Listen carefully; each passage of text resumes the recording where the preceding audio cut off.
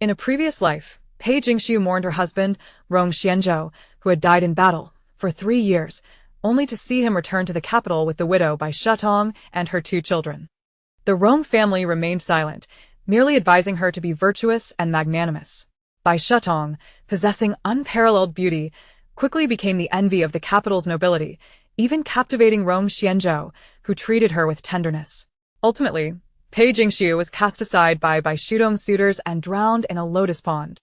On the brink of death, she realized that she had merely existed as a footnote in the tale of Bai Shatong, the story's heroine, who was destined to tread upon countless dispensable characters on her path to glory.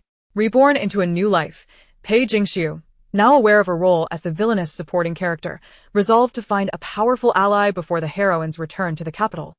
Thus, her thoughts turned to the incomparable Rong Jinxue, the eldest son of the Rong family, who was known for his elegance and strength.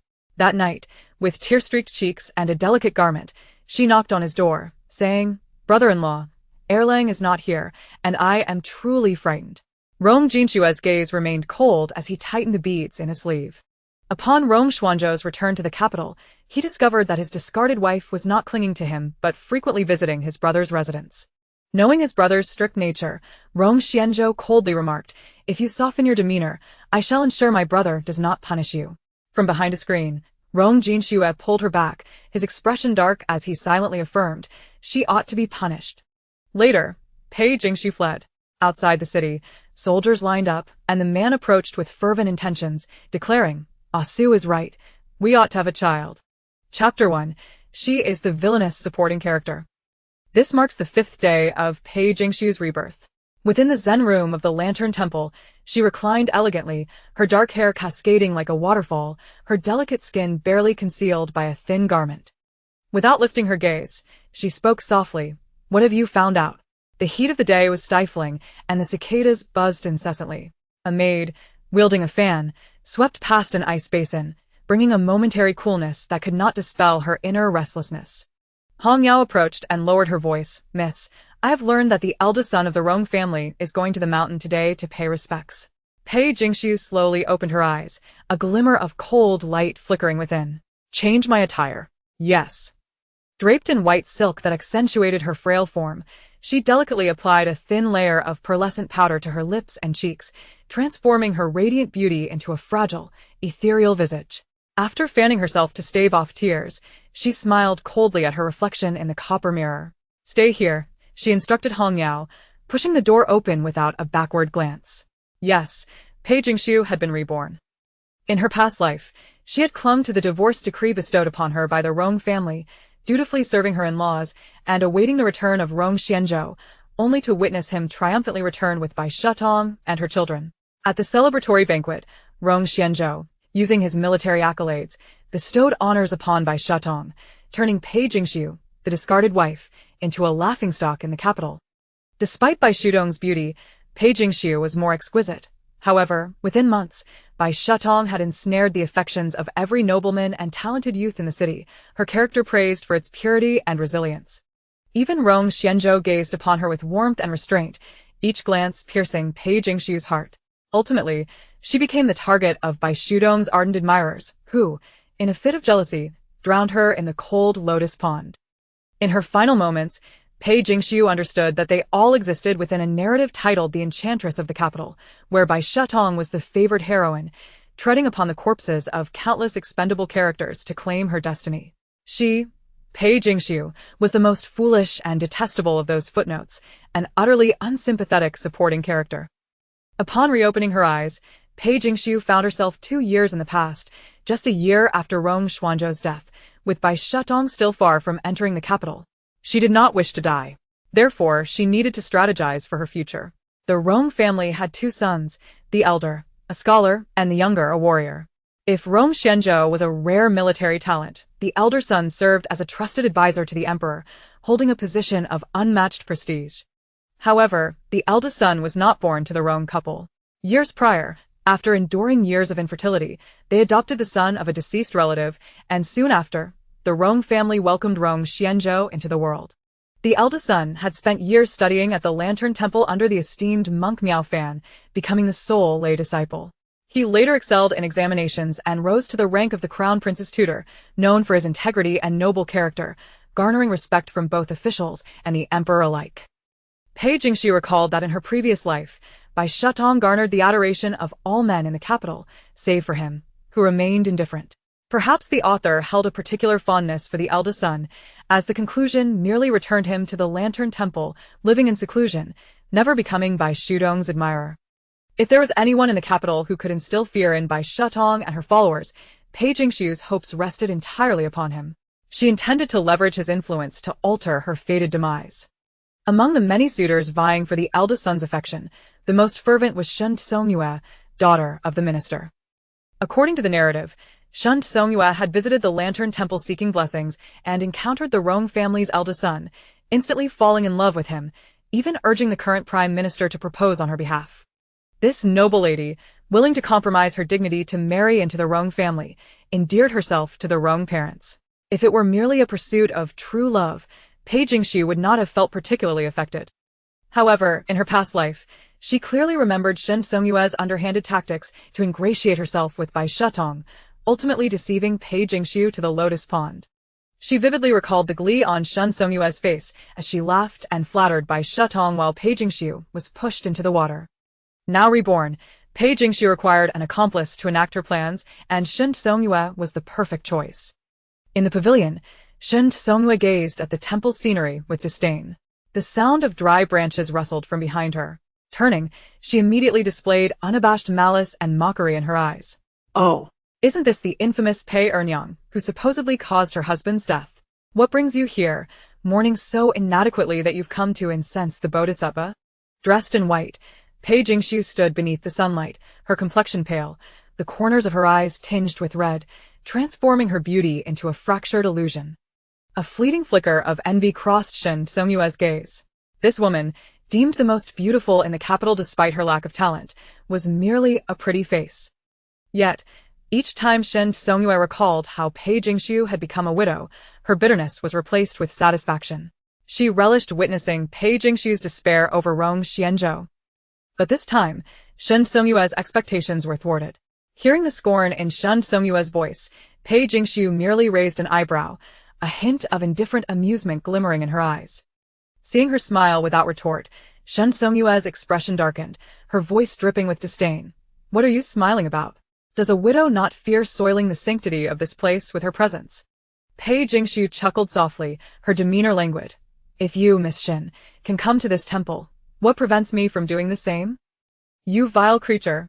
How dare you compare yourself to me?" Shen Tsongyue exclaimed. "Pei Jingxiu, your Pei family has suffered a calamity and been exterminated, and your husband has also been brought to his demise by you. A disaster like you.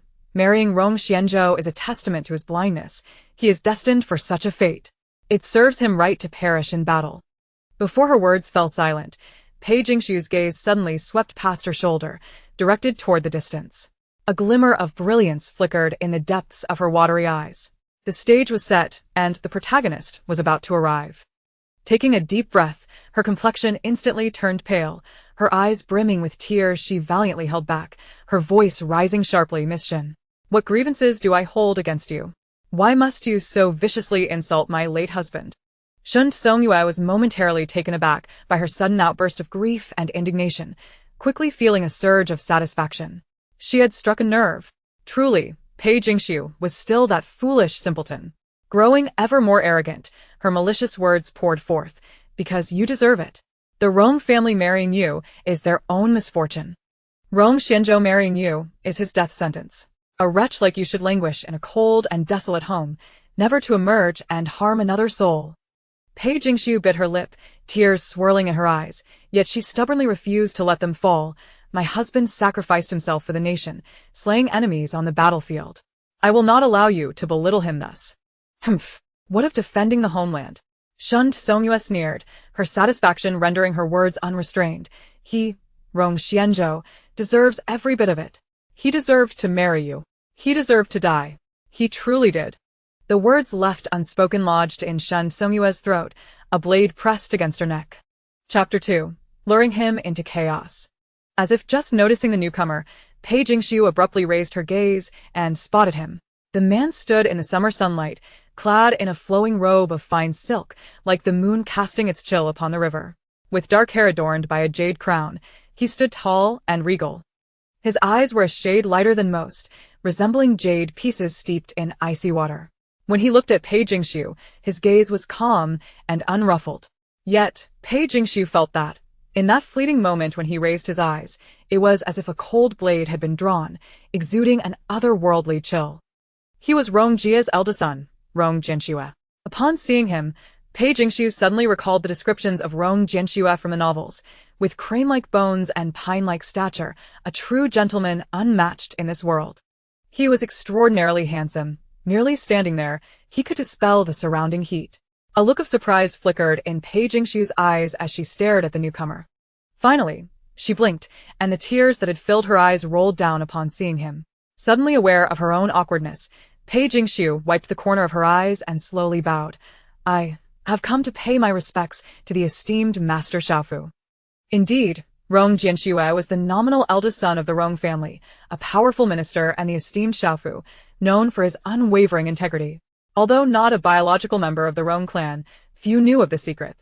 Rong Jianxue was also aware that following Rong Xuanzhe's death in battle, the Rong family had swiftly issued her a divorce decree, rendering her and Rong Xianzhou no longer legally wed. Thus, Pei Jingshu respectfully addressed him as Master Xiaofu. Rong Jianxue's personal guard, Zhang Hui, was currently holding a blade against Shen Songyue's neck. How dare you speak so disrespectfully to our second young master?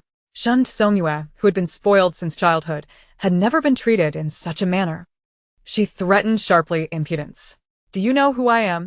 Dare to treat me this way, and beware for your heads. Rong Jianxue's gaze remained calm as he shifted his attention from Pei Jingshu to Shen Songyue. He stepped forward, standing before Shen Songyue. She had intended to continue her tirade, but upon seeing Rong Jianxue, her pupils constricted, and she momentarily froze, even her ears turning faintly red. Pei Jingshu, witnessing this, suppressed the corners of her mouth, her long lashes casting a shadow over her downcast eyes. Establishing a connection with Rong Jianxue would not be a simple task. As the female lead, Bai Shetong had ultimately failed to win over Rong Jianxue. Pei Jingshu naturally did not believe that her own beauty would suffice to bend the esteemed gentleman to her will. Thus, she decided to take a different approach, targeting Rong Xianzhou. The Rong family upheld strict values, placing great emphasis on virtue, and someone like Rong Jianxue would never allow anyone to mock his brother. Reality proved her correct. Upon hearing Pei Jingshu address him as Master Xiaofu, Shen Songyue's eyes widened in disbelief. You are the eldest son of the Rong family, the current crown princess Xiaofu, Rong Jianxue. Upon seeing Rong Jianxue's appearance, even Shen Songyue's previously arrogant demeanor diminished significantly. Without an immediate response, Rong Jianxue gestured to Zhang Hui, who nodded and sheathed his sword. Miss Shen, my younger brother sacrificed himself for the state and perished on the battlefield. He is certainly not someone who deserves to die. Rong Jianxue's voice resonated like a cold, clear chime from an ancient temple. Shen Songyue lowered her gaze slightly, a flush spreading across her cheeks, yet she retorted, it was Pei Jingshu who brought your brother to his demise. Master Xiaofu should punish her accordingly. Behind Rong Jianxue, Pei Jingshu raised an eyebrow, her eyes narrowing dangerously. Miss Shen's actions today will be reported to the Prime Minister. I believe that instigating gossip is not something the Prime Minister wishes to see. Having said this, Rong Jianxue did not look back at Shen Songyue, turning instead to Pei Jingshu and giving a slight nod as a form of greeting before departing. Throughout, he had offered Pei Jingshu no words of comfort or consolation. Pei Jingshu curved her lips, a chill flickering in her eyes. It seemed that her plans would prove far more challenging than she had anticipated. Leaving Shen Songyue with a provocative smile, Pei Jingshu turned to leave. She loathed Shen Songyue, wishing she could devour her whole, yet with her current capabilities, it was utterly impossible to kill the beloved daughter of the current Prime Minister. Moreover, Pei Jingshu would still have use for her in the future. Lifting her skirt, Pei Jingshu hurried after Rong Jianxue. When she found him again, he was already in the main hall of the Lantern Temple, paying respects. Rong Jianxue was the only lay disciple under Master Miaofan of the Lantern Temple. Every month around the 15th, he would spare time to pay homage at the temple. At that moment, he stood beneath the everlasting tree outside the hall, conversing with Master Miaofan. He wore a string of prayer beads on his wrist, each bead round and lustrous, exquisitely crafted. The two were deep in conversation, and only after Master Miaofan departed did she approach. I have come to pay my respects to Master Xiaofu. She once again formally bowed. Rong Jianxue nodded, but did not speak. Pei Jingxiu tugged at the corners of her mouth, smiling awkwardly. I have come to pray for my husband. Rong Jianxue replied softly, my condolences. He and Pei Jingxiu shared little interaction. Even when they did meet, it was merely a nodding acquaintance, and their occasions of solitude could be counted on one hand. Hearing his words, Pei Jingxiu merely smiled faintly, her tone trembling. In that case, I shall not disturb you further. After a moment's pause, Pei Jingxiu raised her gaze to him, her eyes still misty, her long lashes dampened. When will you return to the residence? Tomorrow, he replied. Pei Jingxiu then said softly, the weather has been oppressive these days. It is likely to rain heavily tomorrow. If it is not too much trouble, could you take me and Hong Yao back to the residence together? It would be good to have someone to rely on along the way. Upon hearing this, the man's expression remained cool and detached as he nodded, no problem. Thank you, my lord. Pei Jingxiu turned to leave the main hall, her head bowed, her long lashes casting shadows over her troubled gaze. It was night. Pei Jingxiu instructed Hong Yao to provide her with a delicate garment made of sheer fabric. The gossamer attire was light and ethereal, and in the flickering candlelight, her fair skin shimmered through the material, appearing both elusive and enchanting. Hong Yao, who had served Pei Jingxiu for many years, was momentarily entranced, exclaiming, my lady, you are truly exquisite. Indeed, their lady was remarkably beautiful, and even after years of companionship, Hong Yao remained in awe. A beguiling smile graced Pei Jingxiu's lips as she inquired, where are the scriptures I copied a few days ago? Please fetch them for me. At once, Hong Yao replied. After retrieving the small bundle of scriptures, she hesitated before asking, my lady, do you intend to venture out at such a late hour? Pei Jingxiu smiled faintly. I wish to offer prayers and seek blessings for my late husband. The night was the perfect time. It allowed reason to slip away. Chapter 3. Assassination. In the depth of night, the air was heavy with dew, and the flickering candlelight in the lantern temple cast a soft glow. Rong Jianxue was transcribing the scripture of tranquility in the meditation chamber. The flame of the candle danced a few times, causing a man's long lashes to flutter and the light to tremble. It was Jiang Hui. Outside the chamber, he entered respectfully, cupping his fists. Young master. He handed over the transcribed scripture, saying, please take these scriptures to the underground palace of the pagoda. Jiang Hui accepted the text with a sigh. The Lord writes scriptures for the second young master every month to honor him in the pagoda. I believe the spirit of the second young master must be at peace. Without further words, Jiang Hui turned and left. Once more, the candlelight in the chamber flickered. Accustomed to this moment, Rong Jianxue lit a stick of incense, donning a thin cloak as he walked towards the main hall of the Lantern Temple. Upon reaching the entrance, beneath the ancient and towering Chongqing tree, he spotted Pei Jingxiu in a white dress, delicately reaching for a high branch. Yet she always fell short. She tiptoed, raising her hand high, her sheer skirt accentuating her frail form, resembling a dying white moth beneath a lampshade. Rong Jianxue stood nearby, tall and composed, his gaze tranquil. After the death of his younger brother, he had occupied a significant position, burdened by duties, while family matters were traditionally handled by his mother. She had expressed her disdain for the Pei family, branding them foolish and restless, a sentiment echoed by their reputation in Chang'an. After a moment of contemplation, Rong Jianxue turned to leave. Beneath the Chongqing tree, after several attempts, the woman finally succumbed to despair, clutching the scriptures in her hands, curling up on the ground and softly sobbing. Her cries were faint, almost silent, as if afraid to disturb the serene night. The brilliance of the candles within the hall did not cast a single ray upon her. A gust of wind rustled through the tree's branches, a chill creeping in. Rong Jianxue wrapped his cloak tighter around him and approached Pei Jingxiu from behind. Hearing his footsteps, she abruptly turned, and upon seeing him, tears streamed down her surprised face. My lord, so late. Why are you still awake? Her face was tinged with embarrassment, and she lowered her head, awkwardly trying to wipe away her tears. Rong Jianxue did not respond, his gaze fixating on the scripture she held. Noticing his attention, Pei Jingxiu softly explained, I heard from the monks here that placing the written scriptures beneath the pagoda or tying them to the Chongqing tree can bless the deceased. They say that when the wind rustles the branches, it recites a scripture for my beloved. The night breeze swept through her ink-black hair, the ends brushing against him. Rong Jianxue averted his gaze, his voice cool. Indeed, the Lantern Temple holds such beliefs. Pei Jingxiu offered a bittersweet smile through her tears, glancing at the scriptures in her hand. Yet, I am unable to even pray for my husband. Rong Jianxue replied, there is no harm in entering the hall without bowing. Your sincere intentions are what truly matter, and you need not concern yourself with these formalities. Pei Jingxiu bit her lip, lowering her head slightly, her voice barely above a whisper. But I still wish to. The surroundings fell silent. Finally, she looked at Rong Jianxue, her soft eyes cautious. My lord, could you perhaps assist me? Rong Jianxue lowered his gaze upon her. His tall figure seemed to envelop her entirely. Within the hall, the sound of a wooden mallet striking the fish drum echoed. Thump, thump, thump. It seemed to admonish him to harbor goodwill and pity for the world. After a long pause, Rong Jianxue imperceptibly nodded.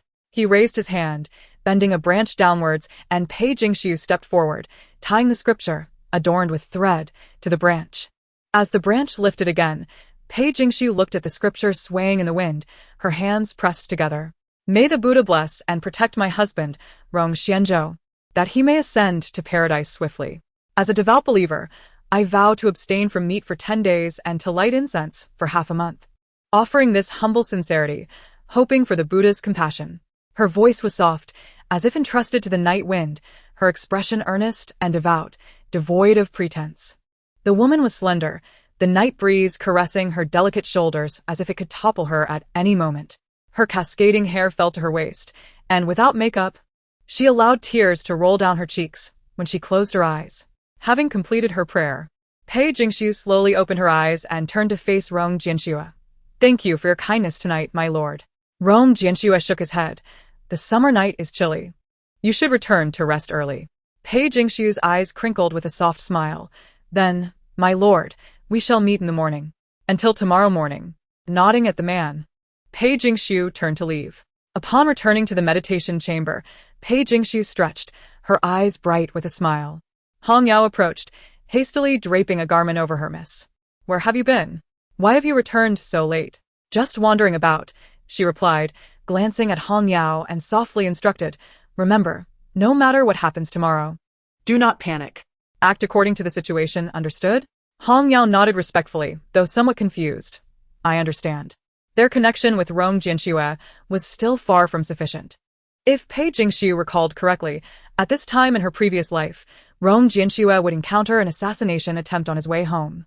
Although he was not gravely injured, Shun Tsongyue seized the opportunity to exaggerate, claiming that she, Pei Jingxiu, brought calamity to her family and husband, a true disaster. From that point on, Pei Jingxiu's situation in the Rong household became increasingly precarious. Now that she had foreknowledge of the plot, she intended to leverage it to draw closer to Rong Jianxue. Pei Jingxiu was acutely aware of the principle that fortune favors the bold. Since she wished to live, she must prepare herself for the possibility of being stripped bare. The next morning, rain fell in a gentle patter, enveloping the entire Lantern Temple in a misty veil. Rong Jianxue had been waiting outside the temple early. As Pei Jingxiu approached the temple gates, she saw him in a dark green robe, embroidered with golden patterns, holding an oiled paper umbrella, an image of grace and elegance. My lord, you have waited long. Pei Jingxiu stepped closer, slightly bowing. The man took a step back. Let us go. 2 carriages traveled in tandem down the mountainside. As the rain intensified, when the carriages reached halfway up the mountain, a torrential downpour began. Jiang Hui's voice rang out from outside the carriage. Second madam, the rain is too heavy, and the path is muddy. The young master's intention is to wait here until the rain subsides. Pei Jingxiu replied, of course. It is wise to be cautious on the slippery mountain roads. No sooner had the carriage come to a halt than an arrow shot straight into the back of her horse. The startled horse neighed. Rearing up, the carriage began to shake violently, and Pei Jingxiu seized the opportunity to push Hong Yao out of the carriage. In the next moment, the horse, still whinnying, bolted away with Pei Jingxiu. My lord! Pei Jingxiu panicked, looking back at Rong Jianxue. At that instant, a dozen black-clad figures emerged from the shadows, wielding long knives with murderous intent. Brother, why are there 2 carriages? Fear not, kill them all. With a command, the black-clad assassins surged toward Rong Jianxue's carriage. Jiang Hui reacted first, drawing his sword to confront them. "You handle them," Rong Jianxue commanded, and before his words were fully uttered, he had already leaped towards the out-of-control carriage. Pei Jingshu's heart raced to her throat. The rugged mountain path caused the carriage to lurch dangerously, as if she might be thrown out at any moment. Her nails dug into her palms, and she bit her lip. She was gambling. It was the only gamble she could take. Chapter 4. The Painful Stratagem, My Lord. The woman leaned out from the carriage window, her tear-filled eyes searching for the approaching Rong Jianxue, desperately gripping the carriage frame, afraid to cry out. Rong Jianxue frowned slightly, navigating through rocks and branches as he mounted his horse. The startled steed reared, and Rong Jianxue fiercely pulled the reins, but the black horse, with a thunderous neigh, charged uncontrollably towards the edge of the cliff. "I can't control it." Rong Jianxing swiftly loosened the reins, pulled aside the curtain of the carriage, and coldly commanded, "Jump from the carriage." The woman's dark eyes trembled in a fluster, seemingly gripped by fear, yet she uttered not a word, merely biting her lip. Inside the swaying carriage, she instinctively clutched the man's sleeve. Rong Jianxing did not flinch. He merely apologized for his rudeness before lifting Pei Jingshu into his arms. Pei Jingshu, startled, wrapped her arms tightly around the man's neck, her fear causing her to bury her head deep into his embrace. Ahead loomed a precipice. With no time for further contemplation, Rong Jianxing seized the opportune moment and leaped with Pei Jingshu into the nearby thicket. The tremendous force propelled them to the ground, Rong Jianxing shielding Pei Jingshu's head as they rolled down into the grass below. Once they were safe, Rong Jianxing turned to glance into the distance. Jiang Hui had already repelled the assailants and was hastily approaching in the carriage. Rong Jianxing lowered his brow and released the woman in his arms, asking, "Are you all right?" As if finally sensing the safety of their surroundings, Pei Jingshu stared blankly at Rong Jianxing, tears streaming down her face like pearls from a broken string. The tears fell onto the man's palm, only to vanish the next moment, leaving a lingering warmth. How had Rong Jianxing never noticed before how easily she wept? "Thank you, my lord. I am unhurt, and I have troubled you," Pei Jingshu said as she stepped back a few paces, distancing herself from the man. Rong Jianxing spoke softly. "The assassination attempt today stemmed from my actions. I have brought you into this." Pei Jingshu hurriedly shook her head. "Please do not say that, my lord. If it were not for your timely assistance, I would have perished at the cliff."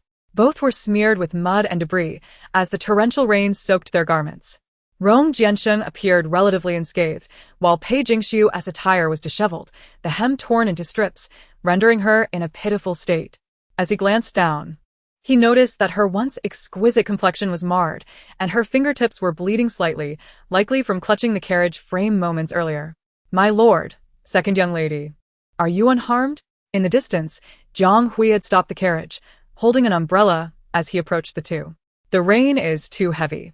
We should board the carriage first." "Very well." They climbed into the carriage, where Hong Yao had been waiting, as Pei Jingshu had pushed her away earlier.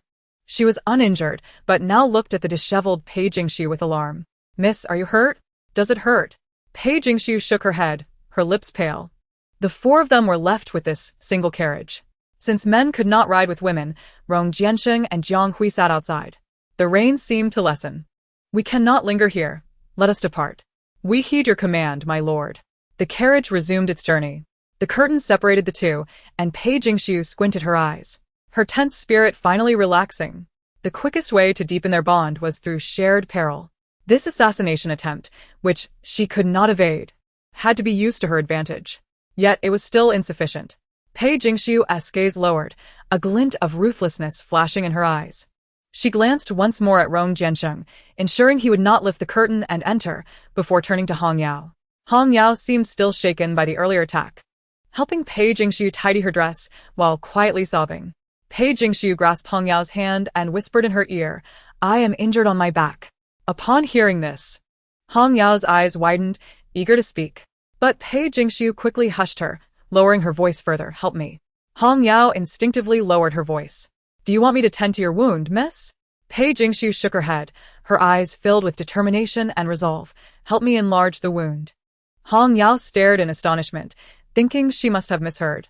However, Pei Jingshu fixed her gaze on Hong Yao, her voice calm and her tone resolute. "It must bleed." Silence enveloped them. The carriage rolled through the city gates, arriving at Rong Manor.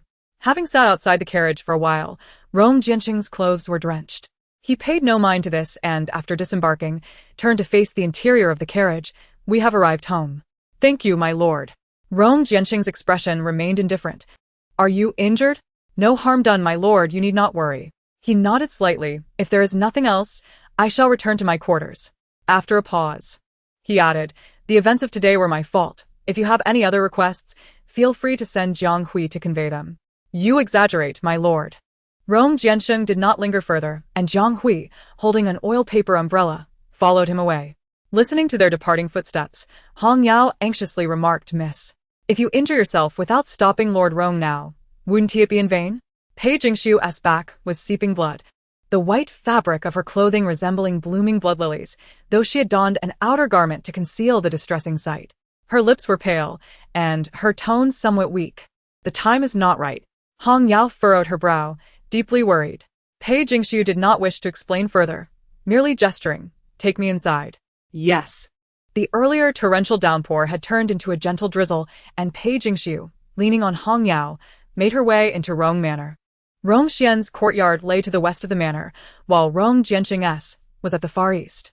Though she had received a letter of divorce from the Rong family, she insisted on mourning for Rong Xian, and to the Rong family, she appeared more like a lodger.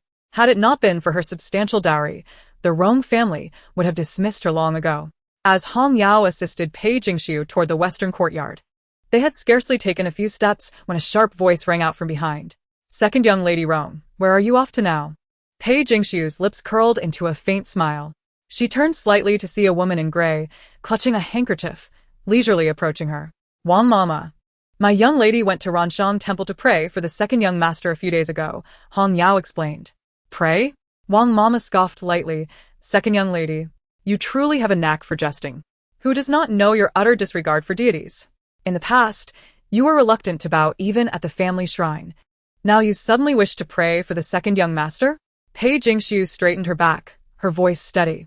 I did indeed go to Ranshan Temple and just returned with the eldest young master. If you do not believe me, you may inquire with him. Wang manalauget coldly. Your story grows more absurd. You know our eldest young master is kind-hearted. Do you wish for him to cover your lie? Pei Jingshu inhaled deeply, striving to disregard the tingling pain in her back. I am not lying, Wang Mama. Even if you are the lady S maid beside the matriarch, you cannot slander me. Slander you? Wang Mama's voice rose sharply. You, second young lady, who has been playing outside and refuses to return home, dare to accuse me of slander?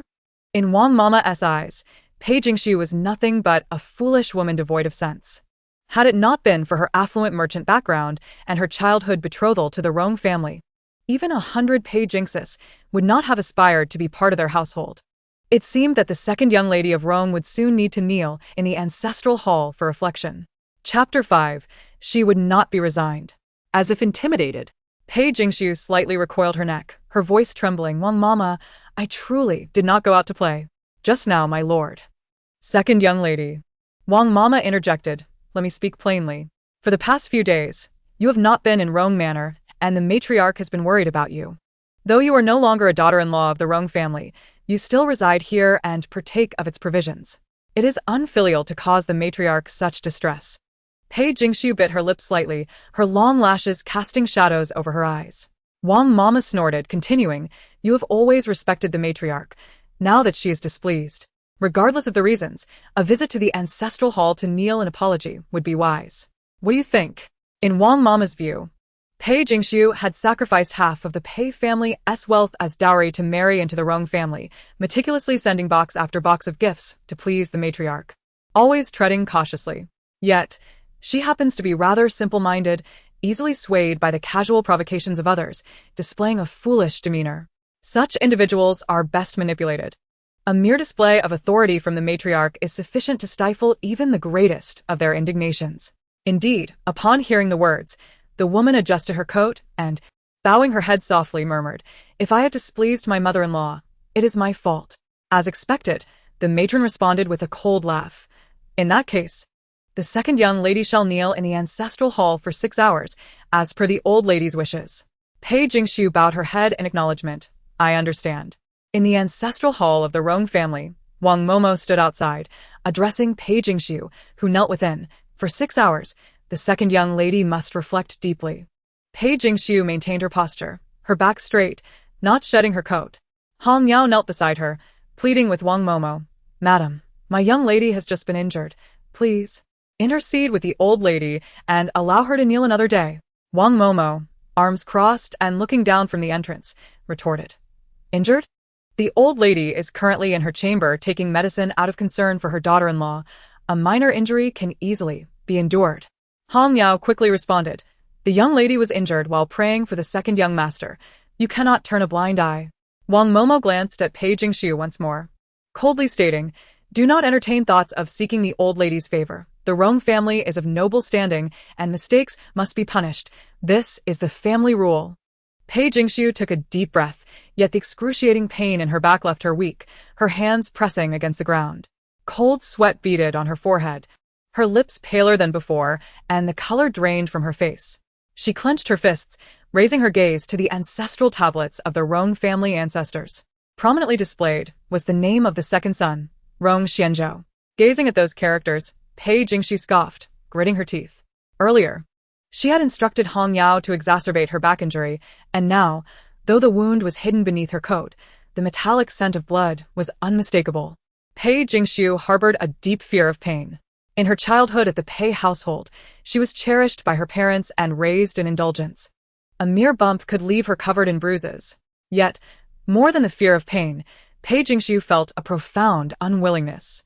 Was it fair that, merely for loving the wrong person, for not being the protagonist, for being the villainess in this tale, she should perish on the road to glory that the heroine traversed? Absolutely not. With a fierce glare at the tablet of Rong Xianzhou, Pei Jingxiu bit her tongue, forcing herself to remain conscious. She was determined to fight against this fate. She was unaware of how long she had knelt. In the background, she could hear the intermittent sobs and pleas of Hong Yao, while Wang Momo stood outside the hall, watching with a cold demeanor, occasionally offering derisive remarks. The pain in her back felt like a raging fire, and Pei Jingxiu gritted her teeth, nearly losing consciousness. "My lady!" Hong Yao could no longer restrain herself, exclaiming, "I shall go seek the old lady's intercession." Wang Momo blocked her. "You shall not leave. Neither of you will depart until the 6 hours are fulfilled." In desperation, Hong Yao cried, embracing the weakened Pei Jingxiu, feeling utterly helpless. Wang Momo, observing Pei Jingxiu's pale visage, huffed dismissively. "Second young lady, cease your theatrics. Even if you faint, you must complete the hours." Though Pei Jingxiu's body was frail, her mind remained sharp.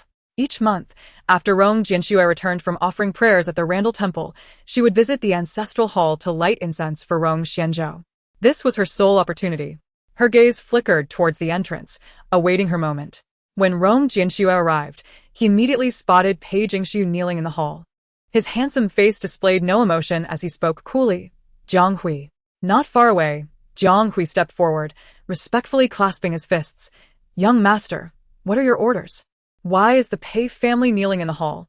Jiang Hui blinked in confusion, unaware of the situation. Why would he concern himself with the second young lady's affairs? Rong Jianxue remained silent. Having dampened his robe, he had bathed and changed into a loose dark garment before coming to the ancestral hall to offer incense. Jiang Hui glanced at his master, nonchalantly commenting, "The old lady often says that the second young lady lacks decorum. It seems she has erred once more and has been punished." Jiang Hui held little regard for the second young lady of the Rong family, feeling indifferent. He had frequently witnessed her kneeling for reflection and had grown accustomed to it, deeming it trivial. Upon hearing this, Rong Jianxue made no further remarks. "Return for now.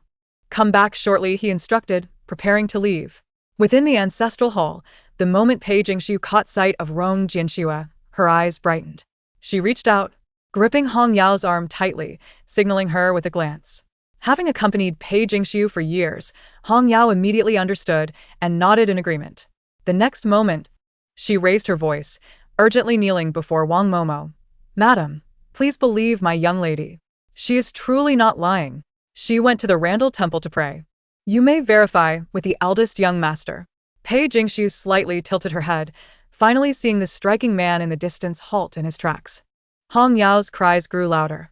"My young lady was grievously injured upon returning home, bleeding profusely. If you do not summon a physician, she may truly perish."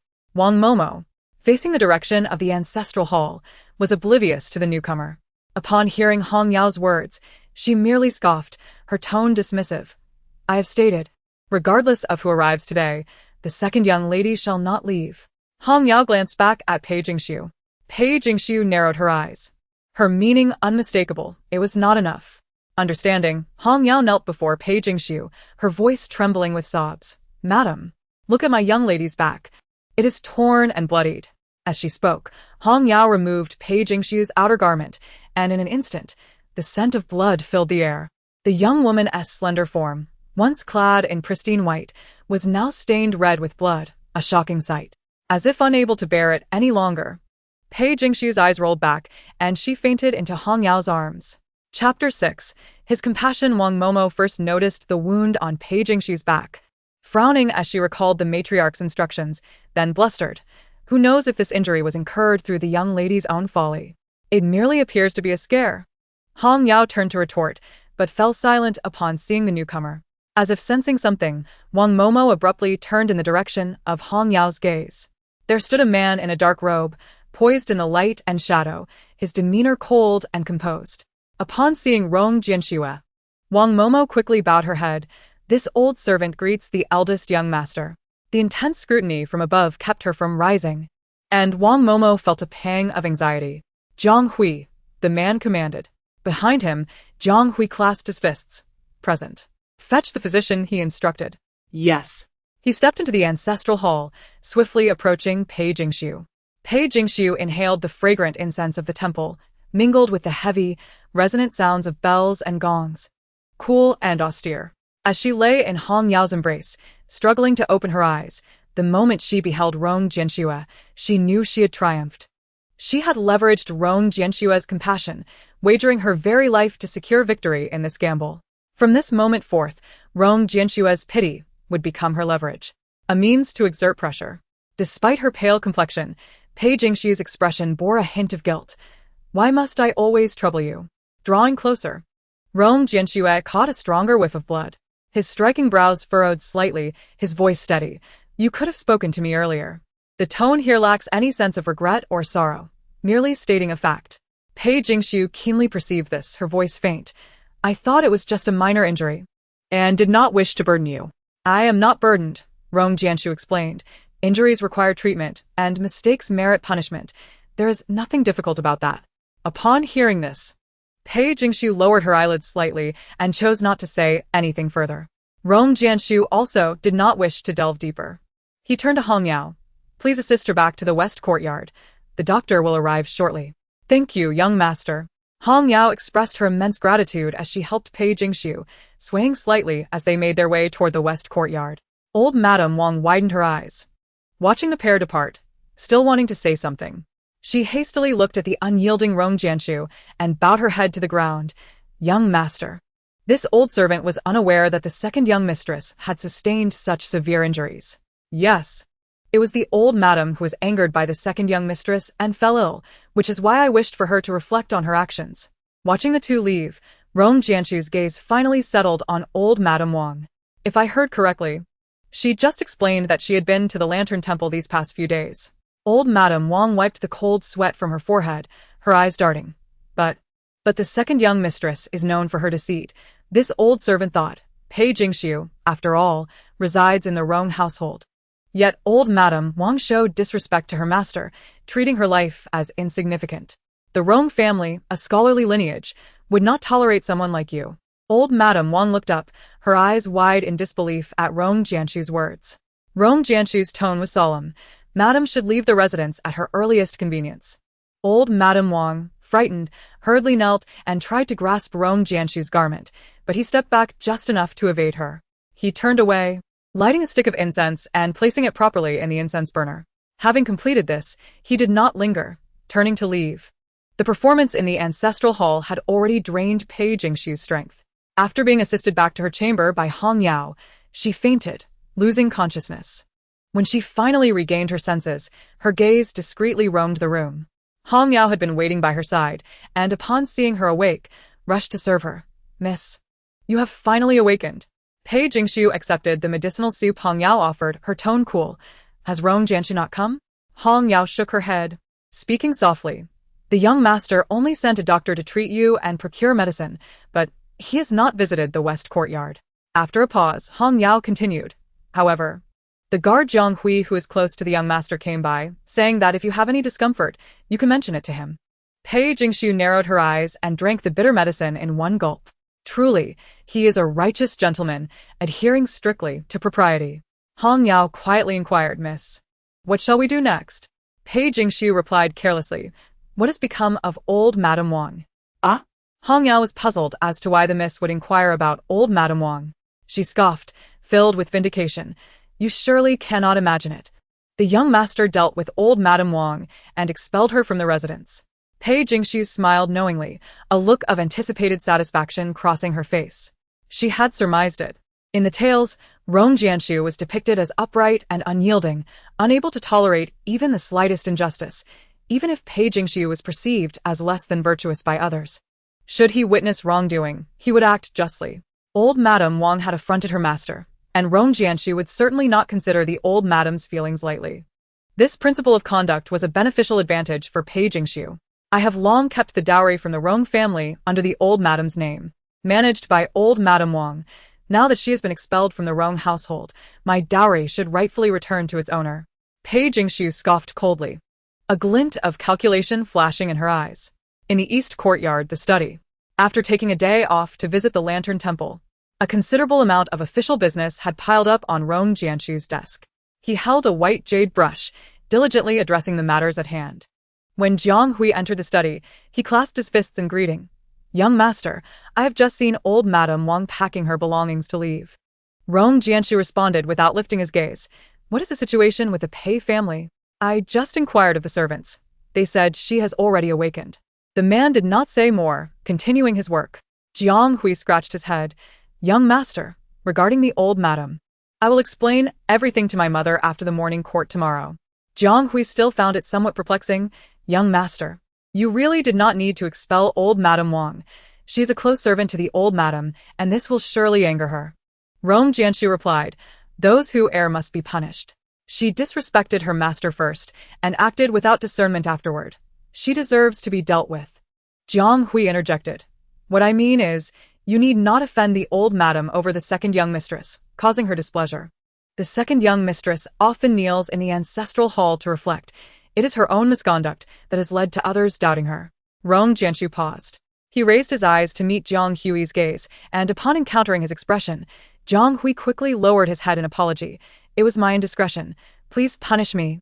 Young master, you will receive a half-month's salary deduction, and let this be the last time. Yes.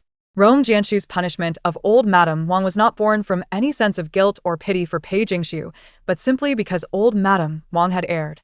As the eldest son of the Rong family, he had the duty to uphold the family's integrity. Nothing more. You may leave, Rong Jianshu commanded. Before Jiang Hui could obey, a soft female voice drifted in from outside. My lord, have you retired for the night? Chapter 7. Has the young master found a match? The candlelight in the study flickered unexpectedly. Rong Jianshu raised his gaze slightly, his dark eyes reflecting the warm glow of the flame, akin to jade mountains blanketed in snow.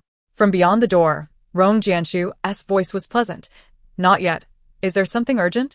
Outside, Pei Jingshu gazed at the flickering light from the study. Hesitantly speaking, there are some matters I wish to discuss with you, my lord. Rong Jianshu exchanged glances with Jiang Hui. Jiang Hui understood, nodding slightly as he approached the door, swinging it wide open. In an instant, the fragrant aroma of sandalwood wafted past Pei Jingshu's nose as she stood in the night, raising her gaze to see the man seated behind the desk. The two were a contrast of light and shadow, their figures intertwined. With the door opened, Jiang Hui bowed slightly to Pei Jingshu. If you have matters to discuss, please do so from outside, as my lord may have caught a chill from the rain today. And it could be contagious. A few brief words, yet they held no threat. Pei Jingshu nodded, stepping forward a few paces to stand outside the door. Her voice clear and pure. Regarding today's assassination attempt, I kindly ask that you do not mention it to my mother tomorrow. She lowered her head somewhat sheepishly, her voice soft. If my mother were to learn that I was attacked while returning with you, she would certainly never permit me to ascend the mountain to offer prayers for my husband. Jiang Hui, overhearing this, expressed his displeasure. Second young mistress. My lord risked injury to save you, and you show no concern whatsoever, yet you only think of the second young master at this time? Zhang. Rong Jianshu's voice was low. Jiang Hui frowned, turning away without saying anything further. Pei Jingxiu buried her head lower, her tone slightly trembling. My lord, you have caught a chill from saving me. If it would not be a bother, I would like to send someone to brew some ginger soup for you. From the threshold, Rong Jianshu remained seated at the desk. The assassin targeted me. You have suffered an unwarranted misfortune and need not feel guilty. Moreover, I did not intend to inform my mother about the assassin, to spare her unnecessary worry. You may rest assured. Upon hearing this, the woman lifted her gaze just enough, her eyes shimmering in the candlelight like a tranquil spring. Thank you, my lord. Is there anything else? Pei Jingxiu nodded. After returning to the residence today, I realized that the bracelet you gifted me before your departure is missing. Rong Jianshu's eyes flickered. It must have fallen into the grass when you jumped from the carriage. Pei Jingxiu whispered, Could you send someone to look for it on my behalf? I do not dare to venture alone. Jiang Hui snorted derisively from the side, arms crossed. Remaining silent, Rong Jianshu nodded. I will have Jiang Hui search for it tomorrow. There are few passers-by on the hillside, so it should be found. Pei Jingxiu then smiled and inclined her body slightly. Thank you, my lord. How is your back injury? Is it feeling better? The physician has examined her, and she is much improved. Rong Jianshu nodded slightly, thus no further inquiries were necessary. Pei Jingxiu did not linger either. I shall take my leave then, my lord. You are busy. With that, she smiled at Rong Jianshu before turning to depart. As she watched Pei Jingxiu fade into the distance, Jiang Hui closed the door again. His tone filled with indignation. This second lady is indeed as rumored, her mind consumed solely with thoughts of her husband. Today, the young master saved her life. Yet she offers not a word of gratitude. Rong Jianshu furrowed his brow slightly. Many women dwell in the confines of their chambers. Their husbands are their entire world. Pei's preoccupation with Xianzhou is not without reason. Jiang Hui retorted, yet Pei's family is in distress, with her parents lost. If our Rong family were to impose undue blame upon her, we would be no better than beasts. Hearing this, Jiang Hui lowered his head. I have spoken too much. Rong Jianshu, wishing to avoid further discourse on the matter, waved his hand. Tomorrow, go to the mountain and see if you can retrieve her bracelet. Understood. As Pei Jingxiu exited the eastern courtyard, a smile graced her lips. The pretext of Rong Xianzhou was indeed quite convenient. Regardless of whether Rong Jianshu could recover the bracelet, she could always return to the eastern courtyard to inquire after it. She saw no fault in revealing her fervent affection for Rong Xianzhou to Rong Jianshu. On the contrary, a widow with an attachment is far more disarming than a woman devoid of distractions. Had she initially declared her disinterest in Rong Xianzhou, Rong Jianshu would never have permitted her entry into the eastern courtyard. Rong Jianshu, a man of integrity with the demeanor of a gentleman, would gain nothing from pursuit or entanglement. He could only, like a kite, gradually reel in the string. Having made her presence known to Rong Jianshu, Pei Jingxiu now sought to reclaim her rightful dowry. As anticipated, the following morning, a maid from the old matriarch's side knocked on her door. Second lady, the old matriarch awaits you in the main hall. Pei Jingxiu, dressed appropriately, entered the main hall to find a woman of opulent attire seated at the head. Her expression stern. I pay my respects to my mother-in-law. Pei Jingxiu performed her salutations with complete decorum. She refrained from referring to herself as a daughter-in-law. Wary of displeasing the matriarch, Pei kneel. The old matriarch's voice was cold and commanding.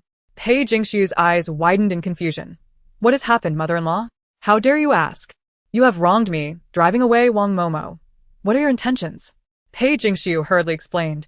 Mother-in-law, I did not dismiss Wang Momo. Still attempting to argue, the old matriarch signaled to two matrons beside her, who stepped forward and forced Pei Jingxiu to kneel before her. Pei, you are constantly restless and have driven away my female servant. Does the Rong family now belong to you? Pei Jingxiu's eyes reddened, tears brimming. Mother-in-law, it was Wang Momo who acted rudely first, and it was the master of the Xiaofu who expelled her.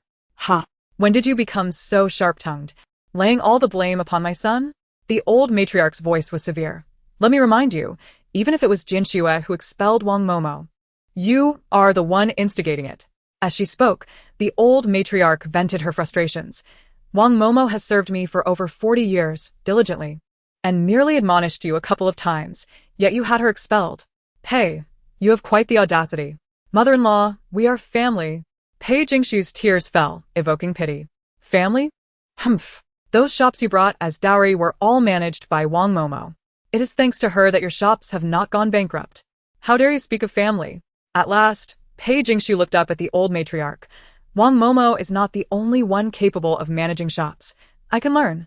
In the Forbidden City, as Rong Jianxue returned from court, the esteemed Chancellor Shen Anshan approached him. Young Master Xiaofu, please wait. Rong Jianxue turned, recognizing the visitor, and bowed respectfully. I greet the Chancellor. Shen Anshan smiled, his gaze sweeping over him, appearing quite satisfied. I must ask, young Master Xiaofu, do you have any plans for marriage? Chapter 8. The performance begins. Outside the Golden Lawn Hall, the morning light cascaded upon Rong Jianxue's crimson official robe. Holding his tablet, he regarded Shen Anshan with a composed demeanor. None, he replied succinctly, not allowing Shen Anshan to speak further, continuing. My younger brother perished at the frontier. I must observe a 3-year mourning period, and matters of affection have not crossed my mind. Shen Anshan patted Rong Jianxue on the shoulder. I know your bond with your brother was profound, but you have now reached an age where, once the mourning period concludes, you ought to consider marriage. Rong Jianxue, possessing a commendable temperament, listened respectfully to Shen Anshan's words without objection. 3 days from now is my daughter Shen Songyue's birthday celebration. If young Master Xiaofu is free, do join us. With that, Shen Anshan left him with a knowing glance and departed. Rong Jianxue bowed in farewell, remaining silent. Upon exiting the palace gates, Jiang Hui's carriage awaited him outside. My lord. Jiang Hui clasped his fists, presenting an object he held. It was a bracelet fashioned from jade beads. I found this on the mountainside this morning. However, the quality of the jade is not exceptional. A few beads are broken. Rong Jianxue's gaze fell upon the bracelet, his expression calm and indifferent. Jiang Hui remarked, the second lady must have wept upon seeing the broken bracelet. He had come to understand Pei Jingshu's fervent love for the second young master. Should she see this damaged bracelet, one could imagine she might spiral into despair. Rong Jianxue nodded, declining to take the bracelet. Just deliver it to the western courtyard. It need not pass through my hands. Jiang Hui scratched his head. Young master, should I not find a few suitable replacements for the second lady? There is no need for such futile endeavors. Rong Jianxue mounted his carriage. For a shattered mirror cannot be restored, let alone a few beads. Though it was his brother's keepsake, he saw no reason to expend effort mending it. In the end, it was merely a bracelet. In the main hall of the Rong residence, the old matriarch scoffed as if she had heard a particularly amusing joke. Her expression growing more severe. You think you can learn? Do you know how many years Wang Momo dedicated to the accounts? You, a woman of the inner chambers. What do you possess to learn? Pei Jingshu's arms were constrained by the two matrons. Yet she stubbornly lifted her head. I promise to my mother-in-law that I will master bookkeeping within 3 months. Should I fail, I will willingly transfer all my dowry to your name and cease to inquire further. Upon hearing Pei Jingshu propose such a condition, the old matriarch narrowed her eyes, her gaze shifting, ultimately settling on Pei Jingshu. What did you say? Pei Jingshu raised an eyebrow, suppressing a smile. Indeed, she had taken the bait.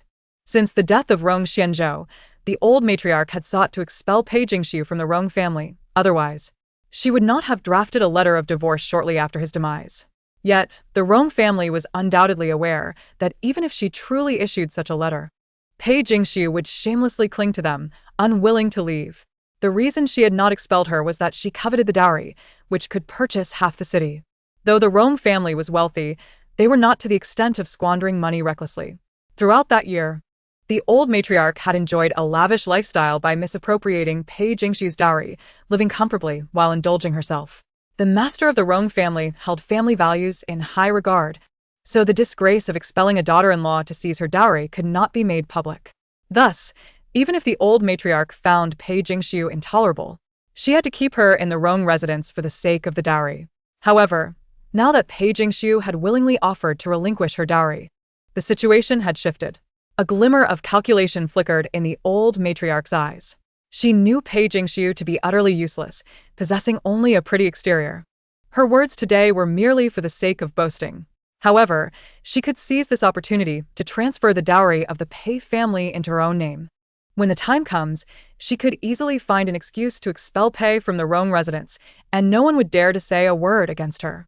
I am willing to use all my dowry as collateral. Within 3 months, I will certainly learn to keep accounts and perform calculations, so as not to trouble my mother-in-law. The smile on the old matriarch Rong's face deepened as she exchanged glances with the 2 maids beside her, who then finally released Pei Jingxiu. She remained seated in the grand chair, looking down from her lofty position. Pei, this is what you yourself have proclaimed. I shall grant you 3 months' time. If by then you have not learned to keep accounts and manage a shop, the dowry under your name will be of no use. Pei Jingxiu replied, Indeed. If my mother-in-law has any doubts, I am willing to sign a written agreement, pledging that my words and actions today shall not be retracted. Good. Fearing that Pei Jingxiu might have second thoughts, the old matriarch instructed someone to fetch paper and ink. After drafting the agreement and signing their names, she felt reassured. The agreement was made in duplicate, and after Pei Jingxiu took her copy, she bowed and took her leave. A maid beside her whispered, Madam, what if she truly learns to keep accounts and manage a business within 3 months? The old matriarch Rong scoffed disdainfully, that fool. Not only does she not know how to keep accounts, she doesn't even know what an account book looks like. How could she possibly learn? After a brief pause, the old matriarch turned her eyes and beckoned the maid closer, whispering, Go to those shops and replace the account books. We cannot allow Pei to have access to the real accounts.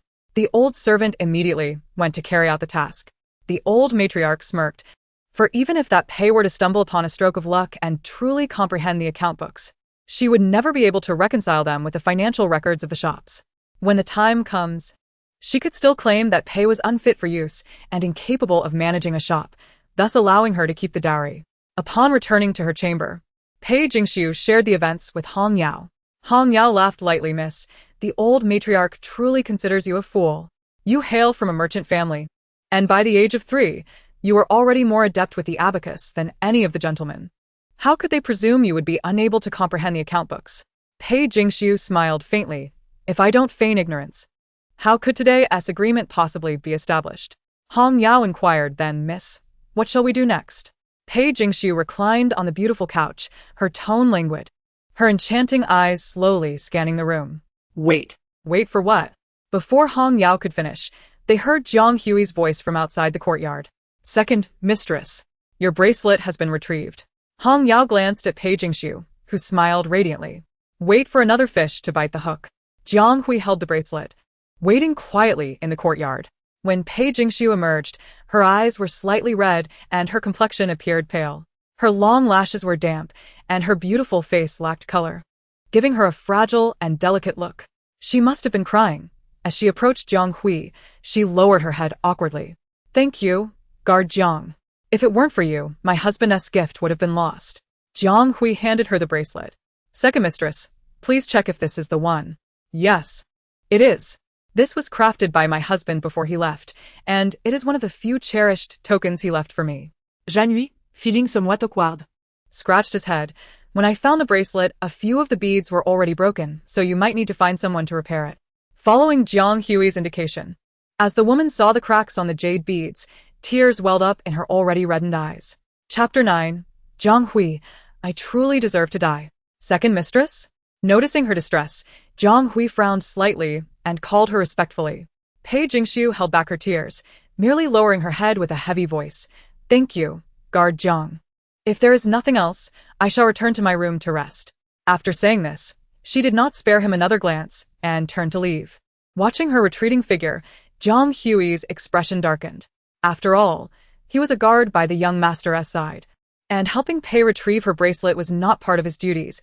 It was a challenging task that he had finally accomplished, yet she offered such insincere gratitude. It left him utterly speechless. With this thought, Jiang Hui let out a cold huff and turned to leave. Lord Jiang, please stay. Before he could walk a few steps, another female voice called out to him. Turning around, he saw Hong Yao, Pei Jingxiu's maid, rushing towards him with a food container in hand. Given the previous incident, Jiang Hui's expression was not particularly pleasant, and his tone was slightly cold. Miss Hong Yao, do you have further instructions? His words carried a hint of sarcasm. As if she hadn't detected Jiang Hui's tone, Hong Yao smiled apologetically and handed him the food container. Lord Jiang, these are the pastries made by our young mistress for you. Jiang Hui frowned, replying coldly. Our young master does not accept food from others. These are not for the young master. They are for you, Lord Jiang, Hong Yao explained with a smile. Yesterday, my young mistress learned that you went to retrieve her bracelet and worked through the night to prepare these pastries as a token of gratitude. For me? The food container suddenly felt heavy in his hands, and Jiang Hui's face flushed slightly with embarrassment. He awkwardly cleared his throat. Then please thank the second mistress on my behalf. Hong Yao nodded with a smile, then sighed softly, lowering her voice. Lord Jiang, please do not take offense at my young mistress. She has suffered grievances today, and upon seeing the bracelet left by the second young master damaged, she found it hard to adjust her emotions. Hearing this, Jiang Hui frowned. What grievances has the second mistress suffered? At this point, Hong Yao's expression turned sorrowful. This morning, my young mistress was summoned by the old matriarch to the main hall, accusing her of taking the initiative to dismiss Wang Mama, claiming she was ill-intentioned and restless. Jiang Hui replied, Wang Mama was dismissed by our young master. How does that relate to the second mistress? The young mistress did not wish to implicate the young master, so she did not elaborate, but the old matriarch seized the opportunity, saying she would give the young mistress 3 months to keep accounts and manage a shop. If she did not succeed, all the dowry under her name would be transferred to the old matriarch. But that is the dowry the second mistress brought from the Pei family. Jiang Hui, who had spent years running errands for the young master, had never heard of such a matter. Hong Yao nodded, her face filled with worry. The old matriarch also stated that she and the young mistress are not even family. The young mistress has remained loyal and mourned for 3 years for the second young master, yet in the end, the old matriarch utters such heartless words. As she spoke, Hong Yao wiped her eyes. My young mistress does not care for the dowry. She only feels guilty for not fulfilling the second young master's wishes to manage the west courtyard and honor the old matriarch. Listening to this, Jiang Hui's brows furrowed deeper, his expression increasingly guilt-ridden. Just moments ago, he had accused the second mistress of ingratitude. It turned out she had been reprimanded by the old matriarch and subjected to such harsh words. Weighing the food container in his hands, Jiang Hui slowly spoke. The second mistress, she is currently... Hong Yao wiped away her tears before saying, the young mistress has just been crying. Now she is sitting on the couch in a daze, not knowing what she is thinking. Jiang Hui nodded. Miss Hong Yao, please take good care of the young mistress. I shall take my leave. Farewell, Lord Jiang. I spoke out of turn today. The young mistress did not wish for others to know, so please do not mind. All right. After sending Jiang Hui away, Hong Yao returned to the chamber. Miss, everything has been arranged. Hong Yao reported to the woman reclining on the imperial concubine couch. I understand. Pei Jingxu smiled, her complexion now rosy and radiant, entirely devoid of the previous pallor and sorrow. Hong Yao, slightly puzzled, asked, Miss, why did you not explain to guard Jiang yourself, but instead had me convey your words? Pei Jingxu smiled. Some things, when spoken by oneself, do not evoke sympathy. But when relayed by another, the effect is entirely different. Jiang Hui already harbors no fondness for me. Had I forced an explanation, it would have backfired, only making him more impatient. However, if the narrative were to follow a path of initial suppression followed by eventual elevation, allowing Hong Yao to articulate the recent events, the situation would not only gain credibility, but also enhance Jiang Hui's fondness for her. She endured tremendous grievances, yet remained silent, compelling her maid to speak on her behalf. Such a woman evokes greater sympathy and compassion. Hong Yao, seemingly understanding, nodded, her gaze fixating on the broken bracelet. Alas! The bracelet gifted by the second young master lay in ruins. Pei Jingxu chuckled softly, expressing, what is there to lament? It was never a remarkable piece. And it does not suit me. In the past, she might have treasured this bracelet as a priceless possession due to the connection to Rong Xianzhou. Presently, its sole value resided in winning Rong Jianshua's affection. Hong Yao, please prepare some ginger soup in the kitchen. I intend to visit him tonight. Yes. Hong Yao replied with a bow. In the eastern courtyard of the Rong residence, within the study, Rong Jianshua paused just as he finished writing. Did mother truly say that? Jiang Hui nodded affirmatively. Yes. I inquired of the maid stationed outside, and she confirmed that the words were rather harsh. The man lowered his gaze, his long lashes casting shadows over his dark eyes, reminiscent of cold jade. Since Pei's family entered the household, his mother's living conditions had indeed improved significantly. Initially, he assumed it was due to an increase in his father's salary. However, it now appeared that she had resorted to utilizing Pei's dowry. According to the laws of Yunlan, a woman's dowry is recorded in her name, and unless the woman consents, any misappropriation of the dowry is deemed improper. Given that Xianzhou died on the battlefield, it would be understandable for his mother to show little kindness towards the Pei family, yet to harbor such intentions of misappropriating their wealth was simply unacceptable, both morally and logically. The man gazed down at the scriptures he had just transcribed. For reasons unknown, he had found himself repeatedly copying the Quietude Sutra in recent days. Today, guilt weighed heavily on Jiang Hui's heart, and as he faced Rong Jianxue, he murmured, "I noticed the second lady seemed lost in thought while gazing at the broken bracelet. She must feel profoundly saddened." It was indeed a poignant thought. Not only was her dowry coveted by her mother-in-law, but the bracelet left behind by her beloved husband was also damaged. Any married woman would be heartbroken in her position. Rong Jianxue remained silent, his gaze deep and devoid of emotion. "I will discuss this matter with mother tomorrow. Regardless, she should not covet the Pei family's dowry." Jiang Hui nodded, wishing to say more when a soft female voice floated in from outside the door. "My lord, I have prepared some ginger soup. Would you care for some?" Chapter 10. The Desire to Become One Family. Rong Jianxue cast a brief, silent glance at Jiang Hui. It dawned on him that this was likely due to his casual mention yesterday that the young master had caught a chill, prompting the second lady to bring the ginger soup. Feeling guilty, Jiang Hui scratched his face, remaining silent. Rong Jianxue turned toward the door and window. "Thank you, but I am quite well now. There is no need for the ginger soup." Outside the study, the woman's voice fell silent for a moment before she softly replied, "Understood. I shall take my leave now." Through the door, Rong Jianxue lowered his gaze, once more to the Quietude Sutra he had just copied. "The heart of man is pure, yet it is troubled. The heart of man longs for tranquility, yet it is ensnared by desires." He picked up his brush, intending to continue transcribing when, in the next instant, a crash accompanied by a woman's startled exclamation echoed, seemingly the sound of a teacup shattering upon the ground. Rong Jianxue sprang to his feet and pushed the door open. Jiang Hui followed closely behind, quickly spotting Pei Jingxiu sprawled on the ground, her teacups shattered around her. "Second lady, are you all right?" Jiang Hui approached with the young master to check on her, but the woman merely hung her head in silence, uttering not a word. Rong Jianxue's gaze swept over Pei Jingxiu, landing on the back of her hand, which was reddened from the scalding soup. "J'ennuie." "Go to the bedroom and fetch the burn ointment, then summon Hong Yao." "Yes. J'ennuie Uriedli departed." For a moment, only the two of them remained in the courtyard outside the study. The woman's figure was slender and delicate. She lay on the ground, her simple attire drenched. Ginger soup splattered all over her, leaving her in disarray, with her fair skin faintly visible. Rong Jianxue averted his gaze. "Can you stand?" Pei Jingxiu remained silent, her head bowed. He chose not to press further, returning to the study, and when he came back, he had a large outer robe in his hands. "Excuse me."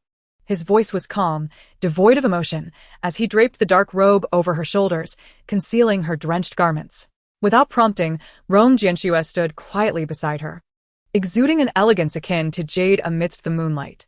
Time passed, and finally, the woman spoke, her voice trembling. "I seem unable to do anything right. Even carrying ginger soup leads to mishaps. I cannot manage accounts like Wang Mama, nor oversee a shop. I cannot even win my mother-in-law's favor. I feel utterly useless." She continued to lower her head. Yet, Rong Jianxue heard the soft, broken sobs, reminiscent of a lost kitten, her shoulders trembling like willows in the wind. She was perpetually crying. It seemed that since he had first seen her on the mountain, she had always been in tears. The reasons for her sorrow were invariably tied to Xianzhou. She truly loved Rong Xianzhou. Rong Jianxue's expression remained indifferent. "No one in this world is without merit. You need not belittle yourself." She continued to weep, curled up, her voice clear.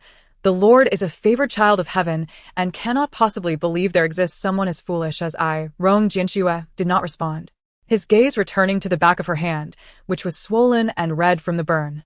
"Besides your hand, are there any other injuries?" The woman sniffed and lowered her head, seemingly reluctant to answer. Rong Jianxue spoke softly. "Pei, I must remind you that if a burn is not treated promptly, it will leave scars. Most women cannot bear to hear the word scar." Upon hearing this, Pei Jingxiu's head shot up, her tear-filled eyes wide with panic as she looked at Rong Jianxue. She wept bitterly, her eyes and nose reddened. When a husband dies, a wife is to observe mourning for 3 years, during which she must not remarry, wear flamboyant clothing, or linger in places of luxury. For the past year, Pei had adhered to these customs perfectly.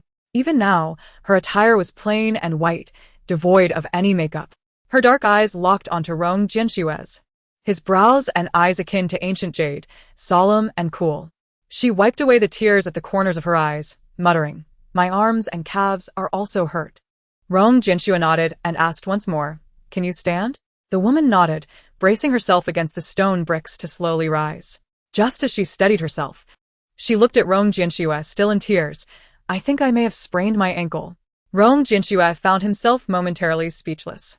The moonlight was bright, and the summer breeze murmured softly. After a long silence, he slowly extended his arm towards her. His hand was slightly clenched, the knuckles prominent. Pei Jingxiu lowered her gaze, a flicker of emotion crossing her eyes. She bit her lips slightly, but ultimately placed her hand gently on his firm arm. "Let us sit over there." Rong Jianxue gestured towards a stone bench beneath the parasol tree in the courtyard. Pei Jingxiu raised an eyebrow slightly, not allowing her to enter the study. This indicated that the time for them was not yet ripe. Thus, she needed to adjust her plans accordingly. As she held onto Rong Jianshui's hand, Pei Jingxiu exerted little strength, maintaining a courteous, yet distant demeanor. Sitting beneath the parasol tree, her tears flowed unceasingly as she helplessly wiped them away, her delicate shoulders trembling. Rong Jianxue stood beside her, gazing down at her. His tall figure, merely standing there, was bathed in the moonlight. After a long while, Pei Jingxiu heard the man's elegant voice from above. "Tomorrow, I will speak with mother, assuring her that the Rong family will not tamper with your dowry." No. "That won't do." Pei Jingxiu shook her head in a flurry. "My lord, you mustn't say that to my mother-in-law." Rong Jianshui's brows furrowed, seemingly inquiring why. She sniffled and timidly replied, "If you say that, it will only deepen my mother-in-law's resentment towards me. I do not wish to create enmity with her. Nor do I want you to be caught in the middle." Rong Jianshui's eyes, slightly downcast, resembled a moonlit cold pool. "What do you wish to do?" Pei Jingxiu, her gaze shifting, had initially intended to orchestrate another performance today, hoping to seize the opportunity for Rong Jianxue to teach her the intricacies of accounting. This would naturally increase their time spent together. However, just moments ago, Rong Jianxue had invited her to rest beneath a tree, without suggesting they retreat to the study. Thus, the moment was not yet ripe. Having finally garnered a modicum of goodwill from Rong Jianxue, Pei Jingxiu dared not act impulsively. Instead, she conceived a more cunning plan. She would make him willingly invite her to learn. "Esteemed sir, I wish to enlist your help in finding an accountant." Rong Jianshui's countenance remained indifferent, his silence heavy with contemplation. Sensing his potential disapproval, she hurriedly added, "My mother-in-law certainly would not seek an accountant to teach me, and I am utterly ignorant of these matters. Thus, I implore you to assist me in locating one." With his head bowed, Rong Jianshui's icy gaze flickered. "If you feel wronged, why pursue the study of accounts?" Her cheeks bore traces of tears, yet her expression was both gentle and resolute. "I do not wish to be of no worth. My mother-in-law looks down upon me, and ultimately, it is my own ignorance that has led to this. Therefore, I aspire to achieve at least one thing that would earn her respect." She looked earnestly at Rong Jianxue. "I long to be regarded as part of the family by you and my mother-in-law." Chapter 11. She would stage a grand performance. Upon returning to her chamber from the eastern courtyard, Pei Jingxiu was carefully assisted by Hong Yao, who gently laid her upon the soft couch. Her garments were thoroughly soaked, and had it not been for the outer robe concealing her, she would have been quite embarrassed. "Miss, allow me to tend to your wounds," Hong Yao offered, producing the burn ointment given by Jiang Hui, kneeling before Pei Jingxiu to apply it. Pei Jingxiu had indeed suffered burns. The scalding ginger soup had splashed onto her, and even through the fabric, it felt as though her skin had been stripped away. "Be gentle," Pei Jingxiu winced, addressing Hong Yao. On Yao complied, applying the ointment with increased caution, murmuring, "Miss, why must you endure such pain?" Pei Jingxiu scoffed, "To survive, this wound is trivial. But young master merely agreed to help find you an accountant. He does not intend to teach you himself." Pei Jingxiu raised an eyebrow. "He will acquiesce." A glint of calculation flickered in her eyes as she whispered, "Has the account book been retrieved?" "Yes, I procured the account books from several shops today for your review." Hong Yao confirmed. Pei Jingshu casually flipped through a couple of pages before closing it with a disdainful sneer. As I suspected. The Rome family has concealed the true account books. This one is a forgery. What shall we do, miss? Without the genuine account books for reference. Even if you learn to account, the old matriarch will not easily relent. Pei Jingshu remained unperturbed. Then I shall show her what it means to lift a stone only to drop it on one's own foot. In the eastern courtyard, the study. As Jiang Hui copied the Quiet Sutra for the third time, he finally returned to report. Young master, here are the self-recommendations from several accountants I have found. He placed the documents upon Rong Jianshue's desk, arranging them neatly. Rong Jianshue acknowledged him with a nod, perusing the letters with a measured pace. Jeanne lui inquired respectfully. What kind of instructor do you wish for the second young mistress? His movements faltered slightly as he glanced at the still wet ink, long lashes flickering in the candlelight. For reasons unknown, he recalled Pei Jingshu curled on the ground in the courtyard, tearfully uttering, "An esteemed gentleman such as yourself would never believe that I am such a fool." After a considerable pause, he continued to examine the recommendations before responding, one with integrity, who does not teach too hastily but possesses ample patience. Rong Jianshue's efficiency was indeed remarkable. Within half a day, by noon the following day, Jiang Hui returned to inform Pei Jingshu that a teacher had been found and would come to instruct her the next day.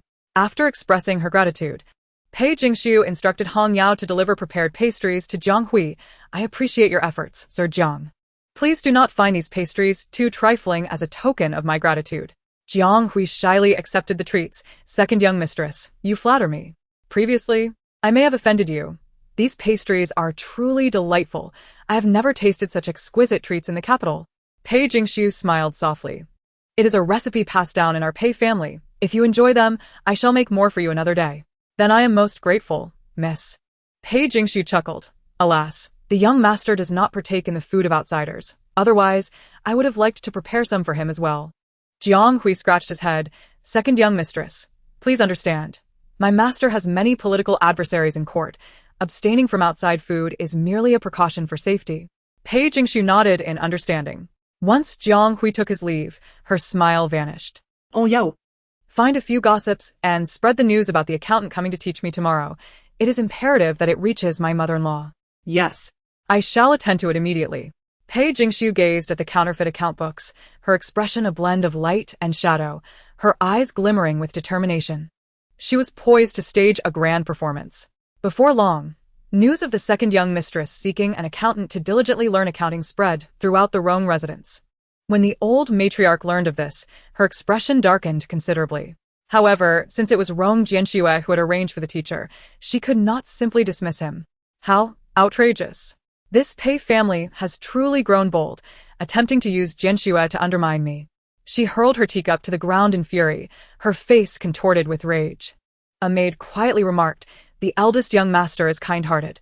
It seems the Pei family had nowhere else to turn and pleaded with him, leading him to relent. The old matriarch was well aware of her son's character, known for his fairness to the point of being infuriatingly just. If she urged him to dismiss the accountant now, he would certainly refuse. With a cold snort, she narrowed her eyes. "It is merely an accountant. What does it matter who teaches?" The maid understood her intentions, replying softly, "This old servant comprehends." The following morning, Hong Yao reported to Pei Jingshu, "Miss, your predictions were indeed correct. I saw the old matriarch's maid inviting the accountant to their courtyard this morning." The accountant emerged carrying a heavy bag of silver, likely a bribe from the maid. After a pause, Hong Yao inquired, "Miss, shall we inform the young master about this now?" "It serves no purpose to tell him now." Pei Jingshu smiled slyly, her eyes narrowing with allure. "Let him come to teach. Pretend you know nothing of this matter. I have my own plans." As the accountant arrived at the western courtyard, Pei Jingshu and Hong Yao had already been waiting in the courtyard. To facilitate the lessons, a study had been specially arranged in a side room, indicating the importance placed on this endeavor. "I am Zhang Zheng. You may call me Mr. Zhang." The accountant introduced himself, appearing both upright and congenial, though his eyes seemed a tad untrustworthy, reminiscent of a rat soaked in oil. Pei Jingshu smiled brightly, respectfully bowing, "I am honored to meet you, Mr. Zhang." Zhang Zheng's gaze roamed over her before he smiled. "I hear you wish to learn accounting?" "Indeed, I have no prior knowledge. I humbly request your guidance," Pei Jingshu replied. Upon hearing this, Zhang Zheng's smile deepened, his eyes narrowing slightly. In that case, let us begin with this today. With that, he handed her a book from his sleeve. Pei Jingxiu accepted it respectfully, but upon seeing the title, her smile faltered. Sir, this appears to be lessons for women? Zhang Zheng chuckled. Indeed. The second young mistress must first transcribe the contents 10 times to grasp their meaning before we can proceed with further instruction. Pei Jingxiu's countenance paled, though her lips still curled into a smile. Sir, it seems that the Grand Tutor wishes for you to teach me. The young master said that I have poor character and do not honor my elders. Therefore, before learning accounting, I must first learn to conduct myself properly. Zhang Zheng interjected, interrupting Pei Jingxiu's attempt to speak. Upon hearing his words, Pei Jingxiu blinked slowly, and in the next moment, her eyes brimmed with mist. Chapter 12. The birthday banquet. Did he truly say such a thing? Pei Jingxiu murmured, her gaze cast downward, her voice heavy with despair. Zhang Zheng's eyes darted around as he recalled the words of the old lady's maid from earlier. This second young lady is simply foolish and ignorant, Mr. Zhang can easily deceive her, and she would not dare to retaliate. If she truly inquires further, simply say it was the first young master's directive. With her dull wits, she will not hold you accountable. With a cold huff, Zhang Zheng's tone turned slightly frigid. Is the second young lady unwilling to trust me, Zhang? If you do not believe, then do not bother learning at all. As he spoke, Zhang Zheng swept his sleeve and turned to leave. Please don't go. Pei Jingxiu called out in a panic, hurriedly bowing to apologize. It is my lack of virtue. Your teachings are invaluable, and I am eager to learn. Upon hearing this, Zhang Zheng chuckled lightly, his eyes gleaming with a sense of triumph. It appeared that the Pei family was indeed as easily manipulated as the maid had claimed. In that case, the second young lady must learn diligently. Otherwise, Zhang would not impart the knowledge of accounts to her. Pei Jingxiu lowered her gaze and bowed, concealing the emotions that flickered beneath her long lashes. I will heed your teachings, sir. For the next few days, Zhang Zheng visited daily. But instead of teaching her about accounts, he merely had her transcribe the teachings of female virtue and morality. Even after she diligently copied them 10 times, he would pose her tricky questions, and if she failed to answer correctly, he would make her write them out again. In these days, she had not even glimpsed a single number. Moreover, it seemed that Zhang Zheng had realized Pei Jingxiu lacked support. The more respectful she was, the more arrogant he became.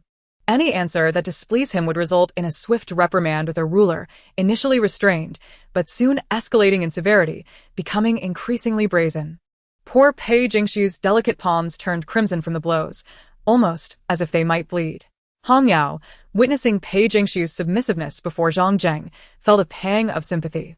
Miss, why must you coddle him so? Such a person would surely report you to the first young master, and he would face the consequences. Yet Pei Jingxiu appeared to take pleasure in her predicament, gazing at her reddened palms with a languid smile. No rush, this is merely the beginning. Not enough? Hong Yao exclaimed, bewildered. Not wishing to elaborate, Pei Jingxiu simply changed the subject. If I recall correctly, today is Shun Songyue's birthday banquet? Upon mentioning Shun Songyue's name, Hong Yao frowned. Yes, you are not mistaken, Mississippi. Did she not send you an invitation? Indeed, she did. Moreover, the attendant who delivered it said that Miss Shun had learned of the second young master's whereabouts and wishes to inform you at the banquet.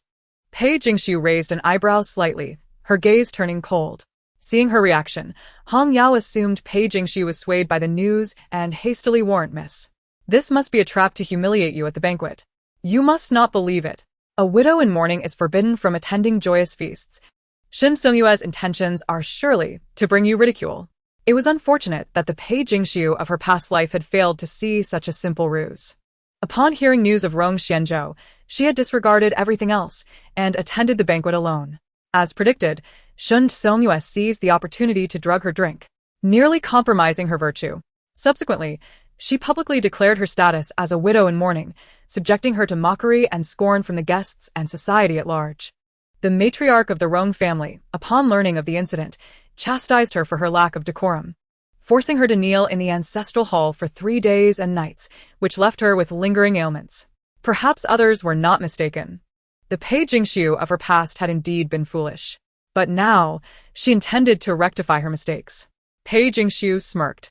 Since she has sent an invitation, it would be a shame not to attend. Hong Yao's eyes widened. Miss, You intend to attend her birthday banquet? That cannot be. If the matriarch discovers this, she will surely take action against you. Pei Jingshu's lips curled upward. Not only do I want her to know, but I also wish for Rong Jianxue to be aware. If I recall correctly, she was also present at Shen Songyue's birthday banquet in my previous life. I must seize this opportunity to achieve my goals. Meanwhile, in the Eastern Courtyard study, Jiang Hui asked Rong Jianxue, "Are you truly going to the Shen residence for the banquet?" "Yes," the man replied without much emotion. "The informant has reported that there will be an assassin attempting to target Lord Shen at this banquet. I cannot be at ease." Jeanne y responded. "Then I will remain close to Lord Shen during the event, ready to act if necessary." Rong Jianxue nodded, his gaze drifting to the writing materials on the table. Momentarily lost in thought. How is the Pei family faring these days? Ah. Jiang Hui seemed taken aback by the sudden inquiry regarding the second young lady. "I have observed that Mr. Zhang visits the Western Courtyard daily, so I believe she is learning well. I have not verified Mr. Zhang's capabilities. Although I have reviewed his past teaching documents, I cannot ascertain whether he can tailor his instruction to her needs." Jeanne lui chuckled dismissively. While Mr. Zhang may not be the most outstanding among the accountants, he has a good temperament and should get along well with the second young lady. Upon hearing this, Rong Jianxue chose not to pursue the matter further. After adjusting his attire, he exited the residence and boarded the carriage to the Shen family. Pei Jingshu left through the back door only after Rong Jianxue had departed. She had no intention of hiding from anyone. By the time she returned from the banquet, the matriarch would undoubtedly have received word of her whereabouts. On this occasion, Pei Jingshu did not bring Hong Yao along. Firstly, she recalled that there might be an assassination attempt at the banquet, making it too dangerous to bring Hong Yao. Secondly, in her past life, she had attended alone, and she feared that bringing Hong Yao this time might alter the course of events.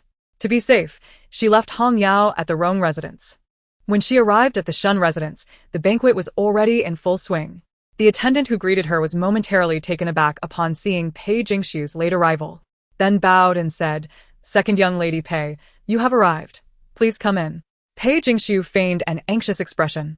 "Where is Shen Songyue? Did she not say she had news of my husband?" The attendant replied, "Miss Shen has asked you to take your seat first. She will come to find you once the banquet begins." Suppressing her emotions, Pei Jingshu nodded and stepped through the doors of the Shun residence. Rong Jianxue was not a frequent attendee at banquets, and his presence instantly attracted the attention of numerous guests and officials. As he made his way to his seat, several ministers approached him to engage in pleasantries. A few elderly officials even inquired if the esteemed scholar had found a match for marriage, eager to recommend their daughters or granddaughters. After handling the crowd, Rong Jianxue took his seat. Today marked the birthday banquet of Shen Songyue, the daughter of the Shen family. In addition to the male guests, a number of prominent women from the capital were also invited to the female side of the banquet. The genders were separated by a screen, and as soon as Rong Jianxue appeared in the sight of the guests, the women's section buzzed with excitement. "Look, it's the esteemed scholar. What? Lord Rong is attending the banquet? Shen, you truly have remarkable influence to have invited him." Amidst the crowd, Shen Songyue, surrounded by admirers, merely lowered her head with a shy smile. "Oh, you mustn't say that. Lord Rong was invited by my father. Indeed, Miss Shen carries weight. Otherwise, Lord Rong rarely attends the birthday banquets of young ladies." As they spoke, Shen Songyue lowered her head, a slow smile creeping to her lips. A clear, anxious voice rang out from afar, interrupting the harmonious atmosphere among the women. Chapter 13. The brother-in-law is angry in her previous life. Pei Jingshu rarely ventured outside. Upon learning of Rong Xuanzhou's death, she felt as though her heart had turned to ash, donning white mourning garments to preserve her chastity and fidelity. She had always possessed a love for beauty. In the past, her garments of silk and satin, adorned in soft shades of water pink, flowed around her like a stream of honey, captivating all who beheld her. However, she eventually chose to don simpler attire, which, while less ostentatious, accentuated her stunning visage, rendering her beauty all the more mesmerizing. At that moment, drawn by her voice, the women present turned their gazes toward her, their eyes filled with envy or jealousy, unable to divert their attention from her face. The moment Pei Jingshu entered the crowd's view, the smile on Shen Songyue's face abruptly faded. The woman hurried to Shen Songyue's side, her watery eyes betraying eagerness and anxiety. "Oh, how delightful that the second Miss Pei has arrived." Shen Songyue's smile returned, her gaze towards Pei Jingxiu brimming with calculation and disdain. Which second Miss Pei do you refer to? Murmurs erupted among the women. Shen Songyue's smile deepened as she declared. Which other second Miss Pei could it be but the widow of the Rong family, Pei Jingxiu? Upon hearing this, the women quickly grasped the implication. It appeared that Miss Shen held little regard for this Pei. The women exchanged glances, turning their attention to Pei Jingxiu. Pei? If my memory serves me correctly, the second young Master Rong passed away less than a year ago. How could his widow attend a birthday banquet? Indeed. It seems the solitude of the inner chambers has proven unbearable for her. What ill fortune, on such a joyous occasion as Miss Shen's birthday, to have such a harbinger of misfortune in attendance. Exactly. She ought to consider whether this is a place for someone like her. Surrounded by the women, Shen Songyue reveled in their chatter, her spirits soaring.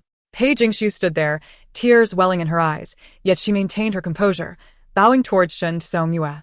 Miss Shen, I assure you, once I learn of my husband's fate, I shall leave at once, and not trouble your eyes any further. Shen Songyue narrowed her eyes, letting out a light laugh. Why, dear second miss, what are you saying? Since you have come, would I, in my vast Shen residence, turn away a guest? With that, she signaled to a maid.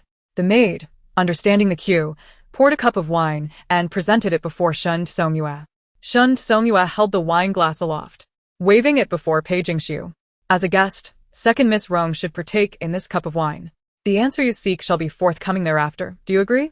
Everyone was aware of Pei Jingxiu's profound affection for the late second young Master Rong. Surely, she would drink this wine. Indeed. Pei Jingxiu accepted the glass and downed it in one swift motion.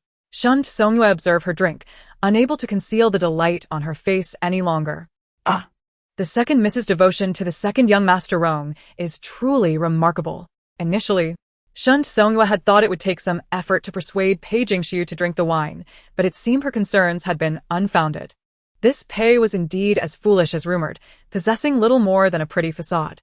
She exchanged another glance with the maid, who nodded and discreetly retreated among the other women. Shen Songyue raised an eyebrow and smiled at Pei Jingxiu.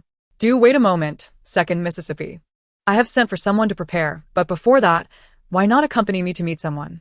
As if realizing something, Pei Jingxiu's eyes widened in panic, and she quickly shook her head. No, that won't do. I'm afraid your refusal is not an option. Shen Songyue stepped forward, firmly grasping Pei Jingxiu's wrist and leading her through the screen toward the gentleman's table. Miss Shen, please don't. Pei Jingxiu called out, though inwardly, she applauded Shen Songyue's boldness. She had been pondering how to draw the attention of Rong Jianxue. Now, it seemed her worries had been alleviated. Shen Songyue forcefully pulled Pei Jingxiu toward the gentleman's table, instantly capturing the attention of the male guests. The gentlemen attending Shen Songyue's birthday banquet were primarily officials and associates of the Chancellor, Shen Anshan. Upon seeing Pei Jingxiu, their eyes widened in astonishment. Who is the lady that Miss Shen is pulling along? I don't believe I've seen her before. I can't say. She appears to be of a similar age to Miss Shen and must be a young lady from some esteemed family. Where is Miss Shen taking her? Why is she leading her to our table? Rong Jianxue had taken his seat among the honored guests. Hearing the stir and discussions around him, he followed their gazes. The moment he laid eyes on the newcomers, his fingers momentarily stilled on his prayer beads. Shen Songyue approached Pei Jingxiu, her voice sweet as she greeted. A Yu pays her respects to the esteemed Lord Xiaofu. Rong Jianxue remained silent, his gaze, like cold jade steeped in water, fixated on the woman beside Shen Songyue. The lady kept her head bowed, unwilling to meet his eyes. Noting Rong Jianxue's silence, Shen Songyue was unfazed, smiling as she gestured toward Pei Jingxiu. Today, the second Miss Pei has come to the banquet, and you thought you two would surely be acquainted, so I brought her to meet you, Lord Xiaofu. A current of intrigue flickered in Shen Songyue's eyes. Today, she intended for Rong Jianxue to witness just how restless and unruly Pei Jingxiu truly was. As his fingers caressed the carved prayer beads, Rong Jianxue's gaze darkened, his brow furrowing. What is she doing here? His voice was as frigid as ice, devoid of warmth, resonating like a stone striking a frozen lake. Pei Jingxiu opened her mouth, eager to explain. Yet, before she could utter a word, Shen Songyue, sensing a misstep, quickly interjected. It was a Yu who invited the second Miss Pei to the birthday banquet a few days ago. I forgot, she was still in mourning. And she came simply to keep me company. If you wish to assign blame, it should fall upon me. The commotion had drawn the gaze of all the male guests toward the three of them. Although Rong Jianxue remained seated, an aura of cold severity surrounded him, as if it could freeze Pei Jingxiu in her tracks. What is happening here? I can't say. It seems Miss Shen referred to this lady as the second Miss Pei? The second Miss Pei? Is she the lawful wife of the late second young Master Rong, who fell in battle? Humph. How curious that she would attend a joyous banquet less than 3 years into her mourning period. The rumors of Pei Jingxiu's foolishness and recklessness appeared to hold true. Indeed. How could a wife attend a celebration merely a year after her husband's demise? Truly a lack of decorum. As the discussions grew increasingly fervent, Shun Songyue's sense of triumph soared. Yet, she feigned an anxious expression, hurriedly addressing the guests. It is not as it seems. It was my mistake in sending the invitation that brought the second miss here. It was my error, and has nothing to do with her. Chapter 14. I beseech you, the male guests chuckled resignedly. Miss Shun, you are too kind-hearted. Indeed. If it were not for the second Miss Pei's own desires, even with Miss Shun's invitation, she would have never attended. Her husband has barely been gone a year. For her to be unable to contain herself is truly disrespectful. Shun Songyue feigned a look of panic, turning to Rong Jianxue, her voice soft. Lord Xiaofu, this truly was a you's fault. I implore you not to punish the second Mississippi Miss Shen. Rong Jianxue's tone was cold, yet his gaze did not rest upon her. I am asking her. His voice betrayed no emotion, as if echoing from the depths of an icy pond. Shun Songyue froze in place, stunned. Rong Jianxue's gaze swept over Pei Jingxiu, his brow furrowed. Do you have nothing to explain? Pei Jingxiu, upon hearing this, cautiously glanced toward Shun Songyue, who wore a smile with a hint of threat in her eyes. Biting her lip, Pei Jingxiu lowered her head in silence. Rong Jianxue slightly closed his eyes, concealing the flicker of anger and chill within. Tapping his fingers lightly on the table, he spoke with an icy elegance. Return to your seats. I shall see you after the banquet. With that, he no longer regarded her. Having achieved the desired outcome, Shun Songyue raised an eyebrow in triumph, seizing Pei Jingxiu's wrist once more and firmly leading her back to the ladies' table. Pei Jingxiu was calculating the time in her heart, waiting for the effects of the drug in the wine to take hold. She had taken a small amount of antidote before arriving, so the effects of the drug in the wine would not render her senseless. She needed this aphrodisiac to pave the way for her plan. After sitting for a moment at the ladies' table, the maid beside Shun Songyue returned. She whispered a few words to Shun Songyue, who nodded and refocused her gaze on Pei Jingxiu. Second young mistress, please follow my maid, Shun Songyue said, her smile deepening. She will lead you to the information you desire. The warmth within Pei Jingxiu gradually increased, but thanks to the antidote she had taken earlier, it was not unbearable. However, her naturally fair and delicate complexion made the slight flush on her cheeks stand out starkly against her unadorned face. She reached up to touch her neck, as if belatedly aware, her gaze dazed and her tone weak. That cup of wine you gave me. Shun Songyue let out a cold snort, allowing her maid to assist Pei Jingxiu. Rest assured, second young mistress, you will be pleased with my arrangements. With that, the maid supported Pei Jingxiu, attempting to lead her toward the back courtyard. To reach the back courtyard, they had to pass through the long corridor behind the men's table. As the maid helped the feeble Pei Jingxiu near the men's table, Pei Jingxiu wobbled and struggled free from the maid's grasp, stumbling toward Rong Jianxue. She grasped the man's wide robe and called out weakly, "My lord." The sweet scent of jasmine wafted toward Rong Jianxue, momentarily startling him. He turned to regard the newcomer, noting her grip on his robe, as though she were clutching a lifeline, her fingers only managing to catch a portion of the sleeve. Rong Jianxue furrowed his brow as he met the woman's bewildered, troubled gaze. In that fleeting moment, his body stiffened, instinctively avoiding her eyes. "My lord," she called again, her voice trembling like a flower petal caught in the rain. On the other side of the screen, Shun Songyue sensed trouble and hurried to intervene. "What nonsense is this? Did I not say that the second young mistress was inebriated and should be assisted to rest? How could you disturb Lord Xiaofu?" She then gave a slight bow to Rong Jianxue.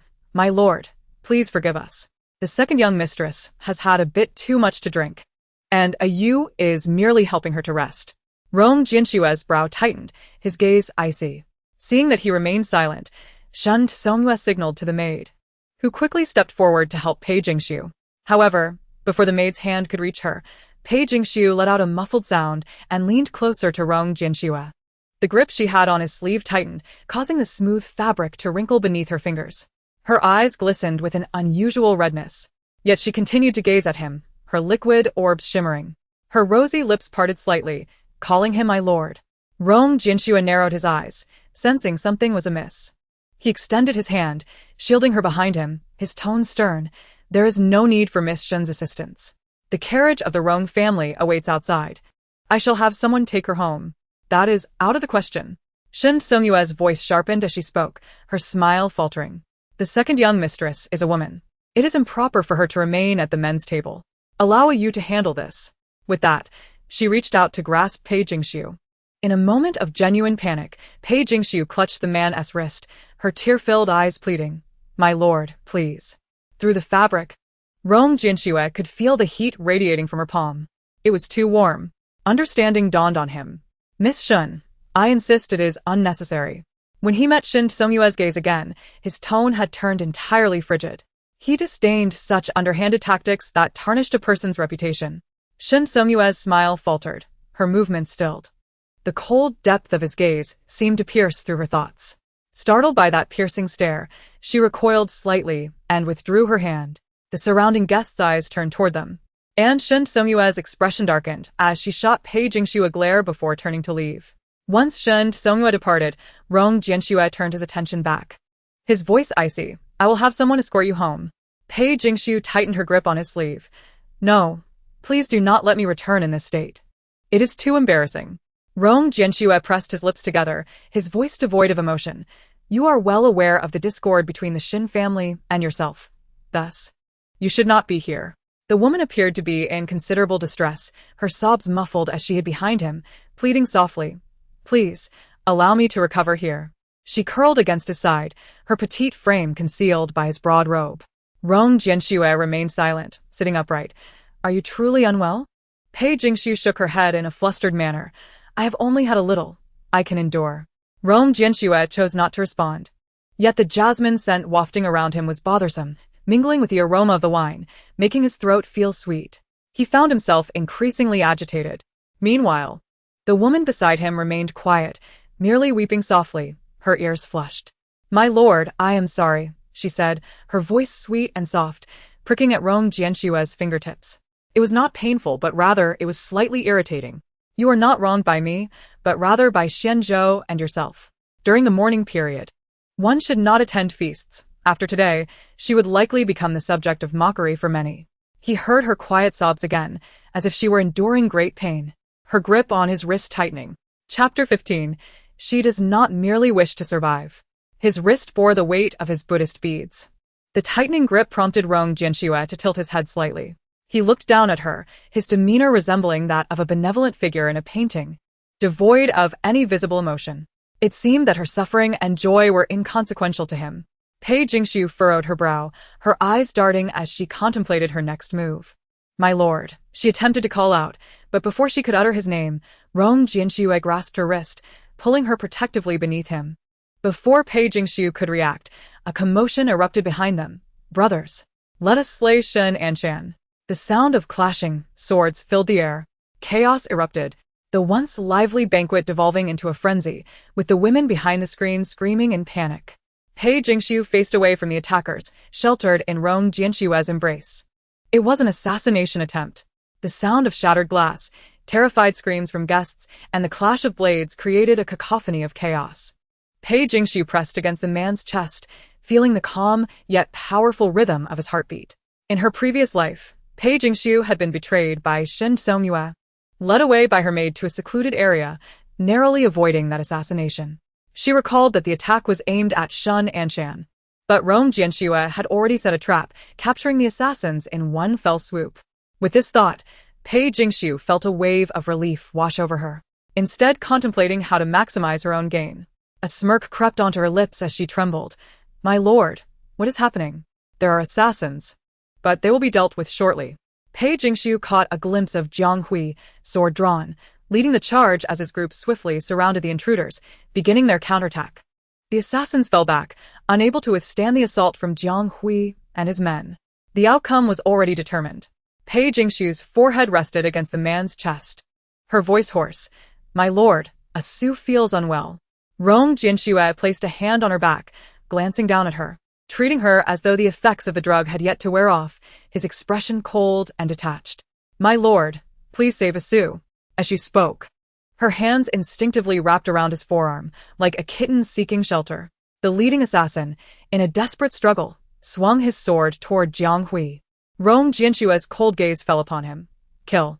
Upon hearing this, Jiang Hui swiftly transformed the back of his knife into its sharp edge, and without a moment's hesitation, he swung it toward the approaching figure. A warm, flowing, viscous trickle of blood. Pei Jingshu instinctively turned to look, only to be blinded by a large hand covering her eyes from behind. "Do not look." The voice was clear and cold. The effects of the drug within Pei Jingshu dissipated entirely. She felt the warm blood, and her dress was stained with it.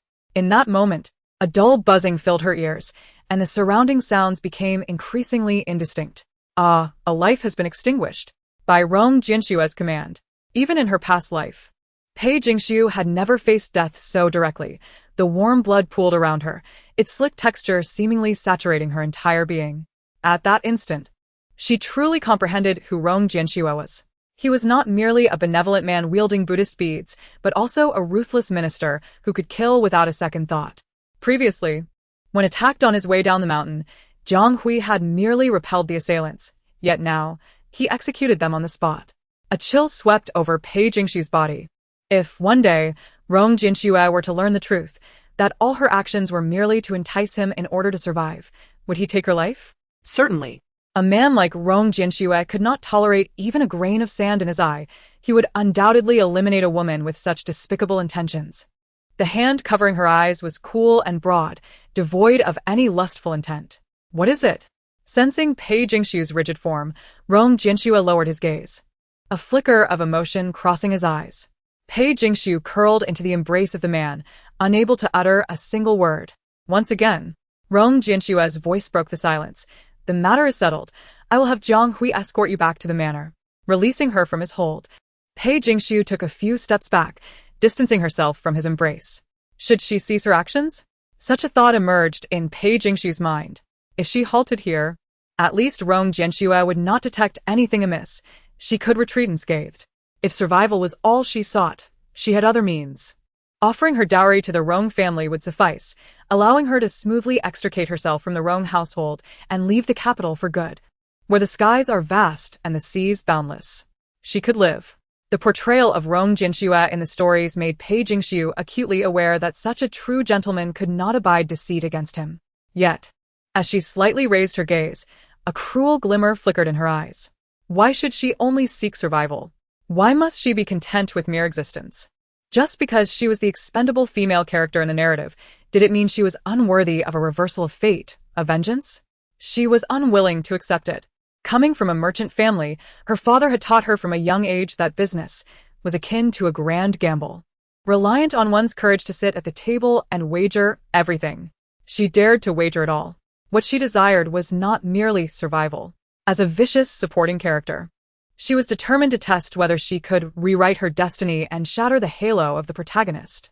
With this thought, Pei Jingshu's pupils trembled slightly, and tears cascaded down her cheeks like pearls from a broken string. "I now find myself somewhat afraid to face Jiang Shi, she confessed, her fear palpable. For reasons unknown. Upon hearing her refusal of Jiang Hui, Rong Jianshue's previously furrowed brow inexplicably softened by a fraction. "Jiang Hui may remain to handle the aftermath. I will escort you home first." "Very well." Rong Jianxue exchanged a few words with Shun Anshan before departing, leading Pei Jingshu into the carriage back to the manor. Inside the carriage, Pei Jingshu leaned weakly against the frame, beads of sweat forming on her forehead. As men were not permitted to ride with women of the inner chambers, Rong Jianxue sat outside the carriage, not entering. "My lord, Asu wishes to drink water," came the soft voice from within. "The water jug is in the hidden compartment beneath the cushion," Rong Jianxue replied. Pei Jingshu pretended to search, as if expending all her energy, before collapsing back onto the cushion. "Did you find it?" "No. But it matters not. We are almost home. You can drink once we return." Upon hearing this, Rome Jianxue pressed his lips together. A violent cough erupted from within the carriage, sounding quite painful. Rome Jianxue gently closed his eyes and finally, he excused himself for the disturbance, lifting the curtain and leaning inside. Pei Jingxu lay there, eyes shut in agony, her complexion pale, sweat glistening on her brow. Rome Jianxue retrieved the water jug from the hidden compartment, poured it into a cup, and offered it to Pei Jingxu. Awaken a bit. Drink the water. Pei Jingxu suppressed a smile, unsteadily supporting herself to accept the cup from his hand. Thank you, Brother Xianzhou. Chapter 16. Do you no longer love Su? She said. Brother Xianzhou, thank you. Rome Jianxue's fingers momentarily stilled as he extended the teacup. He withdrew his hand, lowering his gaze to stroke the beads on his wrist. After drinking a cup of water, Pei Jingxu still seemed unwell. She handed the cup back, softly pleading, Brother Xianzhou, I would like more. Rome Jianxue took the cup again and poured her another. After she drank again, Pei Jingxu smiled sweetly, resting her forehead against the man's shoulder. Brother Xianzhou, Su truly misses you. Why haven't you come back to see me yet? Rome Jianxue remained silent, casting a glance at her, then extended a hand to move her head. However, before his hand could touch her, he felt the dampness on his shoulder's robe. She was crying. Rome Jianxue's brow furrowed slightly, his hand hovering in the air. Lingering for a long moment, Brother Xianzhou, do you no longer love Su? The woman said, reaching out her arms to encircle the slim waist of the man. Seizing the opportunity, Pei Jingxu squeezed him, noting his impressive physique. The cold, austere scent of sandalwood enveloped them. Rome Jianxue's lips pressed into a thin line. You have mistaken the wrong person. Nonsense. Su would never mistake the wrong person. Pei Jingxu cried, lifting her gaze. Her dreamy eyes fixed on the man's handsome face. Brother Xianzhou's face, Su would never be mistaken.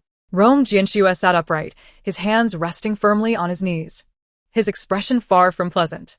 Her delicate hands roamed restlessly over him, slender fingers akin to water reeds. Brother Xianzhou, why do you never say you miss me? The woman leaned closer, whispering softly in his ear, her tone warm and intimate. With rosy lips and white teeth, she drew nearer to his face. Just as their noses were about to touch, Rome Jianxue's voice turned icy. Pei Jingxu. Merely 3 words, yet the woman appeared as if awakened from a dream, her eyes quickly regaining focus. Upon seeing Rome Jianxue before her, she recoiled in shock, nearly stumbling to the ground. My lord, He remained seated, silent, his calm, dark eyes devoid of warmth or emotion. Pei Jingxu, flustered, lowered her head, tears streaming down her cheeks. It was I who was foolish. I mistook the wrong person. My lord, please forgive my ignorance. Do not be angry with me. After a long silence, Rome Jianxue's voice was cold. This is due to the drug's effects. It shall not happen again. With that, he did not linger in the carriage, but instead exited, bowing slightly as he left. Watching the man lift the curtain and depart, Pei Jingxu's panic evaporated, replaced by a knowing smile. Shortly thereafter, the carriage arrived at the Rome residence. Rome Jianxue disembarked first, offering no greeting to Pei Jingxu as he stepped into the estate, heading toward the eastern courtyard. Pei Jingxu lifted the curtain, observing the direction in which he had left, smirking slightly. After dismounting, she returned to the western courtyard, where she instructed Hong Yao to change into clean attire. Soon, someone from the Rong family knocked on her door. The second young lady has returned? The old lady requests your presence in the main hall. What was destined to come would inevitably arrive. Pei Jingxu took a deep breath, a hidden current flashing in her eyes. The plan was steadily progressing. Next, it was time to witness her performance. Upon entering the main hall, the matriarch of the Rong family was already waiting inside. I heard you attended a banquet at the Shun residence? At the head of the table, Madame Rong's expression was grim as she directly questioned her. Pei Jingxu bowed slightly to Madame Rong, her voice trembling. Yes, I indeed went to the Shun residence. You lowly wretch! Your audacity grows by the day. It has barely been a year, and yet you dare to attend someone else's joyous occasion.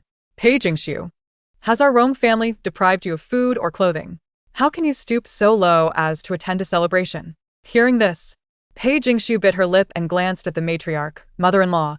It was Miss Shen who sent the invitation. She said she had, and so what if she did? You accepted the invitation without a second thought. If Miss Shen asked you to die, would you comply? The matriarch's voice was sharp. Pei Jingxu, Our Rome family has treated you kindly, yet you wouldn't even mourn for my son for 3 years. What is this? Barely a year has passed, and with a divorce decree in hand, you wish to remarry? The matriarch did not truly care for Pei Jingshu's reputation. She had already cast her aside. Whether Pei Jingshu lived or died was of no concern to her. However, she feared that Pei Jingshu's actions might tarnish the family's honor in the eyes of outsiders. Pei Jingshu lowered her head, her voice trembling and laced with tears. Mother-in-law, I never thought that way. I have only ever loved Erling. How conveniently you speak. Do you know how people are talking about you outside?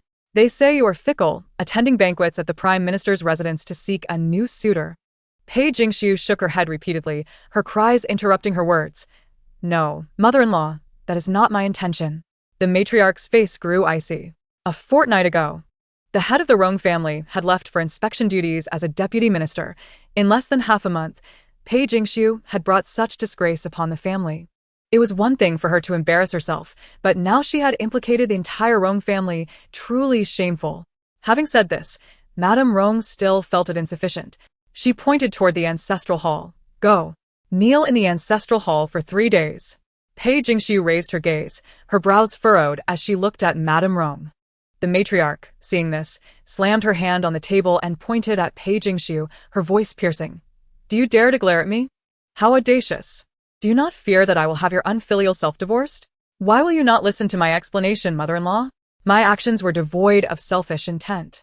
No selfish intent? Who would believe you? In the Rong household, who would trust that you have no ulterior motives? Upon hearing this, Pei Jingshu slowly lowered her head. No longer arguing, Madame Rong snorted coldly. Take Pei Jingshu to the ancestral hall. Without my command, no one is to provide her with food. Understood. In the east courtyard. In the study, Rong Jianxue penned a memorial detailing the assassination attempt at the Prime Minister's residence.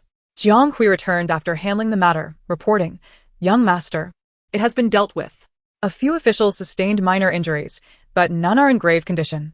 Rong Jianxue acknowledged, pausing slightly with his brush. He looked up at Jiang Hui. What is it? Do I resemble Xianzhou? Ah.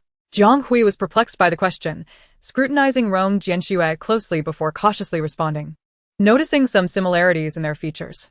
In truth, Jiang Hui dared not voice his thoughts. He believed that his young master was far more handsome than Xianzhou, almost ethereal in appearance. Moreover, the two were merely cousins. Even if they bore some resemblance, it was not significant. Hearing Jiang Hui's response, Rong Jianxue frowned, his expression darkening. Young master, I overheard the matriarch reprimanding the second lady as I passed through the main hall. He halted, his gaze intense as he continued writing. She should not have gone to the Prime Minister's banquet. It is only fitting for my mother to scold her. Jiang Hui scratched his head. I also believe punishment is warranted, but kneeling in the ancestral hall for 3 days without food seems rather harsh, does it not? Upon hearing this, Rong Jianxue looked up at him. What did you say? Chapter 17. Will you follow me or stay here? A drop of ink fell from the brush onto the memorial. Jiang Hui repeated. The matriarch said the second lady made a mistake and must kneel in the ancestral hall for 3 days, without permission to receive food. Rong Jianxue furrowed his brow, lowering his head to fiddle with the prayer beads on his wrist, remaining silent. Jiang Hui, seeing this, cautiously suggested, perhaps I should speak to the matriarch and have Hong Yao bring some food to the second lady? Those who err must face punishment, Rong Jianxue replied, continuing to write the memorial. Mother is not unreasonable. She likely intends only to frighten her, not to enforce such a severe punishment. I heard from the servants that the matriarch often made the second lady kneel in the ancestral hall before. She has likely endured this for 3 days before. Rong Jianxue pressed his lips together, casting a cold glance at Jiang Hui. Jiang Hui fell silent, lowering his head, not daring to speak further. She ought to learn her lesson. Her every word and action reflects the dignity of the Rong family. Absently rubbing the golden Sanskrit characters on the prayer beads, Rong Jianxue said no more and dismissed Jiang Hui. Outside, the setting sun had yet to dip below the horizon as Rong Jianxue organized the memorial at his desk, instructing Jiang Hui to close the door. In the Rong family ancestral hall, Pei Jingshu knelt once more before the spirit tablets. Such scenes had unfolded countless times over the past year. Madame Rong managed the household, and any slight deviation from her wishes could result in Pei Jingshu being summoned to kneel in the ancestral hall. The Rong family, a prestigious lineage, was known for its scholarly reputation, and Madame Rong dared not resort to physical punishment. The only legitimate means of disciplining her was through kneeling before the ancestral hall. Pei Jingxiu straightened her back, glancing at the dimming sky. The sun was setting. Calculating the time, she realized she had already knelt for 2 hours. Unfortunately, the weather turned foul, and heavy rain began to pour. The dark clouds loomed low, the rain falling thick and cold. You should just kneel here. Do not blame the matriarch for being harsh. Blame yourself for not adhering to the rules and disgracing the Rong family. A matron, donning a thick coat, stood behind Pei Jingxiu and mocked her. Pei Jingxiu took a deep breath, facing the spirit tablets, remaining silent. How bold you are to argue with the matriarch. With the dismissal of the former matron for disrespecting her superiors, this new one had tempered her tone when ridiculing Pei Jingxiu. Do you not realize that this is the Rong residence? Everyone here is loyal to the matriarch. Who would believe your nonsensical claims? The matron continued. The matriarch has also stated that you should not think of seeking young master to complain. You have broken the rules today. Young master values propriety above all. Even if he were to come, he would not support you. As if you would still think of seeking young master's backing. Regardless. Although young master is not the matriarch's biological son, he has always been dutiful and considerate. How could he possibly favor you, an outsider? The matron's voice was loud enough to be washed clean by the rain.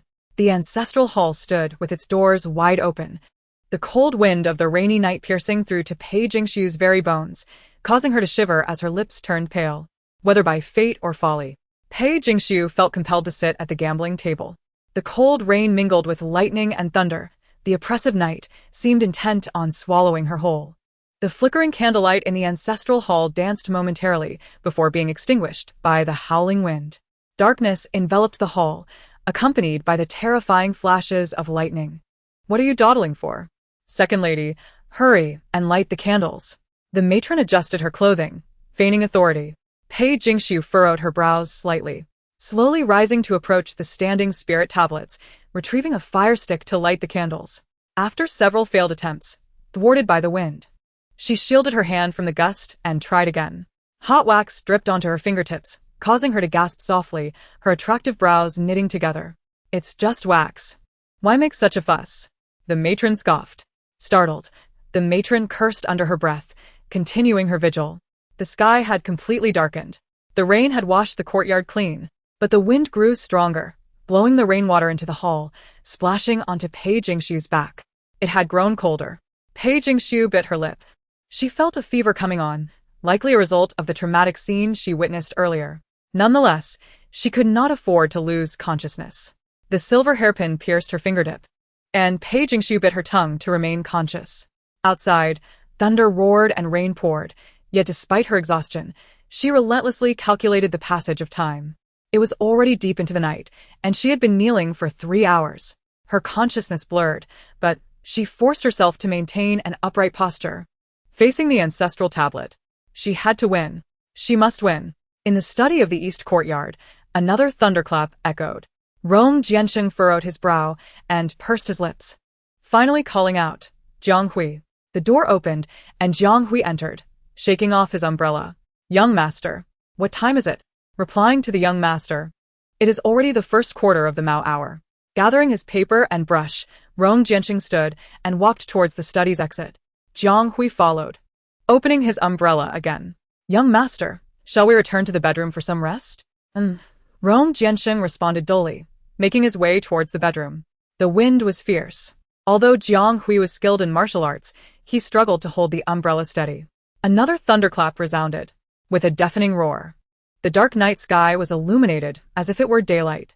Rong Jiansheng's brow tightened, and finally, he took the umbrella from Jiang Hui's hand and walked in the opposite direction of the bedroom. Hey? Young master, where are you going? Jiang Hui, taken aback, hurriedly followed. Hong Yao had brought a thick garment, but was stopped by the matron outside the ancestral hall. Madam, I only want to cover the young lady with a coat. She's running a high fever and cannot be exposed to the cold. The matron snapped. The old madam has decreed that no one may enter without her command. Go back. Hong Yao was nearly in tears, clutching the garment. Young lady, are you all right? Pei Jingxiu had lost the strength to respond. She felt as if she were clutching a block of ice, yet her body burned with fever.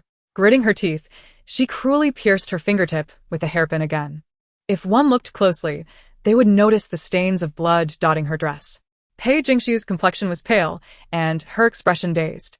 Her small hands clenched tightly, her petite frame swaying like a drifting leaf. The thunder rumbled ominously.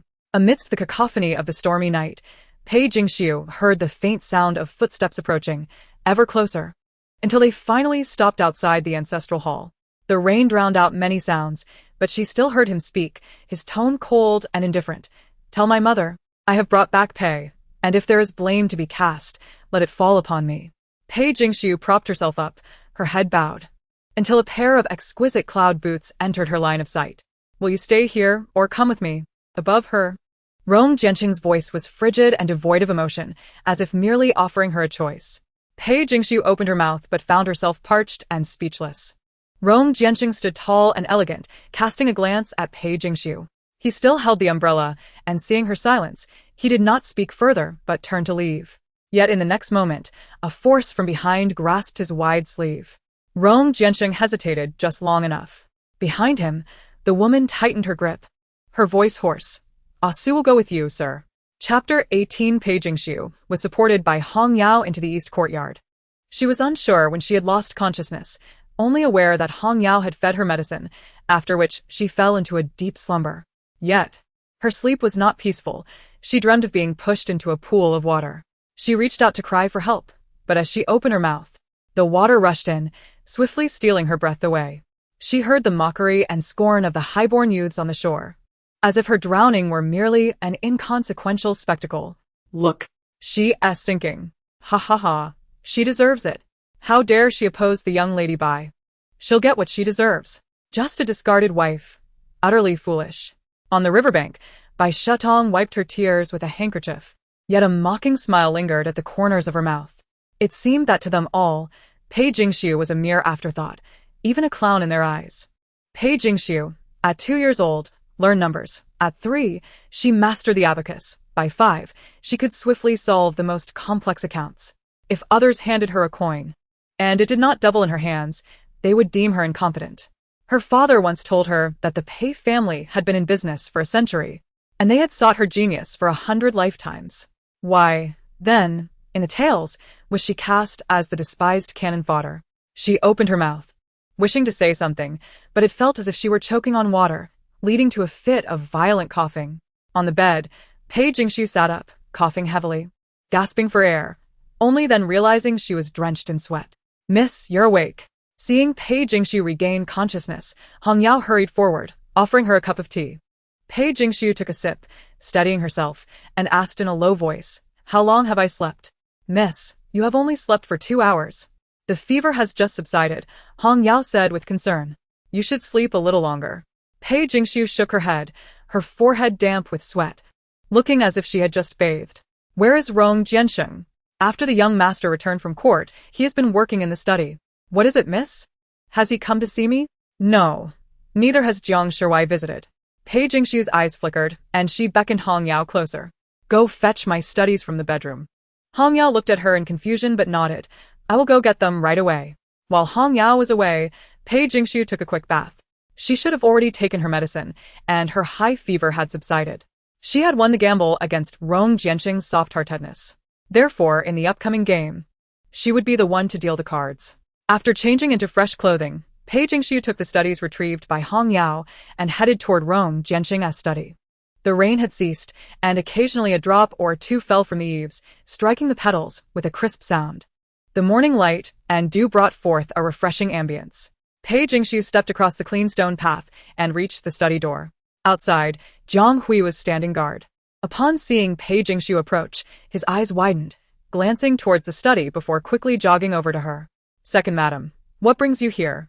Pei Jingxiu appeared somewhat weak. "I have come to express my gratitude to the young master. Had it not been for his rescue last night, I might have been in grave danger." Pausing, she continued, "However, it is not appropriate for me to remain in the east courtyard. After thanking him, I shall return." Pointing at the books and papers in her hands, Jiang Hui asked, "What are those?" These are the studies left for me by Master Zhang," Pei Jingxiu said with a slight smile. "I am rather slow in learning. I couldn't sleep last night, so I had Hong Yao fetch them for me to peruse." Jiang Hui glanced at the study again, looking troubled. Second madam. Perhaps you should return for now. The young master is not in a good mood. Ah?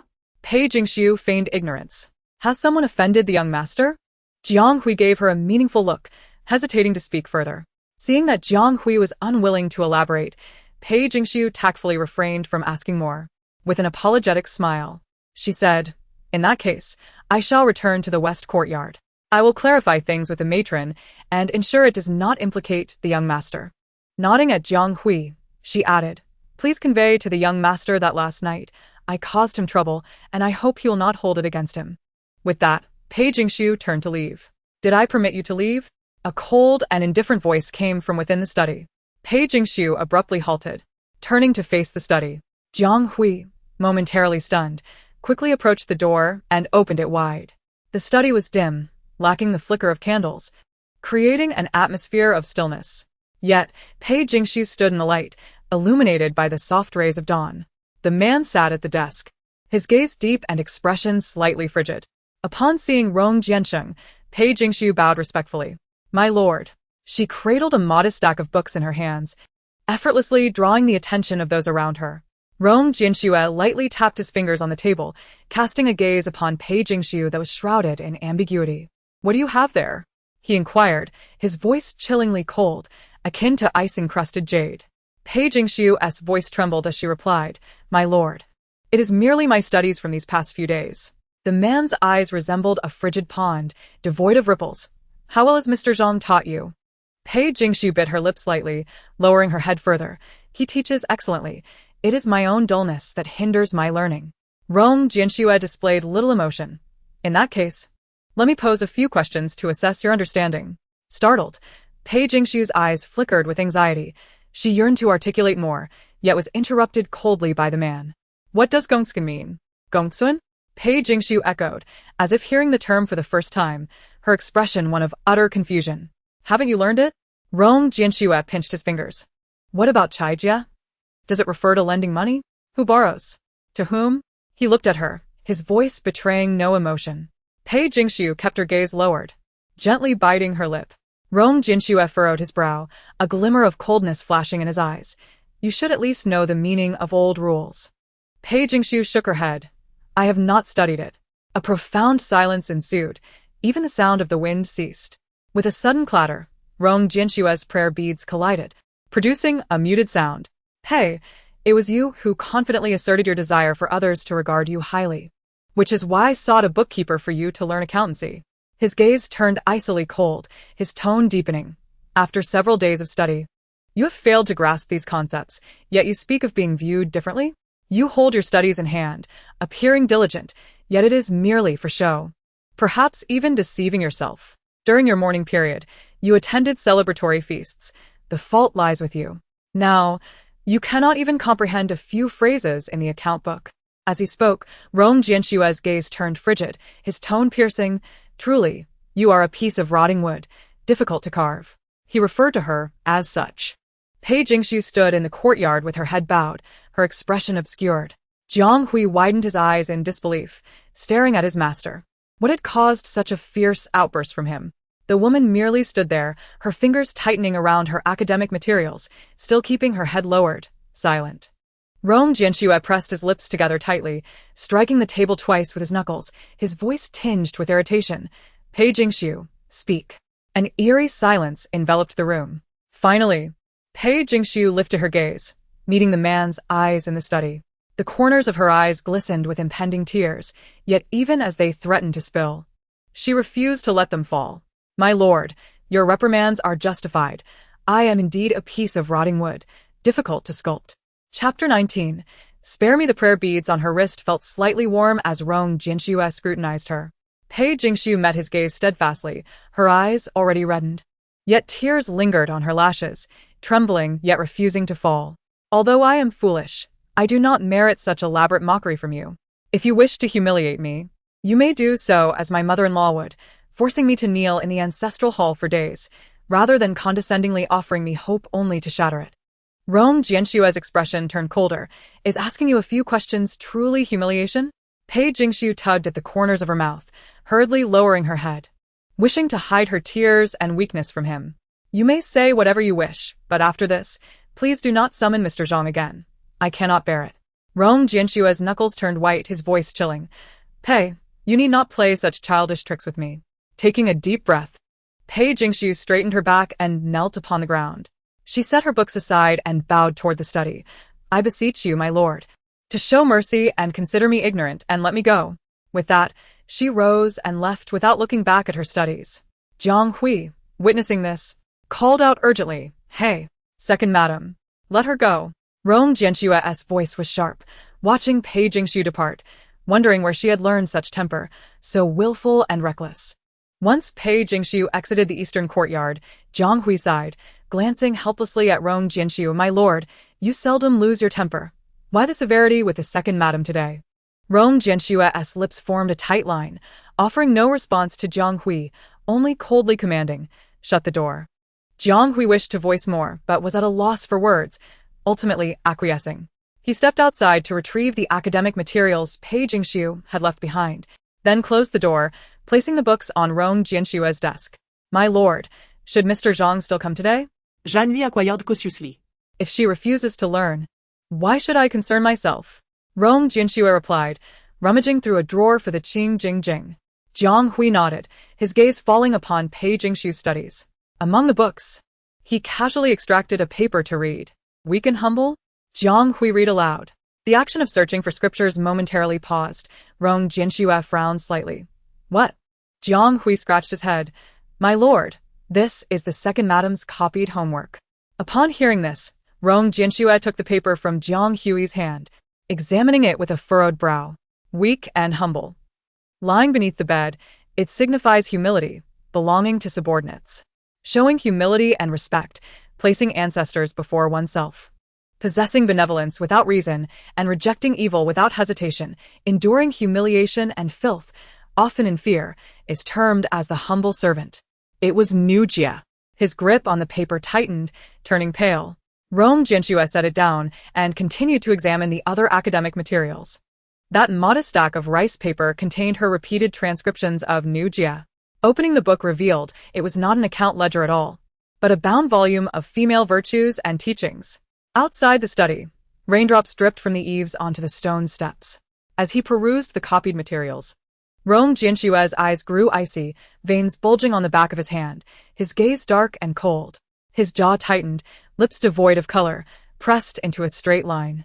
Though I am foolish, I do not merit such elaborate mockery from you. If you wish to humiliate me, you may do so as my mother-in-law would, forcing me to kneel in the ancestral hall for days, rather than condescendingly offering me hope only to shatter it. Thus, she believed he was intentionally humiliating her. The bookkeeper sent to teach her accounted for 3 obediences and 4 virtues, ethical norms. He was fully aware that she had not learned to account but still chose to test her on ledger matters, rendering her utterly worthless. He declared, You are a piece of rotting wood, difficult to carve. It seemed he had grasped the essence of the matter. Rong Jianshua's eyelids fluttered shut for a moment. When he opened them again, they shimmered with indignation and frostiness. Clutching the sheaf of transcriptions, he spoke each word slowly. Summon Zhang Zheng. Jiang Hui quickly responded, clasping his fists. Yes. In the west courtyard, within the bedroom, a maid remarked, Miss, I have heard that the old madam is quite angry and is preparing to punish you severely. Pei Jingshu chuckled leisurely, her hand twirling a fan. Now is not the time for her to seek trouble with me. Do you mean that the eldest son will intervene to shield you from the old madam? Pei Jingshu raised an eyebrow. What I desire is far beyond that. She aimed to gain entrance into his inner sanctum, compelling him to beg her to teach him about the accounts, to enter his study with undeniable authority. But miss, the eldest son has been raised by the old madam. Would he truly confront her for you? Pei Jingshu smiled.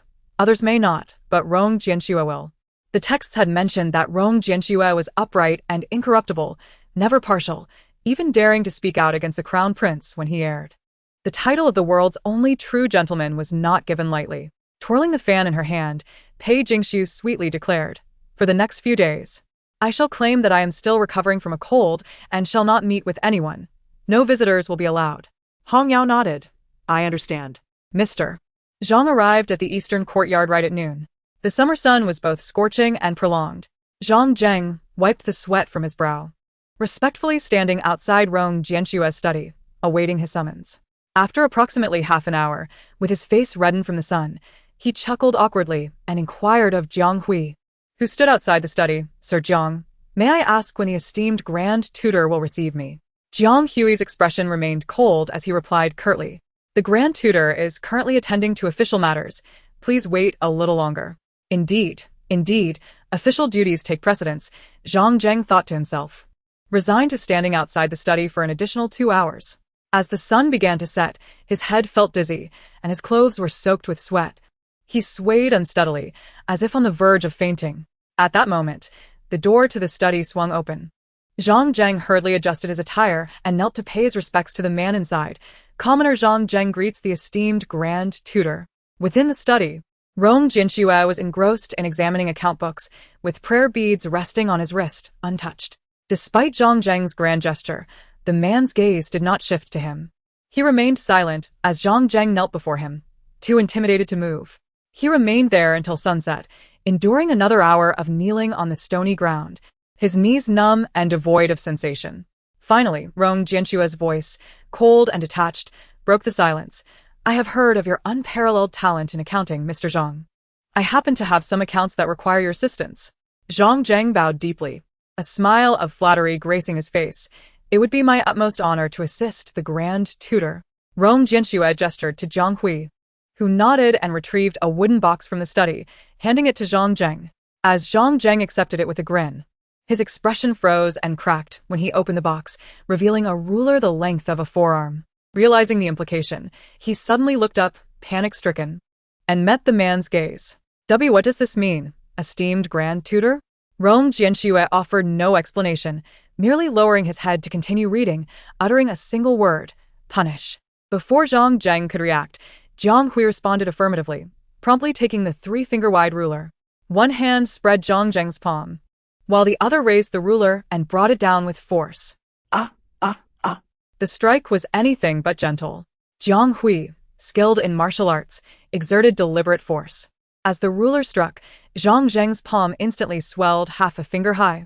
Sweat rolled down his forehead as he grimaced in pain, tears involuntarily escaping the proud man's eyes. Esteemed Grand Tutor. Spare me. Have mercy. Ignoring the pain in his hand, Zhang Zheng repeatedly knocked his head in supplication. The pages of the book turned as Rong Jianxue did not lift his gaze, coolly stating, continue. The sound of the heavy ruler echoed, striking Zhang Zheng's hand repeatedly, each blow seemingly capable of rendering one unconscious. After 20 strikes, Rong Jianxue commanded Jiang Hui to cease. At that moment, Zhang Zheng's palm was a swollen, bloody mess. His lips were pale as he knelt on the ground, pleading for mercy. Rong Jianxue appeared unfazed, his tone remaining as calm as ever. I have heard that when you taught the Pei family, you often struck her palm. Zhang Zheng, panic-stricken, lowered his head. Enduring the sharp pain, the second Mrs. Pei was indeed difficult to discipline. I had no choice but to use the ruler to impose some punishment. Rong Jianxue's eyes flickered. I recall having advised you from the start that the Pei family learns slowly. You should exercise more patience, teaching her gradually and gently. His fingers tightened slightly as he spoke in a voice as cold as a frozen pond. Zhang Zheng, who gave you the audacity? Trembling, Zhang Zheng hastily knocked his head in supplication. Esteemed Grand Tutor, forgive my transgressions. It is my failure as a teacher. In 3 days, you made her copy the teachings of women's ethics and virtues no less than 100 times, yet you failed to impart even a fraction of accounting knowledge. Zhang Zheng, do you dare call yourself a teacher? Zhang Zheng knocked his head fervently. Forgive me, esteemed Grand Tutor. It was the old lady who instructed me to teach the second Mrs. Pei these things. She insisted that as a woman, she could not grasp the complexities of accounting, claiming it was disrespectful and unfilial, and that she should first learn the 3 obediences and 4 virtues. I did not hire you as an accounting teacher to teach her the 3 obediences and 4 virtues. Zhang Zheng was so frightened that he could scarcely string together a coherent sentence, his hands trembling, sweat beading on his forehead. Rong Jianxue took a deep breath and spoke heavily. You'll have her copy the teachings of women's ethics and virtues until it is complete. You are not permitted to leave until then. Under Zhang Zheng's astonished gaze, Rong Jianxue stood and exited the room, commanding Jiang Hui, watch him. Yes. Rong Jianxue departed from the east courtyard, making his way to the Rong family residence. Upon arriving, he found the old matriarch of the Rong family dining. The previous night's incident involving the Pei family had yet to settle, and upon seeing Rong Jianxue, the matriarch assumed he had come to apologize. "Greetings, mother." Approaching her, Rong Jianxue performed a courteous bow, following proper etiquette. The matriarch snorted coldly, setting down her ivory chopsticks and spoke icily. "If you're here to apologize, take the Pei girl to the ancestral hall and have her kneel for 3 days. Nothing else is up for discussion." Rong Jianxue stood firm, his handsome features and refined demeanor unwavering. Within 3 days, mother must apologize to the Pei family. For a moment, the matriarch thought she had misheard. Her eyes widened in disbelief, her voice sharp. "Apologize to her? What nonsense are you spouting? The Pei girl is disrespectful to me first. Why should I apologize to her?" Rong Jianxue maintained a calm demeanor, unfazed by his mother's hysteria. Mother covets the Pei family's dowry, first deceiving her into signing an agreement to learn accounting, then bribing the accounting teacher to disrupt her progress. With each word he uttered, the matriarch's face paled further, her brows knitting tightly, her eyes filled with shock and panic. He gazed at his mother, his voice flat and indifferent. "Do you realize, mother, that scheming for a daughter-in-law's dowry falls under the category of theft according to our laws? You need not speak to me of such things." The matriarch shouted. "The Pei girl is a harbinger of misfortune. Her very presence ruined the Pei family, and now she has brought calamity to the Rong family by causing Xuanzhou's demise. Had it not been for our sheltering her, she would have perished in the streets." Rong Jianxue replied coldly. "The dowry brought by the Pei girl is sufficient for her to live comfortably for the rest of her life. Mother has repeatedly misappropriated her dowry for personal use, yet claims it is an act of kindness. Do you not find that laughable? You are outrageous. Yes, it is true she was disrespectful to me. And it is true she attended a celebratory banquet while in mourning. While she has done wrong, must I not punish her? Whether your punishment is to uphold family integrity or serve your own interests, you must know better than I." Rong Jianxue. The matriarch slammed her hand on the table, pointing a finger at him. "You and I are of the same family. Why do you side with an outsider?" Rong Jianxue's gaze deepened as his unwavering eyes locked onto hers. "Everyone in the Rong family is supporting you, yet if I, Jianxue, remain indifferent, it would be to abandon propriety and honor." The matriarch, infuriated, clutched her chest, struggling for breath. A nearby servant rushed over to assist her, attempting to soothe her while hastily saying, "Young master, do not anger the old lady. Her health has always been poor, and she cannot bear it." Rong Jianxue looked at his mother, then bowed respectfully. "Within 3 days, mother must apologize to the Pei family. If not, I will report the situation to the Dali Temple for fair adjudication." With that, he said no more and turned to leave. Behind him, the sounds of the matriarch's accusations and cries faded as he exited the residence. Rong Jianxue acknowledged that he had indeed grown somewhat callous towards emotions. He never believed that feelings could govern affairs of state or family. To him, a wrong was a wrong, even if it was committed by his mother. At the fork between the east and west courtyards, he cast a glance towards the west. Unbidden, he recalled her kneeling in the courtyard, beseeching him with her words, "I humbly implore you, esteemed sir, to show mercy. Consider me ignorant and let me go." She had pleaded, "Let me go." Unconsciously toying with the Buddhist beads on her wrist, Rong Jianxue furrowed her brows slightly before turning back to the eastern courtyard. In the courtyard, Jiang Hui stood beside Zhang Zheng. Upon seeing his master return, he clasped his hands in salute, saying, "Young master." He then glanced at the unconscious Zhang Zheng on the ground, remarking, "He has fainted after copying more than 10 times. Rong Jianxue replied coldly, "Revive him with mint-infused water, and have him continue copying." Jiang Hui shivered involuntarily, lowering his head in acknowledgement. Chapter 21. He was in the wrong disregarding the commotion. Rong Jianxue returned to his study and closed the door. He resumed his copying. The human spirit is pure, yet it is troubled by the heart. The human heart is tranquil, yet desires pull at it. The wise admonition is true. This block of rotten wood is indeed difficult to carve. True constancy responds to circumstances. True constancy attains nature. Constancy responds. Constancy remains tranquil, and thus is tranquility achieved. Though I may be foolish, I am unworthy of such elaborate mockery from you. The reason beings fail to attain the true path is due to their deluded hearts. If you wish to humiliate me, You could easily have me kneel at the ancestral hall for days like a certain matron, rather than deign to give me hope and then personally shatter it. Please, spare me. With a dull thud, ink fell onto the rice paper, producing a muted sound. Rong Jianxue pressed his lips tightly together, forcefully setting down his brush. His voice hoarse, "Jiang Hui."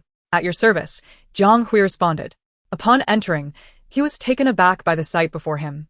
The study was strewn with discarded rice paper, crumpled into balls, littering the floor. Jiang Hui looked at Rong Jianxue in shock. The man lifted his gaze slightly, his deep eyes harboring intense emotions. "Go fetch more rice paper from the bookshelf. I have run out." After several dozen sheets, not a single complete version of the Qingjing had been written. Jiang Hui swallowed hard and replied softly, "Yes." By the time Zhang Zheng completed the 100 copies of the Womeness Virtues, it was already dusk the following day. During this time, he had fainted several times and was revived by Jiang Hui using the mint-infused water to continue writing. Rong Jianxue, having spent some time in the Dali Temple prison interrogating offenders, had learned many methods of torment. Ultimately, Zhang Zheng had to be carried out by the servants, and Rong Jianxue did not instruct anyone to conceal it deliberately. Naturally, the news reached the old matriarch of the Rong family. In no time, the servants in the old matriarch's courtyard fell silent, no longer daring to trouble Pei's family. Upon learning of the incident, the old matriarch was furious. She slammed her hand on the table several times, her voice sharp. "What does Jianxue intend to do? His severe punishment of Zhang Zheng is merely for my viewing pleasure." "Humph. You want me to apologize to that wretched woman?" "Not a chance." A nearby matron, seeing her distress, murmured, "Madam, you know the temperament of the eldest son. He is not one to be trifled with. If he truly makes a fuss about this at the Dali Temple, what will you do?" The old matriarch snapped back. "What do you suggest?" The matron rolled her eyes. "If the eldest son demands an apology from you, simply apologize. Would that Pei family still dare to hold it against you?" "I, as the matriarch of the Rong family, apologize to that harbinger of misfortune?" The old matriarch's tone shifted. "There's no need for a genuine apology. It is merely to show the eldest son. Why not set a small banquet in the main hall tomorrow, inviting the eldest son and the Pei family? After the meal, the gesture will suffice, will it not?" Hearing this, the matriarch narrowed her eyes, a cold smile gracing her lips. "Indeed, if I were to invite Pei for a meal, she would not dare refuse." For 2 consecutive days, there was no movement from the western courtyard. It was said that the second young lady had not yet recovered from her cold and was unfit for visitors. Even her meals were sent to her room by Hong Yao from the kitchen. Although the Rong family had not yet divided, the eastern and western courtyards, as well as the main courtyard of the old matriarch, dined separately and rarely saw each other. Jiang Hui waited in the kitchen and finally spotted Hong Yao. Hey, "Hey, Hong Yao, long time no see," Jiang Hui called out, awkwardly smiling as he blocked the young woman carrying a food box. Hong Yao glanced at Jiang Hui and slightly bowed. "I have seen Lord Jiang." Without pausing, she attempted to walk around him. Seeing this, Jiang Hui quickly stepped forward. "Hong Yao, I heard the second young lady has caught a cold?" Hong Yao scoffed, after kneeling for several hours in the ancestral hall, with the wind and rain outside. Even a person made of bronze and iron would be worn down. "Indeed, you're right," Jiang Hui chuckled awkwardly, quickly offering the prepared ointment. "This is a special herbal ointment my master had prepared for the second young lady's palm injury. It works wonders." Hong Yao glanced at the ointment. "No need. My lady has already seen a doctor. You may keep the ointment, Lord Jiang." "Please, Hong Yao," Jiang Hui called out again, hastily following her. "My master wishes to speak with the second young lady. When will she be feeling better?" Hong Yao frowned. "Previously, our lady wanted to say something, but was told not to. Now, she has nothing to say to the eldest son." "What do you mean by wanted to say, but was told not to?" Jiang Hui scratched his face helplessly. "Regardless, the second young lady attending the feast during her mourning period breaks the rules, and my master only intended to caution her. He does not know what Zhang Zheng has taught, but ultimately it was the second young lady who erred first." "The second young lady erred first?" "The second young lady erred first," Hong Yao repeated indignantly, glaring with wide eyes. If it weren't for that Miss Shin spreading the news, claiming she had found the second young master's whereabouts, she would never have attended that ridiculous birthday feast. This left Jiang Hui frozen in place. His smile stiffened as he processed Hong Yao's words, seemingly in disbelief. Hong Yao had no intention of discussing further. Shoving Jiang Hui aside and storming back to the western courtyard with the food box, In the eastern courtyard, the study. Rong Jianxue paused his writing, blinking as he became aware of Jiang Hui's presence. Jiang Hui, with his head bowed and cautious demeanor, said, "Young master, I just went to the Shun residence to inquire about the servant who delivered the invitation." The servant confirmed that it was indeed Miss Shen who sent the message. His brush dipped in red ink, an open ledger spread across the desk, marked with red annotations as he learned to read accounts. The red ink dripped onto the ledger, forming a glaring blot. Rong Jianxue rarely made mistakes. Whether in academics, memorials, or handling official matters, he could always untangle the most complex issues without error. Yet, he had misunderstood her. Not once, but twice. He had scolded her as a piece of useless wood, unfit for use, and firmly criticized her for attending the banquet at the Shun residence, deeming it a mistake. In truth, the one who held the upper hand, who had preconceived notions, was he. Just like the rumors surrounding Pei, although he was indifferent, they had nonetheless reached his ears, and he had believed a portion of them. Thus, his initial attitude towards her had been unjust. He had not investigated the reasons for Pei's attendance at the banquet, nor had he inquired about her studies. He had stated that attending a celebratory feast during the morning period was, indeed, her mistake. He had commanded Pei Jingxiu, speak. He had asserted, Pei, there is no need for you to play these childish games with me. Yet, she had never played games with him. She had genuinely trusted him, which was why.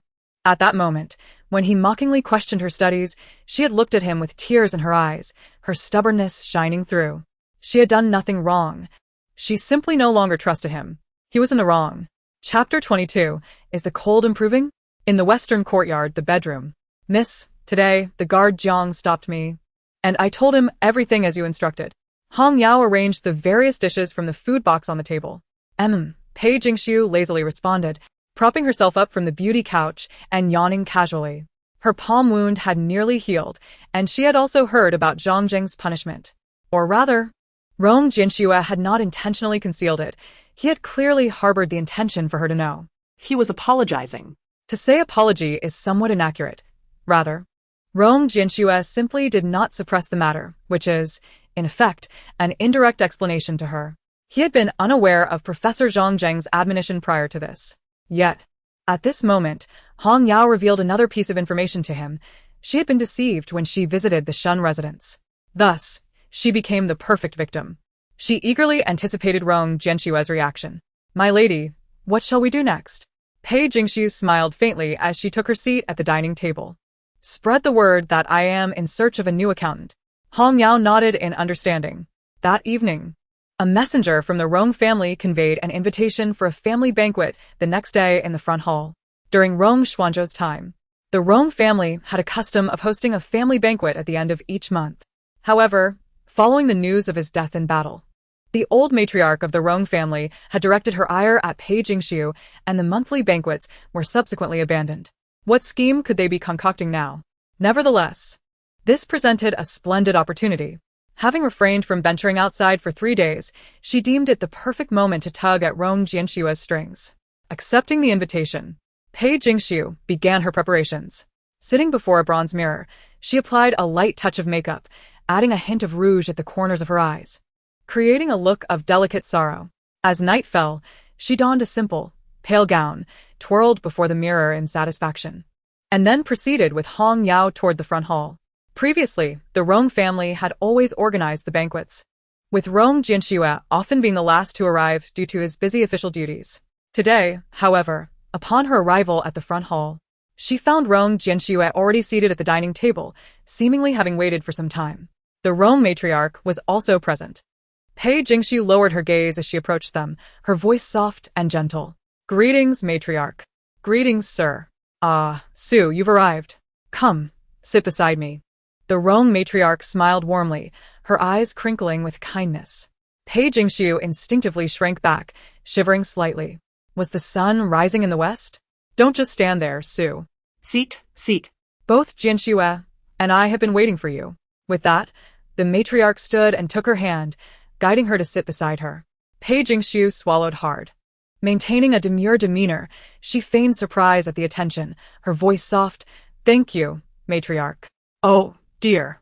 We are family. There is no need for such formalities. As she spoke, the matriarch served Pei Jingxiu a prawn, beaming with warmth. In truth, the matriarch had long intended to reinstate the family banquet, but had been delayed. Now, coinciding with the end of the month, she thought it a perfect opportunity for a gathering. Pei Jingxiu smiled faintly, saying nothing. In truth, Pei Jingxiu was not particularly fond of prawns. More accurately, she disliked peeling them. She always felt the shells were greasy, leaving her hands damp and uncomfortable. Back in her family home, her father and brother would peel them for her and, after much coaxing, she would begrudgingly indulge in a few. Having been pampered, she had not touched a single prawn since arriving at the Rong residence. What's wrong, Sue? Why aren't you eating? Noticing Pei Jingxiu's unmoving chopsticks, the matriarch expressed concern. Is it that I have offended you in some way? Pei Jingxiu shivered again. What was the matriarch's unusual demeanor today? She forced a smile and glanced briefly at Rong Jianxue. The matriarch sat at the head of the table, with Pei Jingxiu on her left and Rong Jianxue on her right. The dining table was not large, and Pei Jingxiu could easily see Rong Jianxue. It seemed he noticed her gaze and met her eyes momentarily, devoid of any discernible emotion, before promptly averting his gaze. Pei Jingxiu turned to the matriarch with a smile. Thank you, matriarch. She then served the matriarch a dish. You should eat as well. The matriarch smiled and finally ceased her scrutiny of the prawn in Pei Jingxiu's bowl. As Pei Jingxiu ate, the matriarch chattered away, while Pei Jingxiu occasionally smiled in agreement, rarely contributing to the conversation. Is your cold any better? A calm, mature voice came from across the table. Pei Jingxiu paused, nearly losing her grip on her chopsticks. Silence is golden. Rong Jianxue was typically one to uphold such decorum, seldom speaking at family banquets. When questioned by elders, he would set down his utensils, chew thoroughly before responding at a leisurely pace. Over time, no one dared to engage him in conversation. Having been in the Rong residence for over a year, this was perhaps the first time Pei Jingxiu heard Rong Jianxue initiate dialogue at the table. The matriarch seemed taken aback as well. Her words caught in her throat as she turned to look at him. Unfazed by their gazes, Rong Jianxue maintained his composure. I have requested the Imperial Medical Institute to prepare some medicine for your cold. I shall have Jiang Hui deliver it after the meal. Pei Jingxiu raised an eyebrow slightly, a hint of amusement flickering in her eyes. Adopting an air of timidity, she smiled gently. I am much improved, sir. You need not trouble yourself. Her refusal was quite decisive. Rong Jianxue nodded slightly, but did not pursue the matter further, resuming his meal. The matriarch squinted, believing Rong Jianxue was intentionally supporting Pei Jingxiu. A glint of malice flashed in her eyes, though her expression remained amiable. One cannot be too hasty, dear matriarch. It was unwise to have Sue kneel in the ancestral hall for so long in a fit of anger. After a pause, the matriarch sighed. Yet Sue, you are still in mourning. It is inappropriate for you to attend a joyous banquet. I was merely too upset. Do not hold it against me. Mother. She did not go to the Prime Minister's residence for any such purpose. Before Rong Jianxue could explain, Pei Jingxiu feigned panic, hastily placing a piece of food into his bowl. Sir, you must try this dish. It is delightful. Rong Jianxue's gaze sharpened momentarily, his cool, jade-like eyes flickering as they settled on the bowl of food. Realizing the inappropriateness of her actions, Pei Jingxiu quickly stood, her head bowed, her face flushed. I shall have someone bring you a different bowl. Hong Yao, witnessing this, hurriedly served another bowl of rice to Rong Jianxue, setting aside the bowl that had been served with food. The matriarch frowned slightly, directing her gaze at Rong Jianxue. What did you mean when you said she did not go to the Prime Minister's residence for any reason? Rong Jianxue, coming back to himself, glanced at Pei Jingxiu. Finally, he pressed his lips together, replying in a low voice, It is nothing. I must have remembered incorrectly. The matriarch suppressed her curiosity and refrained from further inquiry. The atmosphere at the family banquet grew somewhat peculiar as the meal concluded. After dinner, the matriarch smiled and patted Pei Jingxiu's hand.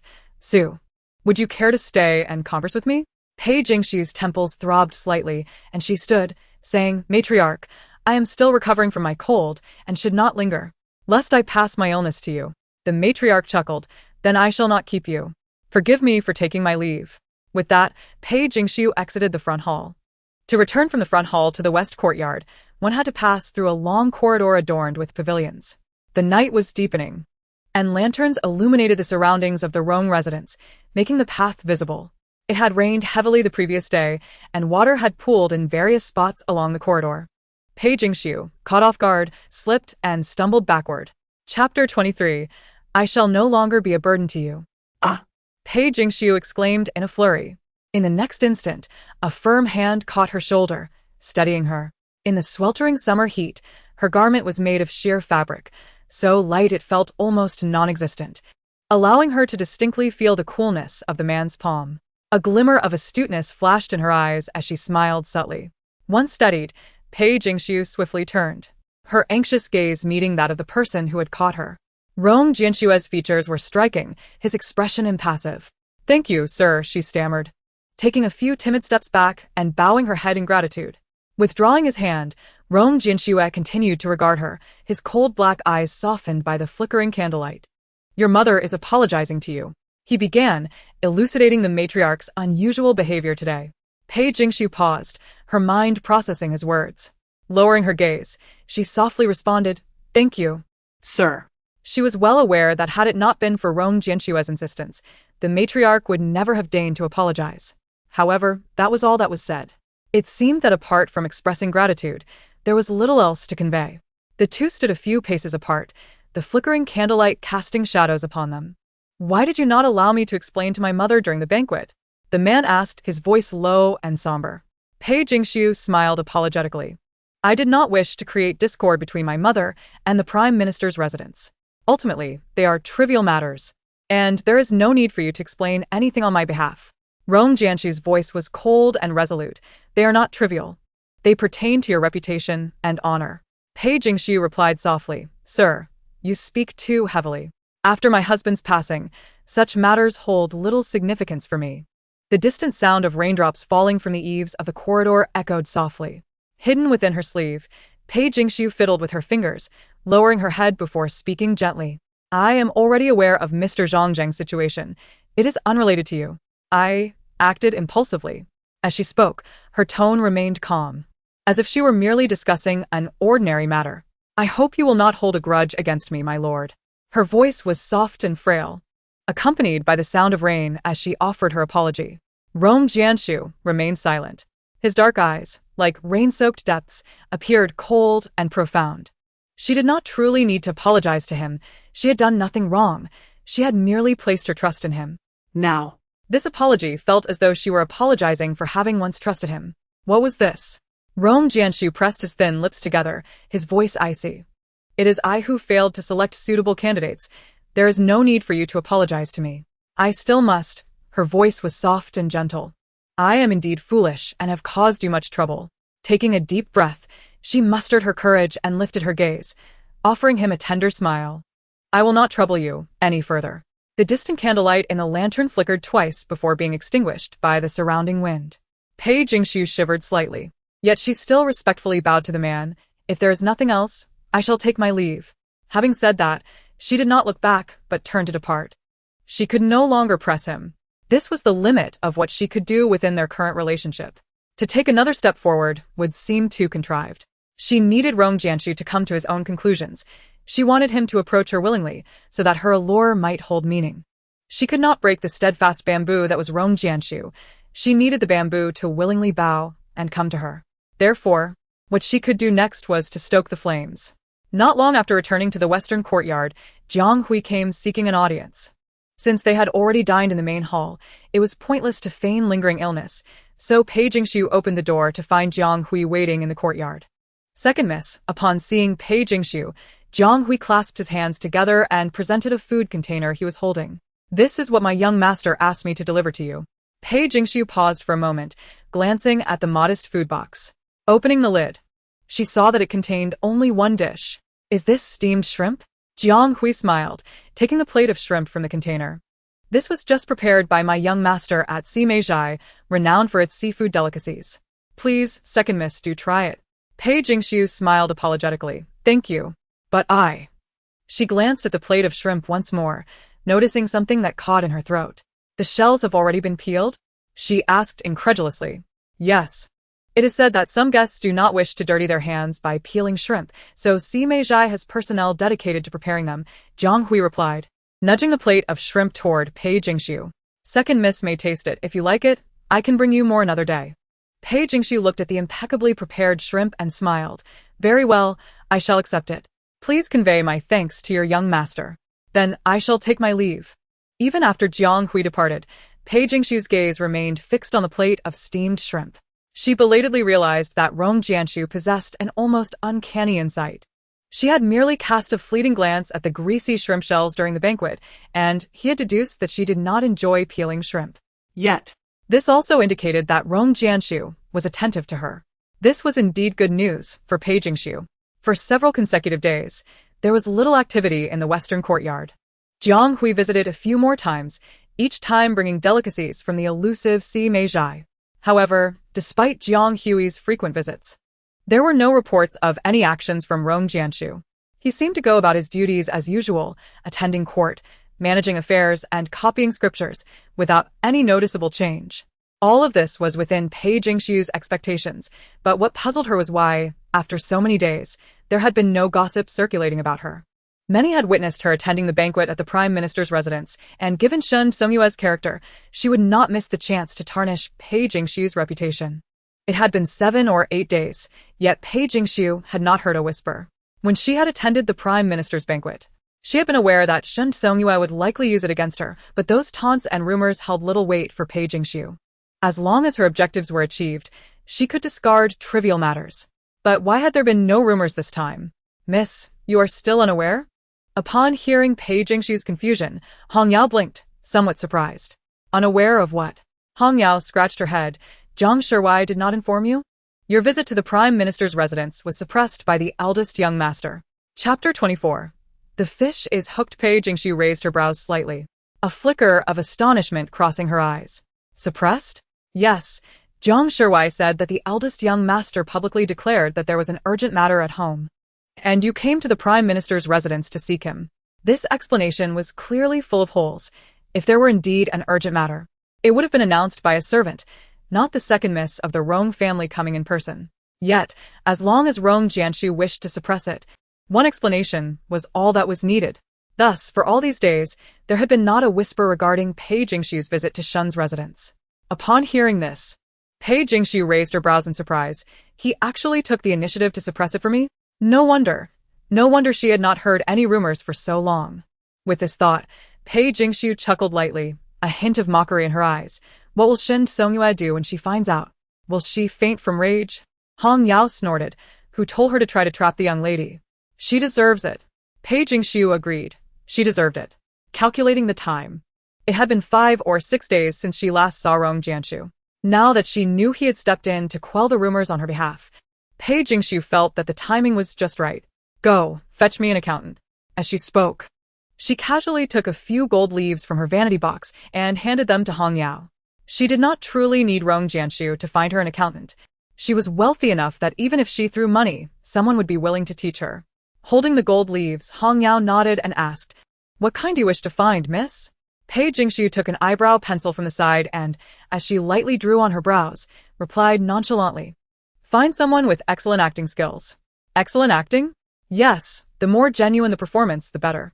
Money is not an issue, she said, observing her brows with satisfaction as she smiled. Tell them, as long as they perform well, I will pay whatever it takes. Yes. I shall take care of it at once.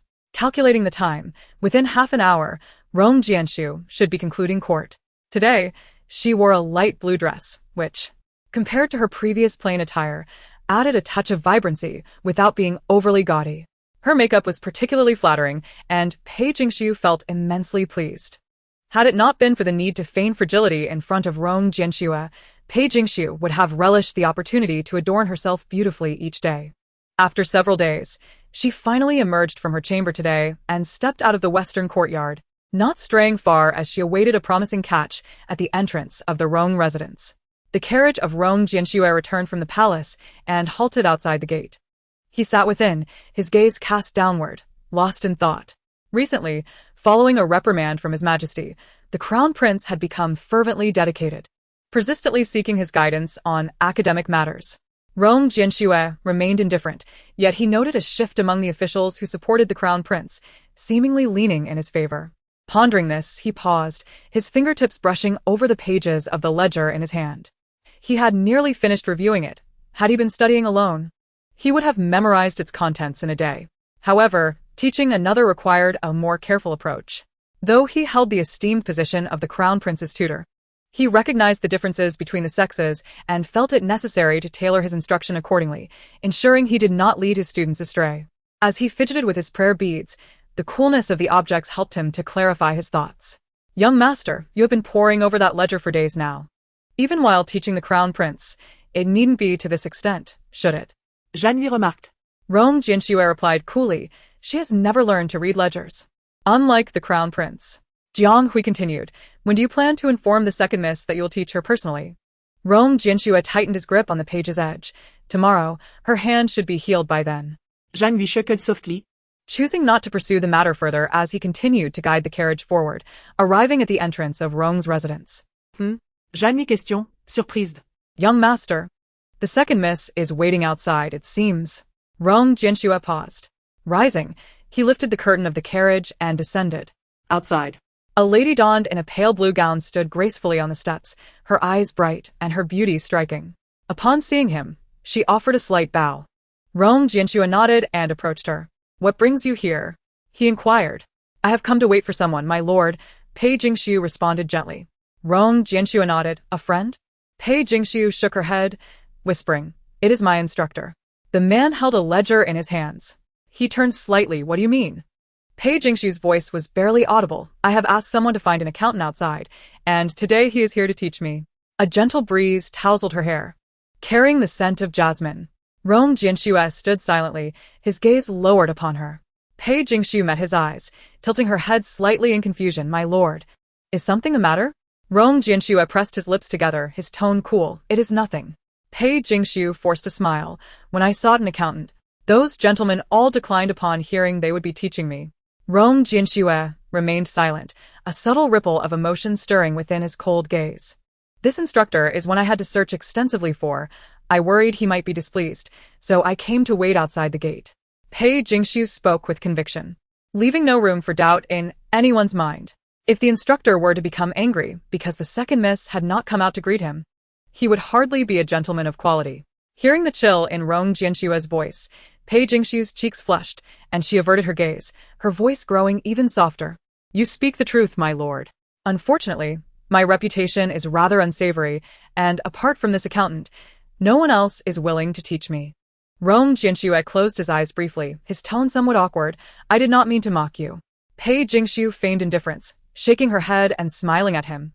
You are correct, my lord. My ill repute is well known, and I am famously foolish. To have found an instructor is indeed a stroke of luck. It is not quite so. If anything, she merely tended to be tearful, not at all foolish or ill-reputed. As if sensing they had conversed too much, Pei Jingxiu quickly stepped back, allowing Rong Jianxue to pass.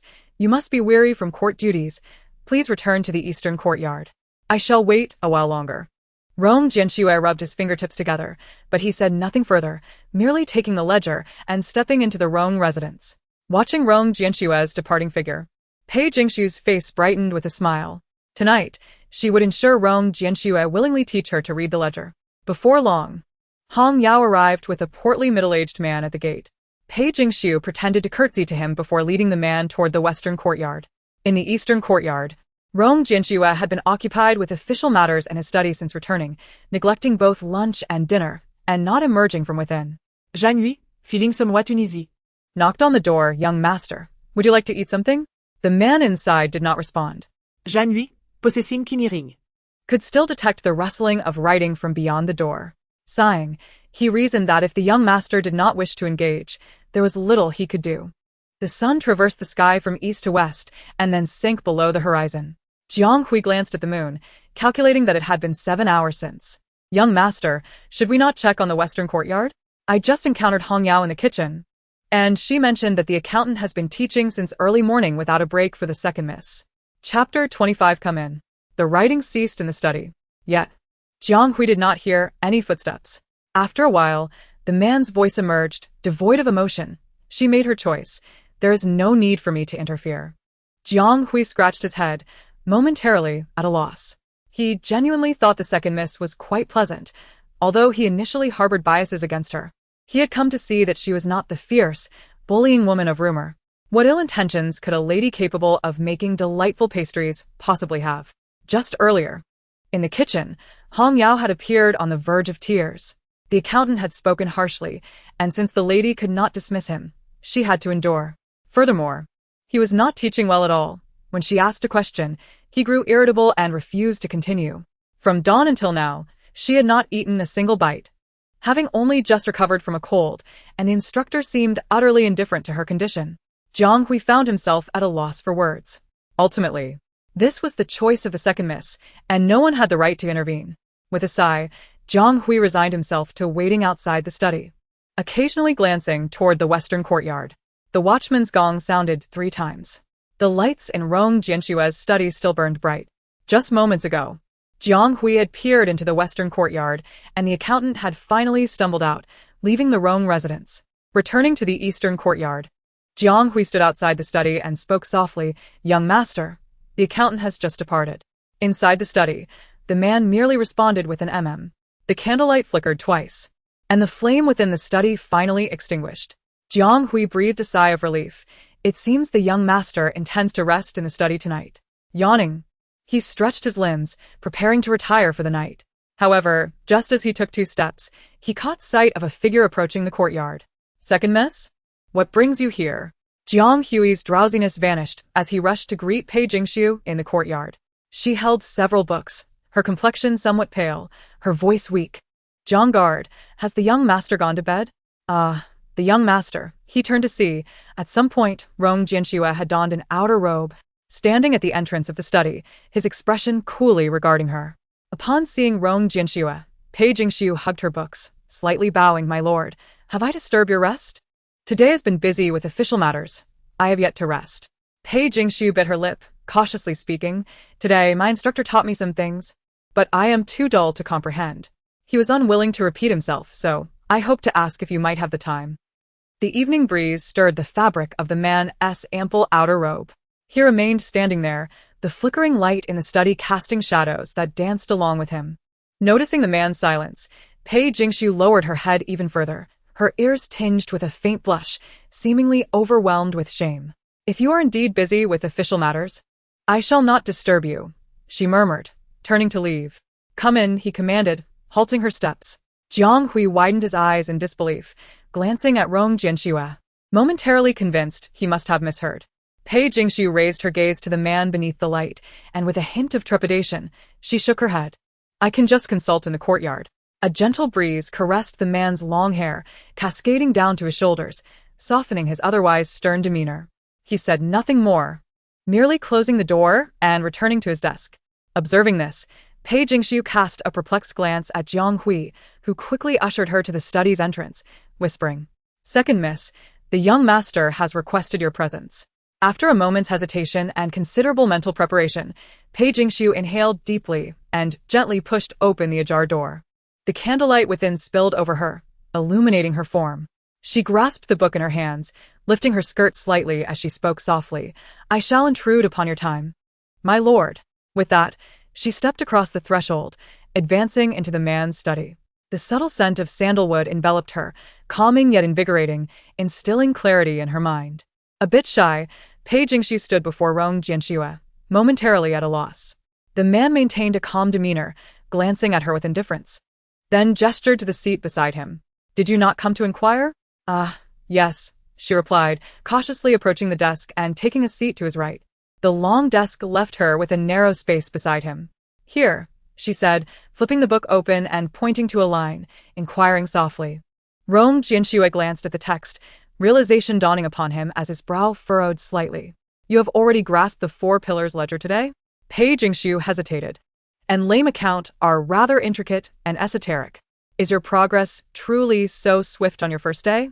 Pei Jingxiu bit her lip, remaining silent. Then, "The teacher did not instruct me on these."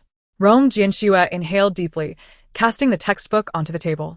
He chuckled softly, a glimmer of chill in his gaze. "So, the esteemed teacher you went to great lengths to engage has not taught you the fundamental accounting phrases, yet has burdened you with such obscure content?" Pei Jingxiu understood the implication. She slowly lowered her head, murmuring, "I apologize, my lord, for wasting your time." She reached for the textbook, but a hand pressed down upon it, halting her movement. Rong Jianxue's expression turned stern, his voice quiet yet firm. From where did you hire this accountant? Merely beginning with the 4 pillars ledger signifies his lack of skill. Pei Jingxiu kept her head bowed, offering no reply. His lips pressed into a straight line. If you do not know how to select a teacher, why not consult me? After spending an entire day on these convoluted topics, you only now wish to seek my guidance? She fell silent again, merely lowering her head, unyielding in her response. The beads on her wrist began to heat up. Rong Jianxue closed his eyes briefly, attempting to soften his tone. Look up and speak with me. Yet he received no response. Before she could lift her gaze, a single tear fell unbidden, landing on the back of his hand pressed against the table. He instinctively clenched his fingers, the beads colliding softly, creating a muffled sound. The door to the study stood open, the night breeze carrying in the scent of flowers, enveloping the room before he could react. The candlelight crackled sharply, echoing in the silence. She wept again. In the quiet room, time flowed steadily, marked by the rhythmic drip of the leaky faucet.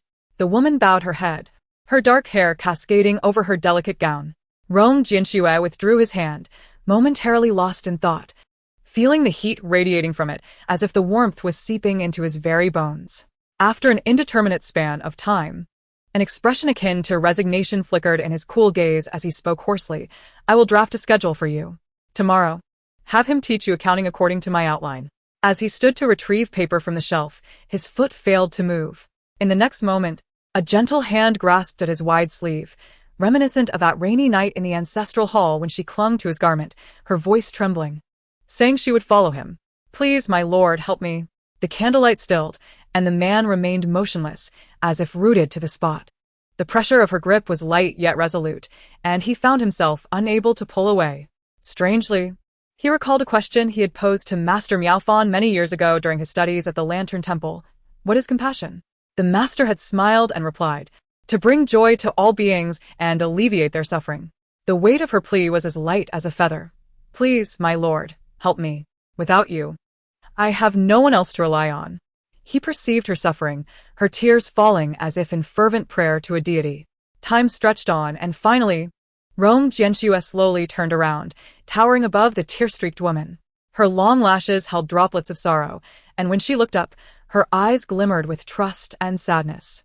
Her hair cascaded around her, creating an ethereal aura, as if she were a water spirit fallen to earth, her gaze pure and clear. She looked up at him, the candlelight and tears shimmering together like stars. As if echoing the sorrowful tones of a temple bell, he heard her soft, earnest voice. Let me teach you. Suddenly, it was as if he heard the distant sigh of a compassionate Buddha. The night was tranquil, the air serene. When Pei Jingxiu returned to the western courtyard, dawn was just breaking. Hong Yao, noticing her uplifted spirit, guessed her plans had gone smoothly. Miss, you have returned, she greeted, approaching to assist Pei Jingxiu with her makeup removal and hair untangling. Pei Jingxiu's mood was indeed bright, a gentle smile gracing her lips, enhancing her already captivating beauty. Tomorrow, tell that accountant not to come. She hummed a cheerful tune. Understood, Hong Yao replied with a smile.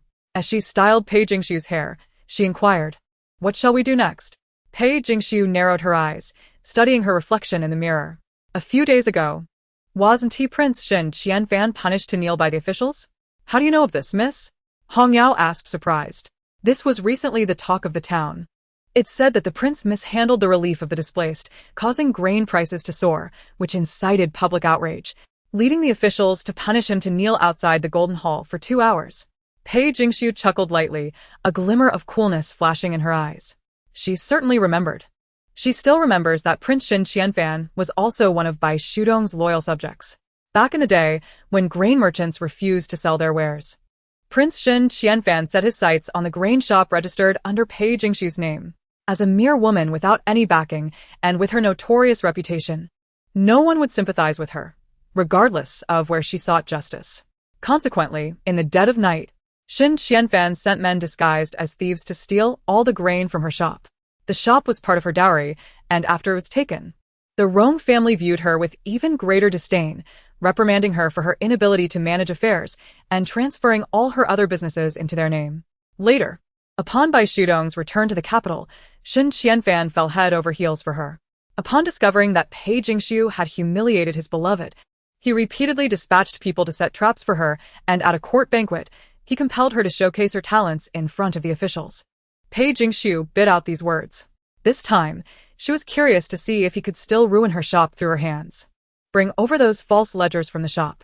Tomorrow, I want my dear brother-in-law to review them. The next morning, after Rong Jianxue returned from court, he changed into a moon-white robe. The fragrance in the study was replaced with a clearer scent of sandalwood, and he sat at the desk. Once again picking up the ledger he had memorized. Jiang Hui, seeing this, chuckled and scratched his head. Young master, didn't you tell the second mistress you'd come back in the afternoon? Why are you preparing so early? Rong Jianshue's expression was calm. Though slightly serious, she has already delayed for half a month. We must hasten the progress. Merely learning to read the accounts is insufficient. There is also the matter of managing the shop stipulated in the agreement with her mother. Therefore, he must find time to take her to the shop to learn firsthand. Time is indeed tight, and he must connect the content to save some time. Jiang Hui smiled, wanting to say something more, when a servant approached the door to report, Young master, there is a gentleman outside seeking an audience. Hearing this, Rong Jianxue frowned slightly, setting down the ledger. Who is it? The servant did not provide a name, merely offering a token to you. As he spoke, the servant handed over the token. Upon seeing it, Rong Jianshue's gaze turned cold, and his brow furrowed. Let him in. Not long after, the young man was led into the east courtyard by the servant. Standing before Rong Jianxue, I have met the esteemed young master. The man raised an eyebrow, bowing to Rong Jianxue. Rong Jianshue's expression was frosty, his voice stern. Nonsense. As the crown prince of a nation, how can you venture out of the palace alone without guards? Shun Qianfan, who had always held great respect for the esteemed young master, slightly inclined his body. Rest assured, young master, I have hidden guards accompanying me. I will be safe. Rong Jianshue's tone grew colder. There are many assassins in the capital today. Both the chancellor and I have faced attempts on our lives. The assassins are clearly targeting you. You cannot afford to be careless. I understand. Shun Qianfan replied, dressed in a blue-purple robe, exuding the demeanor of a noble youth. However, my father has been in a foul mood these past few days, saying I do not understand the ways of governance, urging me to learn more from the esteemed young master. Rong Jianxue slightly closed his eyes, coldly stating, if you have any uncertainties, you ought to inquire within the palace, not venture out alone to seek answers. The palace is rather dull. I thought I would take a stroll. Shun Qianfan smiled and then bowed slightly. Regarding the governance principles you taught a few days ago, I indeed have several questions I wish to ask. Rong Jianxue closed the ledger, rising to exit the study, pointing to a stone table beneath the courtyard trees. Let us discuss it there. Throughout the morning, Shun Qianfan posed questions to Rong Jianxue. As the crown prince, he indeed had many uncertainties regarding governance. While Rong Jianxue had mastered these state policies and theories since the age of 7, far surpassing Shun Qianfan in depth of knowledge. By the time noon passed, Shun Qianfan's inquiries had nearly been exhausted. You are not yet familiar with the content of the third topic. You must continue to study it at home. Thank you for your guidance. Rong Jianxue had additional advice to impart, but from a distance, a clear and soft voice called out. We have a guest. Pei Jingshu appeared in the east courtyard, holding a book. Chapter 27. Su is so joyful. Her voice was gentle and sweet, instantly drawing the gazes of both Shun Qianfan and Rong Jianxue towards her. Upon seeing Shun Qianfan, Pei Jingshu squinted, her smile almost freezing. A flicker of coldness and wariness flashed in her eyes as she stood there, clutching the book. Why was Shun Qianfan here? In her previous life, she had never been to Rong Jianshue's east courtyard, thus remaining oblivious to what transpired there. So, it turns out that in her past life, Shun Qianfan had indeed come to visit Rong Jianxue. Pei Jingshu was aware that Rong Jianxue was Shun Qianfan's teacher, but she never expected that Shun Qianfan, as the crown prince, would lower himself to visit a subject's residence. As an inner courtyard woman, she had naturally never encountered the crown prince. Therefore, her smile only froze for a moment, and when she regained her composure, she smiled at Shun Qianfan in a manner that suggested they were strangers. Dressed in a light green gown with a layer of sheer fabric, she resembled a goddess emerging from the lotus, yet her beauty was breathtakingly captivating. It was not the cool allure of a fresh lotus, but rather a beauty that struck the heart with its profound allure. Shun Qianfan gazed at Pei Jingshu, momentarily entranced. Pei Jingxiu bowed slightly to Rong Jianxue. Sir, should I come back later? Rong Jianxue replied calmly, no need, we have finished. He then slowly rose. Glancing at Xin Qianfan, return and review diligently. I will come to check tomorrow. Hearing Rong Jianxue's words, Xin Qianfan finally shifted his gaze from Pei Jingxiu. He smiled, slightly bowing to Rong Jianxue. I shall remember your teachings. With that, Xin Qianfan took his leave, nodding and smiling at Pei Jingxiu as he passed her. Embodying the grace of a gentleman, Pei Jingxiu's body tensed. Her hatred and disdain for Xin Qianfan were ingrained in her very bones, and she needed time to disguise her feelings. It was only after Xin Qianfan departed that her rigid form slowly regained composure. She stepped closer to Rong Jianxue, without mentioning the earlier incident, softly asking, Have you had lunch, sir? Xin Qianfan had arrived early, and since he had been discussing matters with him, he had not yet eaten. No matter, let us continue with the lesson. Pei Jingxiu did not object, nodding in agreement. Following Rong Jianxue into the study, Pei Jingxiu once again took her place beside him. You've fallen behind too much. Today's lesson may be a bit more extensive. If you don't understand anything, feel free to interrupt and ask. Understood. Opening the ledger, Rong Jianxue pushed it toward her, effortlessly and clearly teaching without any aids. If calculated carefully, Pei Jingxiu had been learning accounting for about 15 years.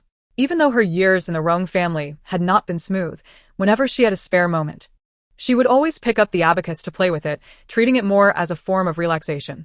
Despite Pei Jingxiu's proficiency with ledgers, she had to admit that this man was indeed intelligent. He elucidated concepts from simple to complex, breaking down difficult issues into easily understandable examples. Even problems that had puzzled her for days were made clear with just a few simple illustrations. This man was truly suited to be a teacher. If she ever had the opportunity in the future, she genuinely wished to address him as Mr. Rong and see how he would respond. Lost in such thoughts, Rong Jianxue lightly rapped the table, his clear voice bringing her back to the moment. Is there anything you do not understand in this section? Pei Jingxiu's eyes sparkled, looking at Rong Jianxue and shaking her head with a smile. No, sir, you explained it very clearly. In response, Rong Jianxue slightly shifted his gaze, yet continued slowly. I may have spoken a bit quickly. If you have difficulty following, do not hesitate to ask me, and do not hold back. Pei Jingxiu smiled gently, expressing her joy. Truly, there's nothing lacking. Your explanations are far clearer than those of previous instructors, and I am exceedingly pleased. Rong Jianxue, with a slight pursing of his lips, reached for the teacup on his right and took a sip. The lesson had progressed more smoothly than he had anticipated. Originally, he had allocated an hour for her to ask questions and seek clarifications, yet she had only posed a few queries, grasping the meanings with his slight guidance. Rong Jianxue further inquired with her, and her understanding was remarkable. Her responses aligned perfectly with his teachings. Remarkably, they concluded an hour earlier than he had expected. We shall cover this material for today, review it, and should you have further questions, bring them to me tomorrow. Thank you, sir, she replied, her happiness radiating through her blushing cheeks and sparkling eyes. Since entering the civil service, the only student Rong Jianxue had taught was Crown Prince Xin Qianfan. Occasionally, literary officials would ask him a few questions, but they were always respectful and humble, devoid of any excessive emotion. However, Pei Jingxiu was different. Her gaze towards him was laced with unmasked reverence and admiration, an emotion devoid of impurities, pure and sincere. Under such a gaze, Rong Jianxue found himself more meticulous in his instruction than ever before. Sir, would you care for a bite to eat? Pei Jingxiu inquired as she gathered her books and rose. Rong Jianxue maintained a strict regimen regarding his meals. He had yet to eat anything since his morning lessons. However, noticing the time, he realized that the kitchen had not yet begun preparing dinner. It's of no concern. I still have some official matters to attend to. You may return for now. Pei Jingxiu slightly bowed. Then I shall take my leave. After exiting the study, she made her way back to the west courtyard.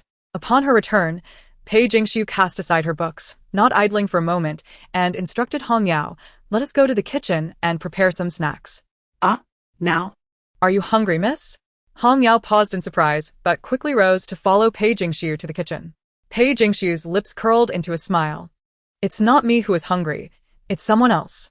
Pei Jingxiu prepared the snacks swiftly and delicately, skills imparted to her by her mother during her time at the Pei household. Their family's fortune had been built upon a unique recipe for snacks, which eventually led to the establishment of numerous shops as their business flourished. However, in her parents' generation, the profit from snacks had diminished, requiring her parents' personal involvement in the cooking, which was labor-intensive. They decided to close the snack shop, and to this day, there were still patrons in the capital reminiscing about Pei's delicacies. In the kitchen, once the snacks were ready, Pei Jingxiu selected the most exquisite ones and placed them in a food box. Hong Yao, perplexed, inquired, "Are you delivering snacks to Guardjiang?" Pei Jingxiu's eyes sparkled with mischief. This time, it's for his master to taste. After packing the snacks, she did not immediately seek out Rong Jianshu, but instead waited in the west courtyard until Hong Yao reported that she had seen Jiang Hui fetching dinner from the kitchen back to the east courtyard. Only then did Pei Jingxiu carry the food box and make her way towards the east courtyard. As dusk approached, Jiang Hui set the dinner on the stone table in the courtyard. "Young master, please eat something. You haven't had a meal all day," he urged. With a non-committal hum, Rong Jianshu finally set aside his ledger and stepped out of the study. After a day of teaching her, he had noted her rapid learning pace. Her previous delays had been due to unfortunate circumstances. He recalibrated her learning trajectory according to her capabilities, and based on today's progress, she had ample time to master accounting and management. With this thought, a faint smile played at the corners of his lips. Settling onto the stone bench, Jiang Hui cheerfully offered him chopsticks. Rong Jianshu maintained a composed demeanor, sitting upright and silent. Yet before he could begin, Pei Jingxiu's voice emerged from outside. "Sir, are you dining?" Pausing his hand, Rong Jianshu turned to face her. It was improper to receive visitors while dining, so he rose gradually. "What is it? Did you encounter a question you did not understand?" "No, not at all. I came to." Pei Jingxiu's words faltered as she glanced at the food laid out on the stone table, her cheeks flushing. She discreetly hid the food box behind her. "Though I heard from Guardjiang that you do not partake in outside meals, seeing as you haven't eaten all day, I made some snacks in the kitchen to bring to you." As she spoke, Pei Jingxiu's gaze fell, her voice softening. "But I fear I took too long. And it seems you no longer need them." Rong Jianshu's gaze lingered on the food box she was carrying, which appeared a bit cumbersome in her grasp, causing her to lean slightly to one side. "Under these circumstances, do take your time, and you may keep it," he replied calmly. Pei Jingxiu turned to him, her face alight with joy. "Do you wish to try some, sir?" Although Rong Jianshu was not particularly fond of sweets, he couldn't help but notice her exuberance, which prompted him to slightly twirl the prayer beads in his palm. "Yes, I had a bit too much earlier, and this should serve as a nice palate cleanser." Pei Jingxiu observed the untouched food behind him, but chose not to reveal it. She opened the food box, and a sweet aroma wafted into the air. Selecting a few plates of treats, she presented them before Rong Jianshu, her eyes gleaming with anticipation for his appraisal. After taking a piece and savoring it, Rong Jianshu smiled. "Delicious. It's sweet without being cloying." Upon hearing his praise, Pei Jingxiu's smile deepened, her eyes sparkling. "My mother taught me to make these. She said that, even after marriage, possessing a skill would endear me to my mother-in-law." At this, Pei Jingxiu smiled wryly. "However, since marrying into the Rong household, my mother-in-law has yet to taste my snacks. You're the third person in the Rong household willing to enjoy them." Rong Jianshu, focusing on her, inquired, "The third?" Pei Jingxiu nodded enthusiastically. "Yes, before you, only Hong Yao and Guardjiang have tried them." Jiang Hui, upon hearing this, felt immensely honored, nearly moved to tears.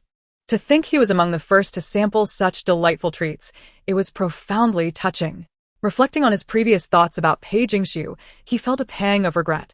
Responding to Pei Jingxiu's remark, Rong Jianshu nodded slightly. "Very well, I shall keep these to enjoy slowly.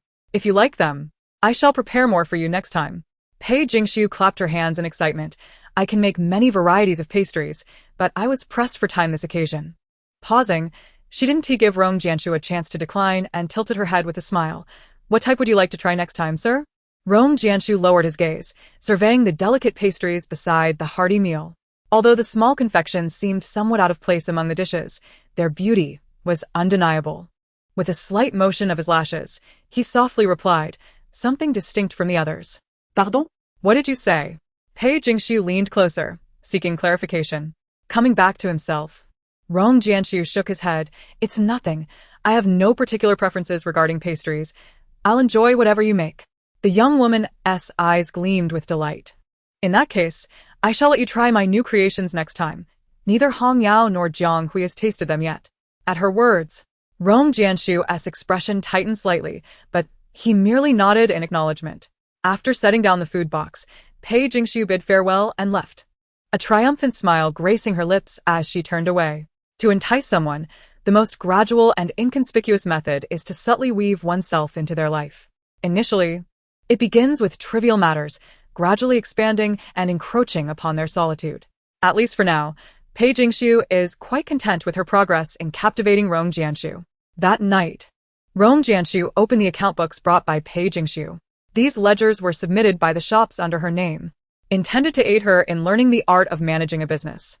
However, after merely flipping through a page, his expression soured, and he promptly closed the accounts. They were falsified. Until now, the shops had been managed by Mama Wang, under the guidance of his mother. So the identity of the person who presented these fraudulent ledgers was all too evident. Rong Jianshu narrowed his eyes, a hint of darkness flickering within. He was acutely aware of his mother's greed. Although the Rong family was not among the wealthiest, their status and influence in the capital were scarcely rivaled. He had not anticipated that his mother would be so insatiable as to resort to such lengths for her daughter's dowry. Rong Jianshu gently rubbed the beads in his palm. It was high time to teach his mother a lesson. The following morning, Pei Jingshu changed into a new outfit, preparing to visit Rong Jianshu in the eastern courtyard. The garments she selected were light in color, adorned with subtle hues, yet ultimately remained understated and not overly flamboyant. Hong Yao observed Pei Jingshu's daily wardrobe changes and could not help but smile. "Miss, you have finally decided to adorn yourself. After learning of the second young master's demise, you spent your days in tears, always donning plain attire. It pained me to see." After speaking, Hong Yao suddenly realized she had overstepped. Hastily silencing herself and apologizing, "Forgive me, miss, I should not have mentioned such sorrowful matters." "Sorrowful matters? You speak the truth," Pei Jingshu replied with a dismissive smile. Her mood still bright. "I was foolish before. Now I believe that no one in this world should treat me poorly." She glanced at her dress with a hint of dissatisfaction. "These are last year's styles. They hardly suit me. Hong Yao, accompany me to the fabric store tomorrow. I wish to create a few new garments." Of course. When Pei Jingshu arrived at the eastern courtyard, she donned a soft and delicate demeanor. "My lord, a Su has come." Before she could finish, she lifted her gaze to see two individuals in the courtyard. She narrowed her eyes, her expression turning somewhat cold. "Why is Shun Qianfan here?" Chapter 29. My lord. Until tomorrow, Pei Jingshu stood rooted, her beautiful eyes looking towards Rong Jianshu, appearing somewhat reserved. Shun Qianfan and Rong Jianshu were seated at a stone table in the courtyard, each engaged in a game of chess. Upon seeing her, Shun Qianfan raised an eyebrow and smiled, nodding. "I have the pleasure of meeting the second Lady Rong." Pei Jingshu took a deep breath, suppressing the bitterness and malice in her eyes, showing only a hint of naivete. She instinctively cast an inquiring glance towards Rong Jianshu. "He has come as a student seeking guidance," Rong Jianshu explained after a moment of contemplation. Upon hearing this, Pei Jingshu smiled at Shun Qianfan and slightly curtsied. "You may call me a Su." Shun Qianfan smiled warmly. "A Su." Pei Jingshu refrained from revealing the truth, still clutching the homework from the previous day. Her demeanor obedient and gentle. "If you are busy, I can wait for you in the study?" "Not necessary," Rong Jianshu replied, rising to place a black piece on the board. "It is already concluded." "Surely you cannot be so certain, my lord?" Shun Qianfan expressed disbelief, picking up a white piece for inspection. However, after a prolonged examination, he ultimately shook his head with a light chuckle. He stood and bowed to Rong Jianshu. "It appears I have lost." Despite saying this, Shun Qianfan did not leave immediately. Instead, he slightly turned, his gaze resting on Pei Jingshu. "I have long heard of the esteemed second Lady Rong. They say she is the most beautiful in the capital. And it seems their words ring true." Pei Jingshu's hands, hidden within her sleeves, tightened slightly, a glint of coldness flashing in her eyes. Shun Qianfan was like a smiling tiger, appearing amiable to everyone while capable of striking a lethal blow from the shadows. Such a person warranted her utmost vigilance. She bit her lip, lowering her head. "You flatter me, Mr. Yuanzhou." Shun Qianfan's gaze roamed over her, a soft laugh escaping him. "I have heard the second lady is studying accounts with the young master. If you do not mind, I could share some insights with you." Pei Jingshu raised an eyebrow. Unable to ascertain Shin Qianfan's true intentions, yet she looked up, her eyes betraying a hint of panic as they sought Rong Jianshu's reassurance. You should return, Rong Jianshu said coldly, his voice steady. He handed Shin Qianfan the basic chess manuals. Your approach is too aggressive. These manuals will help refine your strategy. Shin Qianfan chuckled awkwardly, respectfully accepting them. Thank you, my lord. He then turned to Pei Jingxiu. I shall not disturb you further. Should you need anything, feel free to inquire of me. He bowed slightly to Rong Jianshu before departing. Watching Shin Qianfan's retreating figure, Pei Jingxiu pressed her lips together, her gaze chilling. Rong Jianshu was the crown prince's tutor. If she wanted to ensure Shin Qianfan would not dare to act against her, she must cling tightly to this powerful ally. With this thought in mind, Pei Jingxiu turned to face Rong Jianshu. My lord, is Mr. Yuanzhou your friend? Originally standing behind her. Rong Jianshu had not anticipated her sudden turn, resulting in their proximity. The soft scent of jasmine wafted between them, causing his temples to throb slightly as he discreetly stepped back a few paces. Not exactly a friend, he replied in his usual tone, merely a half-student. Pei Jingxiu nodded, a hint of understanding in her expression, and then smiled brightly, tilting her head. Then I suppose I am also a half-student of yours. Rong Jianshu's gaze shifted slightly, the depths of his eyes revealing little emotion. He retreated another couple of steps before responding. Yes, I suppose that is the case. With that, he turned and walked towards the study. Come, it is time for today's lesson. Certainly. Rong Jianshu was thoroughly pleased with Pei Jingxiu as a student. He did not differentiate between those who were clever or dull. What mattered most to him was the attitude towards learning. Pei Jingxiu was commendable in that regard. She did not learn quickly, nor was she exceptionally intelligent, but she was earnest, asking questions whenever she encountered confusion without any pretense or half-heartedness. After a day's instruction, the timing and progress felt just right. We will cover this for today. Take a break tomorrow morning, and you may come to find me in the afternoon. Pei Jingxiu nodded happily. All right. I have planned to go to the fabric store with Hong Yao tomorrow to make some clothes. Due to the smoothness of the lesson, Rong Jianshu's mood was also elevated, a slight curve gracing his lips. It is good to get out for a bit. Pei Jingxiu smiled, her eyes bright. My lord, would you like a new outfit? I can help you select some fabric when I go to the store. Not necessary. My mother sent me several outfits at the beginning of the month, and I have yet to wear them. Pei Jingxiu nodded, refraining from further comment. She gathered her books and stood. Then I shall take my leave, so as not to disturb you any longer. Very well. As she walked out of the study, Pei Jingxiu paused for a moment, as if recalling something, then suddenly turned, cradling the books to her chest, and slightly bowed towards the man in the study. My lord. Until tomorrow. Her eyes sparkled, and her lips held a warm smile. Rong Jianshu momentarily halted his actions, slowly lifting his head to meet her gaze. Until tomorrow. Pei Jingxiu awoke early the next day. She was to visit the fabric store to have clothing made, so she had Hong Yao prepare her carefully. Once she exited the estate, Pei Jingxiu and Hong Yao made their way toward the fabric shop.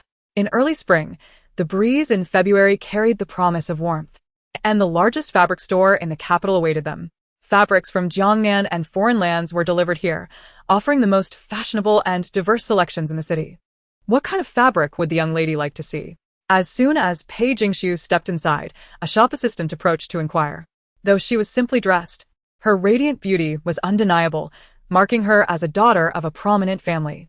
Pei Jingxiu raised her brow and surveyed her surroundings. Do you have any fabrics that are more understated? The material must be of the finest quality. Price is not a concern. Of course, right this way, miss. The attendant replied eagerly. He led Pei Jingxiu to a side area and presented a piece of fabric before her. Miss, this is the newly arrived Tianyan silk from Jiangnan. Feel it. It truly resembles the clouds. The fabric was exquisite.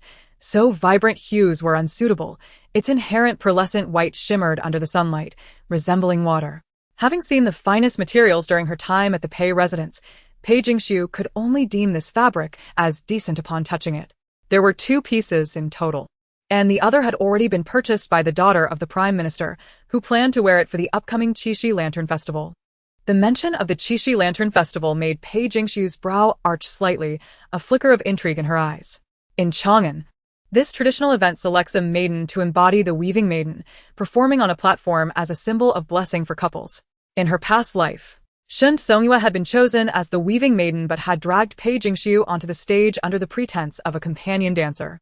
Ultimately, Pei Jingxiu was wrongfully accused of pushing Shen Songyue off the platform, leading to public outcry and condemnation. Shun Anshan, the prime minister, out of paternal concern, confronted Pei Jingxiu, accusing her of jealousy and malice. She was forced to kneel and apologize in front of the Rong residents before he relented. Chapter 30. We are family. Recalling this, a chill crept into Pei Jingxiu's gaze. This time, she was eager to see if Shen Songyue could still become the weaving maiden. I will purchase this fabric, Pei Jingxiu stated coldly. The attendant's eyes widened in surprise. Miss, the price of this Tianyan silk, before he could finish. Hong Yao stepped forward and handed a heavy pouch of coins to the attendant. The remainder is your reward. The attendant, astonished, weighed the pouch, momentarily speechless. Very well. I shall wrap it up and deliver it to your residence immediately. With such a generous tip, the attendant wasted no time, bustling with enthusiasm. You will accompany him to deliver the fabric. I shall browse a little longer before returning, Pei Jingxiu instructed. Yes, Mississippi. After giving her orders to Hong Yao, Pei Jingxiu strolled leisurely through the streets of Chang'an, intending to purchase a few items for Rong Jianxue, things he often used and would likely appreciate. As she ambled along, her eyes suddenly brightened, halting before a vendor. Sir, how much is this? Pei Jingxiu inquired, pointing to an oddly shaped, somewhat clumsy-looking Pichio pen holder. The vendor blinked, his expression complex. Miss, you like this? Pei Jingxiu nodded affirmatively. Yes, I find it charming. The more peculiar, the more memorable it will be for Rong Jianxue. The vendor scratched his head awkwardly. This is a small piece made from porcelain. I thought it wouldn't sell. If you like it, you can just take it. Pei Jingxiu smiled and tossed him a couple of silver coins. The vendor's eyes widened in disbelief, clearly baffled as to why such an unattractive item would please this young lady. Gratefully accepting the peculiar pen holder, Pei Jingxiu turned to leave. Madam Pei, what a coincidence. A voice called from behind her. She turned to see Xin Qinfan, holding a folding fan, smiling at her. In an instant, Pei Jingxiu felt a shiver run down her spine, as if a damp creature had crawled over her. She forced a smile and slightly bowed. Young Master Yuan. Xin Qinfan approached, his gaze lingering on the clumsy pen holder in her hand. What is this? Pei Jingxiu replied, I found it endearing, so I purchased it. She offered no further explanation, merely contemplating how to extricate herself from the encounter. Perhaps due to her frequent visits to Rong Jianxue's East Courtyard, her encounters with Xin Qinfan occurred far too early this lifetime. In her past life, they hadn't met even when he had sent someone to seize her grain shop. Their first meeting had only occurred after Bai Shutong returned to the capital, seeking to avenge her beloved. She was uncertain whether meeting Xin Qinfan sooner was a blessing or a curse, but one thing was clear. He was even more formidable than in her previous life. Upon hearing Pei Jingxiu's explanation, Xin Qinfan did not press further. He smiled, narrowing his eyes. Why is it that I have not seen you in the East Courtyard today? Madam? Pei Jingxiu frowned slightly, puzzled by his inquiry. Oh, I was seeking guidance from young Master Rong on some matters this morning, and did not see you. Today is a rest day, so I did not go, Pei Jingxiu explained simply. Xin Qinfan regarded her, still smiling, yet his mirth did not reach his eyes. I cannot fathom why I feel that you harbor a dislike for me, madam. Have I done something to offend you? A cold sweat broke out on Pei Jingxiu's back. Her pupils constricted slightly, and her fingers instinctively tightened. Taking a deep breath, she met Xin Qinfan's gaze. I merely believe that as a woman of the inner quarters, I should maintain a degree of decorum with an outside gentleman like yourself. Xin Qinfan chuckled lightly. Madam, that reasoning is rather curious. If we consider it closely, the Minister Xiaofu is also an outsider. Why do you not exercise the same caution with him? Pei Jingxiu raised an eyebrow, a glint of coldness in her eyes. I am of kin to him. You and I have only met a few times. How can that be compared? The smile on Xin Qinfan's lips gradually faded as he regarded Pei Jingxiu, his expression reminiscent of a serpent, venomous and predatory. Pei Jingxiu held his gaze, refusing to shy away. After a prolonged silence, Xin Qinfan finally laughed, fanning himself with his folding fan, his tone as gentle as ever. You possess a point, madam. I have indeed overstepped. With that, Xin Qinfan inclined his body slightly. The sun is high. You should return home soon, madam. I bid you farewell. Young Master Yuan, walk steadily. Only after watching Shin Qinfan disappear from view did Pei Jingshu feel as if a weight had been lifted from her shoulders. She gasped for air, her back slick with cold sweat. The intensity of his gaze instilled a lingering fear in her regarding this powerful man. In that moment, Pei Jingshu realized she needed to seize the opportunity to win over Rong Jianxue. The male leads of this tale revolved around Bai Shetong, and the sole ally she could rely upon was Rong Jianxue. Clutching the peculiar pen holder, Pei Jingshu refrained from lingering and made her way toward the Rong residence. She intended to use the Tianyun silk to craft her own garments. Having learned needlework, she was confident in her skills. In fact, her proficiency in embroidery could rival even the most renowned seamstresses in the capital. Her mother had taught her, and in her youth, she had spent hours observing her mother sew, eventually developing her own techniques. At the age of 14, when she came of age, Pei Jingshu had personally crafted her coming-of-age gown, which had garnered much attention in the capital, with many seeking to replicate its design. If her aim was to embarrass Shin Songyue, Pei Jingshu would not hesitate to ensure it was done thoroughly. However, before embarking on her sewing project, she first needed to deliver her gift. After lunch, Pei Jingshu took her books to the East Courtyard for study. Their rapport had deepened, making Rong Jianxue's instruction increasingly effective. When their lesson concluded, the sun had yet to set. You learn quickly and thoroughly. In a few days, once you grasp the basics, I shall take you to the shop to learn about management. Pei Jingshu nodded with a smile, her eyes filled with admiration as she gazed at Rong Jianxue. Sir, I think you are remarkable. Others say I am foolish, yet you have managed to make such complex concepts clear to me. Upon hearing the words, Rong Jianxue furrowed his brows in disagreement, saying, You are not foolish. It was merely a matter of improper teaching by the instructor, which is unrelated to you. Pei Jingshu, feeling slightly embarrassed, smiled shyly, tilting her head to gaze at him, her eyes sparkling with mirth. As Rong Jianxue lowered his head to organize his books, he noticed Pei Jingshu looking at him in such a manner and raised an eyebrow, asking, Is something the matter? Did you not comprehend something from today's lesson? Pei Jingshu shook her head with a smile. My lord, I would like to show you something. Rong Jianxue nodded slightly, pausing his actions to turn and face her. Pei Jingshu clenched her fists together, as if presenting a treasure, and slowly opened her palms, revealing a rather clumsy and unattractive Pishio pen holder before Rong Jianxue. Isn't it adorable? Pei Jingshu's beautiful eyes sparkled as she looked at Rong Jianxue, her smile innocent and warm. He remained silent, pursing his lips slightly, his brows knitting together in a display of complex emotions. Noticing his silence, Pei Jingshu continued cheerfully, When I returned just now, Hong Yao saw this pen holder and insisted it was ugly.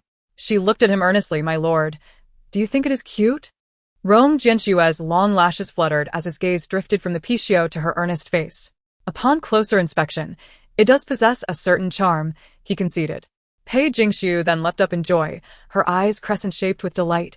I knew you would like it. I shall tell Hong Yao right away. She placed the pen holder on Rong Jianxue's desk, adjusting its position as if it were a precious artifact. Rong Jianxue, puzzled, inquired, Why has it ended up here? Pei Jingshu paused, seemingly perplexed by his question. Because this is a pen holder I bought for my use. And I thought it would be convenient here, since you use pens more often, she explained. Rong Jianxue was momentarily taken aback, but Pei Jingshu seemed to grasp his concern. With a soft gasp, her ears flushed red, and she hurriedly retrieved the pen holder, holding it tightly in her palms. Looking down, her voice trembled slightly. Does my lord think it inappropriate to place this here? I looked closely, and perhaps this little Pishio isn't as cute as I thought. Embarrassed, she began to tidy up her books. I shall take it to the western courtyard. It is indeed not fitting for your desk. Though she was not always timid nor prone to tears, given some security, she would emerge from her shell like a trusting kitten, eager to showcase her prized findings. However, in this moment, she retreated as if abandoned, returning to the perceived safety beneath the table, cautious and wary. Rong Jianxue was momentarily startled. As she stood to leave, he instinctively grasped her sleeve gently. The delicate fabric felt like water in his fingers, and he quickly released his grip. That is not what I meant, he stammered. I was merely admiring it and lost in thought. Pei Jingshu turned and looked at the man before her, lowering her gaze. Rong Jianxue met her eyes seriously. You are welcome to leave it here. I am not lying. It is indeed quite charming and will not seem out of place. Pei Jingshu's eyes glimmered with uncertainty as she searched his face. Do you truly find De Huang very cute? Rong Jianxue frowned slightly. De Huang? Is that the name you've given to this fichu? Upon hearing this, a soft chuckle escaped his lips, and he nodded. Yes, De Huang is quite adorable. With his affirmation, Pei Jingshu's smile blossomed, and she carefully placed De Huang on Rong Jianxue's desk. Then I shall entrust De Huang to your desk. Rong Jianxue nodded in agreement. Very well. After leaving the eastern courtyard, Pei Jingshu's bright smile faded, replaced by a sly grin at the corners of her mouth. Who said a gift must be presented directly into Rong Jianxue's hands, as long as it graced his living space, allowing him to see it daily and think of her. Her purpose would be fulfilled. In the following days, Pei Jingshu diligently visited Rong Jianxue in the eastern courtyard. She was well aware of the contents of the account books. Yet before him, she had to be mindful, neither appearing too clever nor too naive, ensuring she did not irk him while maximizing their time together. As the lessons progressed smoothly, Rong Jianxue adhered to a balanced approach, allowing her a half-day of rest every 2 days. On the eve of the Qixi festival, after concluding his lectures, Rong Jianxue informed Pei Jingshu, "You may take a day to rest tomorrow." Pei Jingshu feigned confusion. "Is something planned, my lord?" He nodded. "Tomorrow is the Qixi Lantern Festival, and the government requires my presence to ensure the safety of the citizens." Is tomorrow truly Qixi? Pei Jingshu's eyes widened slightly. Upon seeing him nod, she offered a bittersweet smile. "Then I shall also release a river lantern tomorrow." After the passing of Lord Rongxian, Pei Jingshu would light a lantern by the river on Qixi, expressing her deep-seated emotions, all her heartfelt longing directed towards him. Indeed, Rong Jianxue replied calmly, "There will be many people on Qixi, so do exercise caution." "Yes, my lord, you too must remain safe." He acknowledged her words without another glance, lowering his head to organize his books before departing. Pei Jingshu watched his retreating figure, tilting her head slightly, her eyes narrowing with determination. No, this was insufficient. It was far from enough. Crafting a dress from a piece of fabric was no great challenge for her. In no time, the garment was complete. On the evening of Qixi, Pei Jingshu donned her new attire, while Hong Yao gazed at her in awe. "Miss, this outfit truly suits you." She raised an eyebrow with a smile. "You will stay in the western courtyard tonight. Should anything arise, report to me immediately." "Yes, Mississippi." Rong Jianxue departed well ahead of her, and as Pei Jingshu deemed it time, she ventured out alone. The streets of Chang'an were bustling, alive with the sounds of carriages and throngs of people. As the lanterns began to flicker to life, vendors were out selling lanterns and silk threads. If her memory served her right, Pei Jingshu recalled that when the weaving maiden performed, Rong Jianxue would be patrolling the elevated platform. In her past life, she had been wrongfully accused by Shin Songyue, and when Shin fell from the platform, both Rong Jianxue and Jiang Hui were present. It was he who commanded Jiang Hui to catch Shin as she fell, preventing her from injury. Because Rong Jianxue witnessed it firsthand, despite Pei Jingshu's persistent protests of her innocence, no one believed her words. How could there be any falsehood when the esteemed Lord Xiaofu had seen it himself? At that time, there had been no connection between her and Rong Jianxue, yet now, Pei Jingshu longed to see how he would react if the events were to unfold once more.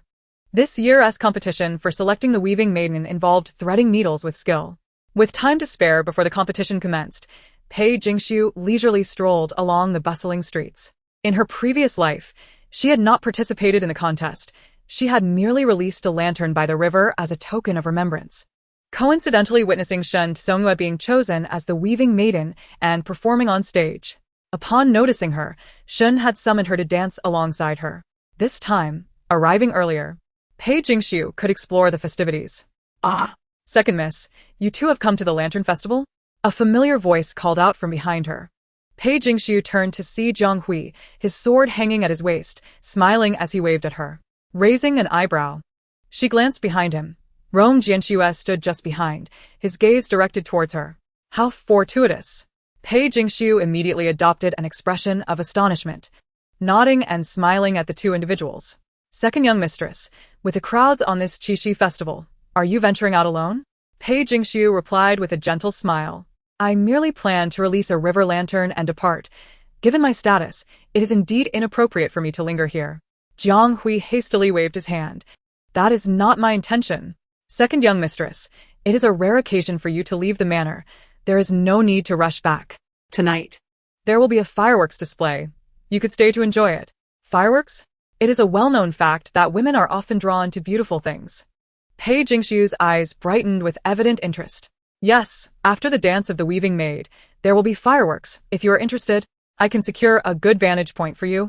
Having indulged the second young mistress with so many delicacies, Jiang Hui felt it was only right to reciprocate. Pei Jingshu appeared somewhat tempted, yet she did not respond immediately, casting her gaze towards Rong Jianxue beside her, seemingly seeking his opinion. The streets of Chang'an bustled with life, teeming with people. Rong Jianxue stood tall and resolute amidst the throng. Noticing Pei Jingshu's gaze upon him, his cold eyes flickered in the candlelight. He spoke in a calm tone. Since you have ventured out, it is beneficial to explore. Hearing Rong Jianshue's words, Pei Jingshu lowered her head shyly. But if Asu stays out too long, my mother will scold me. Not to worry, I will clarify with my mother. Upon hearing this, Pei Jingshu's spirits lifted, her eyes sparkling as she looked at Rong Jianxue. Thank you, sir.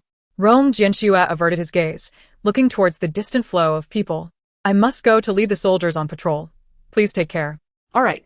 Watching Rong Jianxue disappear into the crowd, Pei Jingshu smiled brightly and walked towards the contest at the tower. The gown she wore today was a new style of her own making, and with her exquisite beauty, she stood out remarkably, even in a crowd. Qixi Festival is a time for lovers to express their heartfelt sentiments, and, along the way, Pei Jingshu garnered many admiring glances from men, some bold enough to approach her for conversation. With her beauty, she effortlessly handled the attentions of men, charming them with just a few words until they became utterly enchanted. After dismissing those suitors, Pei Jingshu arrived at the tower where the contest to select the weaving maid would take place. Naturally, she intended to participate in the competition, but she could not do so openly. Otherwise, if Rong Jianxue were to inquire, she would find it difficult to explain. Just as she pondered her course of action, a sharp, piercing voice interrupted her thoughts. Pei Jingshu, how dare you come here? Pei Jingshu raised an eyebrow, a smile curving her lips. It seemed that fortune had favored her with an unexpected opportunity. Turning around, she feigned surprise and addressed the newcomer, Miss Shin. The speaker was none other than Shen Songyue, surrounded by a throng of women. The moment she laid eyes on Pei Jingshu, Shen Songyue's demeanor became volatile. She strode forward, pointing an accusing finger at Pei Jingshu. What exactly did you say to the young master? Pei Jingshu found herself momentarily taken aback. What had she said? Why was Shen Songyue in such a furious state? You dare to feign ignorance. It must be your meddling that has turned the young master against me, leading my father to reprimand me, punishing me to remain indoors for 7 days, transcribing scriptures. Oh, Pei Jingshu's expression shifted to one of understanding. So, after Rong Jianxue learned the truth about her visit to the Shin residence, he had indeed allowed Shin Anshan to reprimand Shin Songyue? This thought brightened her mood further. Rong Jianxue was a man of integrity, unafraid to chastise anyone whose behavior was unbecoming. She had anticipated that, out of respect for Shin Anshan, he would overlook Shen Songyue's transgressions. Miss Shen, I am unaware of what you are referring to. Pei Jingshu straightened her posture, her tone steady. The reason I attended the banquet at the Shin residence was due to your deception. I merely conveyed the truth to the young master. You speak nonsense. Shen Songyue's eyes glinted with malice, her rage palpable. This is a trivial matter. If it weren't for your scheming, how could my father have been so furious with me? Pei Jingshu tilted her head slightly, surveying the young lady before her, remaining silent. Shen Songyue's glare was venomous, in her initial fury upon encountering Pei Jingshu. She had overlooked the fact that they were both adorned in garments made from the same fabric. Where did you steal this fabric from? Who permitted you to use Tianyun silk? Shen Songyue exclaimed, attempting to grasp Pei Jingshu's clothing. Observing her intent, Pei Jingshu stepped back, her gaze icy. The fabric is available at the fabric shop. I purchased it to make my gown. What business is it of Miss Shin's? A widow bereaved of her husband has no right to wear the same material. Pei Jingshu, you shameless wretch, do you not have any sense of propriety? Shen Songyue's frustration boiled over. Originally, she had been quite pleased with the gown she had made from this fabric, and her companions had lavished her with praise, declaring she would surely become the weaving maid tonight. How could she have anticipated that Pei Jingshu would dare to wear the same material, although the fabric was identical? In terms of style and craftsmanship, Shen Songyue's gown was sorely lacking. Fuming with indignation, she retorted, Pei Jingshu, since your husband is deceased, you ought to stay in the inner chambers. Why are you out here flaunting yourself, attempting to entice some rogue? Miss Shun, I have come here merely to purchase a lantern in memory of my husband. Why do you speak so vilely? Vilely? It is you who engages in disgraceful conduct. Shun Songyue's voice was shrill, as if she wished for all around to hear. If your fate weren't so lowly and tainted, how could you have brought about your husband's demise? And furthermore, Shun Songyue scoffed, crossing her arms, her gaze appraising Pei Jingshu, who knows how you acquired that gown. There is only one bolt of Tianyan silk in the entire capital, and yours is most likely a counterfeit. Pei Jingshu arched an eyebrow, a glimmer of coldness flashing in her eyes. Shun Songyue was willing to fabricate such lies to tarnish her reputation. Upon hearing these words, the women accompanying Shun Songyue began to murmur among themselves. Pei, if you truly adore this Tianyan silk, I happen to have half a bolt remaining at my estate. I would not mind gifting it to you, but you should not be so desperate as to wear any shoddy material just to mimic me. Laughter erupted among the surrounding women. Pei Jingshu feigned humiliation, biting her lip. I did not copy you. This is a dress I made myself. And I have no desire to quarrel with you. With that, she lifted her foot, intending to leave. Stop. Who permits you to leave? Shun Songyue advanced, seizing Pei Jingshu's wrist. Her eyes darted about, and she turned her gaze towards the tower behind Pei Jingshu, a sly smile gracing her lips. If you claim to have made that gown yourself, why not prove it to us? Pei Jingshu raised an eyebrow, suppressing a smile. At the pinnacle of the tower, the contest to select the weaving maid was about to commence. Shun Songyue dragged Pei Jingshu forward, registering her name and pressing her handprint. The contestants would be tasked with threading 3 9-hole needles with colorful silk threads. The first to successfully thread all the needles would be deemed the most skilled, earning the honor of performing on the Qishi stage as the weaving maid. Shun Songyue chuckled lightly, casting a triumphant glance at Pei Jingshu. Pei, since you claim to excel in needlework, do not embarrass yourself too badly tonight. Chapter 33. The dance Shun Songyue had taken special care to inquire beforehand. It was rumored that the young master would also attend the Qishi Lantern Festival. For this day, Shun Songyue had practiced threading needles in her chamber for quite some time. If she could present a meticulously prepared dance on the Qishi stage, the young master would surely notice her. Moreover, Shun Songyue shot a glance at Pei Jingshu. Her eyes filled with malice. She intended to teach Pei Jingshu a lesson. How dare she speak ill of her before the young master? That wretch. Ladies, you should all understand the rules by now. The first to successfully thread all the colorful threads through the needles shall be the victor.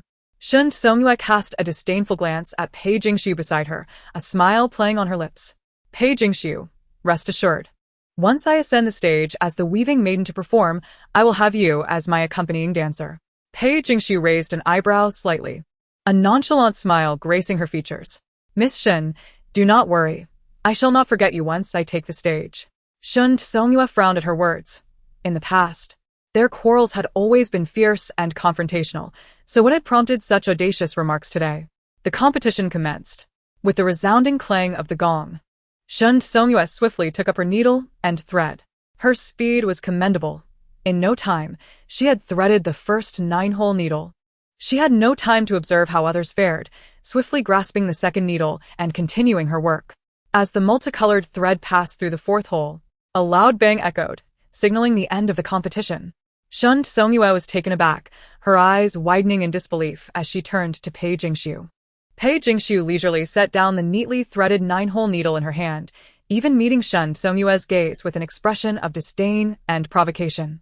You cheated. How could you possibly have threaded so quickly? Shun Songyue exclaimed, pointing an accusing finger at Pei Jingshu. Miss Shun, we have overseers here. Madame Rong indeed did not cheat. By the time you finished the first 9-hole needle, she had already completed hers, intentionally pausing to wait for you. Presumptuous. Pei Jingshu, you wretched girl. What trick did you employ? Shun Songyue seethed, her gaze at Pei Jingshu filled with animosity. Unfazed by Shun Songyue's fury, Pei Jingshu raised an eyebrow and stepped closer. Miss Shun, did I not mention? Even when I perform, I shall invite you to accompany me. Why would I, a noble girl, dance alongside you, a wretch? Shun Songyue spat, her voice hoarse with rage. Pei Jingshu, unperturbed, smiled lightly, her demeanor composed.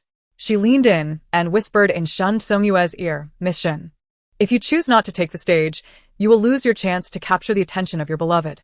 Shun Songyue fell silent, her eyes widening in shock as she looked at Pei Jingxiu, her brow furrowed in confusion.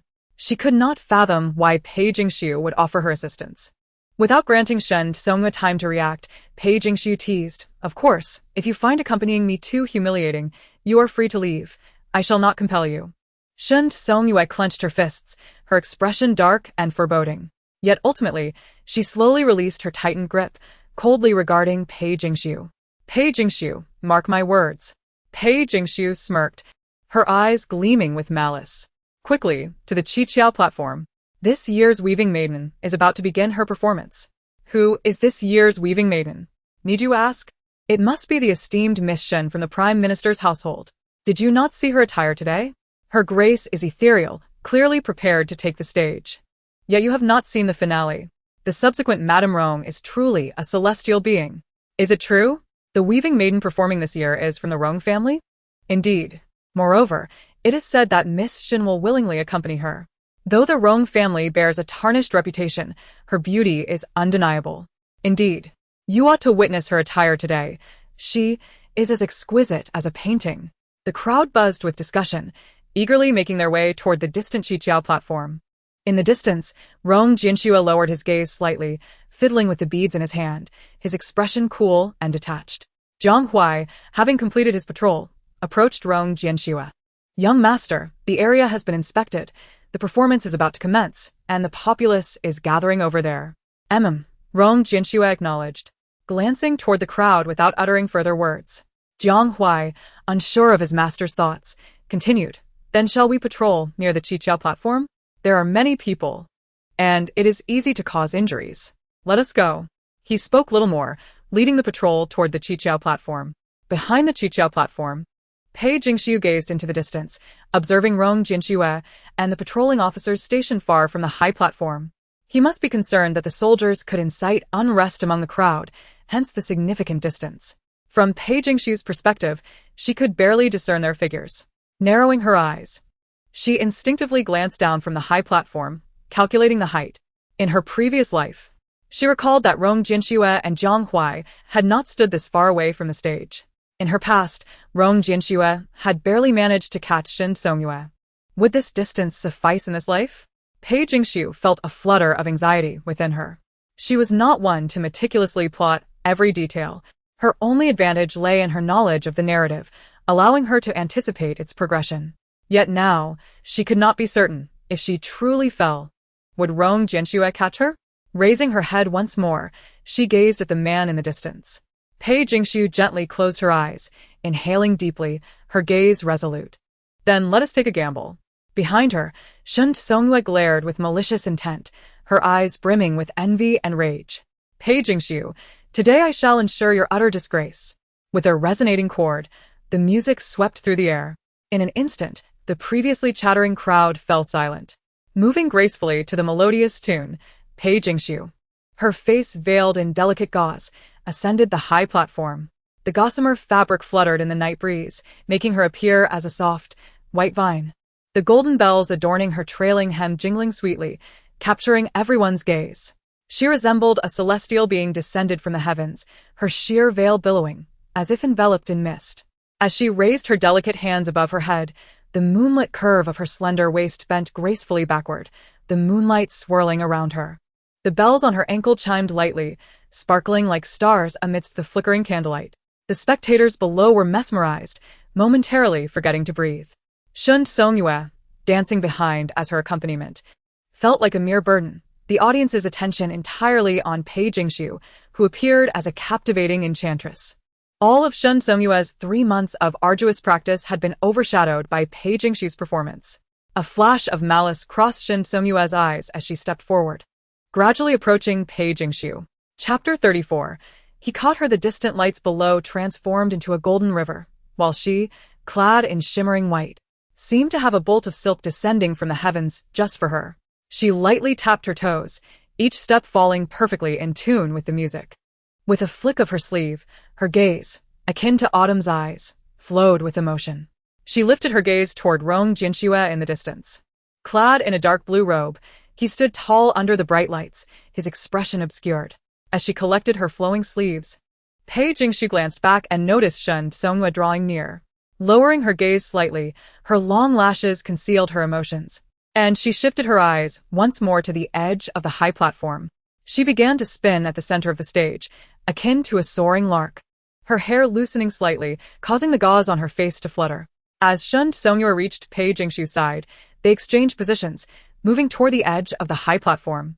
Shen Songhua glanced at the stage, and then at Rong Jianxue in the distance. A flash of malice crossed her eyes as she seized Pei Jingshu's hand, intending to push her off the high platform, framing her for the fall. Yet before she could act, Pei Jingshu twirled Shen Songhua's hand in a swift motion. And before Shen Songhua could register what was happening, she pulled her down the Qiqiao platform. Pei Jingshu looked at Shen Songhua, even offering her a nearly provocative glance. Shen Songhua lost her balance, and together with Pei Jingshu, they plummeted from the stage. A commotion erupted among the crowd below. The sensation of weightlessness inexplicably reminded Pei Jingshu of the moment in her past life when she was shoved into a pool, the suffocating pain resurfacing. She clenched her fists, bracing herself for the verdict that awaited her. Nearby, Shen Songhua let out a piercing scream, seemingly losing her sanity entirely. Pei Jingshu pressed her thin lips together, instinctively glancing towards Rong Jianxue. In the next instant, she was enveloped by a familiar fragrance. The recognition eased her anxious heart. Pei Jingshu's eyes widened in panic. The veil she had used to shield her face was swept away by the wind. Helplessly, she grasped the lapel of the approaching figure, her beautiful eyes resembling a startled fawn. Rong Jianxue caught her steadily. Meanwhile, Zhang Hui had also intervened, catching Shen Songhua as she fell from the high platform. Shen Songhua, terrified, stared blankly at Pei Jingshu, unable to regain her composure for an extended moment. Pei Jingshu's heart raced, still reeling from the sensation of falling. Her delicate hands clutched tightly to the man's neatly arranged garments, leaving creases in the fabric. Tears glistened at the corners of her eyes as she finally recognized the person before her, and they began to cascade down her cheeks. The man towered over her, and in his embrace, she resembled a delicate doll, weightless and unburdened. Rong Jianxue's gaze remained cold and unyielding, his expression impassive, as if he sought to discern something hidden within her. Realizing the inappropriateness of the situation, Pei Jingshu hurriedly distanced herself from Rong Jianxue, stepping back a few paces, her voice trembling. "Thank you, my lord." Rong Jianxue continued to look down at her, the long wind lifting the ribbons of his attire, yet he remained silent, his gaze frigid. Something felt amiss. Pei Jingshu furrowed her brow slightly, lowering her head to conceal her expression. Rong Jianxue's demeanor was not as she had envisioned. At the very least, he lacked the expression and behavior she had imagined. Suddenly, uncertainty crept into her heart. Shen Songhua seemed to have finally regained her senses. Pointing accusingly at Pei Jingshu, her voice shrill, "Pei, why did you push me off the platform?" The crowd, previously focused on the unfolding scene, perked up at Shen Songhua's accusation, a wave of murmurs sweeping through. Jiang Hui frowned disapprovingly at her words, his voice cold. "Miss Shen, have you lost your mind? I clearly witnessed you pushing the second young mistress first, and only then did you fall." "It was her who pushed me," Shen Songhua insisted. In my panic, I grabbed her hand, which is why we both fell. The two women clung to their respective narratives, unwilling to yield. The crowd buzzed with speculation. "It must have been Miss Shen who pushed the second young mistress. I saw her reach out." No. It was definitely the second young mistress who pushed Miss Shen. The second young mistress is envious and wanted to steal Miss Shen's limelight. Hearing support from the crowd, Shen Songhua's expression grew even more aggrieved. She stepped forward, pleading to Rong Jianxue, "Lord Shaofu, you must uphold justice for me. The second young mistress pushed me off the high platform. If it weren't for you, I would have been seriously injured." Rong Jianxue's gaze flickered slightly, finally resting on the tear-streaked face of Shen Songhua. "After I caught the Pei family, I happened to see Jiang Hui catch Miss Shen." Shen Songhua continued to wipe her tears, not fully understanding why Rong Jianxue said this. "Yes, thank you, Lord Shaofu, for saving me and to guard Jiang as well." Rong Jianxue's expression remained inscrutable, his tone calm. "So, it means she fell first, and you followed closely behind." Upon hearing this, Shen Songhua halted her weeping, staring at Rong Jianxue in disbelief. The man's voice was cold and solemn. "If we follow Miss Shen's account, it should have been you who was caught first." "No, that's not true, Brother Jianxue. I will explain this matter to the Prime Minister, Rong Jianxue interjected, his face devoid of any expression.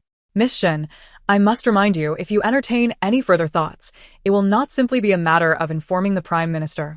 With that, he cast a fleeting glance at Pei Jingxiu and turned, disappearing into the crowd. Pei Jingxiu furrowed her brow, a hint of coldness flashing in her eyes. This reaction was indeed unusual. Following a dance performance, a grand fireworks display awaited.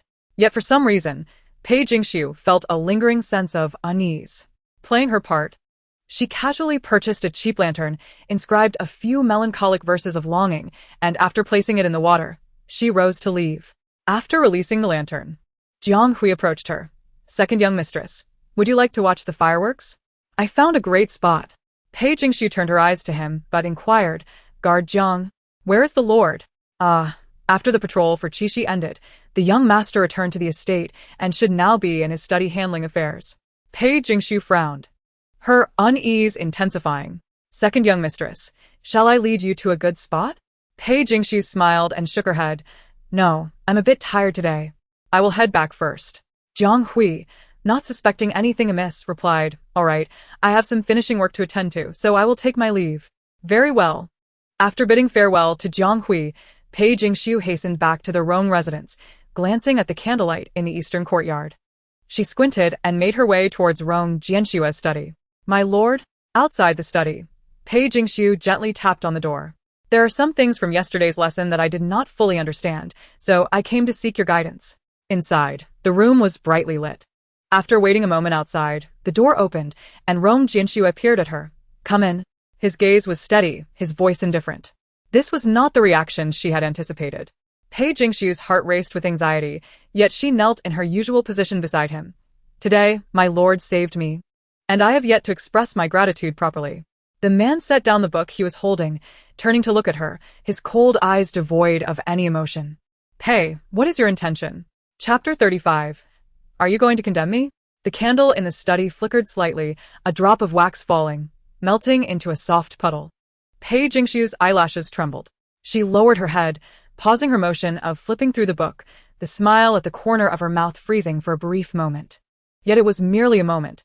Pei Jingxiu raised her gaze in confusion, looking at Rong Jianxue with a bewildered expression, as if she did not grasp the meaning behind his words. What do you mean, my lord? Rong Jianxue sat upright, his gaze sharp and indifferent.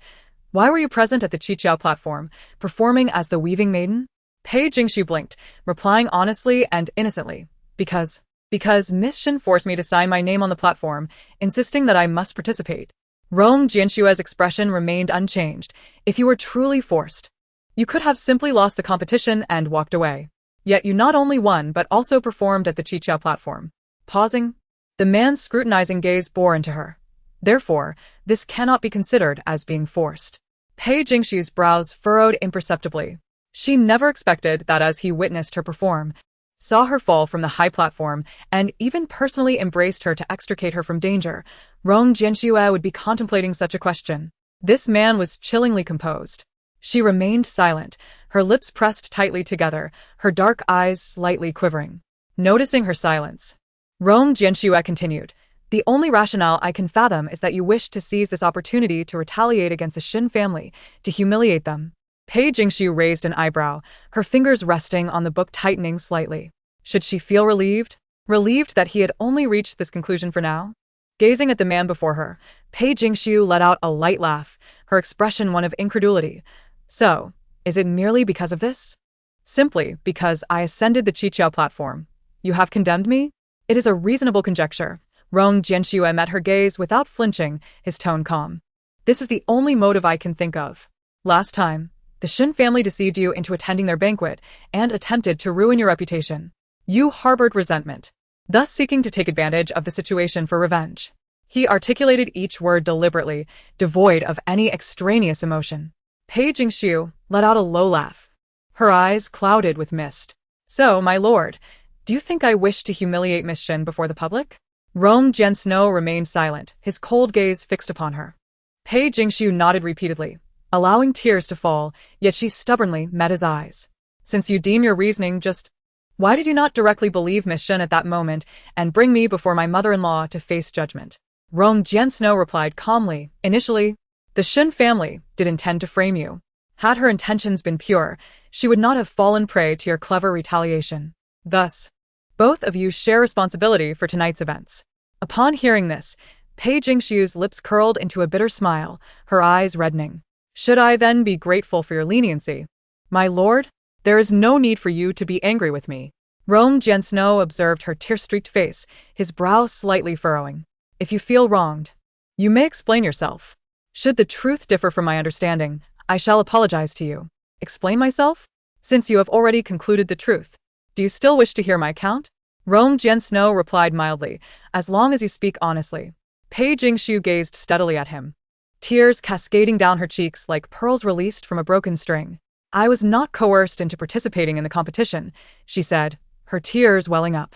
During the contest, Shun Tsongyue repeatedly humiliated me, claiming the fabric I wore was stolen, that my garments were mere imitations, that I brought ruin to the Pei family and even caused my husband's demise. Her tears flowed too swiftly for her to wipe them away. Rome Jiansnow's brow furrowed, his lips pressed into a thin line. My lord, even a clay figurine has its moments of indignation. Her tear-filled eyes fixed upon him, unflinching. Am I not entitled to anger? Can I not strive to win the competition for the sake of pride? She turned her face away, not wishing him to witness her tears. As for your claim that I intended to ensnare her on the Qiqiao platform, I neither did nor ever contemplated such a thing. I was merely consumed by anger, wanting to triumph over Miss Shen. I was equally astonished when she attempted to pull me back. My lord, if you doubt my words, you may inquire below the K Tower. Many witnessed Miss Shen's insults. Tears dampened the pages she held. Pei Jingshu's sobs were soft, her long hair cascading over one shoulder, obscuring her expression. Rome Jiansnow pressed his lips together, his cold gaze wavering slightly, his fingers tightening. Why would the Shen family assist you in your dance? Pei Jingshu's voice was barely above a whisper. Do you believe, my lord, that if Miss Shen wished to take the stage, I could have stopped her? After a pause, she added earnestly, you should ask Miss Shen about that, not me. Rome Jiansnow's long lashes fluttered, his gaze dropping. Pei Jingshu grasped the damp book in her hands and rose to bow. I apologize for disturbing you so late, my lord. Please rest early. With that, she turned to leave. Wait, the man spoke gravely from behind. Pei Jingshu halted, but did not turn to face him. Rome Jiansnow slightly closed his eyes, suppressing the chill in his gaze, his tone softening. Did you not say you had questions for me?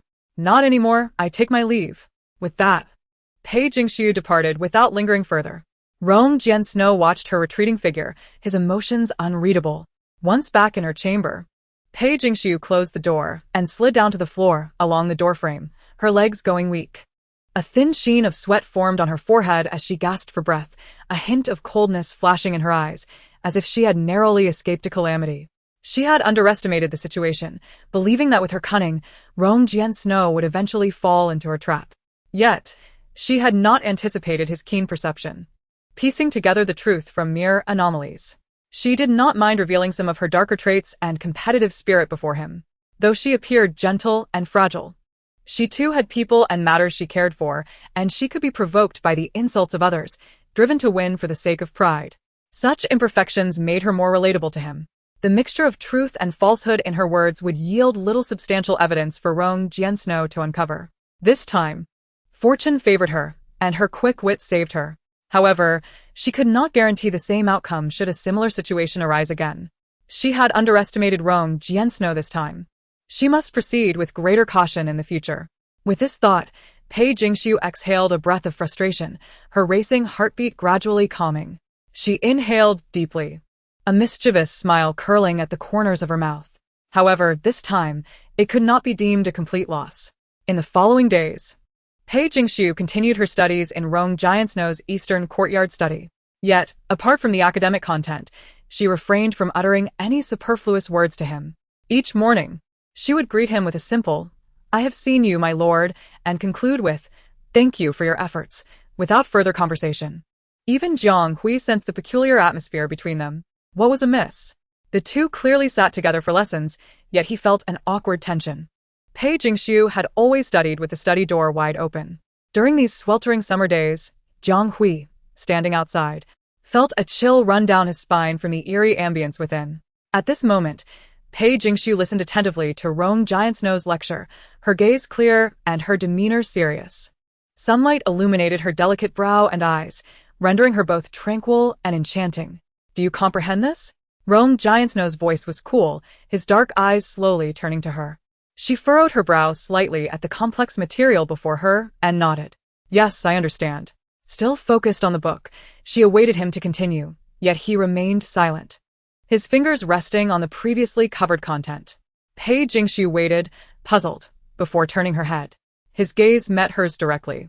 Pei Jingshu slightly narrowed her eyes, her voice calm and clear. My lord, is this all for today? Rong Jiansnow remained silent, his lips pressed together, his brow furrowed slightly.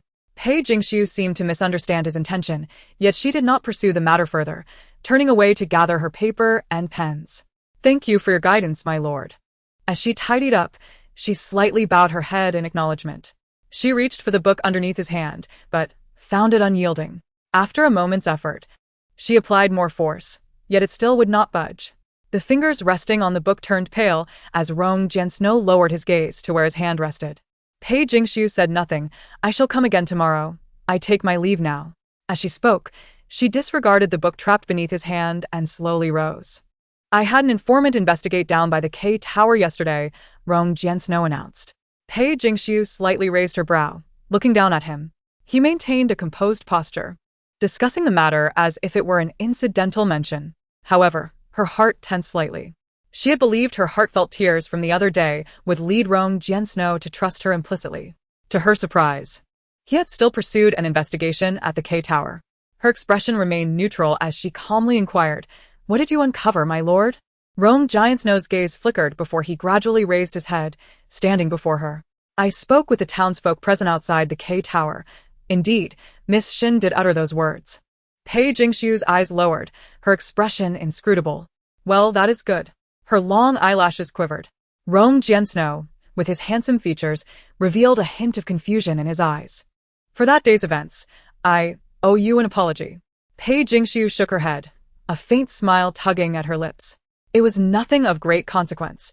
There is no need for you to dwell on it, my lord.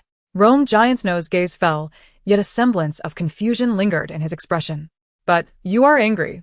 Pei Jingshu, upon hearing his words, slowly raised her gaze, her clear and bright eyes meeting the man's profound gaze without a hint of fear. Am I not allowed to be angry? She echoed the same question she had posed during their quarrel that day. As she spoke, her tone lifted slightly, laced with a hint of mockery and provocation. Rong Jianshu pressed her lips together and nodded slightly. You may. This was the answer for today, as well as for that day. Pei Jingshu let out a light laugh, her tone calm. There is no need for you to apologize to me, my lord. If possible, I hope you will refrain from making unwarranted assumptions about others in the future. It may not mean much to you, but for me, I do not appreciate being unjustly condemned. Having said this, Pei Jingshu did not wait for Rong Jianshu to respond. She curtsied and turned to leave. Once outside the eastern courtyard, she finally relaxed a little. She never expected Rong Jianshu to truly investigate the matter at K Tower again. This meant that, in his eyes, even if she cried earnestly, with tears like falling pear blossoms, he would not easily believe her. Initially, Pei Jingshu thought her attempts to provoke Rong Jianshu had begun to bear fruit, but now it seemed there was still a long way to go. As she walked, she contemplated her next plan. She did not intend to forgive Rong Jianshu easily. At the very least, such forgiveness needed to hold value, to leave a lasting impression on him. Just then, a maid from old Madame Rong's courtyard approached her. Second young mistress, the old madam requests your presence. Pei Jingshu's eyelids twitched as she followed the maid to the Rong family's bedroom. The old madam rarely spoke to her in private. It was usually in the main hall or the ancestral hall. A conversation in the bedroom at least indicated that she was not being summoned for punishment. Pei Jingshu bowed to old Madame Rong. I pay my respects to you. I heard you have been learning accounts from Jinshu these past few days? Old Madame Rong took a sip of tea, her tone neutral, devoid of any discernible emotion. Yes, I could not find a suitable accountant, and the kind Lord Shaofu was willing to teach me. Upon hearing this, old Madame Rong snorted coldly and set down her teacup. If you know Jinshu is kind, then why bring trouble upon him? Pei Jingshu's eyes widened in astonishment. What do you mean, madam? I do not understand. Do you not understand? You overshadowed Miss Shen of the Prime Minister's residence, and then you both fell from the Qiqiao platform together. Is this not trouble for Jianxue? Pei Jingxu replied, Madam, please be discerning. It was Miss Shen who forced me to participate in the weaving girl competition and attempted to push me off the high platform. How is this related to my lord? How could it not be related? Old Madame Rong slammed the table.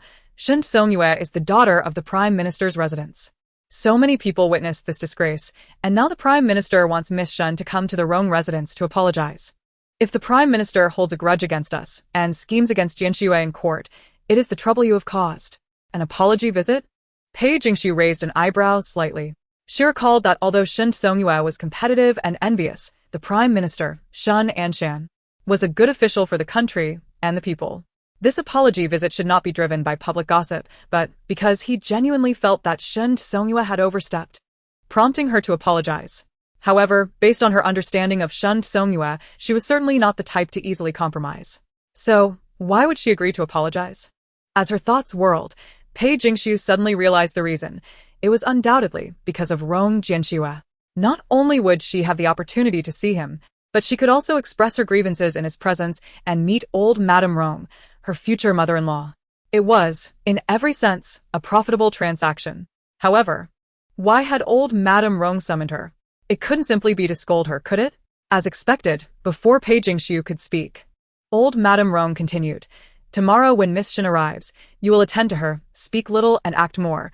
Do not provoke her displeasure, do you understand? Pausing, old Madame Rong seemed concerned that Pei Jingxu might retort and coldly added, This is my wish, and also Miss Shen's wish. Do you comprehend? Oh, I understand. A glint of insight flashed in Pei Jingxu's eyes. Shen Songyue intended to use this opportunity to humiliate her. Chapter 37. Shen Songyue's apology visit? Pei Jingxu was troubled, unsure how to leverage this Cold War. I do not quite understand. She feigned ignorance, looking at old Madame Rong with a bewildered expression. Tomorrow, do whatever Miss Shen instructs you to do. Do not provoke any displeasure from the Prime Minister's residence, lest you bring trouble to Jianxue. Am I clear? Old Madame Rong was using Rong Jianxue to pressure her. Pei Jingxu bit her lips slightly and softly replied, Understood. The next morning, Shen Songyue arrived at the Rong residence. The Prime Minister's carriage was grand and luxurious, and several young servants carried various boxes into the main hall. Aunt Ayu has come to see you. Shen Songyue cheerfully lifted her skirt and trotted into the main hall, obediently and submissively bowing to old Madame Rong, who sat in the main seat. Miss Shen has arrived. Please take a seat. Old Madame Rong's eyes sparkled upon seeing Shen Songyue, and she hurried forward to assist the bowing girl, her expression filled with delight and satisfaction. Shen Songyue playfully remarked, Aunt, you look younger again. You hardly look like an elder, more like a sister to me. Old Madame Rong beamed with joy, affectionately pinching Shen Songyue's nose. If only others had half your sweetness, I would be content. Pei Jingxu stood beside old Madame Rong. Hearing such words, she raised an eyebrow slightly, pretending not to hear. After exchanging pleasantries, Shen Songyue looked around the hall. Aunt, where is brother Jianxue? Old Madame Rong smiled tenderly. He should be in the study of the eastern courtyard. I have already sent someone to fetch him. He should be here shortly. Shen Songyue's eyes sparkled as she glanced at Pei Jingxu, covering her mouth with her handkerchief and lightly coughed. Second young mistress, I am a bit thirsty. Pei Jingxu's gaze shifted towards old Madame Rong. At this moment, both Shen Songyue and old Madame Rong were seated, with old Madame Rong in the main seat and Shen Songyue sitting closest to her. Only Pei Jingxu stood beside old Madame Rong, resembling a maid. Now. With Shen Songyue hinting at her request, it was clear she was being treated like a servant. Noticing Pei Jingxu's glance, old Madame Rong frowned slightly, her expression impatient. What are you looking at? Did you not hear Miss Shen say she is thirsty? After standing here for so long, you still do not know to serve tea to our esteemed guest. Pei Jingxu lowered her head, biting her lip, and finally replied with a simple yes. Before moving to pour tea for Shen Songyue, Shen Songyue raised an eyebrow, teasingly glancing at her, and after taking a sip of the tea Pei Jingxu poured, she exclaimed, Oh, dear. This tea is too hot, second young mistress. You did not taste it yourself, did you? Pei sure. How did you pour the tea? Get Miss Shen a different cup. Pei Jingxu's eyes flashed with panic as she quickly apologized to Shen Songyue, then stepped outside to fetch another pot of tea. After Shen Songyue took another sip, She put it down and shook her head. This tea is too bitter, second young mistress. You are not using aged tea, are you? No, Miss Shin. This year's freshly roasted Songhan Mao needle. It naturally has a bit of bitterness, Pei Jingxiu explained softly. But what can be done? I do not particularly like this kind, Shen Songyue replied, lightly tapping the table, a hint of disdain curling her lips. Pei Jingxiu took a deep breath. Her head slightly bowed. I will get a different one for Miss Shin. After going back and forth 3 or 4 times, until Shen Songyue had her fill of torment, she finally said leisurely, All right, second young mistress, your tea skills are such that only the first cup is drinkable. Hearing this, old Madame Rong chimed in with a laugh. Miss Shin, do not mind her. Pei Shi has always been clumsy and does not do well at anything. Shen Songyue smiled sweetly at Madame Rong, saying, Aunt, you truly work hard. Not only do you manage the household, but you also have to guide the younger generation. I shall visit the Rong residence more often to learn from you. Madame Rong beamed with joy. If Miss Shin wishes to come, I shall naturally welcome you. At this, her eyes glimmered with affection. I have no daughter of my own, and Miss Shin is so clever and amiable. I take a great liking to you. Shen Songyue replied with a smile. Aunt, you flatter me. Since I call Lord Shaofu brother, you may certainly regard me as your daughter. I long to converse more with you. The two conversed animatedly, resembling a pair of long-lost mother and daughter, entirely oblivious to Pei Jingxiu standing nearby. One might mistakenly believe Shen Songyue was Madame Rong's daughter-in-law. Pei Jingxiu stood quietly to the side, listening to their conversation. Throughout their dialogue, Shen Songyue constantly instructed Pei Jingxiu to attend to her needs, requesting tea, snacks, and even asking her to fan her when she felt warm, treating her as if she were a servant. As their chat continued, a maid approached Madame Rong and reported, Old Madame, the eldest son says he will not be coming. Upon hearing this, Madame Rong's smile abruptly vanished. Her brows furrowed as she spoke sternly. What do you mean he won't come? Guests have arrived. As the eldest son, he should be here to receive them. How can this be justified? The maid hesitated. The eldest son said he has official duties to attend to and cannot spare the time. Madame Rong's displeasure was evident as her expression turned cold. Shen Songyue, trying to soothe her, said, Aunt, please do not be upset. Brother Jianxue is often busy with his official responsibilities. Madame Rong replied coldly, Even so, he should at least make an appearance to meet you. She then turned to Pei Jingxiu, commanding, Pei, go fetch him to the main hall. Pei Jingxiu hesitated, her eyes widening slightly. Aunt, my husband is attending to official matters. If I go unannounced, it may not be appropriate. Madame Rong's voice turned sharp. Are you listening to me or to him? Go and tell him that Miss Shan is here, and he must come to see her. Suppressing a smile, Pei Jingxiu bowed timidly, understood. She then left the main hall, heading to the study in the eastern courtyard. As she watched her depart, Shen Songyue feigned concern. Aunt, why must you send the second lady to fetch Brother Jianxue? He always prioritizes his duties, and if she goes to call him, he may not take it well. Madame Rong chuckled. That can only be blamed on her lack of eloquence. It has nothing to do with you and me. Shen Songyue's lips curled into a satisfied smile. Meanwhile, Pei Jingxiu skillfully arrived at the eastern courtyard study. The door stood ajar, revealing a clean, soft mat laid out before a desk, with books and writing materials neatly arranged. The man sat upright at the desk, gazing down at a book, seemingly awaiting someone. Pei Jingxiu stood in the courtyard, slightly bowing towards the man within. Greetings, my lord. The man's gaze flickered as he set down the book and looked at her. Come in. It is time for today's lesson. Chapter 38. Miss Shen extends her apologies to Pei Jingxiu. Pei Jingxiu blinked in surprise. So, when Lord Jianxue mentioned he had official duties, was he referring to instructing her on accounts? She found herself momentarily at a loss, standing still. Noticing her hesitation, Lord Jianxue shifted his attention back to her. What is it? Pei Jingxiu regained her composure and softly replied, My lord, Miss Shen is visiting the residence, and my aunt wishes for you to meet her. Lord Jianxue responded without much emotion. The Prime Minister mentioned it during morning court. She has come to offer her apologies. After a pause, he added, Since she has come to apologize, I need not attend. Pei Jingxiu lowered her head, speaking softly. My aunt believes that since Miss Shen is a distinguished guest, you, as the eldest son, should at least make an appearance in the main hall. Lord Jianxue pursed his lips slightly, his gaze fixed on the book before him, remaining silent. Pei Jingxiu, uncertain of his thoughts, stood patiently in the courtyard. Naturally, she hoped he would go, however, even if he chose not to. She had her ways to convey her grievances to him later. The impact might not be as immediate as witnessing it firsthand, but it would suffice. "Did your mother send you to fetch me to the main hall?" he asked unexpectedly. Pei Jingxiu blinked, nodding earnestly yes. "Do you understand the material we covered yesterday?" Pei Jingxiu, still puzzled, nodded. "Yes, I understand it all."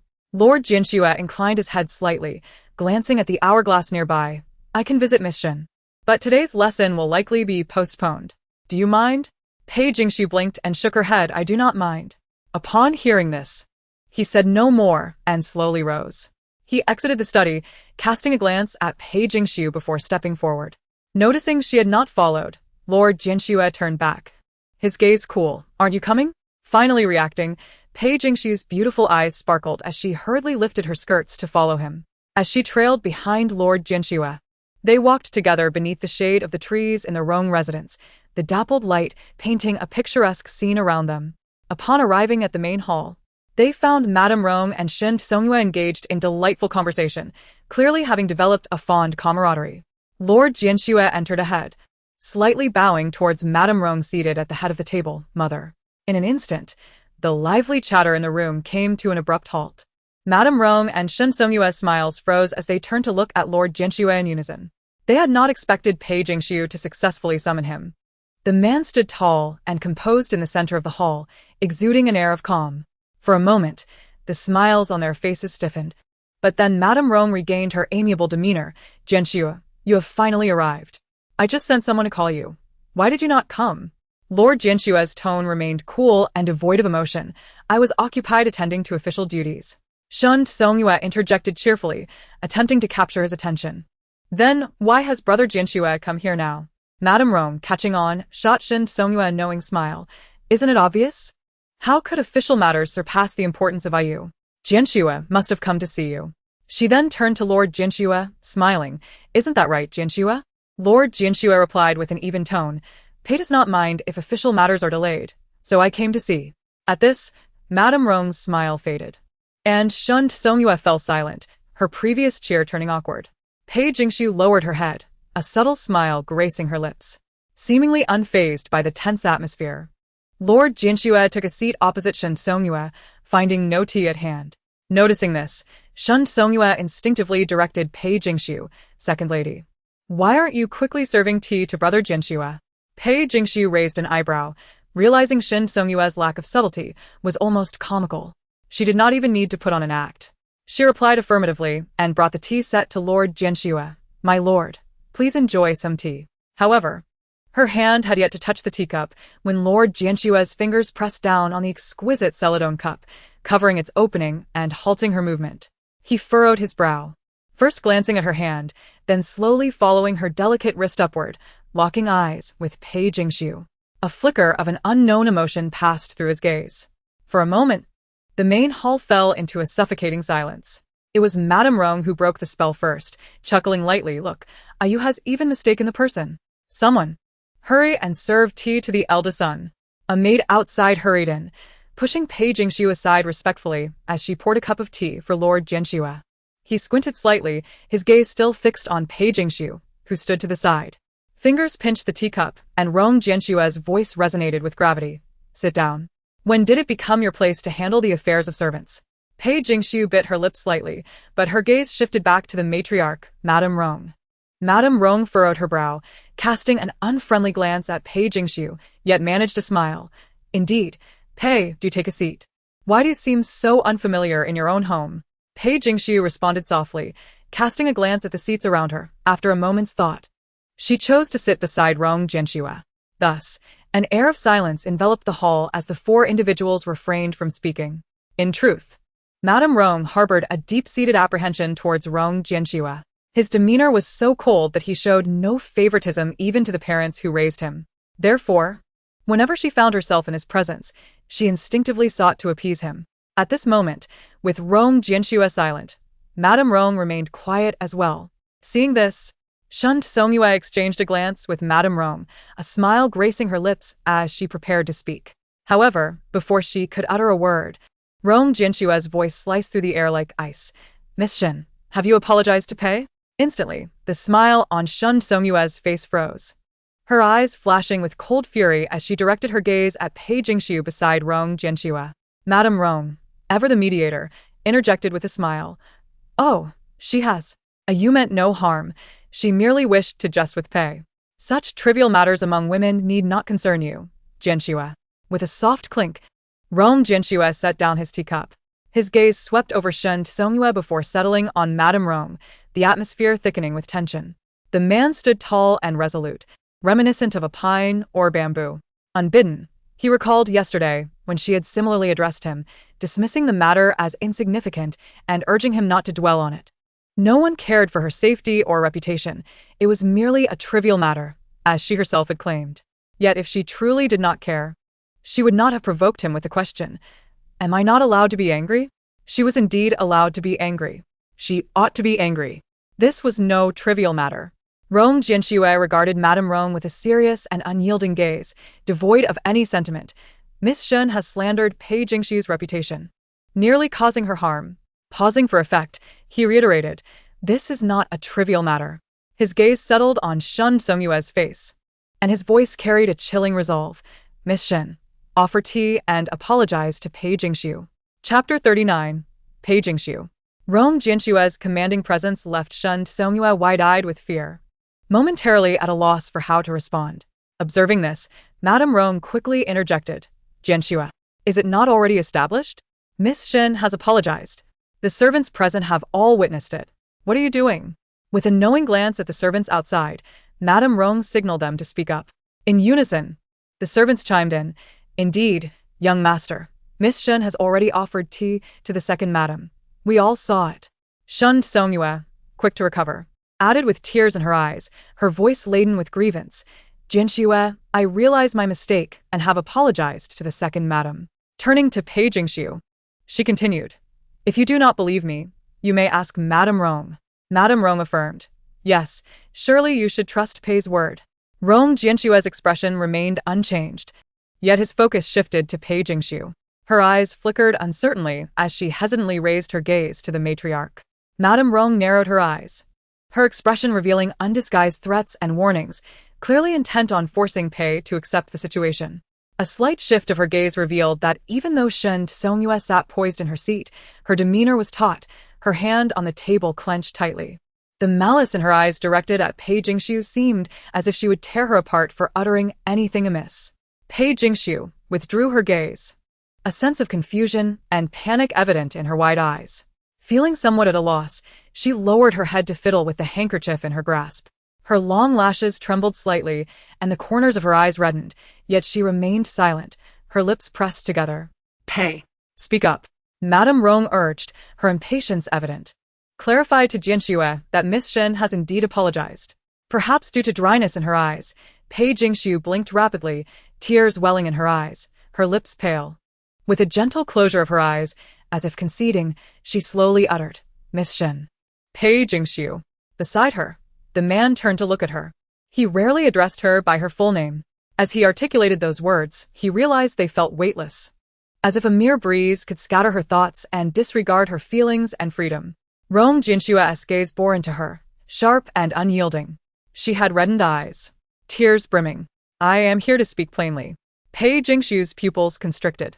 As she looked at Rong Jianxue, her eyes glistened with tears, as if she bore the weight of profound injustice. Rong Jianxue's lips pressed together lightly, his fingers gliding over the edge of the cup, his eyes holding a frosty demeanor. Pei Jingxiu gazed at him, her expression reminiscent of a cat looking at its master, both aggrieved and resolute.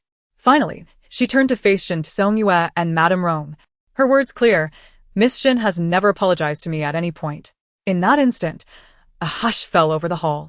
Rong Jianxue's gaze dipped slightly, fixating on the tea leaves swirling in his cup. For reasons unknown, as she spoke the truth, a faint smile tugged at the corners of his mouth. He was reminded of a kitten raised long ago in a temple, cautious and eager to please, yet whenever he was around, it would puff up, displaying bravado as if it had an ally in him. That was delightful. Rong Jianxue's expression hardened, his voice taking on an undertone of severity. "Those who concocted lies will be punished with 3-year salary forfeiture and kneeling for 2 hours. Jiang Hui." Take them to the courtyard for public display. Jiang Hui, having witnessed the earlier injustice, immediately responded to his master's command, swiftly dragging away the groveling servants. Madame Rong and Shen Songyue were left stunned. Pay. What nonsense are you spouting? Miss Shen has clearly mother, Rong Jianxue interjected coldly, cutting off Madame Rong before she could defend Shen Songyue. Silence. Startled by Rong Jianxue's imposing aura, Madame Rong found herself at a loss for words. Shen Songyue, in a fluster, turned to Rong Jianxue, shaking her head as tears streamed down her cheeks. Jianxue, you cannot solely believe Pei Jingshu's word. I have genuinely apologized. Rong Jianxue's demeanor remained unchanged, his tone indifferent. If Miss Shen is indeed here to apologize and Pei asserts she is not, then she is not. After a brief pause, he continued, Miss Shen, offer tea and apologize. Shen Songyue bit her lip, her tear-filled eyes glaring fiercely at Pei Jingshu. Pei Jingshu, why are you framing me? You must explain. Quickly explain to Jianxue. Rong Jianxue turned his gaze away from her, speaking with an air of finality. Jiang Hui. Yes. Jianhui acknowledged. Stepping forward to pour another cup of tea, which he presented to Shen Songyue, his voice cold. Miss Shen, please. Shen Songyue furrowed her brow, begrudgingly glaring at Rong Jianxue. Master Xiaofu, my father is the current prime minister. Do you not fear the consequences of humiliating me in this manner? Rest assured. I shall report the matter to the prime minister in full detail, regardless of your words today, Rong Jianxue replied, his voice as frigid as a deep pool. But now. Shun offered tea. Shen Songyue was genuinely frightened by Rong Jianxue's penetrating gaze.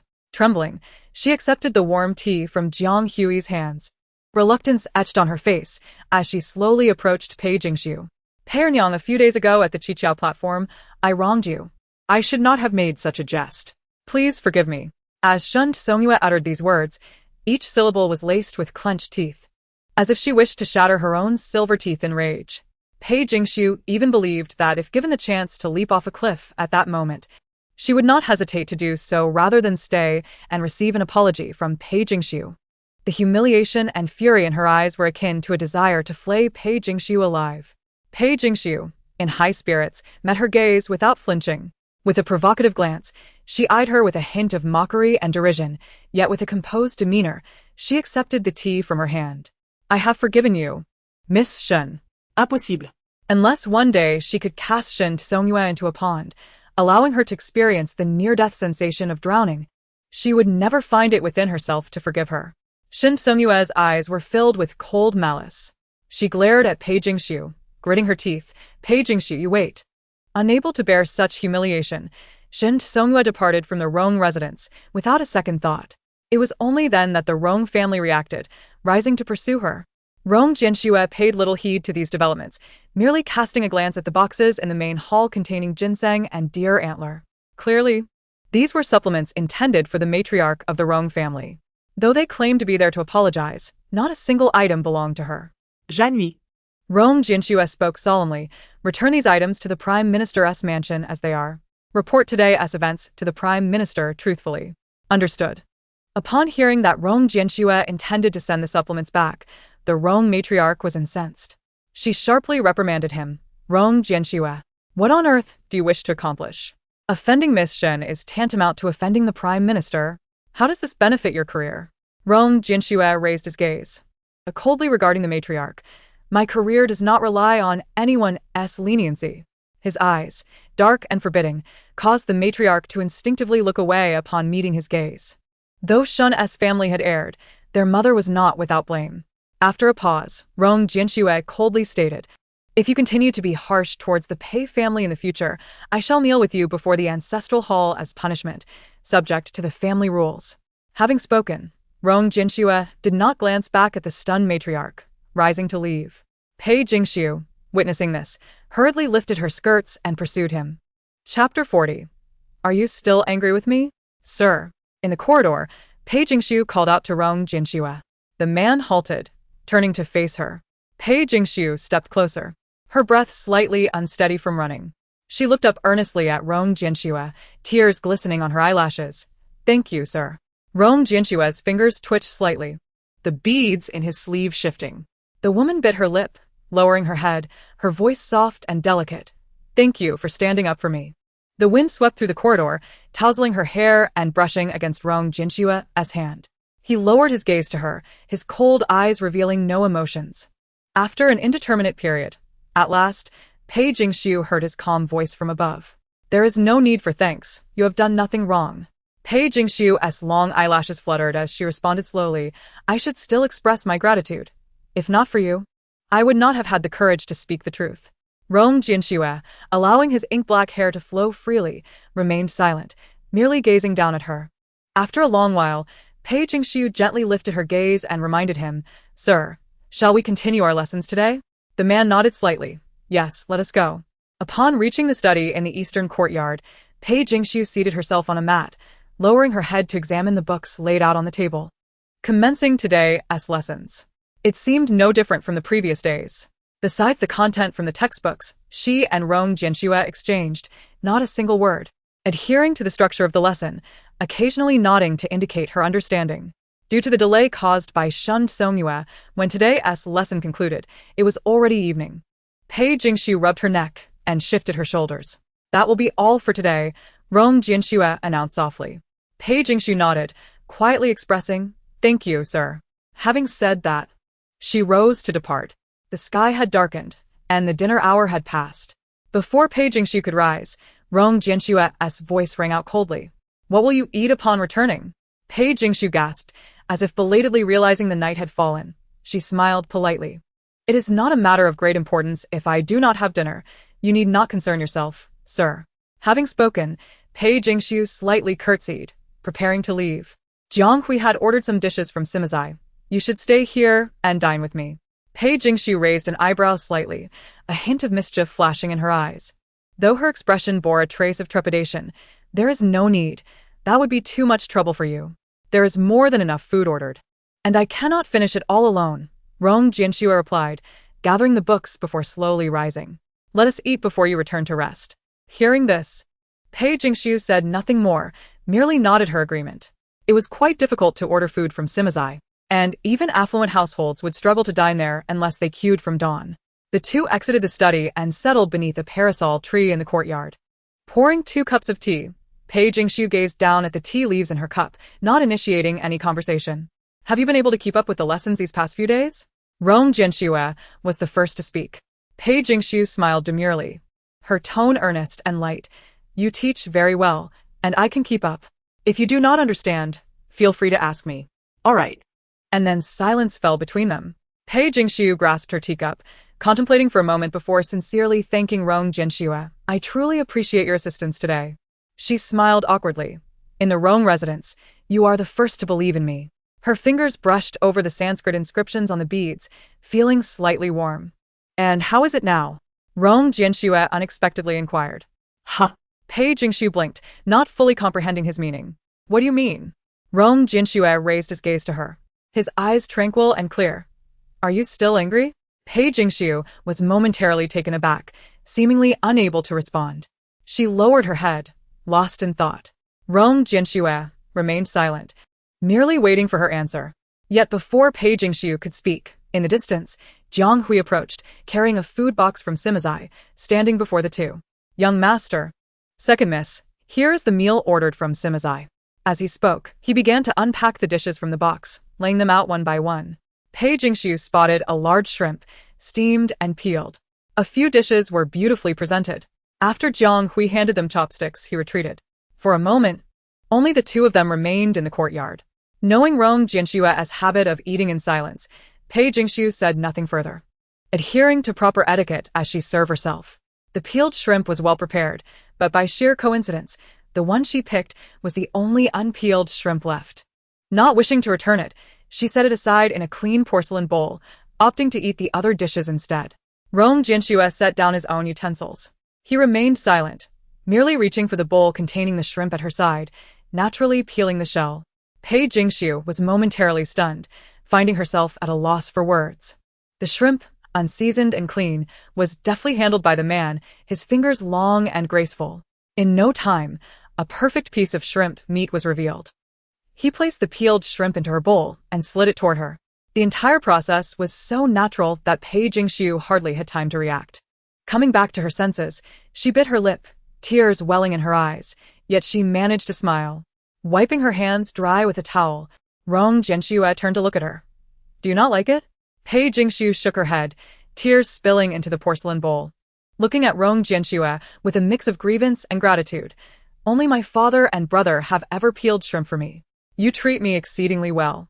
Realizing her own embarrassment, she hastily wiped her tears, not wanting Rong Jianxue to see her in such a state. The adult truly is the person who treats me best, aside from my parents and younger brother. She has kindly included him among the good people, seemingly forgetting the cold expression he wore when interrogating her on the night of Qixi. The man's gaze flickered, the moonlight reflecting in his eyes, causing ripples of emotion. The question from earlier still awaits an answer. He realized that he might be taking advantage of her current sentiment, selfishly probing for the answer he just posed. Are you still angry with me? Upon hearing this, Pei Jingxiu broke into a smile, her eyes glistening with a captivating allure.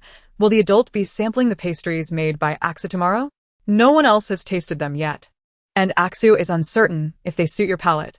Rong Jianxu smiled lightly, nodding slightly. Very well. In the western courtyard, after a long day, Pei Jingxiu collapsed onto her bed.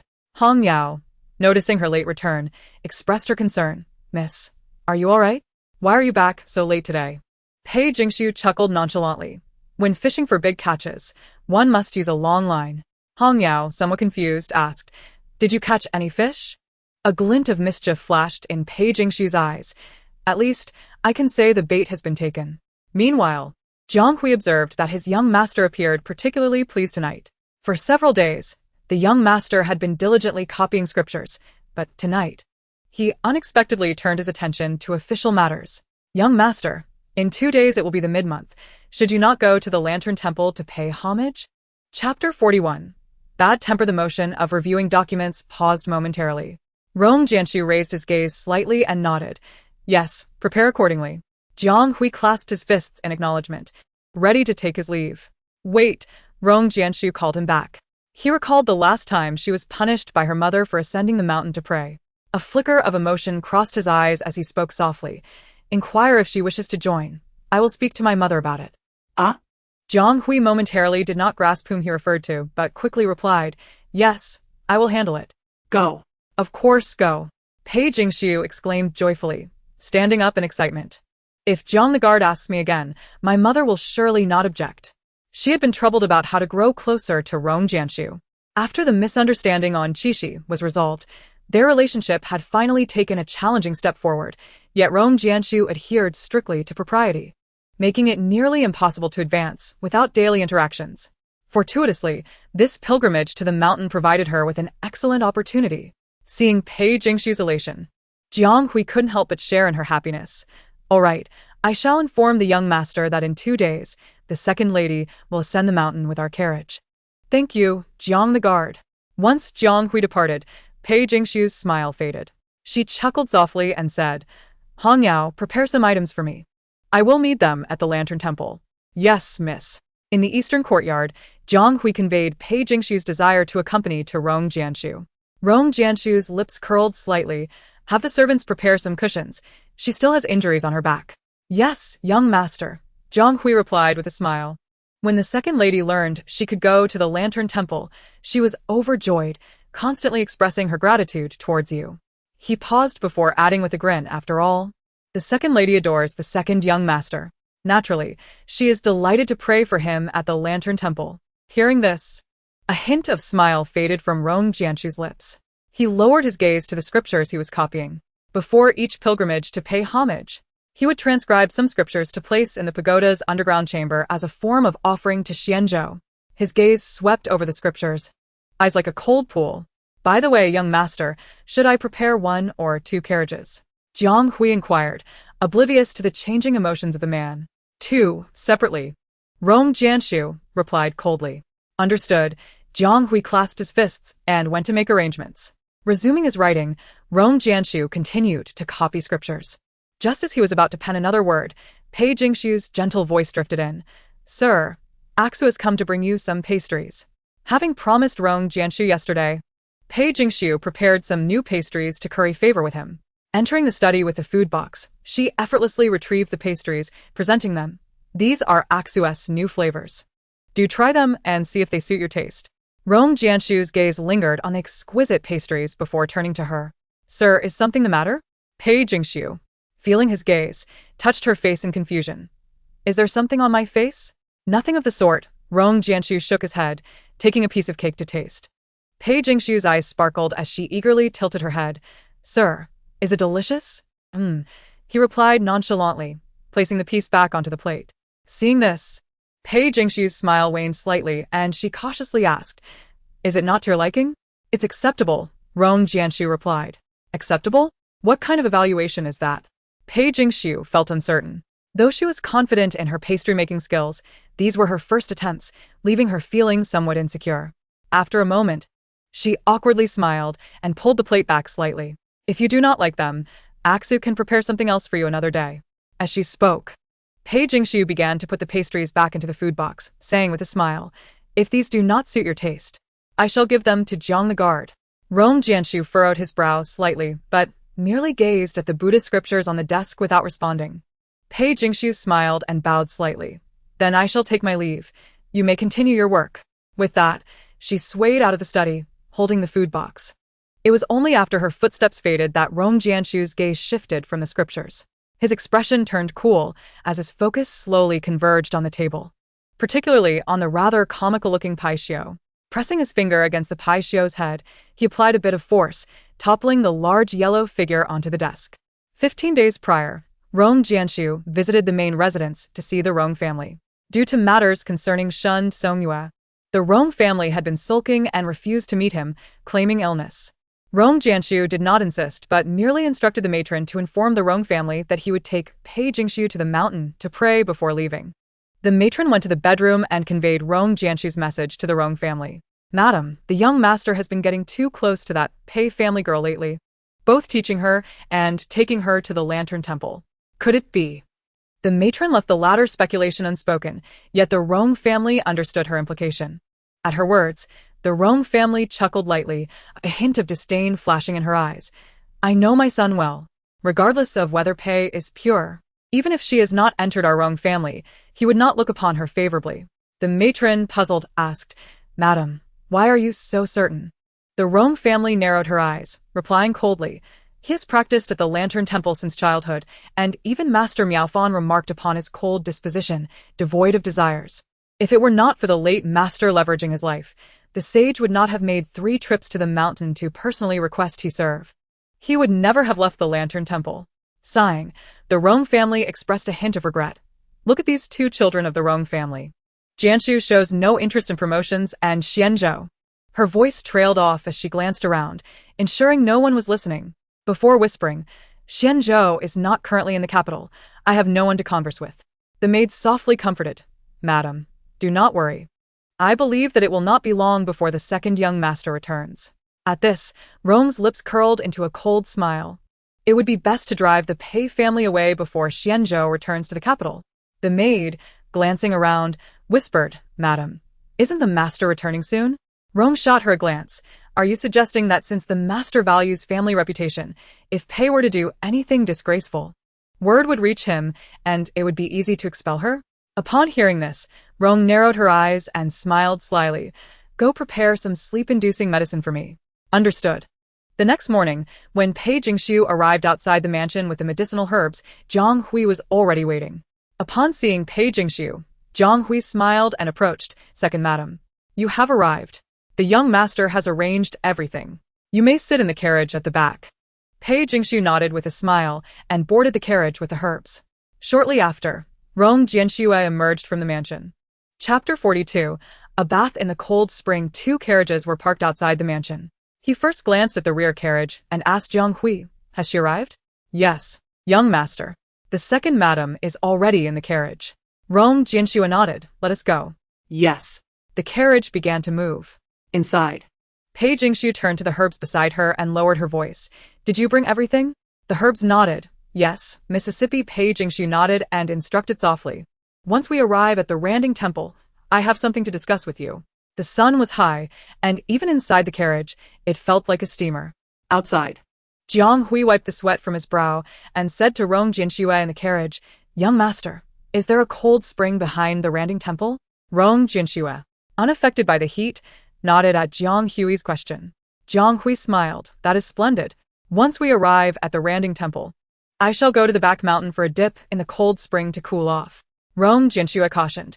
The back mountain has many wild beasts. Do not go at night. Return early. Yes, I understand. The carriage stopped outside the Randing Temple. Rong Jianxue disembarked first, while the other two took some time before slowly stepping down. He turned to see Pei Jingxiu being supported by the herbs, her complexion slightly pale and beads of sweat on her forehead, appearing quite weak. What is wrong? Rong Jianxue's brow furrowed as he stepped closer to inspect her. Pei Jingxiu, though somewhat dazed, managed to smile apologetically. It is nothing, my lord. I just feel a bit faint from the heat. I will rest in the meditation room for a while. Rong Jianxue's frown remained, his tone serious. Master Miaofan knows some medicine. I can ask him to examine you.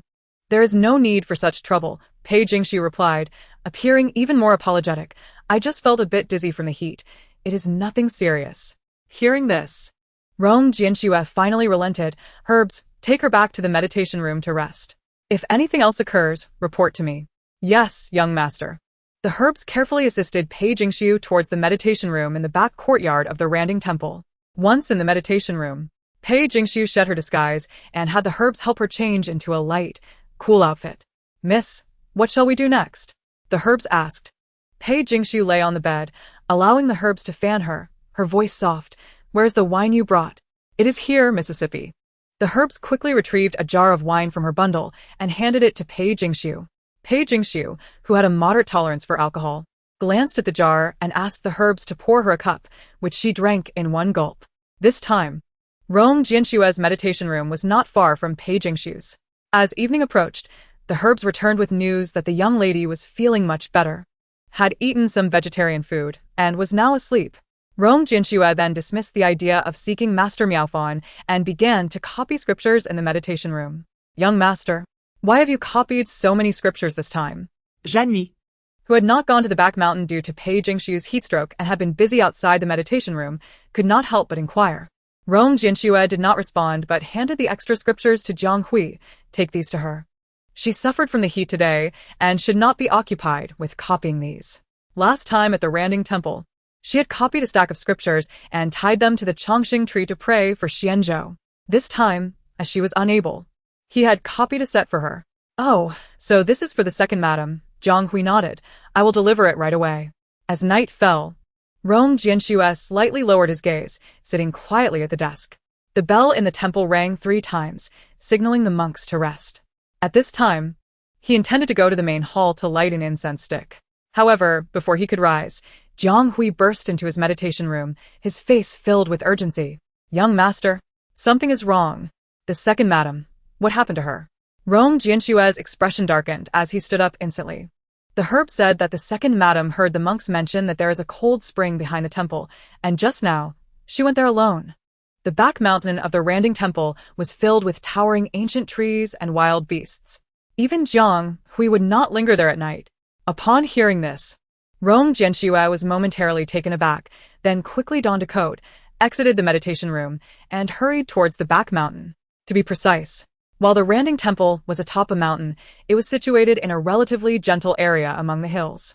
Looking further back, one could see the endless rolling mountains, with the highest peak covered in eternal snow. Rainwater had carved a waterway, allowing the melted snow to flow down the mountain, forming the cold spring. Rong Jianxue arrived at the back mountain, swiftly traversing through the towering forest until he reached the cold spring. He halted his steps. The moonlight bathed everything in its silvery glow. The cold spring reflected the moon, both shining brightly and beautifully. Ripples danced across the surface, cutting the moonlight into exquisite patterns. Rong Jianxue heard the sound of water. Someone had scooped up a handful of spring water and splashed it over themselves, their dark hair cascading like shadows. Just one glance made Rong Jianxue abruptly turn away. Realizing what he was doing, Rong Jianxue closed his eyes. He fiddled with the Buddhist beads in his palm, his gaze heavy. He decided to wait at a distance. This way, he could ensure her safety. If she emerged afterward, he could claim he was merely passing by to take a breather. In the cold spring, Pei Jingxiu splashed the moonlit water, letting it cascade between her fingers. She glanced behind her, a glint of cunning in her eyes. In the next moment, her expression changed, and she clung to the shore in panic. Awe. Her delicate form stirred the water, her face pale as she struggled in the depths. The moonlight shattered, and Pei Jingshu seemed to be drowning, sinking deeper. In the blink of an eye, a figure exuding the fragrance of sandalwood dashed past, grasping her slender wrist. Finally ceasing her struggles, Pei Jingshu turned in a flurry, only to find the man with a veil over his eyes and his lips pressed tightly together. "My lord." 2 tears welled in her eyes, tinged with surprise that he was wearing a veil even at such a critical moment. Wasn't this being overly virtuous?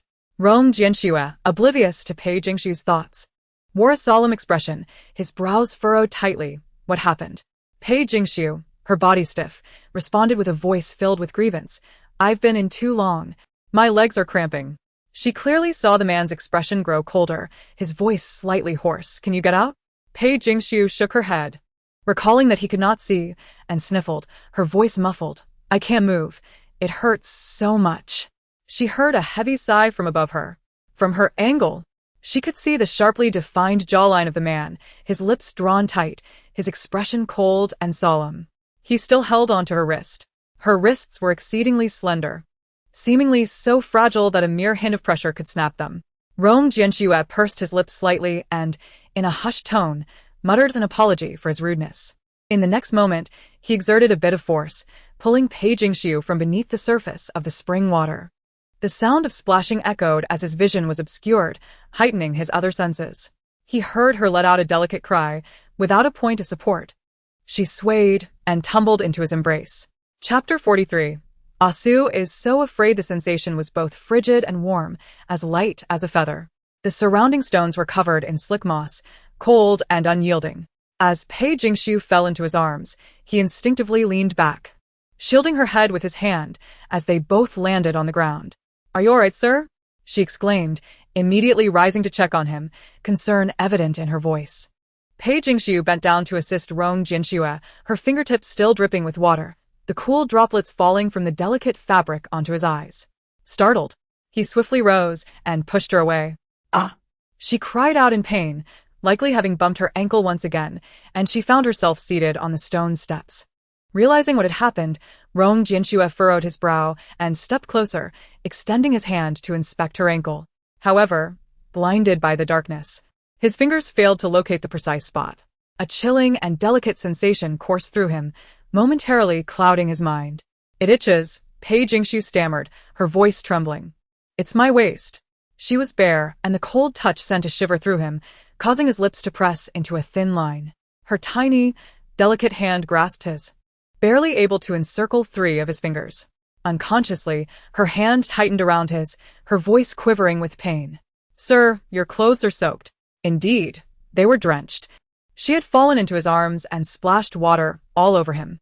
Rong Jianxue's thoughts were muddled. He lowered his head, quickly organizing his thoughts before speaking in a muted tone. "Put on your clothes." "Which foot is cramping?" Pei Jingshu donned a thin dress, her voice trembling with pain. "The right foot." I soaked too long." There was a hint of guilt in her tone. Rong Jianxue frowned but remained motionless, seemingly at a loss. Pei Jingshu raised an eyebrow, a slight smile gracing her lips. She grasped his hand once more, his warm and broad palm contrasting sharply with her cold, slender fingers. "No." "It's here," she guided him, as he could not see. He lowered her foot slightly to alleviate her discomfort. "Is this better?" he inquired, his tone devoid of emotion. Pei Jingshu inhaled sharply, a sudden pain causing her to struggle against his grasp, but it was futile. His hand easily encompassed her entire ankle, rendering her efforts to escape ineffective. With eyes brimming with unshed tears, she softly complained, "It hurts." Rong Jianxue tightened his jaw, his tone firm. "Endure it." Though he spoke thus, he eased his grip slightly, pressing down gently to stretch her muscles. Pei Jingshu bit her lip and stifled a sound, continuing to squirm until she could no longer suppress a cry of pain. As the light fabric brushed against her, Rong Jianxue swallowed hard, attempting to shift her attention. "How did you come here alone?" Pei Jingshu sniffled, her voice muffled. "The little monk at the temple said the cold spring in the back mountain is refreshing. When I woke up I felt dizzy and thought to soak for a while." She then asked innocently, "How about you, sir?" Rong Jianxue hesitated, reluctant to reveal that he had followed her out of concern, fearing it would lead to unnecessary misunderstandings. I, too, was curious about the cold spring due to the heat of the day, he replied lightly. A flicker of emotion crossed Pei Jingshu's eyes, but she merely responded obediently with a soft "oh." Is it feeling better? Rong Jianxue inquired. She moved her ankles slightly and nodded. Yes, much better. Put on your clothes. It's late. We should return, he stated. All right, she replied, slowly rising. However, as she stepped onto the damp moss, she lost her balance and stumbled toward him. Rong Jianxue instinctively reached out to catch her. Pei Jingshu wrapped her arms around his neck, nearly collapsing against him. His strong arms encircled her slender waist, lifting her slightly to prevent her from slipping. In her flustered state, she inadvertently pulled away the light fabric covering his eyes, the evening breeze carrying it far away. Unexpectedly, her startled doe-like eyes met his, and he gazed at her intently, their eyes locked in a moment of connection. Just as Pei Jingshu felt a sense of triumph in her plan, the next moment, Rong Jinshua's expression hardened as he suddenly turned his gaze toward the distance, swiftly covering her eyes with his hand. She thought she heard a low growl of some beast. Her body tensed, instinctively curling into his embrace. Ah! She gasped. Rong Jinshua's hand remained over her eyes, his voice calm and firm. Do not look. Pei Jingshu quickly understood. Wolves typically traveled in packs, and if startled, they could be dangerous. Thinking this, she instinctively pressed closer to Rong Jianxue, dressed only in a thin veil-like dress, damp from the spring water. Her clothing felt almost weightless against her skin, leaving her cold. Rong Jianxue frowned slightly and draped his outer cloak over her.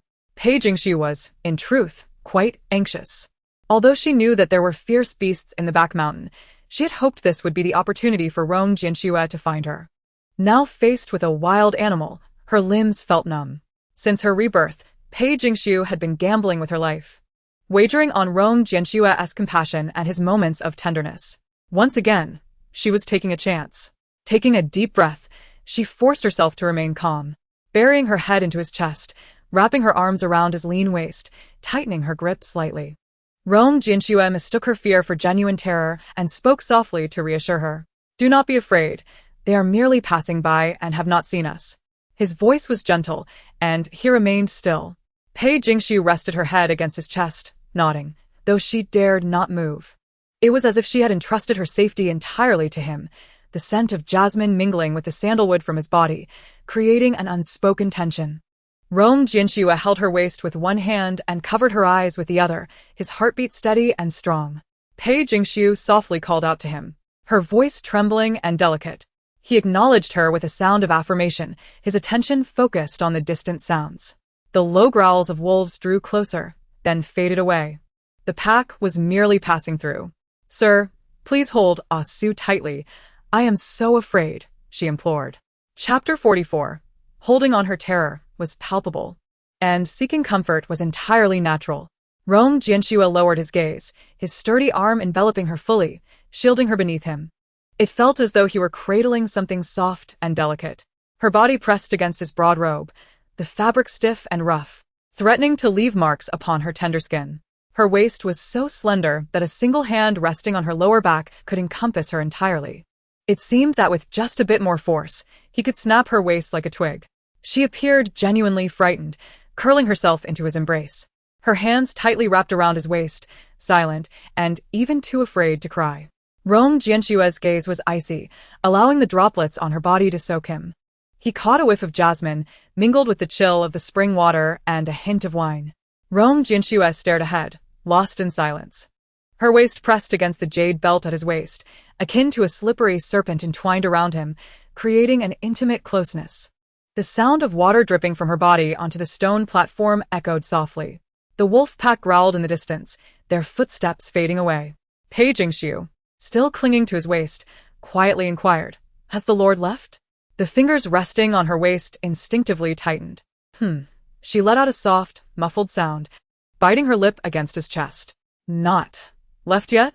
Suddenly aware, Rong Jianxue furrowed his brows and abruptly withdrew, stepping back hastily and turning his back.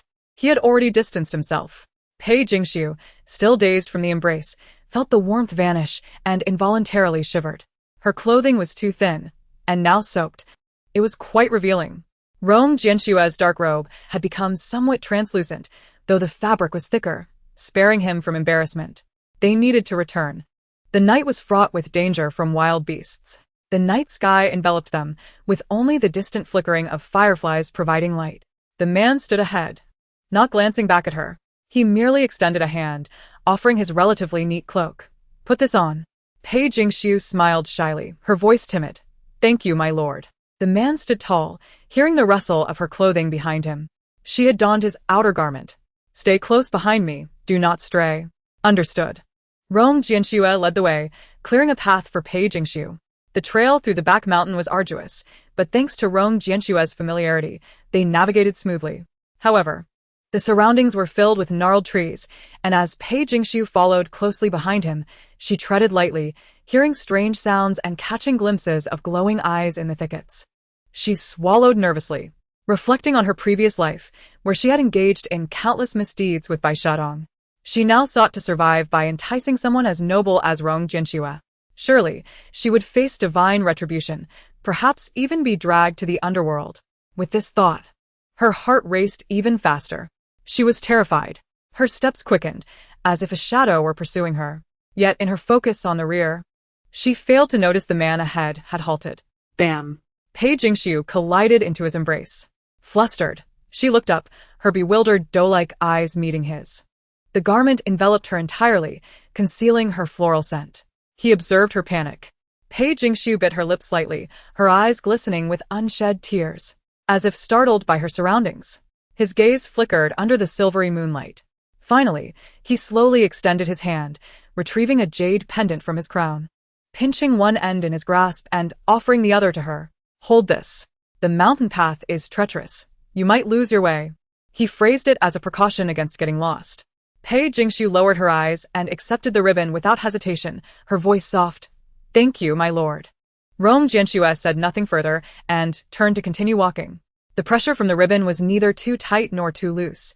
He tightened his grip slightly, slowing his pace. Following closely behind him, Pei Jingxiu felt an inexplicable sense of security as she held the silk cord. They finally emerged from the back mountain, reaching the courtyard of the lantern-lit temple. Pei Jingxiu once again expressed her gratitude softly. "Thank you for tonight, my lord. Without your timely appearance, I might have drowned." Rome Jianxue shook his head, his gaze not lingering on her. "What happened tonight was abrupt. Do not speak of it to others." Pei Jingxiu understood and nodded. "I comprehend." She still wore his cloak, shivering slightly. Strangely, Rome Jianxue asked, "Have you been drinking?" Pei Jingxiu feigned surprise, looking up at him. "How did you know, my lord?" Rome Jianxue pressed his lips together, his tone cool. "I can smell the wine." Pei Jingxiu lowered her head, slightly embarrassed. Her voice gentle. "I brought some wine from the manor, intending to pour a cup for Erlang during my prayers. However, while copying scriptures in the meditation room, I missed him and drank a bit to calm my heart." As she spoke, her tone was bittersweet, her eyes filled with longing and sorrow. The moonlight failed to penetrate the depths of his gaze.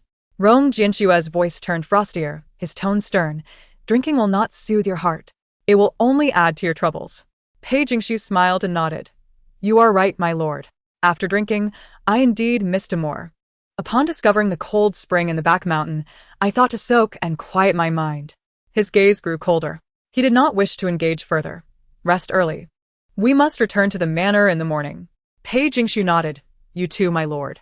I shall take my leave now." As if recalling something, she awkwardly smiled. "I will wash your cloak before returning it." With that, Pei Jingxiu slightly bowed and returned to the meditation room. Once inside, she casually discarded the outer garment onto the table and had Hong Yao assist her in changing clothes. The night was still long. She could not afford to rest so early.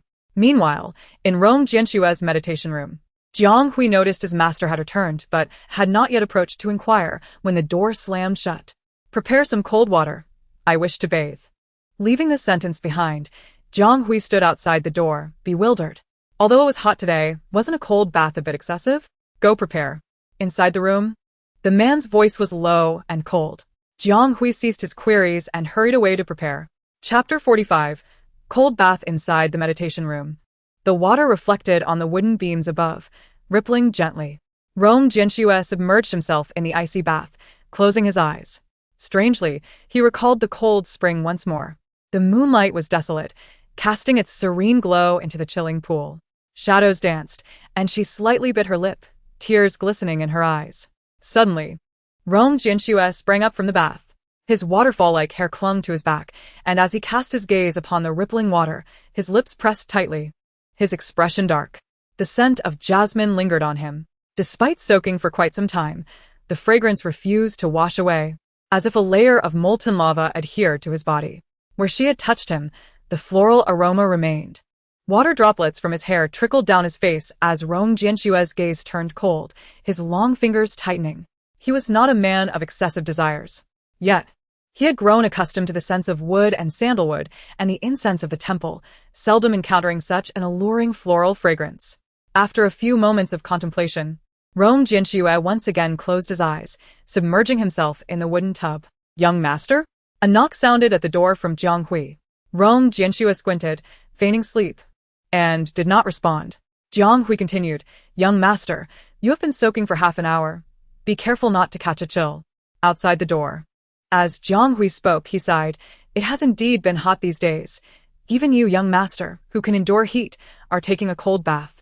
Rong Jianxue pressed his lips together, coldly commanding, "Be quiet." Jiang Hui, understanding the hint, wisely refrained from continuing the topic. Scratching his head as if recalling something, Jiang Hui spoke again, "My lord, you have yet to offer incense in the main hall tonight. Shall I assist you?" "There's no need," replied Rong Jianxue, having recited the quiet scripture in his heart several times. Finally, he opened his eyes, his voice calming. "Please take those scriptures to the Buddhist stupa's underground chamber. I will go light the incense." "Understood." Outside the main hall of the Lantern Temple, beneath the Eternal Life Tree, Rong Jianxue, clad in fresh garments, stood at a distance and spotted her once more. The woman had also changed into a new dress. In her hands, she held a bundle of scriptures. Standing devoutly and gently beneath the Eternal Life Tree, her gaze slightly raised towards the swaying red ribbons above. The night breeze brushed against the hanging wooden scripture tubes, producing a low, mournful sound, as if reciting the scriptures themselves. She stood beneath the tree, eyes gently closed, hands pressed together, seemingly whispering something. A faint smile graced her lips, yet, with her eyes shut, tears streamed down her cheeks. Her voice was soft and tender, reminiscent of the intimate murmurs shared between longtime spouses, a sound that even the night wind could not carry away. Rong Jianxue narrowed his eyes slightly, his cold gaze like frost, emanating a chill. She loved her husband dearly. The Buddhist beads in her sleeves moved rapidly, yet Rong Jianxue remained rooted in place, as if she had countless words to share with that person. Time passed, and at last, she opened her misty eyes, carefully rolling the scriptures into the wooden tube and fastening it with red silk thread, preparing to hang it on the Eternal Life Tree. It was still that same tree, and she remained the delicate, slender figure she was. Yet, she could not reach the branches of that tree. For reasons unknown, this thought made Rong Jianxue's lips tighten, even curving into a slight smile. Standing beneath that towering ancient tree, she appeared as insignificant as dust in the world. Rong Jianxue caressed the intricate Sanskrit on the beads. Standing tall and unwavering, he thought she ought to cry. The speed of her manipulation of the beads quickened, while she remained at a distance, uncertain of what she truly awaited. Perhaps he was waiting for his conjectures to materialize. However, contrary to his hopes, the woman still could not reach the branches of that tree. Yet, she did not persist. After glancing at the several young monks in the main hall reciting scriptures, she approached. It was unclear what she said to one of the monks, but she pointed at the Eternal Life Tree outside, and then at the wooden tube in her hands. The monk understood and followed her outside, gently tiptoeing to press down a branch. She successfully tied the silk thread and turned to express her gratitude to the young monk. The monk joined his hands in prayer and recited a Buddhist chant before returning inside to continue his recitation. Rong Jianxue pursed his lips, a flicker of emotion passing through his eyes. Thus, it was not solely reliant on him. It was just that, on that occasion when the hall was empty, he had seen her, stepped forward, and fortuitously assisted her in pressing down the branch. Even without him, others would have helped her press down the branch of the Eternal Life Tree and tie the wooden tube to its bough. It was not a matter of great significance. Rong Jianxue's gaze sharpened, his demeanor icy. In the distance, Pei Jingshu finished hanging the wooden tube and turned to see the man standing beneath the night sky. A flicker of surprise crossed her eyes as she smiled at him, slightly bowing. My lord, why are you still awake? The motion of manipulating the beads halted. Rong Jianxue, tall and composed, replied in a calm tone. I came to burn incense. Pei Jingxiu inquired softly, is it for Erling? Rong Jianxue lowered his gaze to her and after a moment, nodded with an air of nobility. She tentatively asked, may I watch you as you burn the incense? After a pause, her voice softened. I wish to spend more time with him. I promise I won't disturb you. Loyalty and devotion. Strangely, that phrase flickered in Rong Jianxue's mind. He savored the words, tinged with a hint of mockery. Indifferently, he nodded at her and stepped into the main hall. Pei Jingxiu, elated, followed him inside. He took a stick of incense from a nearby table and, holding it in his hand, approached the incense altar in the center of the main hall. After lighting the incense, Rong Jianxue slightly closed his eyes and recited a few phrases. Then, he opened his eyes, took a few steps forward, and placed the incense into the burner. Once finished, he turned to Pei Jingxiu. The woman had her hands pressed together. Her gaze lifted towards the imposing and solemn golden Buddha statue, softly murmuring something, as if seeking the divine's protection. Only after she finished did Rong Jianxue walk out of the main hall alongside her. On the way back to the meditation room, Rong Jianxue spoke slowly. What did you discuss with Xianzhou? Pei Jingxiu's gaze was gentle as she replied, I told Erling that I am living well now. And my lord cares for me in every way. He is the best person in the world. Hearing this, Rong Jianxue chuckled lightly, choosing not to probe further into the truth of her words. My lord, may I ask you a question? The gentle voice of the woman beside him broke the silence. Rong Jianxue nodded, awaiting her continuation. She glanced at him and seemingly casually asked, do you think Erlang is still alive? Her expression was earnest, her eyes clear, as if she truly sought the answer to that question. After all, though the army had declared his death, they had yet to find his body. Merely stating that he had fallen off a cliff, could this merely be a ruse of war? Rong Jianxue's gaze sharpened slightly as he looked at her. How much do you love him? Chapter 46. The plot has changed.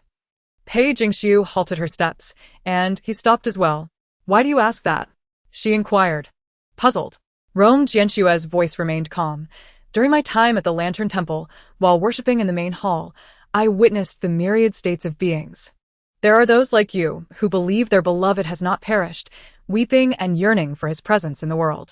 When he spoke, his tone was cold, devoid of emotion. Yet before long, when they returned to worship, they often had a replacement by their side and could grow old together. Rong Jianxue gazed at the woman before him, his tone indifferent. How much do you think you love him? This question, to others, might have sounded tinged with disdain. Yet Pei Jingxiu did not take offense. Instead, she lifted her gaze to the man before her. Under the moonlight, her eyes sparkled, as if looking through him to another person. Her features softened, her lips curved into a smile. Perhaps as much as my brother loves the deities. Rong Jianxue's lips tightened slightly, his eyes flashing with coldness and confusion. But I do not love the deities. He clarified, only respect. Pei Jingxiu laughed at this, correcting him. Then my love for Erlang is as enduring as your brother's respect for the deities. The night breeze stirred the woman's long hair, billowing her dress and the ribbon at her waist, brushing against the back of his hand. Rong Jianxue lowered his gaze slightly, a fleeting emotion crossing his eyes. I shall not betray the deities. Pei Jingxiu blinked, her eyes clear and her tone resolute. Neither shall I betray Erlang. Upon hearing this, the man studied her for a long moment. Finally, he let out a cold laugh. Is that so? His voice carried a chill that was not quite mocking, an emotion difficult to define. He stood there, beneath the temple's candlelight, much like the unassuming golden statue within the main hall, not wishing to continue the conversation. Rong Jianxue said coldly, you should rest early. We return to the estate tomorrow. Pei Jingxiu nodded, then I shall take my leave. With that, she bowed and turned to depart. Yet after a few steps, as if suddenly remembering something, the woman paused, glancing back under the dim light. With a smile and a twinkle in her eyes, she said, I will not betray my lord either. I shall always respect you. Rong Jianxue frowned slightly at her words, averting his gaze. After she spoke, Pei Jingxiu smiled again and turned to leave. It is said that within the quietude of the Buddha's domain, one should not speak ill or utter falsehoods. If this were the case, Pei Jingxiu felt that she would eventually face divine retribution. On the following morning, Pei Jingxiu rose early, and after completing her grooming, she stepped out of the temple with Hong Yao. A carriage awaited her just outside the temple gates. Upon seeing Pei Jingxiu, Zhang Hui's eyes brightened as he approached her, saying, "Madam, it is nearly time. Let us return." Only one carriage was present. Pei Jingxiu raised an eyebrow slightly, a flicker of confusion crossing her eyes. "Where's the master?" Oh, "The young master left for home last night at the hour of the pig," Zhang Hui replied. Pei Jingxiu was taken aback. "Why so hasty?" "Madam is unaware. The young master received news last night that the master has returned to the capital." A thunderous buzz echoed in Pei Jingxiu's ears. Her father-in-law is back. Upon receiving Zhang Hui's affirmative response, she found herself momentarily breathless. What was happening? She distinctly remembered that in her previous life, Rong Baimao returned 3 months later. Why had this timeline shifted so drastically this time? If Rong Baimao had returned 3 months earlier, does this imply that Rong Xianzhou would also return prematurely? The mere thought caused Pei Jingxiu's expression to tighten. Although she could not fathom why the plot had accelerated, she was certain that her father-in-law's early return was far from a good omen for her. Could it be that as a treacherous female supporting character, her actions had forcibly altered the narrative, resulting in changes to other plot points as well? Without further contemplation, Pei Jingxiu paled and forced a smile at Zhang Hui. "Very well, let us hasten back. We must pay our respects to the master." "Indeed, madam, let us depart." Throughout the journey, Pei Jingxiu's countenance remained grim. In her previous life, the Rong family had long been aware that Rong Xianzhou was not dead. The reason for concealing this from her was merely to expel her from the Rong household before his return, thereby seizing her dowry. She was oblivious to what her father-in-law's return signified, yet the sudden acceleration of events caught her off guard. The carriage halted outside the Rong residence. Pei Jingxiu was assisted by Hong Yao as she disembarked and, from a distance, spotted another carriage from the Rong family approaching from the palace. Coming to a stop at the entrance, Rong Jianxue was the first to step down. Upon seeing Pei Jingxiu, he nodded silently before turning his attention to the carriage behind him. Shortly thereafter, the carriage curtain lifted and Rong Baimao, clad in official robes, descended. Pei Jingxiu furrowed her brow and slightly bowed to Rong Baimao. "I pay my respects to you, father." Rong Baimao had just returned to the capital and had visited the palace with Rong Jianxue to present the memorials and observations he had gathered on his journey. The man appeared to be nearing 50, yet his eyes were sharp as those of a hawk. After casting a glance at Pei Jingxiu, Rong Baimao nodded slightly. His authority palpable. "I have heard from your mother-in-law that you went to Randing Temple to pray for Xianzhou?" Under the weight of his gaze, Pei Jingxiu did not dare to lift her head, her voice dignified. "Yes, I wished for my second son to be freed from suffering and ascend to paradise." At first glance, these words seemed utterly innocuous, yet to Rong Baimao, who harbored secrets, her prayer felt more like a curse. His expression darkened as he said in a stern voice, "Such trivial matters are unnecessary for you to undertake in the future. Since you are willing to mourn for him for 3 years, it is best to refrain from drawing attention to yourself and serve us well, so that Xianzhou may find peace, and we may be spared unnecessary worries. Do you understand?" Pei Jingxiu's long lashes trembled slightly. She nodded gently, her voice soft and fragile. "Yes, I will remember." Having clearly issued her a divorce decree, he wielded her like a tool, entirely unconcerned about her being an outsider. Rong Baimao then averted his gaze and stepped into the residence. Rong Jianxue gave Pei Jingxiu a glance and spoke in a softer tone. "You should return to the western courtyard to rest. We will dine in the main hall tonight." "Understood." Upon returning to the western courtyard, Pei Jingxiu's expression was icy, a glimmer of coldness flashing in her eyes. Something was amiss, very amiss.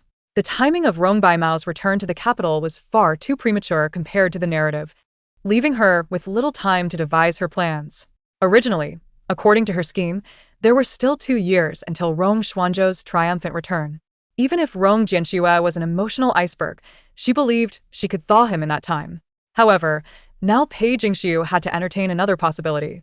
If the plot had indeed accelerated or altered, then her strategy of gradually warming him up was no longer suitable for the current circumstances. With this thought, a chill passed through Pei Jingxiu's eyes. She needed to devise a plan to administer a potent remedy to Rong Jianxue. Chapter 47. Ruining her innocence. In the main residence, Rong Jianxue was conversing with Rong Baimao. Having been away from the Rong estate for over a month, it seemed much had transpired. "Your mother mentioned that during her mourning period, Pei went to attend the birthday banquet at the Prime Minister's manor? Rong Baimao sipped his tea, his tone grave. Rong Jianxue replied calmly, it was Miss Shen who deceived her initially, and the Prime Minister has since punished her. Miss Shen, as the Prime Minister's daughter, even came to apologize after framing Pei? Yes, one must acknowledge their misdeeds. After all, framing others is no trivial matter. And what of the accounting matter? You taught Pei to handle accounts because of your mother's agreement with her? Rong Jianxue, whose eyes had been cast down, slowly lifted his gaze upon hearing his father's increasingly sharp inquiries. His expression was cool and unyielding as he replied, Father, are you here to question me? Intimidated by his son's demeanor, Rong Baimao's tone softened slightly. I merely wish to remind you not to forget who your true family is. Rong Jianxue then turned his gaze back to the teacup, his expression as frigid as the everlasting snow atop a mountain. Pei remained within the Rong residence, serving the elders. Even if her marital ties to Xianzhou were severed, she remained a member of the Rong family. Even when faced with his nominal father, Rong Jianxue neither bowed nor cowered. His mother had employed underhanded methods to compel Pei to sign an agreement, intending to seize her dowry. If this were to spread, it would tarnish not just his father's reputation. As the tea leaves floated within the cup, Rong Jianxue absent-mindedly traced his fingers along his sleeve, feeling disinclined to remain seated any longer. If his father insisted on maintaining strict family discipline, it should not apply solely to Pei. Father, if the emperor and commoners are held to the same laws, and since mother refuses to nullify the agreement, it is not improper for me to teach her accounting. Rong Baimao slammed his hand on the table, his eyes wide with disbelief as he stared at Rong Jianxue. Unfazed, Rong Jianxue rose and bowed slightly to his father. If there is nothing further, I shall take my leave. With that, he exited the main residence. Watching his son's retreating figure, Rong Baimao furrowed his brow, a flicker of emotion passing through his eyes. He rose and headed towards Rong's chamber. Upon entering the room, Rong Baimao dismissed the servants and closed the door, then took a seat in the grand armchair. Noticing Rong Baimao's return, Rong's wife hurried over, inquiring, Master, has Xianzhou, Shu? Rong Baimao gestured for her to be silent. Rong's wife quickly caught on, lowering her voice further. Has there been any news from Xianzhou? Rong Baimao nodded, retrieving a letter from his sleeve and sliding it across to her. This is what Xianzhou entrusted to us. Rong's wife eagerly opened the letter, and upon reading its contents, she covered her mouth, tears streaming down her face. Wonderful, wonderful, Xianzhou is not dead. He is alive and well. Though she had known this news earlier, seeing her son's handwritten letter brought a sense of relief to her anxious heart. Rong Baimao shot her a stern look, speaking in a low voice. Xuanzhou's feigned death was to lower the enemy's guard and initiate a counterattack, so this matter must not be disclosed. Do you understand? Rong's wife nodded, I understand. After a moment's thought, she added, What of Jianxue? Rong Baimao narrowed his eyes, recalling the earlier confrontation with him. In truth, he now felt a degree of trepidation towards his eldest son. Jianxue was straightforward and impartial, treating even his parents with equal fairness. Ultimately, he was not of the same bloodline, differing from Xianzhou in that regard. Do not divulge this matter to Jianxue just yet. Given his temperament, I fear it may lead to unforeseen complications. Rongshi nodded in agreement, then, with a glint in her eye, inquired, Has the master met with Pei Shi? Rong Baimao confirmed with a nod, I just saw her outside the gate. I still believe that Pei Shi remaining in the Rong family is a calamity. It would be best to find an opportunity to address this. Now is a critical moment. You must remain discreet. Before Rongshi could finish, Rong Baimao coldly interjected. With Xianzhou absent, Jianxue is now in a position of great power and will not tolerate any deceit. Do you really think Jianxue is oblivious to your attempts to drive Pei Shi away?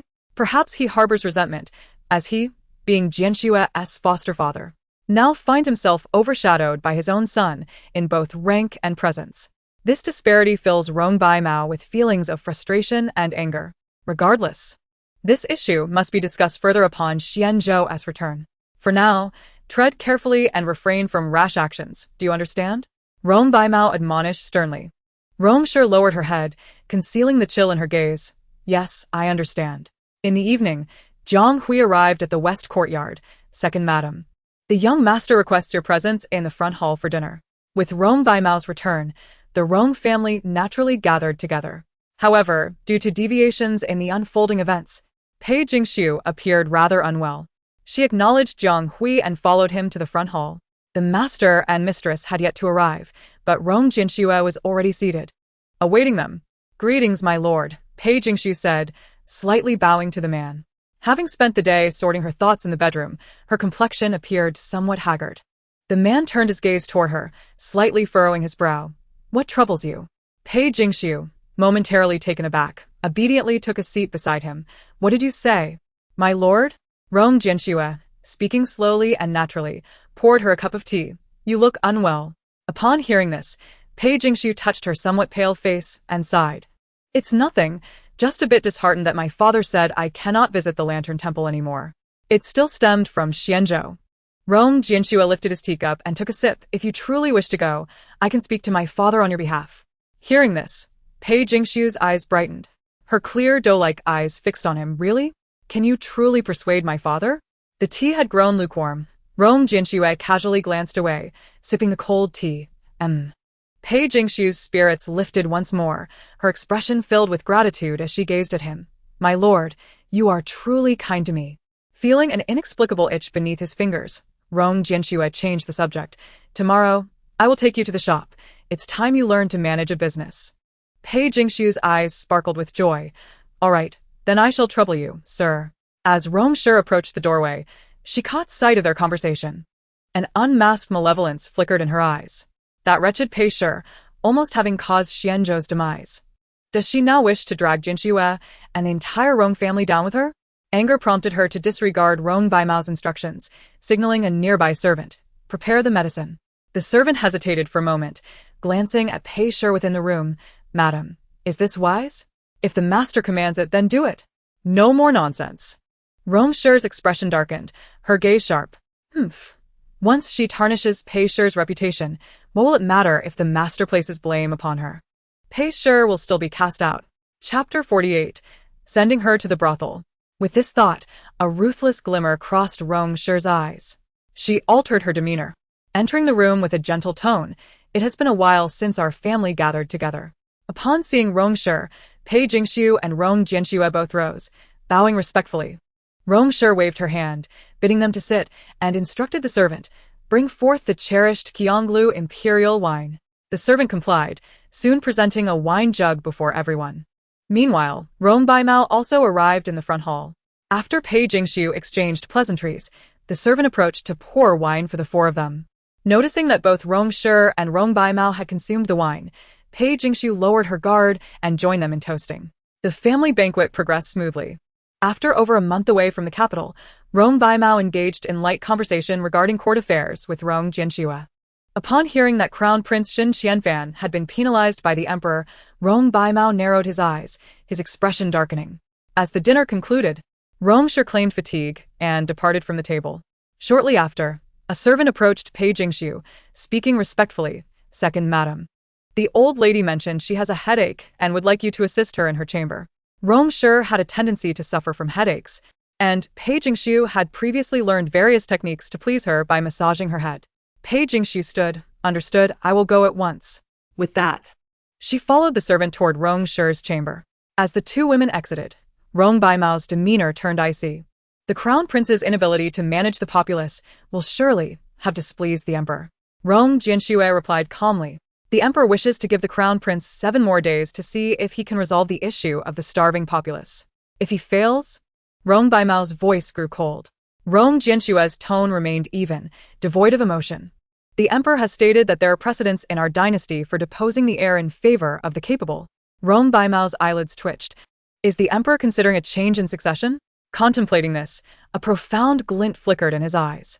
Rong Jianxue, disinterested in probing into Rong Baimao's expression, subtly glanced toward the direction Pei Jingshu had departed, then stood and bowed. "If there is nothing else, I shall take my leave." With that, he turned and exited. Meanwhile, Pei Jingshu, following the servant, arrived at Rong Shi's chamber. "The second madam will wait here for a moment. The old lady will be here shortly." The servant left Pei Jingshu alone in the chamber, closing the door behind her. Pei Jingshu furrowed her brow, sensing something amiss. The incense burning in the chamber was different from what Rong Shi usually used. She pursed her lips, her vision darkening, instinctively grasping the nearby table for support. The fragrance in the chamber was suspicious. A wave of drowsiness enveloped her, and Pei Jingxiu stumbled toward the entrance, attempting to push the door open. After several attempts, she discovered that the door was locked. Overwhelmed by the encroaching fatigue, Pei Jingxiu felt her eyelids grow heavy, her legs giving way beneath her as she sank to the floor. She had been negligent. She had always thought that if something were amiss, it would likely stem from the wine prepared by Rongsher. Yet, she never anticipated that Rongsher's methods would be so direct. Rongsher had executed her plans so thoroughly that she clearly had no intention of allowing Pei Jingxiu any chance of turning the tables. Pei Jingxiu opened her mouth, attempting to call out, but after several tries, no sound emerged. She heard footsteps, seemingly halting just outside the door. "Young master, what brings you here?" The servant who had escorted her earlier appeared just in time, greeting the newcomer. Rong Jianxue regarded the tightly shut door, his tone slightly cool. "It's nothing. I merely recalled that I borrowed a few books from Pear a few days ago, and thought to return them today. You are here to see the second madam." Then, the servant replied with a smile, "Unfortunately, you are a bit late. The old lady just had the second madam massage her head, and she has gone to bed. So she should have returned to the west courtyard by now." One door apart, Pei Jingxiu opened her mouth, but could not produce a sound. Biting her lip, she reached out, hoping to create some noise at the door. But before her hand could touch the doorframe, the world spun, and Pei Jingxiu lost consciousness. Outside, Rong Jianxue frowned slightly. "She has already returned?" The servant nodded with a smile. "Yes." Rong Jianxue cast another glance at the door, then nodded slightly. "Then I shall not disturb my mother's rest." With that, he turned and departed. As the snow faded into the distance, the matron turned her cold gaze and stepped into the bedroom, discovering Pei Jingxiu, who had already collapsed on the floor. She bent down to examine her before gesturing to two household servants who entered, one after the other. "Hurry, take her out through the back door. And ensure no one sees or hears, understood?" "Yes, we understand." When Pei Jingxiu groggily regained consciousness, she felt as if she were jolting along in a carriage. With her eyes half closed, she heard the two servants conversing inside. "Are we really taking the second lady to a brothel?" "Of course, it is the old lady's order." Pei Jingxiu's eyelids twitched, her face paling slightly. Something was lodged in her mouth, silencing her, and her hands and feet were bound, preventing her from moving recklessly. Why would the old lady treat the Pei family this way? Why else? "I heard that matron say once she is ruined in the brothel, they will bring people to catch her in the act." The following words were unclear to Pei Jingxiu, but she grasped the intention of the Rong family. They sought to tarnish her reputation, expel her from the Rong residence at any cost, and seize her dowry. Her expression darkened as she forced herself to calm down. The ropes binding her hands and feet had grown numb, beads of sweat forming on her forehead, her face resolute. She needed to devise a plan. She could not allow the Rong family to succeed. "Which brothel are we sending her to?" "Where else?" "The largest boat in the capital, Baiyu Jing." "Baiyu Jing?" Upon hearing this name, Pei Jingxiu suddenly had a revelation. A glint of coldness flashed in her eyes. The carriage soon arrived at its destination. Entering through the back door, Pei Jingxiu was carried inside the boat. An unusual floral scent enveloped her, and soon after, everything went dark as she was thrown into a cramped room. "Madam, inspect the goods." A plump woman approached with a smoking pipe, examining Pei Jingxiu's delicate face, clicking her tongue in admiration. "Oh, this little face is truly beautiful. Can you guarantee there will be no trouble?" "Rest assured, madam, she is right here. Once a man mounts her, how could there be any trouble?" The servant chuckled lecherously. The madam, upon hearing this, ceased her queries with a light laugh. "Indeed, let me find some men to train her. Perhaps she could become our boat's top attraction." Chapter 49. Where is Pei Jingxiu? Pei Jingxiu's palms were slick with sweat.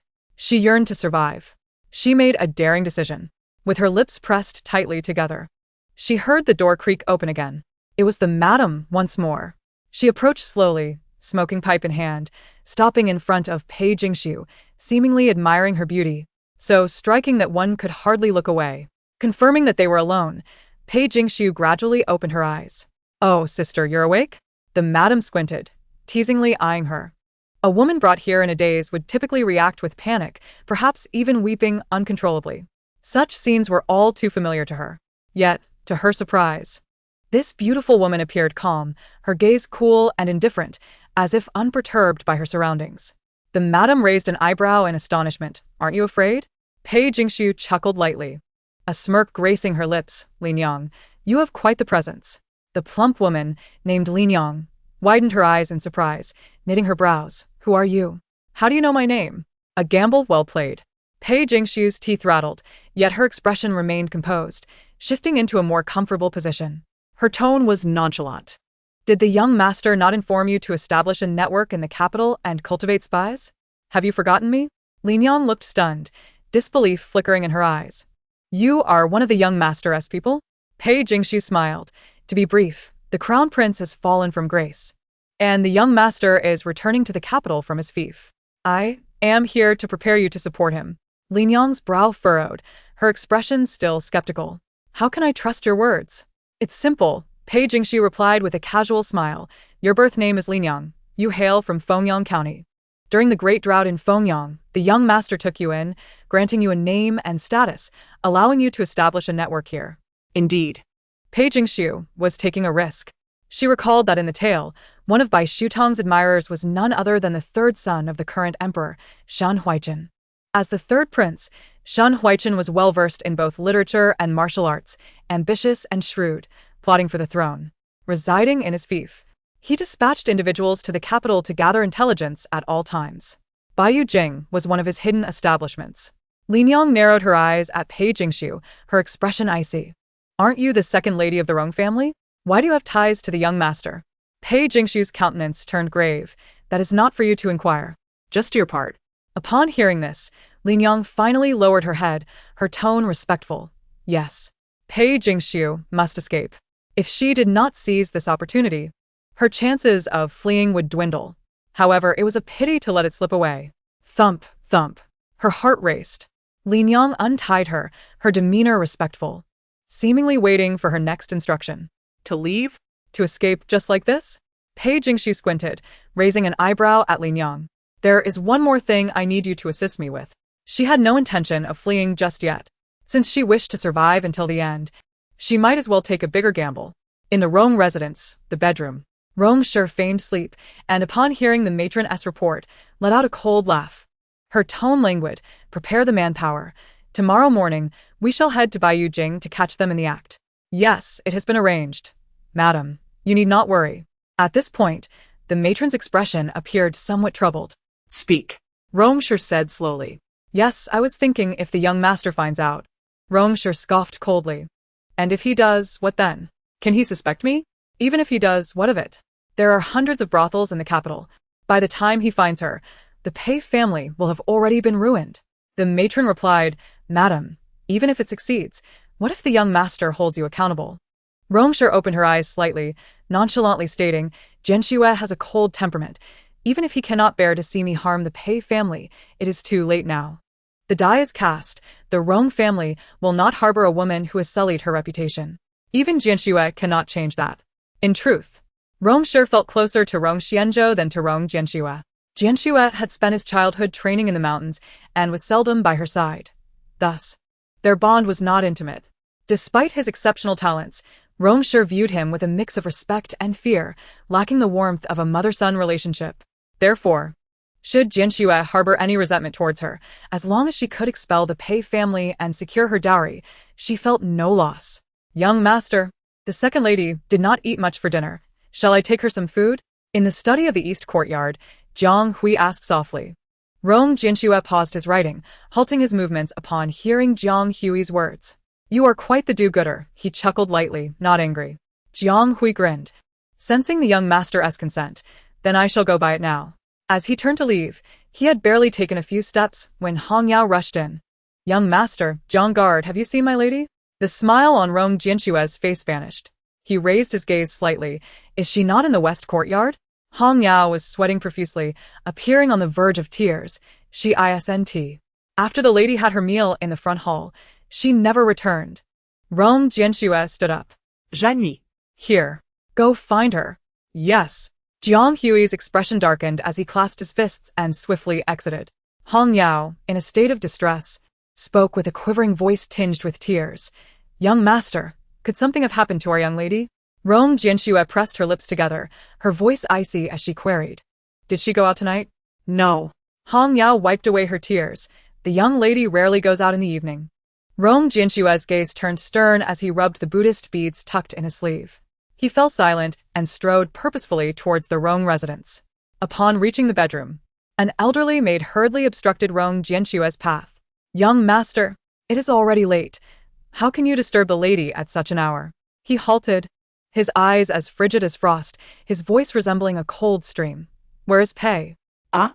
The maid feigned ignorance, her expression one of surprise. "Isn't the second young lady already back in the western courtyard?" Her dark eyes seemed veiled in an eternal frost. Rong Jinshue's eyelashes quivered imperceptibly, and the air around him felt heavy with a palpable chill. "I will ask you once more." He directed his gaze at the maid, his tone hoarse and deliberate. "Where is Pei Jingxiu?" "Young master, I truly do not know. Perhaps the second young lady is simply out enjoying herself?" Rong Jinshu nodded slightly. Yet his gaze shifted away from her. He stepped forward and unhesitatingly pushed open the door to the Rong residence. Chapter 50. He had murderous intentions. The commotion outside had not escaped the notice of Madame Rong, who sat within. Initially, she intended to remain silent and let the maid send Rong Jinshu away. But it seemed that would not go as planned. As Rong Jinshu entered, he was enveloped by the chill of the moonlight. Upon stepping inside, he detected an unusual fragrance in the air. His face was as cold as ice, and he addressed Madame Rong, who reclined in her armchair. "Mother, where is Pei?" Madame Rong furrowed her brow, momentarily taken aback. "Pei? Hasn't she returned to the western courtyard?" She sought to buy time. The beads in Rong Jinshue's sleeve tightened in his grip, and his voice turned hoarse and severe. "She is not in the western courtyard. Once she entered your chamber, I did not see her again. Perhaps she grew restless and went out to play." Madame Rong and the maid offered the same excuse. "I have long said that Pei is not one to settle down. It is no surprise that Xianzhou has not been by her side for long, and she has likely gone off to indulge in some escapade." Rong Jinshue's fingers whitened with rage. He disregarded Madame Rong entirely, taking 2 steps closer to inspect the incense burning on the altar. "What did you light just now?" "What did I light?" Madame Rong frowned, her displeasure evident as she glared at Rong Jinshu. "Jinshu, are you suggesting that I have done something to her?" Rong Jinshu met her gaze directly, his words deliberate. "It would be best if you have not done anything to her." Stunned into silence by his statement, Madame Rong cast her eyes down, fanning herself vigorously with a handkerchief. "Young master." In the distance, Jiang Hui finally returned, breathless as he reported to Rong Jinshu. "Did you find her?" came the grave inquiry. Jiang Hui shook his head, his brow furrowed. "No, young master.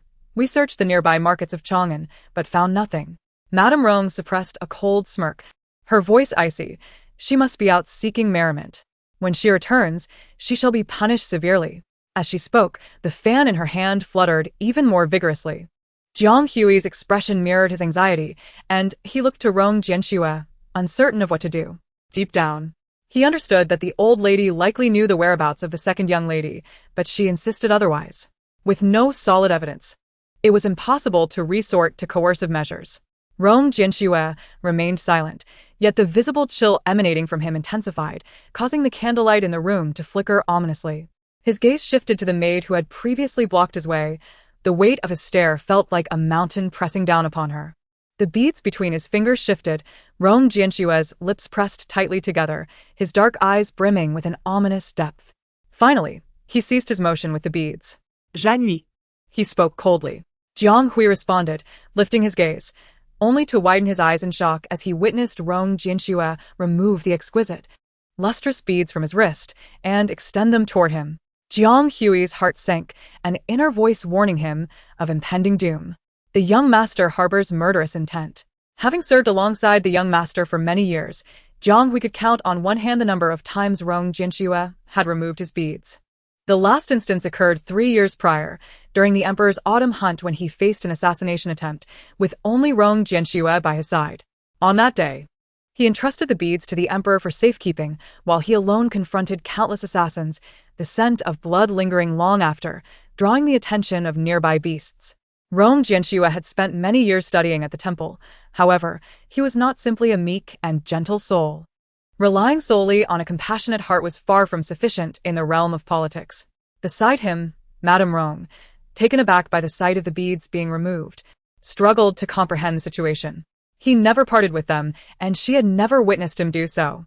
All she could hear was the man's voice, as frigid as frost, uttering chilling commands. Take the maid away, and beat her until she speaks. Jiang Hui's eyes widened in disbelief. Young master, without substantial evidence. Would this not amount to coercion? A sharp glare silenced him, and Jiang Hui lowered his head, responding with a respectful bow. After delivering his orders, Jiang Hui stepped outside, seizing the maid by her collar and dragging her away. The maid had never encountered such a scenario. Fearfully, she looked to Madame Rong for help, collapsing to her knees as she pleaded. Madam, please help me. Save me. Impudent. Madame Rong finally regained her composure, slamming her hand on the table, her chest heaving with rage as she pointed at Rong Jianxue, exclaiming, What do you intend to do? Pei is not in my chamber. What can you force my servant to confess? Rong Jianxue's gaze remained icy as he replied, Whether she can produce information will be determined after she is beaten. Madame Rong's composure faltered. You are resorting to coercive tactics. Mother may report to the Dali Temple and press charges. Rong Jianxue stood his ground, raising his voice slightly. His tone was like gravel scraping over ice, deep and slow. After this matter, I shall accept my punishment. Rong Jianxue fixed his gaze on Madame Rong, then turned to Jiang Hui. 15 minutes. She must speak, or her life is forfeit. Jiang Hui lowered his head, responding solemnly, ignoring the maid's desperate cries. He grasped her collar and dragged her from the main courtyard. Madame Rong's heart raced as she watched Rong Jianxue, her back chilled, and she stumbled back into her armchair. In truth, it would not take 15 minutes. The techniques Jiang Hui learned during his time in prison would terrify the maid into submission at a mere glance. Before Jiang Hui could even lay a hand on her, the maid wailed and trembled, confessing everything. Young master, within Madame Rong's chamber, Rong Jianxue remained locked in a confrontation with her. He rarely removed his beads, his expression grave and unnervingly cold. Jiang Hui rushed in, nearly flying through the door. His face solemn, his brow furrowed. Young master, the maid said, the second young lady. She has been sold to a brothel. In an instant, Rong Jianxue sprang to his feet, his form disappearing in a blur as the wind swept past him. He hastily exited the Rong residence. Watching Rong Jianxue's retreating figure, Madame Rong clutched the armrest tightly, desperately hoping that by the time he arrived, Pei Jingxiu would have already been sullied. Baiyu Jing was approximately a half-hour's journey from the Rong residence. Rong Jianxue rode swiftly, arriving at Baiyu Jing within a mere quarter of an hour. Outside the pleasure boat, the air was filled with songs and laughter, a lively scene unfolding. Upon spotting such a handsome man, a woman's eyes sparkled, and she hurriedly approached. Young master, you. Her words faltered as Jiang Hui's sword rested menacingly upon her shoulder. Rong Jianxue's expression remained icy, his voice as frigid as a deep lake. Search. Jiang Hui complied. Yes. Pei Jingxiu, clad in sheer garments that clung to her form, found herself engulfed in a haze of confusion. In a state of panic, she pushed away the man who had approached her, her voice weak and trembling. Let go of me. Get away. Chapter 51. Why did it take you so long to save me? The delicate veil barely concealed her porcelain skin. Lacking strength, her struggles appeared feeble. The man's eyes gleamed with lewdness as he stroked his chin. Even under the influence of drugs, you still pretend to be a virtuous maiden. Be good, my lovely. Just lie back. I'll make you feel better. With that, he pressed down on Pei Jingxiu's arm, advancing towards her. Tears streamed down her face in terror as she bit her lip, frantically pulling a hairpin from her hair and lunging at him. Ah! The man felt the sting of the pin against his cheek, his expression turning menacing. You little wretch. How dare you hurt me? I'll make you pay. Pei Jingxiu, overwhelmed by heat, trembled as she gripped the hairpin. Her consciousness was fading, her breaths coming in gasps as she bit her tongue to remain alert. Don't come any closer. If you do, I will kill you, she cried, her hands shaking, tears flowing uncontrollably. The man sneered. Is that so? Don't worry, even in death, I'll be with you. Ah! A splatter of blood interrupted his boast. His eyes widened in shock as he turned. Rong Jianxue stood there, sword in hand, her gaze as cold as ice. The man's hand was pierced through, and as he opened his mouth to scream, the blade hovered at his throat. Leave. Rong Jianxue's voice was laced with unmasked fury. In that moment, the man forgot his pain, scrambling to escape the room. The long sword clattered to the ground as Rong Jianxue stepped forward to check on Pei Jingxiu. No, don't come any closer. Pei Jingshu's eyes were bloodshot, her tears flowing freely as she aimed the hairpin at Rong Jianxue, her complexion a disturbing shade of crimson. Her attire lay in tatters, the thin fabric failing to conceal her trembling form. She covered herself with her arm, panic and helplessness evident in her gaze. Her mind was hazy. Unable to recognize the newcomer, she instinctively prepared to defend herself. Pei Jingshu, it's me. Rong Jianshue's throat tightened, her brow furrowing in concern. As if finally recognizing a familiar voice, Pei Jingshu looked up, her eyes shimmering with confusion. She thought perhaps she had misheard, and tentatively called out, her voice hoarse and uncertain. Rong Jianxue? On the bed, her dark hair spilled down, concealing part of her distress. Rong Jianxue removed her outer garment and draped it over Pei Jingshu. It's me. The familiar scent of sandalwood enveloped Pei Jingshu, causing her to soften. Clutching the man's garment and sobbing softly. I'm so scared. I'm truly terrified. Rong Jianshue's expression hardened as she gently patted her back. Do not fear. I am here. Pei Jingshu lowered her gaze, tears clinging to her long lashes, one hand clutching the man's garment while the other wrapped around his neck. Her voice was barely above a whisper. Even as she cried, her delicate form pressed against him, allowing Rong Jianxue to feel her warmth. I'm so uncomfortable. I'm so hot. Rong Jianxue glanced down, frowning as she turned her head away, unwilling to look at her. Her clothing was too thin and sheer. Tightening her grip on her own garment, Rong Jianxue lowered her voice. I will fetch a doctor. Please, don't call anyone else. Perhaps due to the effects of the drug, Pei Jingshu's voice was soft, the final notes rising enticingly. She continued to cling to him, her entire being melting into his embrace. The heat radiated from her body, juxtaposed against the cool fabric of his clothing. Don't let anyone else know, she pleaded, tears soaking the fabric of his chest. The earlier struggle had left her breathless, her heated breaths brushing against his chin, causing Rong Jianshue's lips to form a tight line. You will fall ill. Rong Jianshue's throat constricted, her voice gravelly. Pei Jingshu nestled against him, shaking her head as she quietly sobbed, I don't want anyone else. I only want you. Can I just lean on you for a while? I can endure. Rong Jianxue felt a sense of unease. Instinctively, he reached for the prayer beads on his wrist, only to remember they were absent. In that moment of distraction, Pei Jingshu wrapped her arms around his neck, leaning closer. The warmth of her soft, heated touch caused Rong Jianxue to instinctively attempt to halt her advance. But before he could speak, she looked up at him with tear-filled eyes. Her voice muddled. You're so cool, hold me. She seemed to have endured much hardship, trusting only him. Rong Jianshue's fingers momentarily hesitated, his voice low and husky. I have instructed Jiang Hui to seal off the second floor, do not fear. At his words, Pei Jingshu straightened slightly. Resting her chin on his shoulder, as if to express her dissatisfaction, she bit down on his shoulder. With a surprising force, Pei Jingshu bit and sobbed. The pain only prompting Rong Jianxue to support her waist, facilitating her release of pent-up emotions.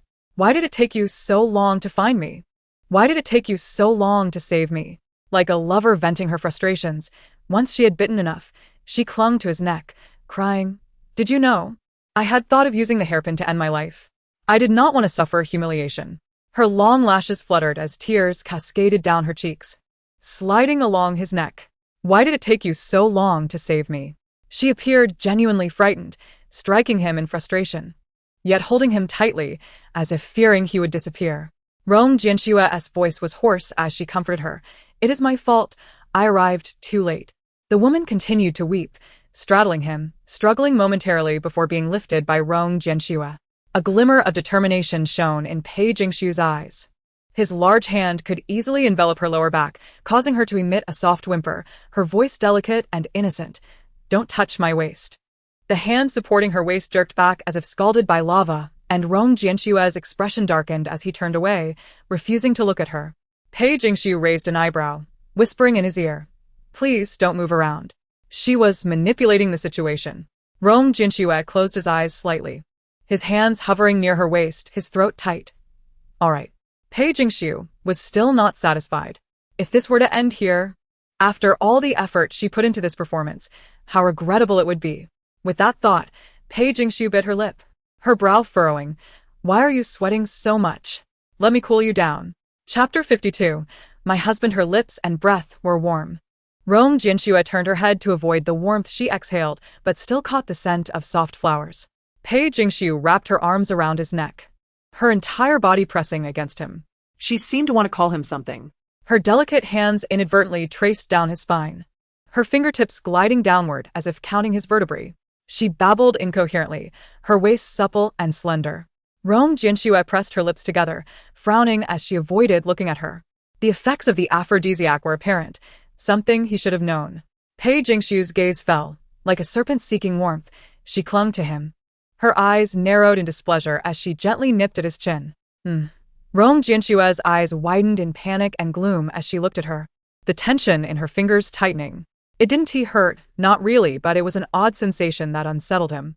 He instinctively attempted to pull away. Yet as he did, her tender form pressed closer. She gently bit her cherry lips, her watery eyes shimmering. Husband, why are you avoiding a Sue? Husband? Rong Jiansheng was momentarily taken aback, then his gaze darkened. Even the hand resting on her waist tightened a few notches. A flicker of triumph flashed in Pei Jingxiu's eyes, but her expression remained soft, like a fish gliding through water, as she raised her gaze to him. Erlang, look at Sue. It's the effect of the love potion. He should understand that. She had mistaken him for someone else. She had once remarked that he bore a striking resemblance to Xianzhou. It seemed she often confused him with another. The frosty sheen in his deep-set eyes made Rong Jiansheng's throat tighten. Ultimately, his cold gaze fell upon her. The outer garment draped over her was now wrinkled and infused with his scent, as if it were a part of him. Who am I? He asked her, fully aware of her intoxicated state yet stubbornly demanding an answer. Pei Jingxiu's eyes glimmered with shyness, blooming like a flower. Her arms tightening around him as she spoke with a delicate tone. Husband, Erlang. That broad hand found its way to her lower back, exerting a bit of pressure, causing Pei Jingxiu to emit a soft whimper, tears pooling at the corners of her eyes. Erlang, it hurts. Rong Jiansheng tilted his head slightly, his eyes devoid of any compassion or mercy. Pei Jingxiu was startled by such an expression, yet she steeled her heart and grasped his hand. Husband, please help Sue. At last, panic visibly crossed his face. In an instant, his hand withdrew from her body, looking at the woman before him in disbelief, as if the warmth of his touch had burned him. Erlang, she implored again, seemingly in great distress. Tears fell onto Rong Jiansheng's garment, and he had yet to recover from the sensation of their brief contact. Does Erlang despisa Aksu? Does Erlang not like Sue anymore? In the presence of Rong Xianzhou, she often felt insecure. Rong Jiansheng's gaze was dim, lacking any trace of brightness. She repeatedly questioned, does he not like Sue? He was not Rong Xianzhou. How could he know whether he liked her or not? His fingertips were damp, the knuckles pale, hesitant to reach out. The woman against him had tearful, soft eyes, seemingly attempting to appease him. Yet, the one she sought to please was not him, but her Erlang. Rong Jiansheng's demeanor was cold and heavy, his voice hoarse. Pei Jingxiu. He called her name with a hint of warning. This time, the effects of the potion were evidently more severe than before.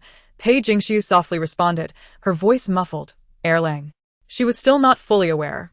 She felt as if she were on the brink of madness, yet she feared annoying him, so she merely clung to him, daring not to ask for anything more. Rong Jiansheng pursed his lips, furrowing his brow, turning his face away, his expression dark and brooding. Pei Jingxiu's sobs were barely audible, pressed tightly against his fabric. He did not look at her, but felt her slight movements. She was feverish, seeking his coolness in his embrace, her body involuntarily trembling. Her delicate skin brushed against the rough fabric of his clothing, creating a soft rustle. She had lost her strength, her arms that had encircled his neck slackening. Yet she did not fall away. Rong Jiansheng supported her waist, ensuring she sat securely in his embrace. As if in a state of painful unconsciousness, he heard her murmur unintelligibly. She called out for Rong Xianzhou, Erlang, expressing her longing for him, stating she awaited his return to marry him anew. Curled in his arms, she spoke the name of another man. Yet such thoughts felt wrong. He had no right to feel this way. Her breathing gradually steadied from a heavy pant to a calm rhythm, and as Rong Jiansheng looked down, he saw her lashes damp with tears, peacefully asleep. Rong Jiansheng slightly closed his eyes. He lifted her, carefully avoiding the awkwardness of his state, draping her outer garment over her once more before making his way outside. Outside, Jiang Hui had been waiting. Upon seeing Rong Jianxing carrying Pei Jingxiu, Jiang Hui's eyes widened, and he dared not utter a word. Today's events should remain unspoken. No one was allowed to mention them. She had been sold to a brothel, and even if she had not lost her virtue, the rumors could turn her into a target. Jiang Hui clasped his fists and bowed his head, not daring to look at the young lady in the young master's arms. Yes, I understand.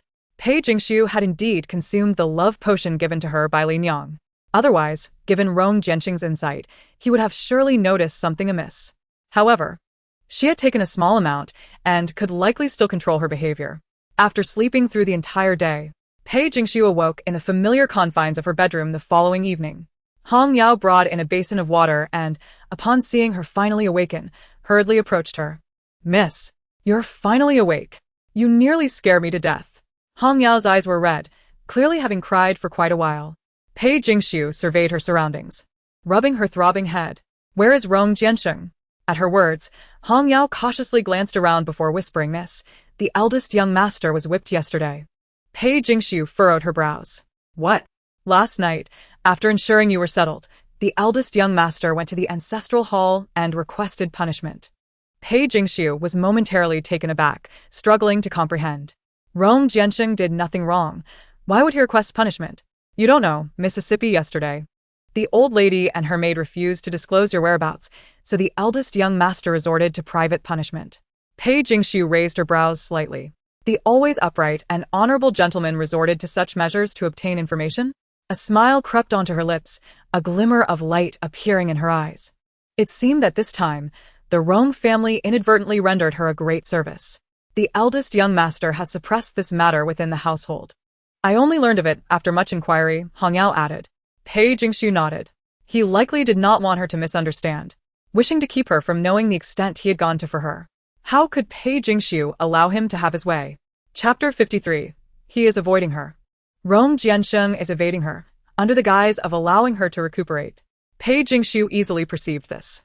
For several days, she had planned to go to the marketplace outside the manor to learn about management, but in these days, she had not even entered the eastern courtyard. Jiang Hui had barred her at the door. "Second young lady, our young master says your health isn't fully restored. There's no rush for the accounting lessons." Jiang Hui said this, while awkwardly scratching his nose. Pei Jingxiu, upon hearing this, understood and did not pursue further inquiries. She merely smiled and handed the food box to Jiang Hui. "Jiang Shuwai, these are some pastries I made. Please deliver them to the master." Jiang Hui took the food box with a smile. "Rest assured, second young lady, I will deliver them to the young master right away." Pei Jingxiu nodded with a smile and turned to leave. In the study, Rong Jianxing was reviewing official documents. He wore a cloak, his lips slightly pale, his hair unbound, cascading like a waterfall over his shoulders, smooth as silk. Clearing his throat, Rong Jianxing held a hand to his mouth, the motion causing a slight strain on his back injury, eliciting a frown. His gaze inadvertently fell from the obscure and complex documents to the clumsy Pichio statue. With just one glance, he averted his eyes. "Young master." Jiang Hui entered the study with the food box. Noticing the box, Rong Jianxing asked in a calm tone, "Is she feeling better?" Jiang Hui quickly nodded. "Yes, I saw the second young lady today. She is no longer in serious condition." Hearing this, Rong Jianxing subtly nodded, choosing not to elaborate further. Jiang Hui smiled and presented the food box to the man. "Young master, this is a gift from the second young lady." As he spoke, Jiang Hui eagerly opened the lid of the food box, revealing exquisite pastries inside. Jiang Hui had never seen such pastries before and chuckled. "The second young lady is truly kind to you. Others would be lucky to even taste these." The speaker was unwitting. As Rong Jianxue furrowed her brows slightly, she was suddenly reminded of that day when, even in her drug-induced stupor, she had called out Xian Zhou's name. "How much do you cherish him?"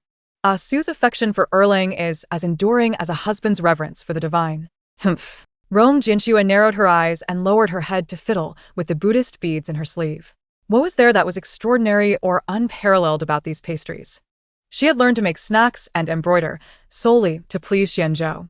It had nothing to do with him. With a slight squint, Rong Jianxue coldly declared, "Take it away. I shall not partake." Jiang Hui was momentarily taken aback, his smile freezing in place. Young master, this is from the second madam. Take it away. Before Jiang Hui could utter another word, Rong Jianxue shot him a frosty glance, silencing him instantly. Thus, without further ado, Jiang Hui covered the box again and took it away. Pei Jingxiu had merely slept for a day and a night. Yet it felt as though the entire Rong residence had undergone a transformation. Hong Yao informed her that the Rong family had been confined to the main residence, and without Rong Baimao's permission, they could not venture far. It was said that Rong Baimao had genuinely lost his temper this time, nearly forcing the Rong family to kneel at the ancestral hall. The Rong family had wept and pleaded for an entire night, which had led to the mere modification of their confinement. So, You mean to say that Rong Jianxue not only called for the family discipline herself, but also informed Rong Baimao of the Rong family's actions? In the sweltering summer heat, Pei Jingxiu had Hong Yao fan her, her gauzy attire partially concealing her form, exuding a languid and casual demeanor. Hong Yao chuckled with a hint of schadenfreude. Indeed, miss. You ought to have seen it. Old Master Rong was nearly driven mad, dragging old Madame Rong towards the ancestral hall. Pei Jingxiu scoffed lightly. Rong Baimao is merely putting on a show for Rong Jianxue. Hong Yao was puzzled. Why so? Logically, the eldest young master is the old master's son. Why would the old master do this for the eldest young master? Pei Jingxiu yawned lazily. In grand terms, the male heirs of the Rong family serve as officials of the court, acting as the left and right arms of the ruling family. In narrower terms, the Rong family maintains a strict family ethos, serving as a model for officials and commoners in the capital. Rong Baimao values this greatly and would naturally not allow a single member of the Rong family to tarnish the reputation built over many years. After a pause, Pei Jingxiu continued, moreover, Rong Jianxue is currently a favored figure before the ruling family. Not only is Rong Baimao concerned, but even the crown prince's relationship with the ruling family may not be as close as that with Rong Jianxue. Rong Baimao's future career will rely on this eldest son. Hence, in any case, Rong Baimao must perform this act for Rong Jianxue's sake. Counting on her fingers, Pei Jingxiu noted that it had been 5 days since Rong Jianxue had avoided her. She felt it was time to act. Smirking, Pei Jingxiu gracefully approached the bronze mirror and sat down. Hong Yao, assist me with my grooming. For 5 consecutive days, Pei Jingxiu had sent pastries over. This time, upon arriving at the east courtyard, she did not bring a food box. Jiang Hui's face had rounded a bit. Upon seeing Pei Jingxiu, Jiang Hui nodded and smiled as usual. Second madam. Pei Jingxiu nodded, her gaze flickering. Has the gentleman still not consented to see me? Jiang Hui quickly waved his hand. Second madam, that is not the case. It is the young master who is concerned about your health and wishes for you to recuperate a bit longer. Upon hearing this, Pei Jingxiu merely smiled faintly. Could the guard Jiang convey a message for me, stating that I am fully recovered and ready to resume my studies? Jiang Hui's expression revealed some hesitation, but after a moment's thought, he nodded. Please wait a moment, second madam. I shall convey your message. Thank you, guard Jiang. Pei Jingxiu stood at the courtyard's entrance, watching Jiang Hui depart, a subtle smile gracing her lips. Attempting to avoid her indefinitely? That was not an option. She had yet to agree. Not long after, Jiang Hui returned, his face etched with an apologetic expression. Even without his words, Pei Jingxiu could infer what he would say. Surely, he would advise her to focus on her health and not rush things. As expected, Jiang Hui began. That second madam. The young master said he is currently occupied with official duties, and matters regarding your studies can wait. You should concentrate on your health first. And once the young master has sorted things out, it will not be too late to study again. Sorted out? Once he had done so, would Pei Jingxiu not have wasted her efforts? Naturally, she could not remain idle. However, Pei Jingxiu merely smiled sweetly, nodding with her eyes clear yet lonely. Very well. I comprehend the gentleman's intentions. With that, she nodded and turned to leave. Second madam, Jiang Hui inquired, somewhat uneasily. Are you returning to the west courtyard? Pei Jingxiu turned and smiled. The weather is delightful today. I shall visit my clothing shop and see if I can learn something about managing a business. With that, Pei Jingxiu turned and departed. Seeing her leave alone, Jiang Hui hurried towards the study. Chapter 54. Pei Jingxiu, do you dare to appear before me again? The fabric shop, the bank, the rouge store. Pei Jingxiu owned a multitude of businesses. It was no wonder the Rong family coveted her dowry. Anyone who glimpsed the list of gifts would be envious. When the Pei family was still thriving, They were truly a power to be reckoned with. However, due to their entanglement in a conspiracy against the court, the Pei family was dismantled, leaving no one unscathed. At that time, she had already wed Rong Xianzhou, thus escaping the calamity. Pei Jingxiu had always believed that the Rong family had shown her kindness and had gone to great lengths to curry favor with them. Even knowing that the Rong family had designs on her dowry, she had not uttered a word of complaint.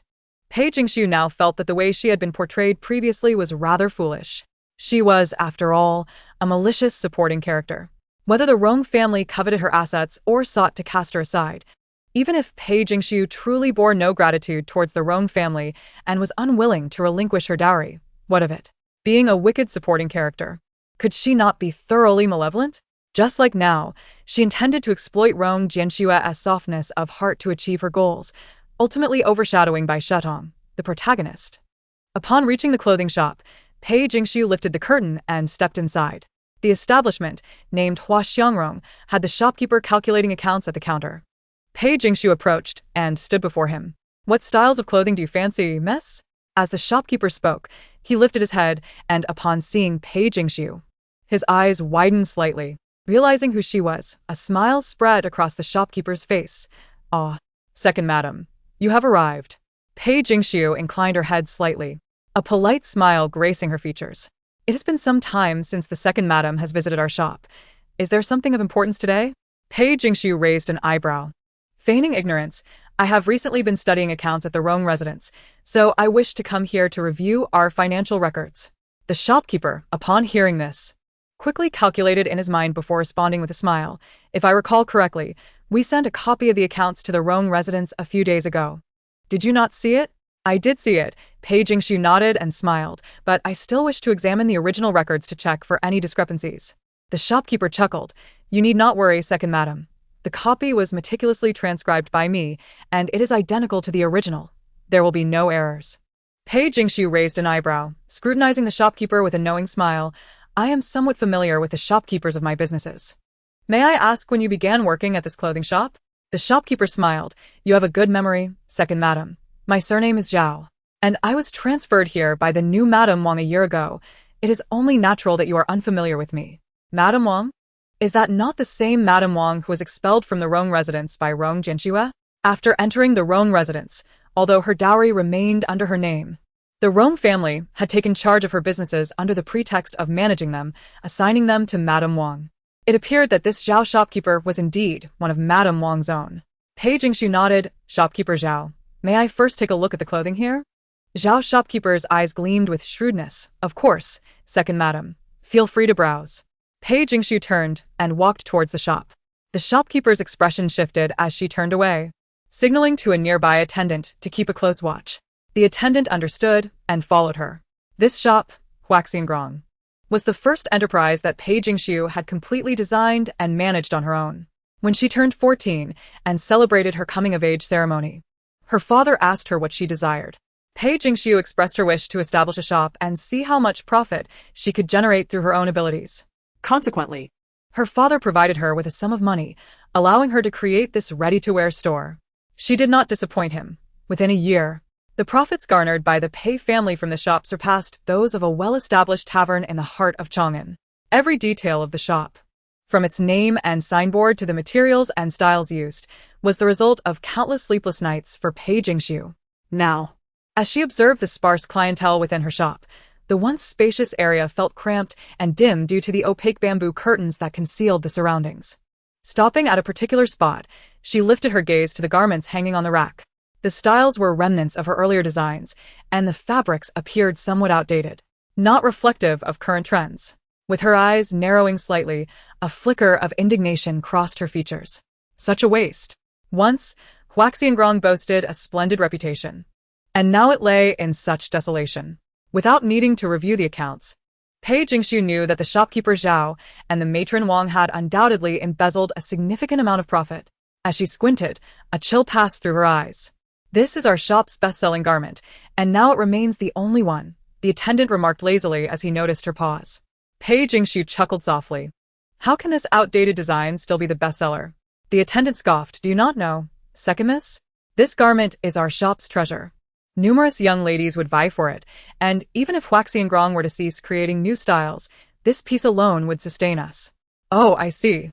Living off past glories, Pei Jingshu mused. indeed. They were relying on the designs she had created in her youth. Nonchalantly smiling, she reached out to touch the garment.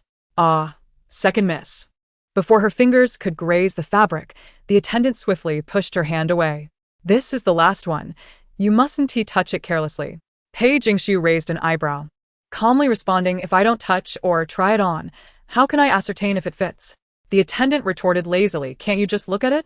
Besides, This piece has already been sold. sold? Pei Jingshu inquired with confusion. To whom? She was curious about the unfortunate soul who purchased such an outdated style. The attendant opened his mouth, about to speak, when outside, Zhao's voice became notably obsequious. Miss Shen, you've finally arrived. We've all been waiting for you. Miss Shen? As if struck by an epiphany, Pei Jingshu turned at the sound.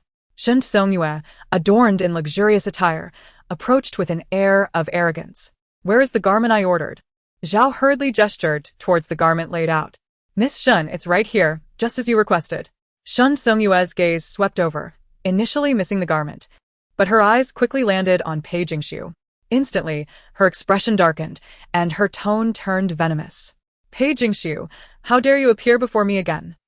Both Zhao and the attendant were taken aback, eyes wide with shock.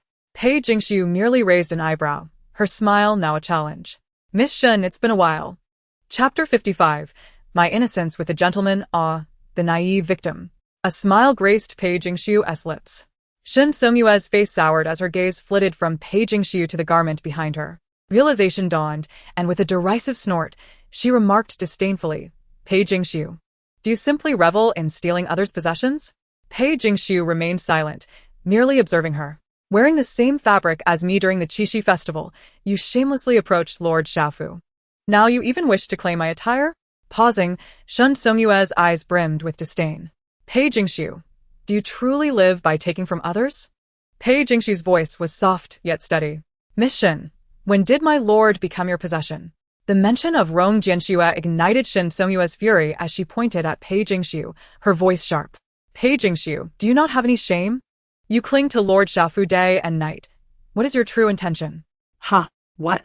Your husband has been dead for less than 2 years, and you can no longer contain yourself, wanting to climb into Lord Xiaofu's bed? Pei Jingshu, how lowly you are. Pei Jingshu felt no anger. Shen Songyue's words, though harsh, held a kernel of truth. She indeed intended to pursue Rong Jianxue. Yet, her expression hardened. Miss Shen, please refrain from humiliating me, and even more so, do not insult Lord Xiaofu. It is all because of you. Because you shamelessly cling to him. Shen Songyue shot back. Pei Jingshu, do not assume that because he is your brother-in-law, you can rely on him for everything. You may lack shame, but Lord Xiaofu still has his dignity. Pei Jingshu raised an eyebrow. Shen Songyue's obsession with Rong Jianxue was bordering on madness. Do you think Lord Xiaofu would even glance at someone like you? I assure you, if not for your connection to him, he wouldn't spare you a second look.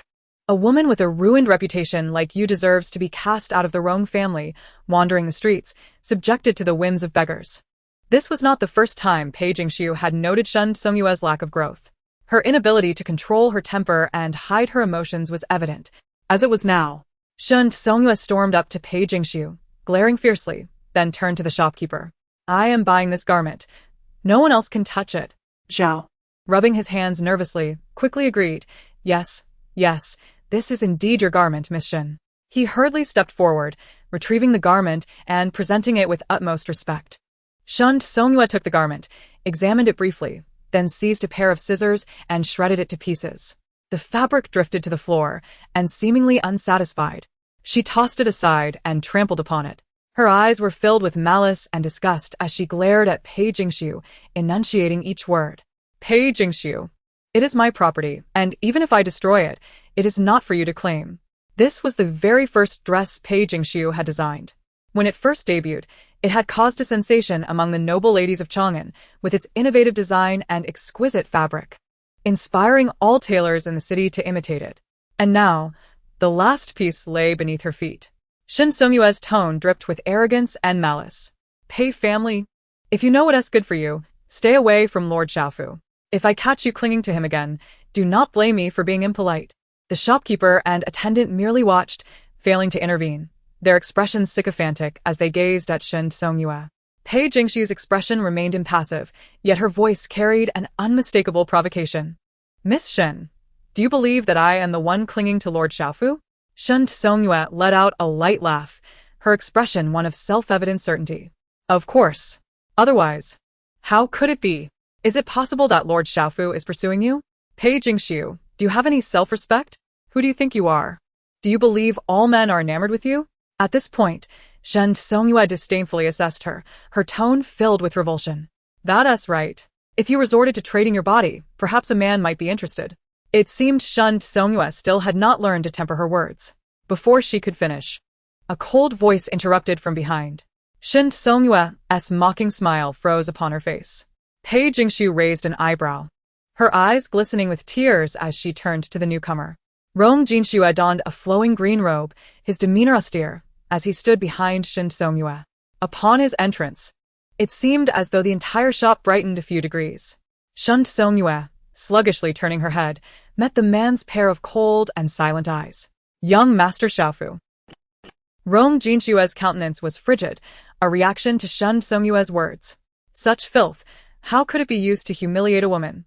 Let the Prime Minister come to the Rong residence to see me. This time, Rong Jinshue appeared genuinely angered, his voice reaching an extreme of calm. Today's actions of Miss Shen were far from mere apologies. Shen Songyue's eyes widened, a hint of crimson appearing at the corners as she pointed at Pei Jingshu, exclaiming loudly, "Young Master Xiaofu." It was Pei Jingshu. She harbored ulterior motives, intending to seduce you. I was only helping you. Rong Jinshue's eyes were filled with icy disdain, the temperature almost freezing. Shen Songyue, tread carefully. It is true. It is true. Shen Songyue's voice sharpened. Pei has done all this to entice you. She fears losing her support now that Rong Xianzhou is dead, and she seeks to seduce you to survive in the Rong residence. Although the clientele of Huaxiangrong was few, they were not entirely absent. Shen Songyue's voice, not particularly quiet, attracted the attention of the noble ladies. In the capital, every young lady knew the esteemed young Master Xiaofu, known for his ethereal grace. Upon hearing such a tale, the women began to whisper among themselves, their chatter rippling through the air. Rong Jinshue spoke in a low voice. Janui. Jiang Hui stepped forward, addressing Shen Songyue sternly. Miss Shen, if you continue to spout nonsense, it will be tantamount to slandering a court official. Shen Songyue's eyes widened in disbelief as she looked at Rong Jinshue. Without allowing her a chance to respond, Jiang Hui restrained her, preparing to escort her from the shop. Miss Shen. Watching Shen Songyue's retreating figure, Pei Jingshu's voice was gentle yet resolute. Janui alted, pressing Shen Songyue's mouvement. Pei Jingshu turned towards Shen Songyue, her tone calm. I assure you, young Master Xiaofu and I have maintained our innocence, never having entertained any private matters. There were none in the past, nor shall there be in the future. I hope Miss Shen will refrain from tarnishing the gentleman's reputation. Shen Songyue shot Pei Jingshu a venomous glare, but was dragged away by Jiang Hui. Behind Pei Jingshu, Rong Jinshue lowered his gaze upon the woman's retreating silhouette. She appeared delicate and fragile, slightly hunching her shoulders, as if on the verge of tears. He stepped closer, offering her a handkerchief, gesturing for her to dry her tears. What transpired today shall not be disclosed. Be at ease. As if coming back to herself, Pei Jingshu retreated a few steps in surprise, distancing herself from the man. And many thanks, sir. The hand that held the handkerchief hovered in the air, momentarily pausing. She lowered her head, concealing the depth of her emotions. Previously, it was he who avoided her. Now, it was time for a change in position. Chapter 56, Use and Discard? The two stood facing each other, an oddly silent moment enveloping them. Pei Jingshu softly inquired. What brings you here, sir? Rong Jinshue collected the handkerchief with an impassive demeanor. I've nearly wrapped up official duties and thought to take a casual stroll. A casual stroll? To coincidentally encounter her at Huaxiangrong was indeed quite fortuitous. Pei Jingshu, keenly perceptive, did not expose him, merely nodding in acknowledgement.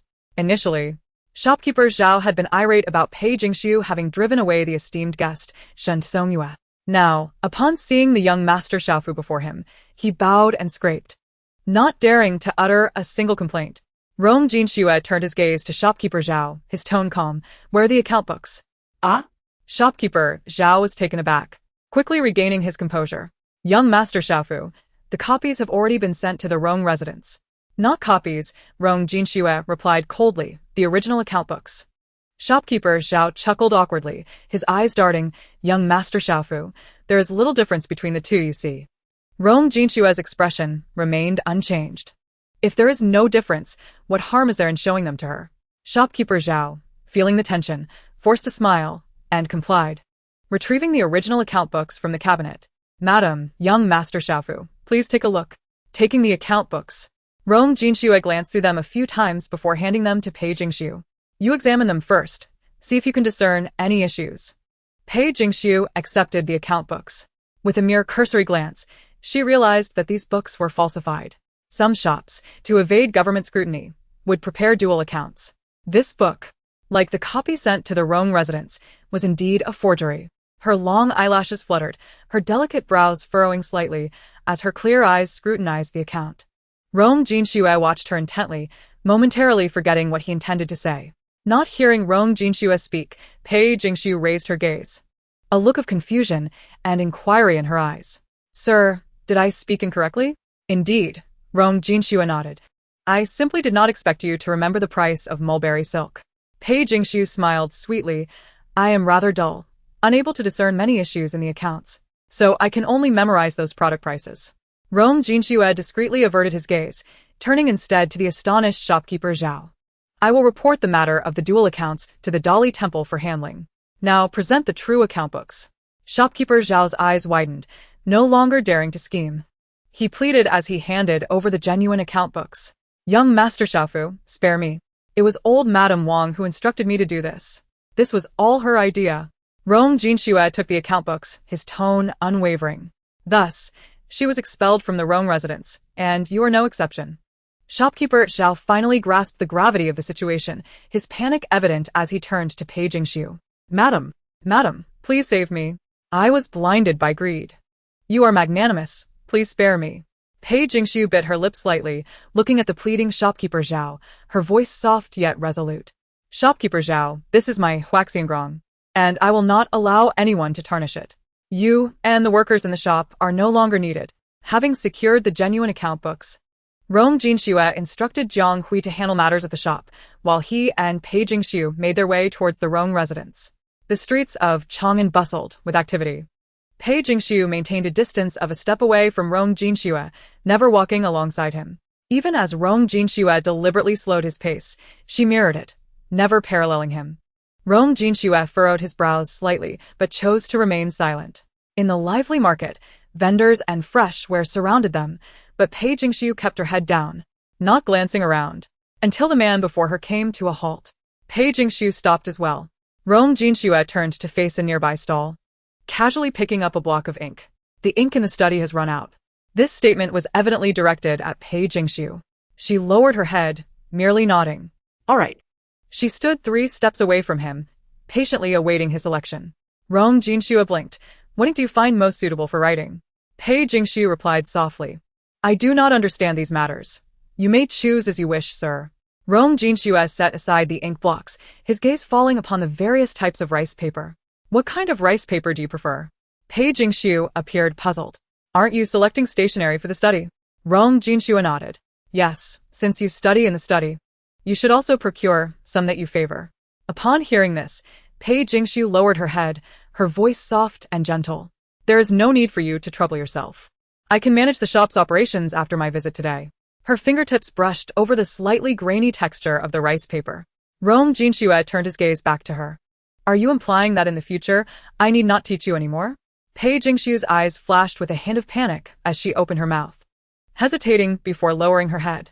My lord, your affairs are numerous and pressing. I have learned most of the ledger's contents and dare not trouble you further. Above her, she heard the man let out a light laugh, his emotions inscrutable. Pei Jingxiu, are you sulking with me? Is it because I have not seen you these past few days? His voice was deep and stern, suggesting that in his view, his absence was a matter that warranted her displeasure. Why would he think so? Could it be that he was projecting his own feelings onto her? Pei Jingxiu bowed her head, her voice timid. No, my lord. I merely feel that for someone of your stature, my concerns over managing accounts are trivial and unworthy of your attention. Once used, you simply discard it. Pei Jingxiu, do you take pleasure in toying with others? Rong Jianxue, with his graceful demeanor and upright disposition, seldom spoke such seemingly harsh words. Pei Jingxiu bit her lips slightly and bent forward. I have wasted your time, my lord. Rong Jianxue raised an eyebrow but did not cast her another glance, sweeping away with a flick of his sleeve. Only when his footsteps faded did Pei Jingxiu lift her gaze towards his retreating figure. For reasons she could not articulate, she sensed that Rong Xianzhou would return to the capital sooner than she had planned. Thus, she needed to hasten her pace. At the Rong residence, in the eastern courtyard, Rong Jianxue had not emerged from his study since Hua Xiangrong's return. He seemed engrossed in official business, even rejecting dinner untouched. Jiang Hui, holding the uneaten meal, was bewildered. Just then, he noticed Pei Jingxiu returning to the Rong residence and hurried to greet her. Second young mistress, you've returned. Signe Janui. Pei Jingxiu managed a slight smile and nodded. Jiang Hui remained oblivious to any oddity, chuckling. When will you come to the eastern courtyard tomorrow? I shall prepare tea and snacks for you. Chapter 57. She would no longer visit the study. Pei Jingxiu's smile was gentle yet hesitant as she slowly spoke. I have troubled you too much of late, my lord. From today onwards, I shall not visit your study. Huh? Jiang Hui was momentarily taken aback. Are you saying you will not come to the eastern courtyard anymore? Pei Jingxiu smiled apologetically. Yes, I have come to understand some things. You are busy with state affairs, and I should not occupy your time with my trivial matters. Second young mistress, what have you come to understand? Jiang Hui's voice rose, nearly brimming with tears. The young master does not think you are a bother. You are overthinking. He wanted to persuade her to return. Now he understood why the young master had been in a bad mood today. Jiang Guard, public opinion is powerful. My brother is unmarried, and I cannot disregard his reputation. Pei Jingxiu maintained her smile, nodding at Jiang Hui, feigning lightness. In the future, should I bake pastries, Jiang Guard may collect them any time. With that, she turned and returned to the western courtyard. Jiang Hui stood rooted in place, momentarily unable to process her words. For several consecutive days, Pei Jingxiu did not visit the eastern courtyard. Before dawn, she would leave to oversee her shops, returning only when the sun set. Rong Jianxue, apart from attending court, did not leave the eastern courtyard even once. They had not encountered each other at all. Life seemed to revert to its previous state, as if their paths were meant to remain unentwined, were it not for their meeting at the Lantern Temple. During these days, Pei Jingxiu was exceedingly busy. She owned numerous shops, most of which had been taken over by the Rong family and Madame Wang, leading to chaos and disorder. She dared not exhibit her discontent openly. Resorting to methods Rong Jianxue had taught her to manage the shops. While not achieving remarkable improvements, at least the shops began to show signs of recovery. Pei Jingxiu focused her attention primarily on the grain shop under her name. Crown Prince Shen Qianfan had been penalized for poor governance of the refugees and was currently embroiled in controversy among ministers and the public. Pei Jingxiu needed to be exceptionally vigilant to prevent her grain shop from meeting a fate similar to that of her past life. Such thoughts barely crossed her mind when she noticed someone entering the grain shop. It was Shen Qianfan. Lady Rong'er, it has been a while. Shen Qianfan approached her, holding a folding fan. Pei Jingxiu forced a smile, slightly bowing to him. Young Master Yuanzhou. Shen Qianfan's gaze swept across the grain shop before settling on her, his eyes lingering over her form. I have heard that this grain shop is part of your dowry? Pei Jingxiu nodded. My father worried about my well-being alone in the world, so he added to my dowry. Shen Qianfan's eyes, a lead gray, were strikingly vivid under the sunlight. The corners of his eyes slightly slanted, causing him to squint when looking at others, reminiscent of a cunning fox. Lady, how about a deal? Pei Jingxiu raised an eyebrow, feigning ignorance. What sort of deal? Shen Qianfan smirked. You sell me grain at half the market price, and in 3 months, I will repay you 5-fold. What do you say? Pei Jingxiu arched an eyebrow. She understood he intended to swindle her. In her past life, Shen Qianfan had resorted to such tactics to acquire grain. However, merchants valued cash in hand, and few were willing to trade with him. Ultimately, in frustration, he had turned to her grain shop. 3 months later, the events played out in Pei Jingxiu's mind. 3 months hence was likely during the autumn hunt. She recalled that Shen Qianfan had hunted a white tiger and presented it to the emperor, who was delighted, solidifying his status as crown prince. If her memory served her, he indeed ascended the throne, becoming the sovereign of the realm. However, she had long since turned to mere mud at the bottom of the pool, utterly decayed. After his ascension, Xin Qianfan still pined for Bai Shatong, lingering in the vacant imperial position, awaiting her return. To Bai Shatong, he was a lovesick secondary character. To Pei Jingxiu, he was a hypocrite willing to resort to any means to achieve his goals. Pei Jingxiu narrowed her eyes, smiling at him. Is there truly such a good deal? Xin Qianfan smiled back, nodding. Naturally. Pei Jingxiu raised an eyebrow. If such a good deal exists, why does young Master Yuan Zhou not seek others to trade with, but instead think of me? A flicker of coldness crossed Xin Qianfan's gaze, yet his expression remained warm. I only wish to make this deal with you, lady, because he had no other options. Now, Xin Qianfan was out of favor with the emperor, and his financial resources were limited. Moreover, Pei Jingxiu's grain shop was the largest in the capital. Trading with other shops would not yield enough to satisfy the needs of the refugees. Her shop was the optimal choice. Pei Jingxiu's mind raced as she considered her options. In her previous life, Xin Qianfan had never proposed such a deal. His approach now was likely due to the favor he held for Rong Jianxue. She decided to tread cautiously. If she refused, Xin Qianfan would undoubtedly send someone to masquerade as bandits and plunder her shop. If she acquiesced, once Xin Qianfan secured his position as crown prince, there was no guarantee he would not act out of embarrassment and destroy the deal. After all, he was using a false name to converse with her. Even if they set terms, he could easily renege later.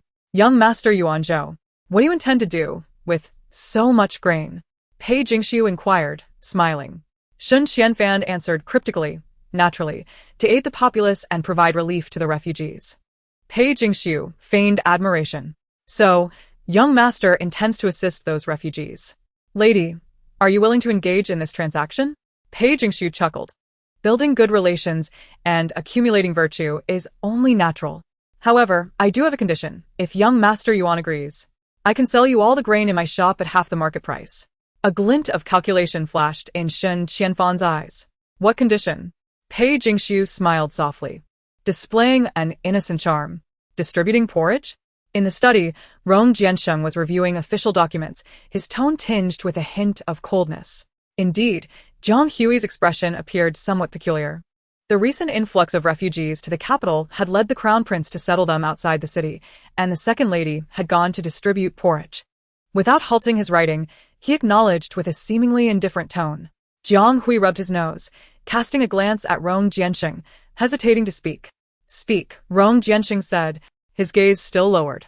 Zhang Hui scratched his head and cautiously added, the crown prince also went with the second lady to distribute porridge outside the city. At the writing desk, the man's hand holding the brush paused slightly. Chapter 58. Does the second lady seek to climb the bed? Pei Jingxiu was not a benevolent benefactor aiding the common folk. Her willingness to sell grain at a reduced price to Xin Qianfan was not motivated by a desire for reputation. She was merely planning for her future. She understood all too well that even if she refused to sell the grain at a discount, Xin Qianfan would send people disguised as bandits to seize her supplies. Rather than emerge empty-handed, it was wiser to seize this opportunity and present her own terms. Regardless of whether Xin Qianfan would repay her fivefold in 3 months, Pei Jingxiu was unconcerned with the monetary aspect. What mattered more was whether she could win Rong Jiansheng's heart before Yong Xianzhou returned to the capital. After a period of interaction, Pei Jingxiu was certain that if she did not secure Rong Jiansheng's affection before Yong Xuanzhou's return, he would distance himself from her entirely, leaving no room for connection. Pei Jingxiu was not particularly astute. Her sole advantage in this reincarnation was her greater knowledge of the plot. However, ever since Yong Baimao returned 6 months earlier than the storyline suggested, Pei Jingxiu began to feel apprehensive. If even the narrative had shifted, she truly had no idea how to overcome the protagonist's halo. Thus, it was imperative to win over Rong Jiansheng before Yong Xuanzhou's return. Xin Qianfan seemed to notice Pei Jingxiu lost in thought. Her movements were deft, and although her expression remained neutral, her hands continued to serve porridge to the refugees. Xin Qianfan stepped closer, standing before her. What are you pondering? His voice carried a hint of rasp. Pei Jingxiu shivered unexpectedly, her hand trembling and causing her to serve half a spoonful of porridge to the refugee before her. The refugee looked awkwardly at Pei Jingxiu. Bodhisattva, could I have another spoonful? Shun Qianfan chuckled lightly, reaching for the spoon in Pei Jingshu's hand, but she deftly evaded him, smiling as she filled the refugee's bowl. There's plenty more. The refugee expressed profound gratitude before departing. Shun Qianfan raised an eyebrow, a glimmer of intrigue in his eyes. It must not be my imagination. The second lady seems to harbor a dislike for me. Pei Jingshu continued to distribute porridge, her voice calm. Is young Master Yuan a treasure? Why should I be obliged to like you? Shun Qianfan did not take offense. Even if you do not like me, there is no need to bear animosity. The second lady appears to hold considerable animosity towards me. Having completed the final distribution of porridge, Pei Jingshu set down her spoon and turned to Shun Qianfan. Is there a need for a reason to dislike someone? I find young Master Yuan less attractive than Master Xiaofu. Does that suffice as a reason? Shun Qianfan laughed merrily, concealing his mouth with his folding fan. If that is the case. He leaned slightly forward, his cunning fox-like eyes sparkling with mischief. I find the second lady quite appealing. In truth, Pei Jingshu's ability to endure was not particularly strong. At this moment, she knew she should not confront Shun Qianfan, who would eventually become the ruler of the realm and a new emperor. It was unwise to show him her displeasure. Yet, she could not help herself. Thoughts of how Shun Qianfan had once sent people disguised as bandits to plunder her grain shop, and his infatuation with Bai Shutong, who led to him creating trouble for her to win her favor, even forcing her to dance for Bai Shutong at a royal banquet, stirred her irritation. The male supporting character, in pursuit of the female protagonist, would go to great lengths to win her favor, while she, Pei Jingshu, was merely a tragic pawn in this narrative, expendable in the pursuit of the female protagonist's affection. Such thoughts filled her with anger and dread. On one hand, she despised Shun Qianfan's past actions. On the other, that ruthless man would become the emperor, wielding life and death over all, rendering her existence insignificant before him. Even now, as he smiled leisurely and claimed to be fond of the second lady, Pei Jingshu had no doubt that should she provoke him, he would retaliate 1,000-fold. Taking a deep breath, Pei Jingshu discreetly stepped back a few paces. The distribution of porridge is concluded for today. If young Master Yuan has no further business, I shall take my leave. Before she could depart, Shun Qianfan smiled, his gaze warm as if he were a refined gentleman. Is the second lady seeking to climb into bed with someone? A buzzing sound echoed in her ears as Pei Jingshu turned, her shock evident. Shun Qianfan tilted his head, grinning as he waved his fan. Is the second lady hoping to climb into Master Xiaofu's bed? Pei Jingshu's eyes widened, and as realization dawned, tears welled up in her eyes. She looked at Shun Qianfan in disbelief, unable to fathom that he would utter such words. Shun Qianfan seemed oblivious to the impropriety of his statement, his smile playful as he continued. Is it not so? The second lady has visited Master Xiaofu's study numerous times. Is it not a desire to present herself? Pei Jingshu blinked slowly, tears spilling down her cheeks as she forced a self-deprecating smile, her long lashes trembling. It turns out, some truly think that way. What? Shun Qianfan replied, seemingly not grasping the meaning behind Pei Jingshu's words. Pei Jingshu let out a bitter laugh, shaking her head slightly. It is nothing. Young Master Yuan speaks wisely. It is I who have been remiss, causing Master to endure much gossip. She lowered her head, her voice trembling. I am sorry for him. Shun Qianfan smiled. If the second lady wishes to ascend to greater heights, why not look higher? A glimmer of brilliance crossed his eyes. While there may not be many branches in Chang'an that surpass Master Xiaofu's, they do exist, do they not? Pei Jingshu bit her lip, solemnly bowing to Shun Qianfan. I am wed to the second son of the Rong family. My heart is with him. Even if he were to perish, my resolve remains unchanged. Shun Qianfan appeared to grind his teeth slightly, yet his expression remained as gentle as a spring breeze. Such feelings from the second lady are earth-shattering. Perhaps heaven may show mercy and restore your husband to life. Pei Jingshu wished to avoid further entanglement with him, offering her farewells before turning to leave. Shun Qianfan watched the departing figure, emotions flickering in his eyes. By the time Pei Jingshu returned to the Rong residence, dusk was approaching. Upon entering the west courtyard, she intended to ask Hong Yao to prepare water for a bath, only to find a figure standing with hands clasped behind his back, waiting for her. My lord? Pei Jingshu paused, momentarily stunned, as if she could not comprehend. Under the moonlight, the man turned to her. His expression remained as cold as a mountain, his brows and eyes devoid of emotion as he regarded her. Coming back to her senses, Pei Jingxiu hurriedly stepped forward, bowing respectfully. My lord, what brings you here? It was earlier than she had anticipated. Pei Jingxiu had thought this line of conflict would stretch on for some time. She lowered her head, her long hair cascading over her shoulders, exposing her delicate, fair neck. Rong Jiansheng lowered his gaze upon her, his eyes lingering on her graceful neck. And a sudden wave of irritation washed over him for no apparent reason. Chapter 59.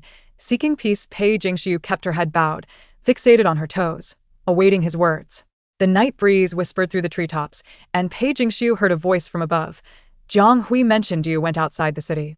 Pei Jingxiu kept her head lowered, her voice soft as a whisper. Yes. Rong Jianshu's lips pressed into a thin line, his voice cold and hoarse. You were with Shen Yuanzhou. Pei Jingxiu nodded. Yes. Young Master Yuanzhou said he wanted to assist the refugees. So you sold all the grain in the shop below market price to him? Rong Jianshu's tone dripped with iciness.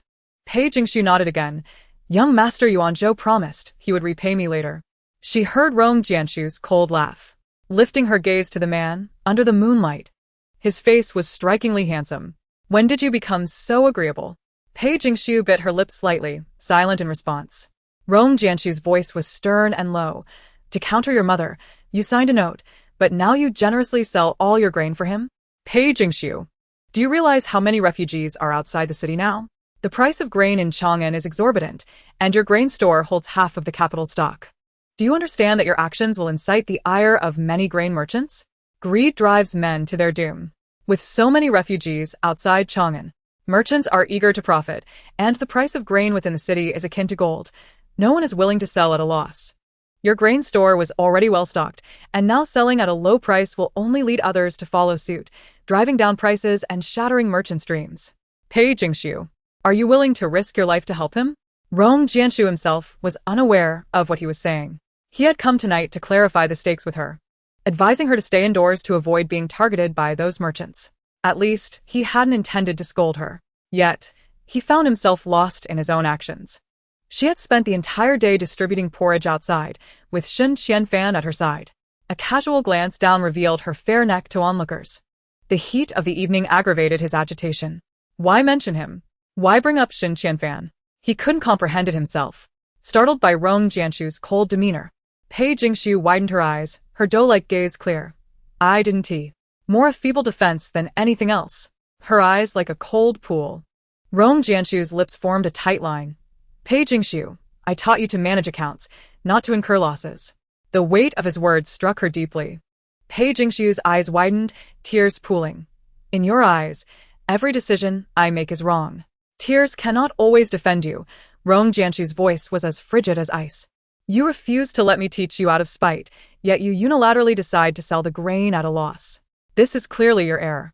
He said this in an effort to regain his composure. Pei Jingxiu looked at him earnestly. I always make mistakes, you know that, don't you?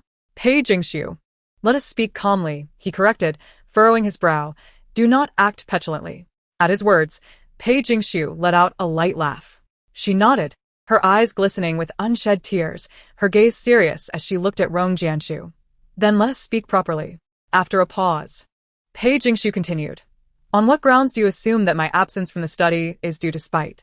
Rong Jianshu narrowed his eyes slightly. Is it not? I have not seen you for days. You refuse to let me continue teaching you out of spite. Is that not the definition of spite? So, you are aware that I have not seen you for several days. Pei Jingxiu forced a smile.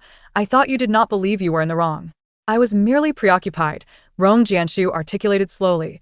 There were matters I needed to clarify, hence my absence. And, I can assure you, my refusal for you to continue teaching me is not out of spite. The moonlight poured down like water. The two beneath the bright moon seemed drenched in its glow. I simply no longer wish to, do not want to. Pei Jingxiu's gaze flickered. Did you not say once used, one discards? I am not one to expect reciprocation. Rong Jianshu gazed at her, silence stretching between them. Pei Jingxiu held his gaze, their eyes locked. Time slipped by, long enough for the moon to be obscured by clouds. It was Rong Jianshu who finally broke the gaze. In the coming days, I will have Jiang Hui accompany you to the Rong residence and teach you something. If you refuse, then so be it. With that, he turned away, striding off without another glance. Pei Jingxiu watched his retreating figure, a flicker of emotion crossing her eyes. To be fair, this could be considered a concession from Rong Jianshu. Not an admission of guilt, but a bowing of pride. Admitting fault and bowing are not synonymous. Earlier, Rong Jianshu had misunderstood her, but having cleared the confusion and uncovered the truth, he could sincerely apologize without burden. Admitting a mistake is not difficult for him, but it requires the acknowledgement of wrongdoing. Yet, Pei Jingshu desired more than mere acknowledgement. She sought his humility. To bow to her, to lower himself. The significance of this bow lies in the willingness to seek reconciliation, even when he is not at fault, to mend their relationship, just as he did tonight. As Rong Jianshu pointed out, it was she who had been unreasonable in demanding the cessation of her studies. And it was she who inexplicably sold grain to Shen Qianfan at a low price, inciting the merchant's resentment. These were indeed her errors. However, his visit to the western courtyard was a gesture of peace. Yet, the weight of this peace was insufficient. Pei Jingshu longed for a reconciliation that was profound and memorable. This time, Rong Jianshu was truly angry. For several days, he had scarcely ventured out of the eastern courtyard, let alone the study. Jiang Hui had come to her side, but it seemed Rong Jianshu had instructed him to maintain distance, as he treated her with utmost respect, offering no idle chatter. Pei Jingshu raised an eyebrow, a smirk playing on her lips, unbothered.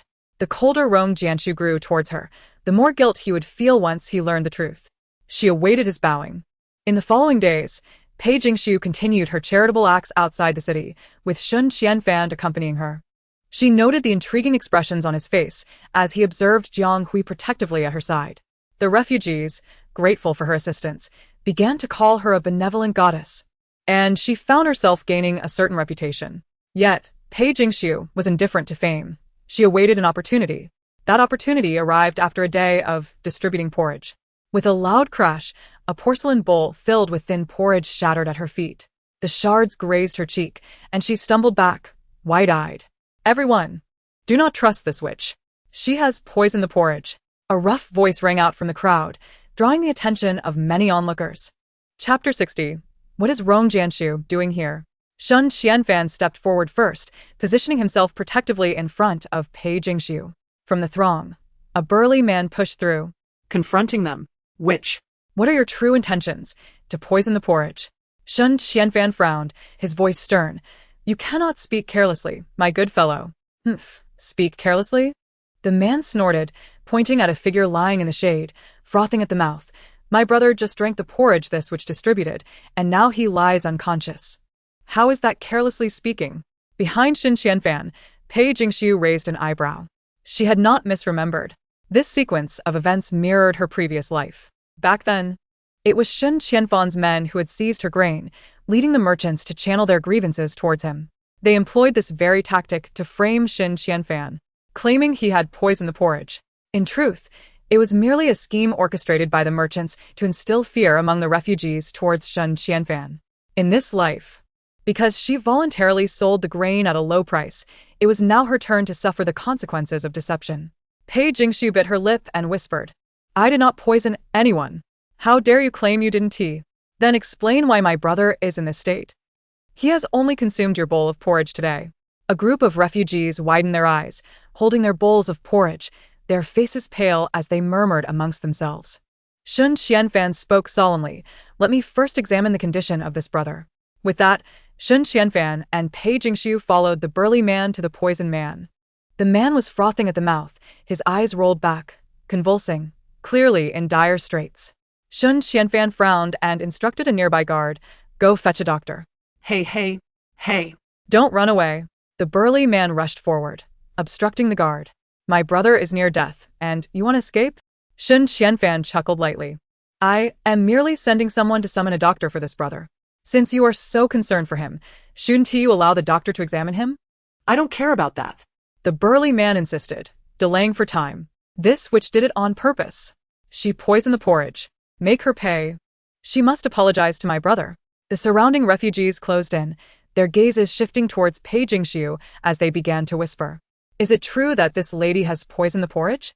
Who knows? She appears to be a young lady from a wealthy family. Could she really do such a thing? Huh. You outsiders are unaware. The Pei family's reputation in Chang'an is utterly ruined. Indeed, young Master Rong died on the battlefield after marrying her. She is no goddess. merely a harbinger of disaster. Is that so? We cannot drink this porridge. If it's like this young brother, we might not even know how we die. Among the crowd, grain merchants began to bring up all the slanders against Pei Jingxiu from the capital. Sun Qianfan listened to the murmurs around him and turned to the burly man. Why not let my people fetch the doctor first? After the doctor has examined him, we can decide what to do. Don't talk to me about that. I'm a simple man, I don't understand. The burly man shouted. I want this witch to pay now, and I want her to apologize to my brother. It was clear he intended to be unreasonable. Pei Jingxiu had anticipated this scenario and had sent Hong Yao to summon a doctor early on. They should be arriving soon. This man's reluctance to allow the doctor to treat the patient revealed his guilt. Sun Qianfan narrowed his eyes. The most urgent matter was to stabilize these refugees and prevent the situation from escalating further. If today's incident reached the ears of those with ill intentions, all his efforts over the past few days would be in vain. Therefore, the best course of action was to calm them down. Sun Qianfan turned to Pei Jingxiu. Madam, perhaps you should apologize to them first. It's the simplest solution. Pei Jingxiu raised an eyebrow, a flicker of emotion passing through her gaze. It was neither surprise nor shock, not even disappointment, but a sense of bewilderment and confusion. Sun Qianfan pursed his lips, rubbing his fingers together. Madam, appease them for now. Later, I will investigate the truth and restore your innocence. He stepped closer and whispered in her ear. It was all quite inexplicable. Pei Jingxiu had never intended to rely on Sun Qianfan. She could manage this matter alone, yet he insisted on intervening and spoke such words. Young Master Taiyuan, my second daughter has done nothing wrong and does not need to apologize. Jiang Hui, standing nearby, could no longer tolerate this. He shielded Pei Jingxiu behind him with one hand while his other hand rested on the hilt of his sword, his gaze coldly fixed on the troublemaking burly man. Not apologize. Very well. Everyone, you see this witch. She harbors ulterior motives, poisoning the porridge and disregarding our lives. Do we, as refugees, not even count as lives in her eyes? The crowd began to stir, further incited by others. Indeed, she is a heartless witch. Report to the authorities. Take her to the officials. Witch. Bah. As the instigators stirred the crowd, the vile words began to multiply. The doctor has arrived. Clear the way. A voice rang out, and the noise in the crowd quieted almost instantly. Pei Jingxiu smiled slightly at the sound, turning to see who had arrived. However, when she recognized the person, her smile quickly vanished. Why is Rong Jianxue here? Didn't I send Hong Yao to find a doctor? How did Rong Jianxue receive word of this? The sudden turn of events made Pei Jingxiu instinctively lower her head, her eyes darting in confusion about the situation. The man, clad in a noble blue robe, stood tall and handsome before the crowd. As he walked forward, the crowd parted, allowing him to reach the center. Pei Jingxiu still kept her head down. Rong Jianxue cast her a glance, his lips pressed tightly together, before nodding to the doctor beside him. The doctor understood and stepped forward, opening his medical box to examine the man on the ground. The sudden appearance of the doctor caught the burly man off guard, and he stared in shock at the newcomer. Who are you? How dare you touch my brother? Rong Jinshue's gaze was steely, his voice calm yet firm. If he is truly poisoned, he must receive medical attention promptly. Your reluctance to allow a doctor to treat him reveals your intentions. Nonsense. Who says I'm not allowing it? I'm just worried that you are in cahoots and might harm my brother. Rong Jianxue stood tall and resolute. I am Rong Jianxue, the eldest son of the Rong family. If today I conspire with them, you need not say a word. All may take me to the Dali temple to report. Before long, the elderly doctor declared with authority, this patient shows no signs of poisoning. His body is entirely healthy. This is absurd. The burly man was clearly flustered, pointing at Pei Jingxiu. My brother became like this after drinking this witch's porridge. She is the problem. Rong Jianxue remained silent, taking a bowl of porridge from a refugee without hesitation, drinking it down in one gulp. The burly man found himself speechless, a look of astonishment on his face. Was Rong Jianxue truly unconcerned about the possibility of poison in the porridge? The man turned the ceramic bowl upside down to show everyone present. He continued to face the burly man, his voice cold and stern. By your reasoning, I too should now be poisoned. The burly man's mouth fell agape, unable to utter a single word. The man glanced at the individual on the ground and stated firmly, Jiang Hui, take these two to the Dali temple and have them explain their accomplices. Before Jiang Hui could respond, the man feigning death on the ground quickly spat and knelt, pleading for mercy.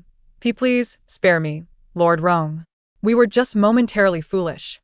Only wanting to play a joke on Madame Pei. Life and death, a woman's reputation, are not trifles for you to toy with. After speaking, Rong Jianxue looked at Jiang Hui. Jiang Hui understood and seized the two men, escorting them away. The few men among the refugees, witnessing this, scurried off in embarrassment. Rong Jianxue surveyed the crowd, his voice resolute and authoritative. Everyone, I assure you in the name of the Crown Prince's senior tutor, there is nothing wrong with the porridge. The Pei family has compassionately sold all the grain at low prices to assist you in your time of need. I hope you will not be misled by ill-intentioned people and hurt her feelings. Upon hearing this, the crowd began to bow in apology to Pei Jingxiu, calling her a goddess. Pei Jingxiu lowered her head, cautiously glancing at Rong Jianxue.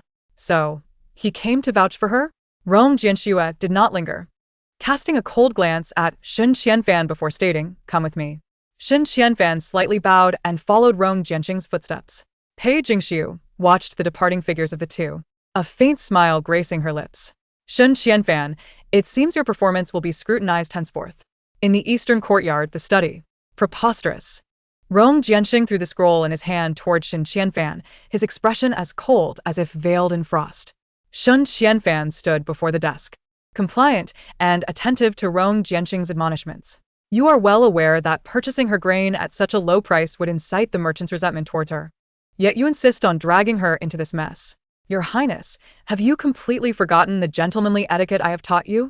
Shen Qianfan bowed slightly. Please, Master Xiaofu. Quell your anger. I am left with no alternative. My father is eager for results. And only the grain from the second lady's shop in Chang'an is sufficient to alleviate the plight of the refugees. Even she does not grasp such matters. How could you deceive and coerce her? Had it not been for the doctor's presence today, would you truly have made her apologize to those people? Shen Qianfan seemed unfazed, his tone light. It was merely a matter of bowing and admitting fault. Once the truth is revealed, I shall restore her reputation. Shen Qianfan. Rong Jianxing's ire was palpable, so much so that he directly addressed the prince by name. As the prince's tutor and a favored courtier, Rong Jianxing held such privilege. Yet he had always practiced restraint and propriety, never once uttering the prince's name so directly until today. Realizing the gravity of the situation, Shen Qianfan bowed deeply, cupping his hands in respect. As a woman, her life is already fraught with difficulties. Even if you restore her reputation later, in the eyes of the world, the slander will remain, and how will you compensate her? Rong Jianxing understood the inequities faced by women in this world. A belated truth served as no comfort, but rather a slow torment. With fingers slightly pale, he gripped the prayer beads tightly, his fingers curling. Your admonition is warranted, I spoke thoughtlessly. Shen Qianfan bowed his head, long lashes concealing the emotions in his eyes. After a moment's pause, he continued, however, Master, it was not I who deceived the second lady into selling her grain at a low price. She proposed the terms herself. Rong Jianxing's throat tightened, his voice low and heavy. What terms? Shen Qianfan looked up, a hint of confusion in his gaze as he met the man's eyes. Did the second lady not inform you? The reason she agreed to sell the grain at a reduced price was that I promised to meet her terms. A flicker of emotion crossed Shen Qianfan's eyes. The second lady said that the name of the Rong family must be attached to the good deed of aiding the refugees. For a moment, Rong Jianxing felt dizzy, as if thunder had struck in his mind. He frowned slightly, seemingly unable to comprehend Shen Qianfan's words. What did you say? It appeared that the second lady had indeed kept this from Master Xiaofu. Shen Qianfan's interest deepened, and he smiled.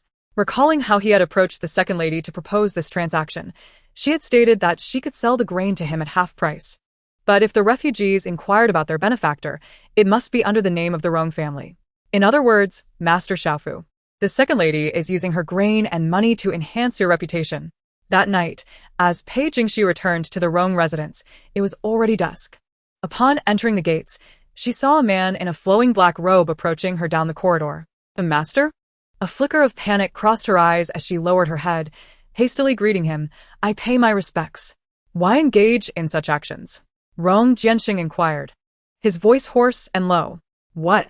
Pei Jingxiu's eyes reflected confusion. What did the master mean? Rong Jianxing's throat constricted. If you refuse to let me teach you about accounts, Then why go to such lengths to foster my good name?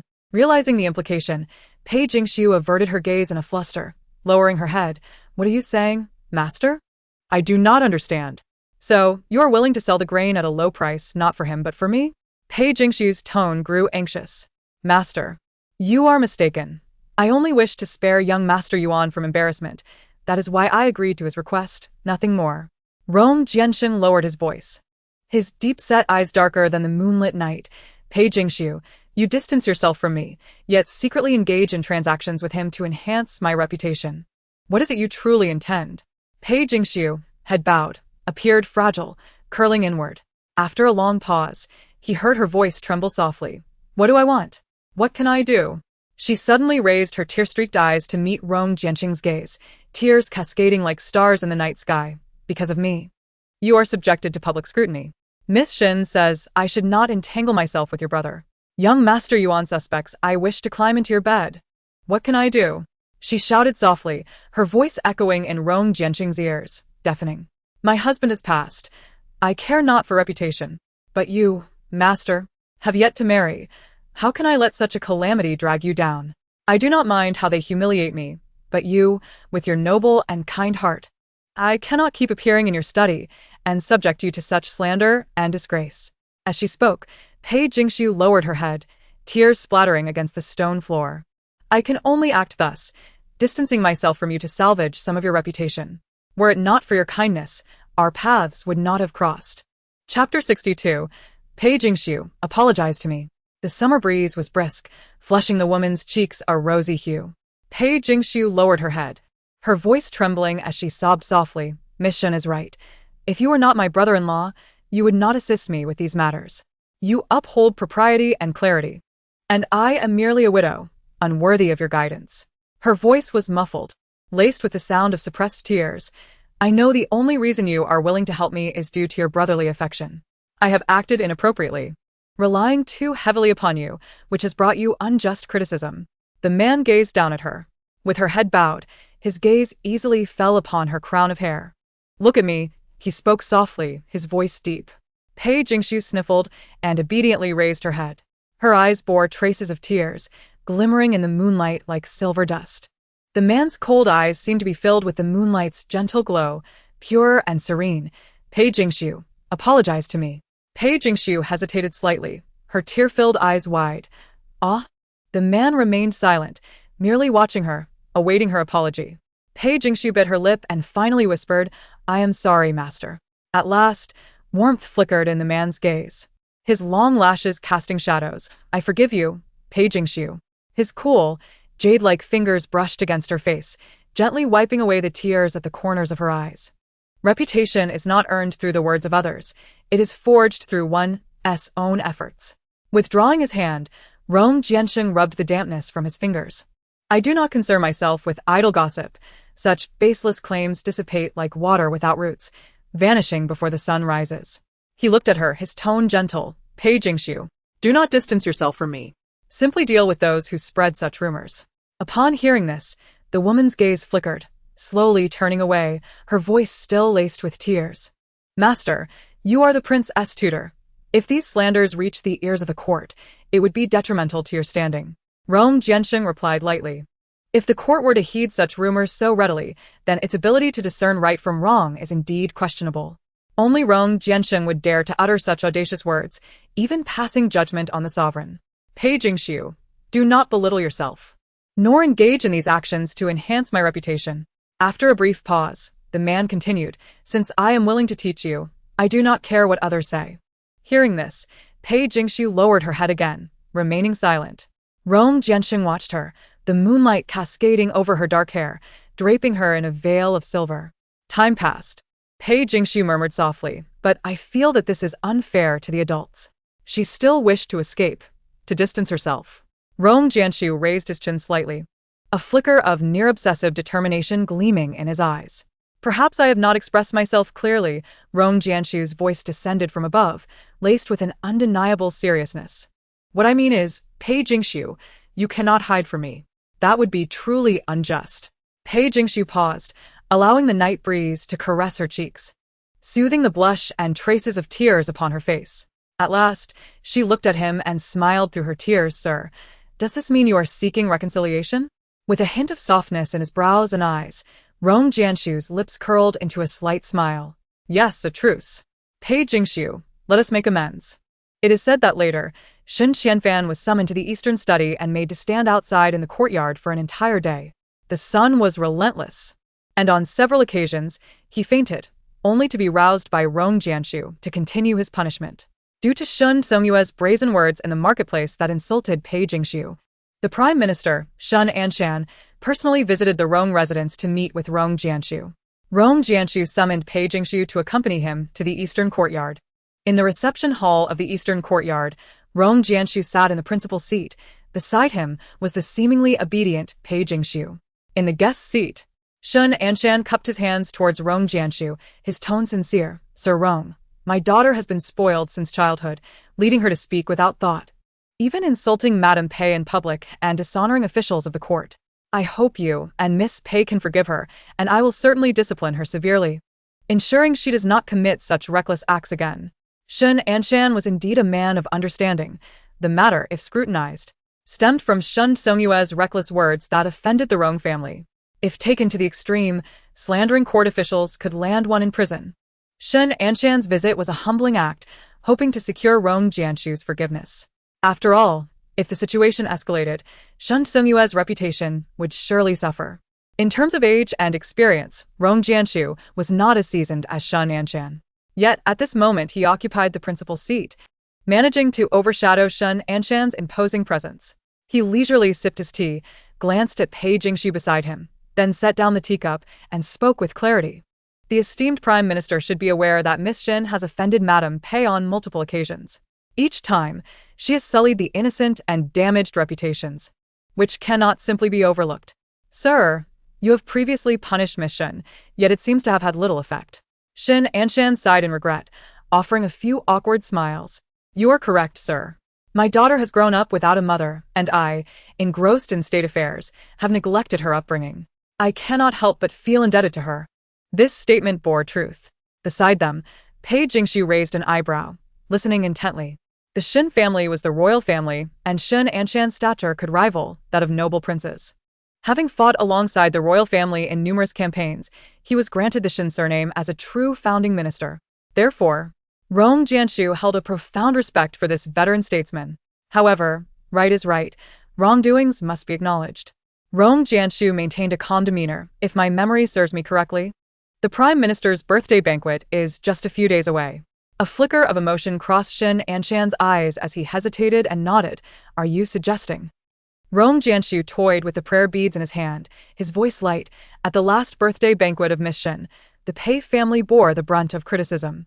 This time, I hope Miss Shin will personally extend an invitation to the Pei family to attend the banquet. This request was hardly excessive. If one were to press the matter, Shun Songyue's actions could warrant punishment from the court. Shun Anshan sighed again and bowed slightly to Rong Jianshu and Pei Jingxiu. I understand. 3 days from now, please rest assured, Miss Pei, I will have my daughter personally welcome you at home, ensuring all proper courtesies are observed so that you do not lose your standing. Pei Jingxiu's eyes widened slightly in disbelief as she instinctively looked at Rong Jianshu. She had not mentioned wanting to attend the Prime Minister's birthday banquet. Rong Jianshu returned her a reassuring glance and chatted with Shun Anshan for a while before escorting him back to the Prime Minister's residence. Sir, Pei Jingxiu's voice was soft. Ah Su is still in mourning. Attending the Prime Minister's birthday banquet would be quite inappropriate. Chapter 63. So soon to return to the capital? She should be the one to come and apologize, granting you the respect and reputation you deserve. However, whether to attend or not is entirely your decision. This assertion was quite audacious. Rong Jianshu implied that the Prime Minister's beloved daughter was lowering herself to invite Pei Jingxiu.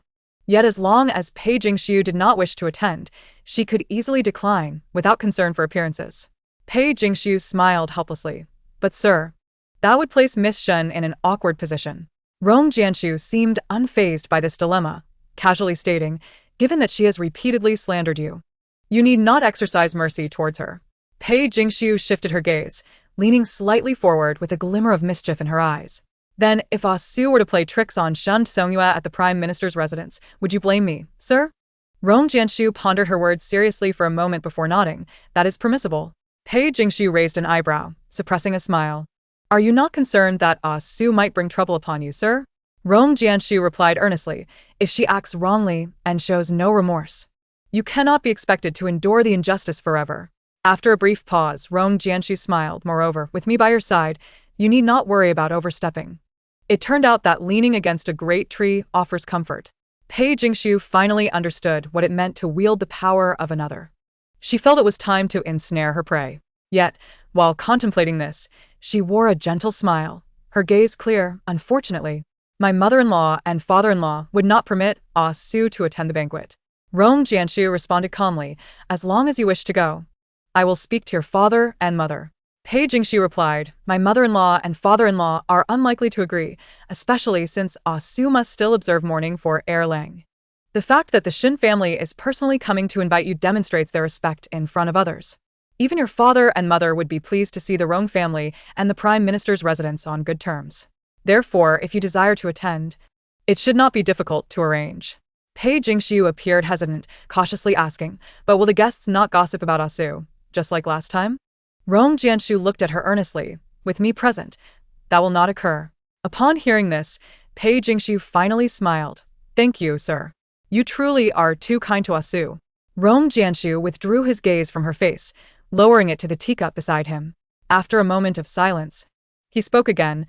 Word has come from the court that a posthumous title will be conferred upon Xianzhou after the new year, and you are likely to be granted the title of noble consort as well.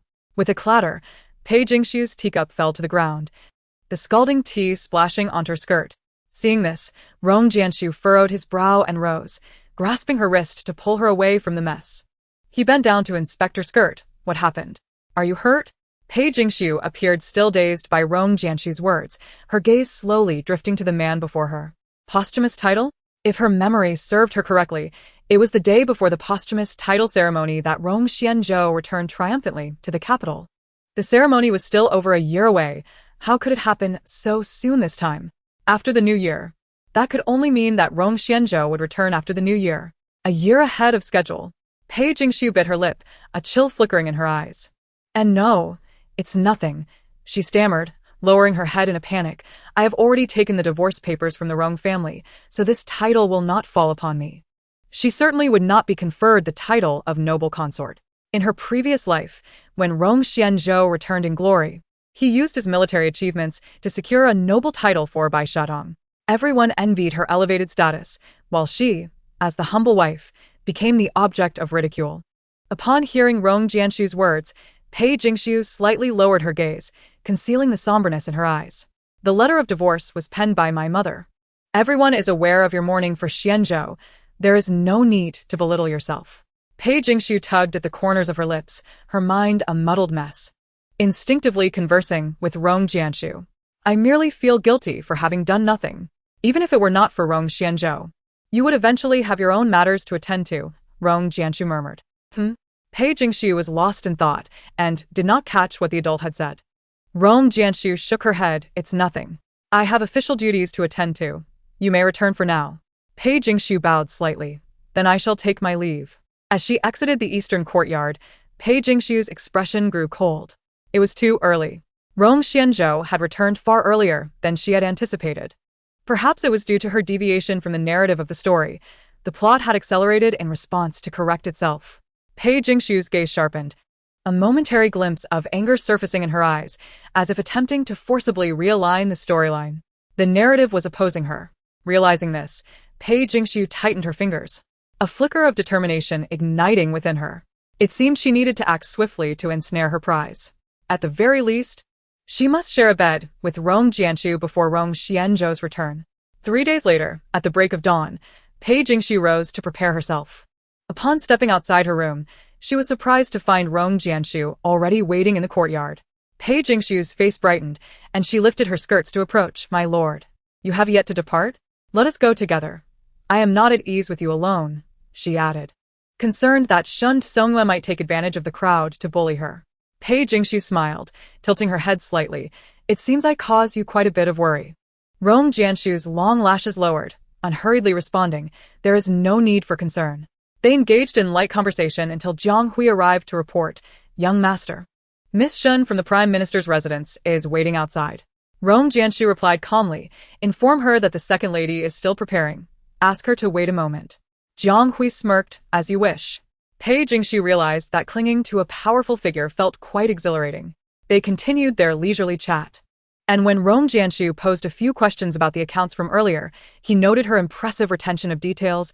Even the minutiae did not escape her grasp. Rong Jianshu twirled a prayer bead, his expression inscrutable. It was not until half an hour later that Jiang Hui returned to report, "Young master, Miss Shin sent me to inquire whether the second lady is ready." Rong Jianshu lifted his gaze to Pei Jingxu, who nodded with a smile. Only then did Rong Jianshu give a slight nod and rise leisurely. "Let us be off." Outside the Rong residence, a crowd of onlookers had gathered. By order of her father, Shun Songyue had come to the Rong residence employing the highest standards of hospitality from the Prime Minister's estate. The carriage bore the family crest, easily recognizable to the townsfolk. Look, isn't that the eldest daughter of the Prime Minister's residence? What brings her to the Rong household? You don't know? Today is the Prime Minister's birthday banquet, and this Miss Shen has come to invite the Pei family to attend. The Pei family? Is that the one whose husband has passed away? That's her. Good heavens. What kind of high status does the Pei family hold to have the Prime Minister's daughter waiting so long at their door? Indeed. Just look at the level of hospitality. This is no ordinary invitation. TSK, the second lady of the Pei family truly commands great respect. The murmurs from the crowd only served to infuriate Shun Songyue further. She had been waiting outside for half an hour, clearly. This Pei family was deliberately trying to embarrass her. Yet, her father had commanded that if she did not manage to bring the Pei family back today, he would forbid her from stepping out of the house again and would choose a suitor for her to marry away from the capital. She had no desire to marry another man. Suddenly, there was a stir in the crowd. Here she comes, the second lady of the Pei family. As Shun Songyue turned to see Pei Jingxu approaching, her eyes narrowed, ready to teach her a lesson. Chapter 64, The Rong Family.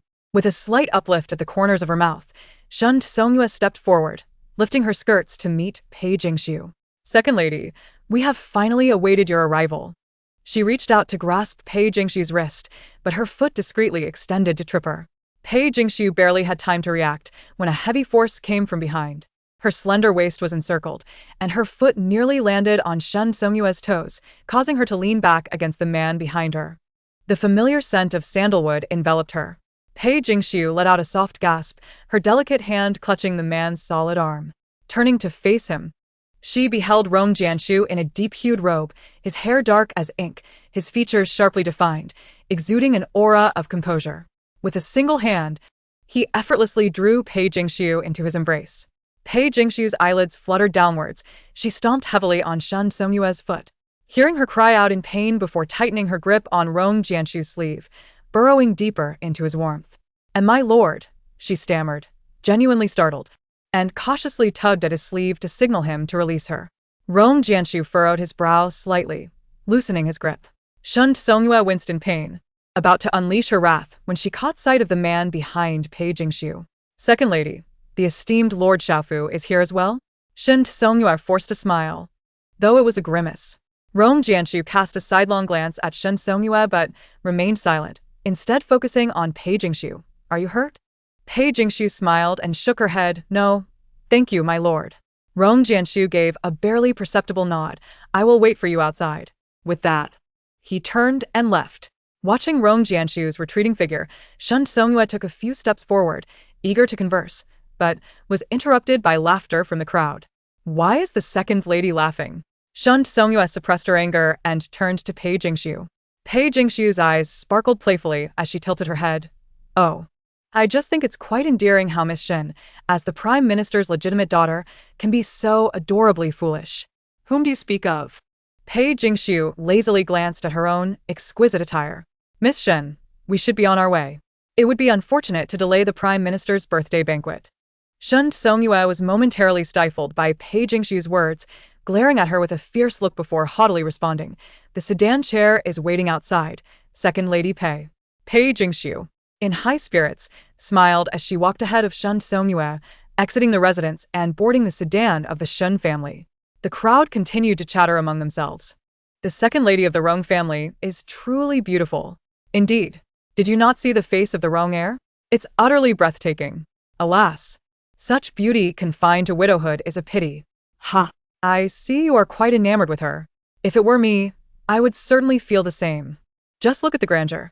The Prime Minister's daughter personally comes to escort the second lady of the Pei family. It's quite a sight.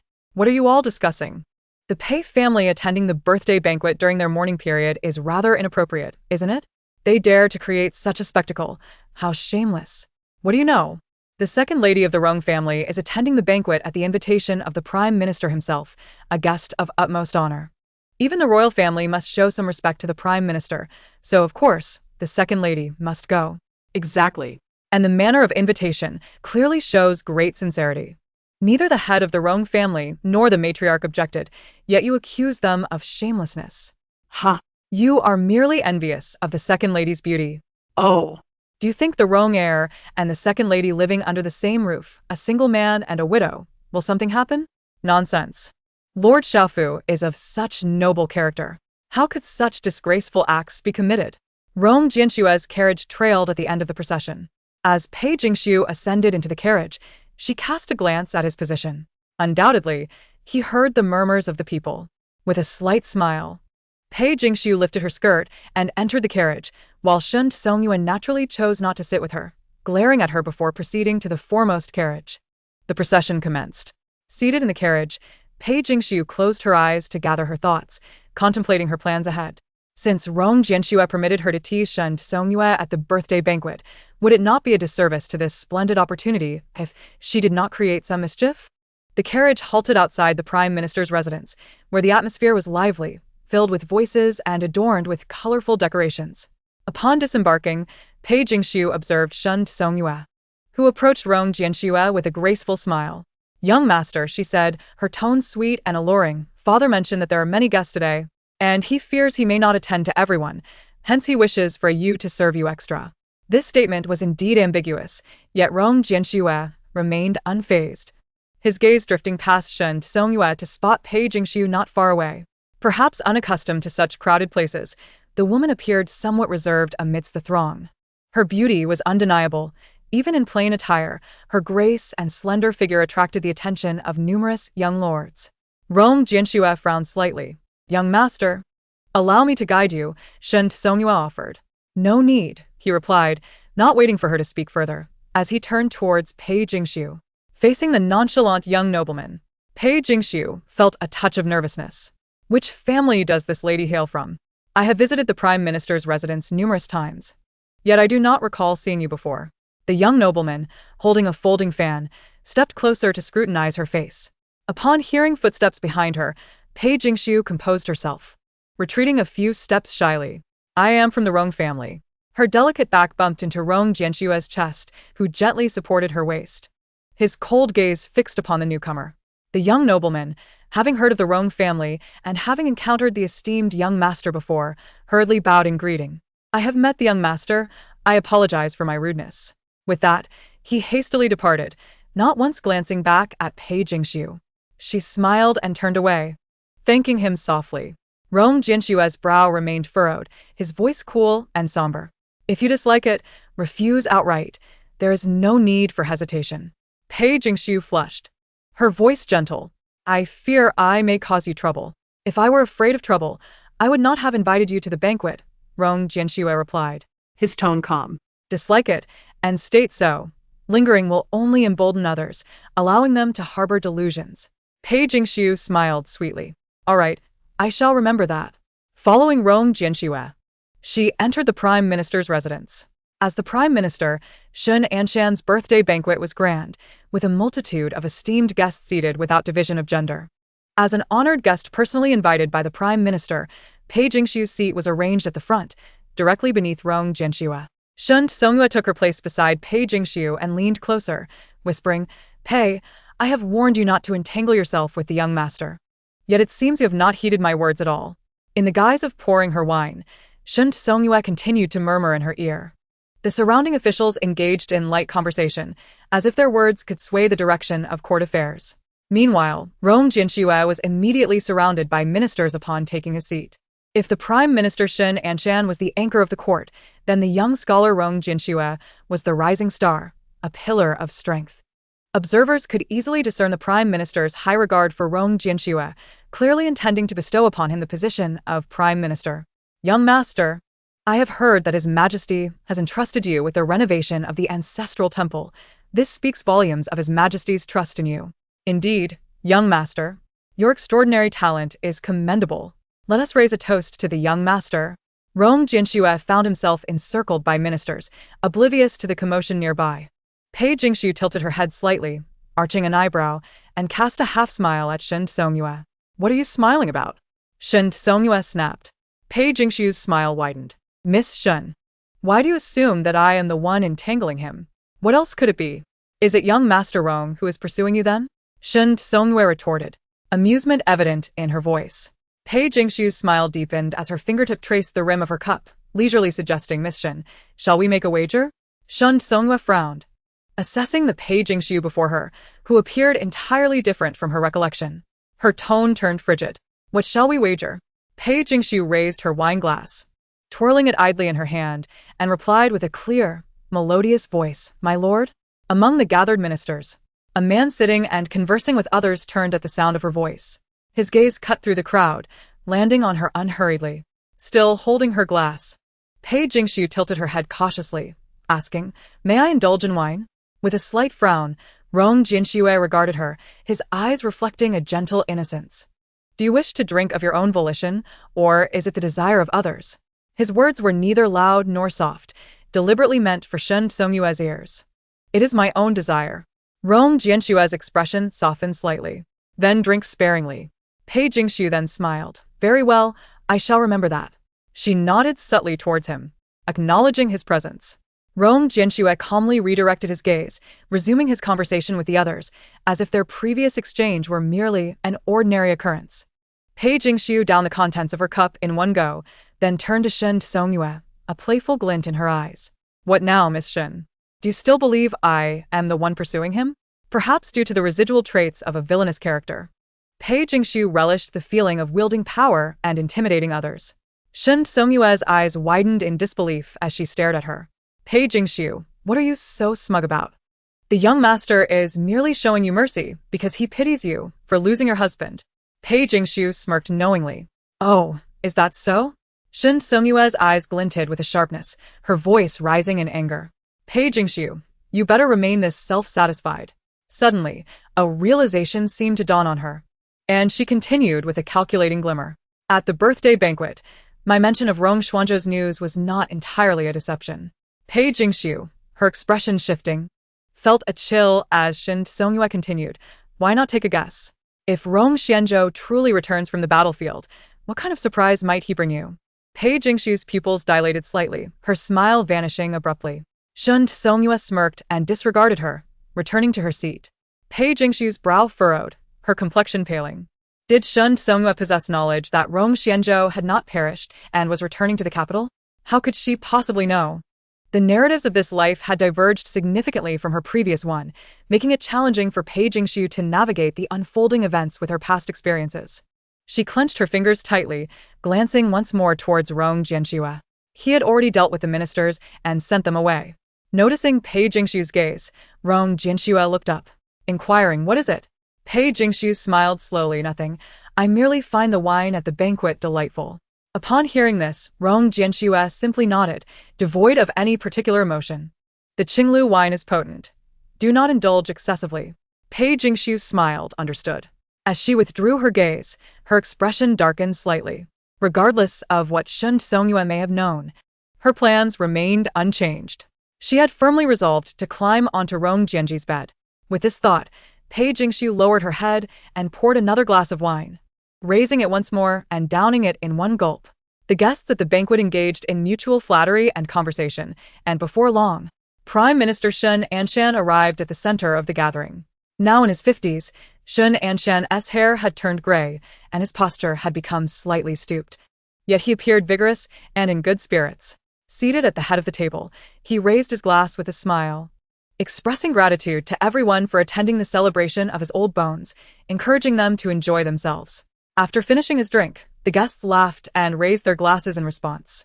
Though it was a birthday banquet, it was still a gathering of officials, and discussions of court affairs were inevitable.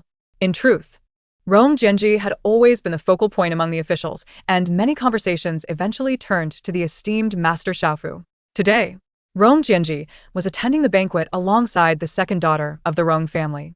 The court officials, being astute, recognized that for the prime minister to invite the Shin family's eldest daughter in person, there must have been some significant developments between the second daughter and Miss Shin. Previously, the officials had dared to comment on the Pei family due to her inappropriate attendance at Miss Shin's birthday feast during the mourning period. But this time was different. Pei was personally brought here by Miss Shin. The guests exchanged knowing glances, and one official raised his glass toward Pei Jingxiu, saying he had long heard of her unparalleled beauty, and upon seeing her, he found it to be true. He toasted to her. Pei Jingxiu smiled gently, lifting her glass and taking a few delicate sips. The guests seized the opportunity to observe Rong Jianji's expression. Seeing that the esteemed Master Xiaofu had not darkened his face or appeared displeased, the officials felt relieved. Soon, several more officials raised their glasses to toast Pei Jingxiu. As Pei Jingxiu was the legitimate wife of General Rong Xianzhou, the conversation naturally shifted to the general's valor. General Xianzhou is indeed a hero. He stands firm against the enemy, without retreat. Indeed, it is our fortune to have such warriors defending our homeland. I hear the second daughter has deep affections for General Xianzhou. Their bond is truly a beautiful tale.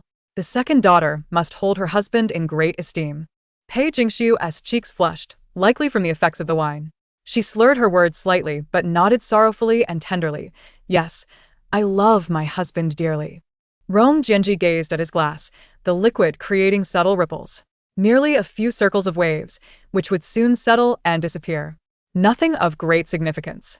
He had yet to glance at Pei Jingxiu beside him, nor did he shield her from the wine. He lowered his gaze, rhythmically tapping his fingers on the table, his emotions inscrutable, until a gentle weight settled on his shoulder.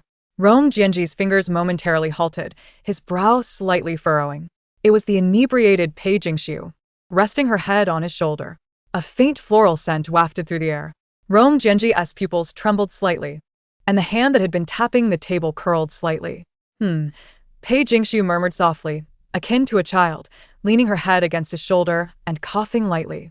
Rong Jianji pressed his lips together, his body stiffening uncomfortably as he turned to look at her. Perhaps realizing the inappropriateness of her actions, Pei Jingxiu fought against her intoxication and lifted her head from his shoulder. Rong Jianji slightly furrowed his brow and asked in a hushed voice, "What is the matter?" Pei Jingxiu lowered her head and shook it. "Master, it seems you have two heads." Rong Jianji closed his eyes for a moment, a hint of helplessness in his expression. With the officials present, he could not do much, so he softly suggested, "Shall I take you home?" Pei Jingxiu shook her head again, her words somewhat slurred. "No. I want to tease Shen Songyue." She revealed her mischievous nature to him. Hearing this, a faint smile tugged at the corners of Rong Jianji's lips. His gaze devoid of harshness. "You're drunk. How can you tease anyone?" Pei Jingxiu sniffled, seemingly a bit displeased. Perhaps feeling a bit heavy-headed, she kept her head down. Her delicate figure curled up in the corner. She reached out, tugging at his sleeve. "Master, help Aksu." She was indeed intoxicated. Even if one acted out of line while drunk, it could be forgiven. Like a child who pouts when denied sweets, Pei Jingxiu tugged at his sleeve. Her voice soft and clingy. "Master, will you help Aksu tease her?" It was rather inappropriate. With his beautiful brows slightly knitted, Rong Jianji reached out a hand, gently restraining her grip. The cool touch against her hand made Pei Jingxiu instinctively draw back, her watery eyes gazing at him. "Not good." Meeting her serene gaze, Rong Jianji replied in a hushed tone. Pei Jingxiu became even more displeased. The effects of the wine were indeed potent. She pouted and began fiddling with the jade pendant hanging from his belt. While toying with the pendant, Pei Jingxiu mumbled, "Good master, you're the best." Her delicate fingers caressed the jade pendant on him, devoid of any desire, yet it dimmed the light in Rong Jianji's eyes. "Say it again, who is the best?" he asked. Pei Jingxiu lifted her gaze, her eyes shimmering, her tone sticky yet sincere. "Master is the best." Clearly pleased by this affirmation, Rong Jianji raised an eyebrow, the corners of his lips curving slightly. "Later, I heard Jiang Hui say that when the Shin family came to apologize, they treated you like a servant." He paused, discreetly taking back the jade pendant she was playing with. "Shall I have her serve you tea and dishes?" Pei Jingshu chuckled, her cheeks flushed. Yet she looked at him earnestly. "Master, you're not lying to me?" Rong Jianji nodded silently. "I am not lying to you." Only then did Pei Jingshu beam with joy, obediently returning to her seat, tilting her head to glance at Rong Jianji, signaling that she was ready. Rong Jianji acknowledged that while it was merely a method of reciprocation, it did carry a hint of favoritism. He stole a glance at the inebriated Pei Jingshu and sighed. Enough, the Shin family has repeatedly crossed the line, and it is time they learned a lesson. The Prime Minister's decision to seat Shin and Pei Jingshu together was, in fact, tacit approval to discipline Shin, allowing her to reflect on her actions. "Miss Shin," he finally spoke, his tone calm and composed. Shun Songyue, who had initially planned to devour Pei Jingshu alive, turned sharply upon hearing Rong Jianji call her name, almost doubting her own ears. "And Master Xiaofu." A smile crept onto Shun Songyue's face as she moved closer to Pei Jingshu, her expression bashful. "What is it, you?" Rong Jianji's voice remained steady. Methodical. Pei is intoxicated, and since Miss Shun has said she will care for the esteemed guests, why not assist her with tea and dishes? Keeping a closer watch over her? The smile vanished from Shun Songyue's face. She stared incredulously at Pei Jingshu, a disbelieving chuckle escaping her lips. "Master Xiaofu, are you asking you to serve her?" Rong Jianji's expression remained unchanged as he nodded. "Is that unacceptable?" His tone brooked no argument. Shun Songyue's eyes widened, her lips curling into an arrogant and unsightly smile. "Master Xiaofu, I am the legitimate daughter of the Prime Minister's residence." And so what? When Rong Jianji spoke these words, the implication was already clear. Shun Songyue opened her mouth, intending to say something further, but upon meeting the man's gaze, she averted her eyes, lowering her head. "And nothing? Thank you, Miss Shun." Almost in humiliation, Shun Songyue moved to Pei Jingshu's side, gritting her teeth. "Second daughter Pei. I shall pour you a cup of tea." Pei Jingshu smiled, even slightly provocatively glancing at Shun Songyue. "Thank you, Miss Shun." At the banquet, the other officials noted that the Shin family's daughter had indeed lowered herself to meticulously attend to the second daughter of Pei, altering their perception of her. Shun Songyue initially intended to take advantage of Pei Jingshu's inebriation to slip a drug into her tea or dish, thereby disgracing her. However, Jiang Hui, the personal guard of Rong Jianshue, stood resolutely behind them, observing her every move. The mere act of pouring a cup of tea too full would prompt Jiang to intervene with a warning. Shun Songyue found herself entirely thwarted. Hearing the whispers of the guests around her and feeling their scrutinizing gazes, her expression darkened, wishing for nothing more than to bring Pei Jingshu down with her. As she gazed at the inebriated Pei Jingshu, a thought crossed Shin Songyue's mind, recalling a secret message she had obtained from her father. Pei Jingshu, once your beloved husband returns, let us see if you can still wear that smile." As the banquet progressed and the wine flowed, the sky suddenly darkened, clouds obscuring the sun as if night was descending.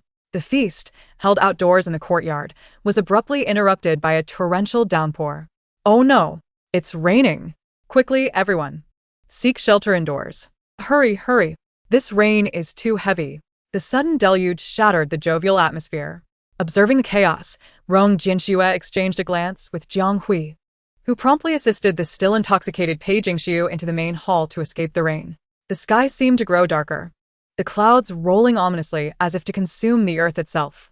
Shin and Shan glanced at the sky, chuckling to attract the guests' attention, with favorable winds and rains. "This autumn shall surely be a bountiful season." The guests echoed his sentiments. "Indeed, esteemed Chancellor, this is an auspicious sign." "Yes, yes. May the Chancellor enjoy long-lasting fortune and longevity." With their cheerful banter, the guests resumed the banquet in the main hall, preparing to continue their festivities. Suddenly, a thunderous clap of thunder echoed, causing Pei Jingshu to gasp and instinctively clutch Rong Jianshue's arm. Her grip trembled slightly, her body stiffening. Rong Jianshue furrowed his brow and inquired softly, "What is it?" Beads of sweat formed on Pei Jingshu's forehead, her complexion pale, lips quivering as she clung tighter to his arm. I'm afraid of thunder." Of course, this was merely an act. Pei Jingshu lowered her gaze, concealing the darkness in her eyes. She had merely conceived a clever scheme to seduce him. With delicate hands wrapped around the man's arm, she trembled, her soft curves inadvertently brushing against him. Rong Jianxue's brow knitted tighter. He attempted to withdraw his arm, but at the slightest movement, he heard her almost pitiful sob.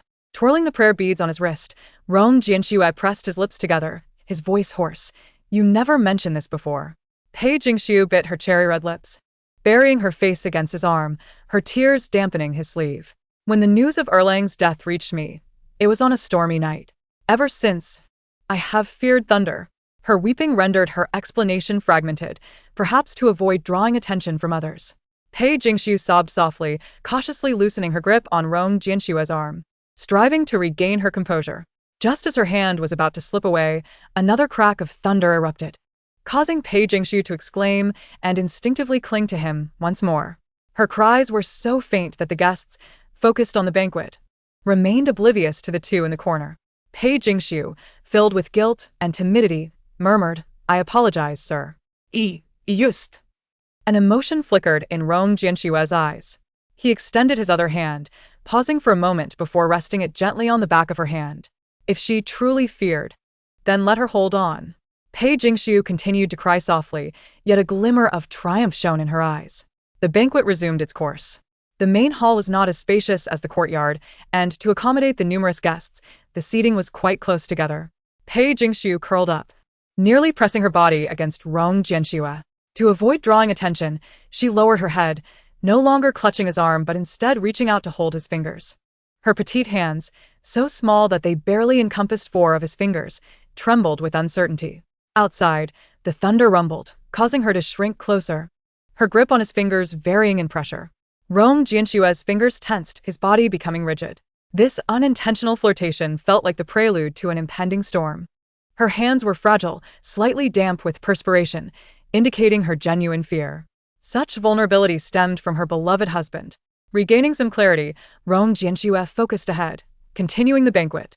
Clad in a dark, flowing robe, the ample sleeves concealed the entwined hands beneath. Secretive, hidden from the world's gaze, like a clandestine entanglement. Rong Jianxue relaxed his grip, allowing her to cling to him freely. Pei Jingxiu noticed this, a smile gracing her lips, though her hand softened its hold, gliding over his fingers like a feather. An unspoken temptation lingered. Her fingers brushed against his palm, as if tracing the lines of his lifeline, slowly weaving up into his grasp. It was somewhat ticklish. Rong Jianxue slightly furrowed his brow, engaged in conversation with a guest across from him. "Your Excellency, when do you believe this conflict at the border will come to an end?" the guest inquired.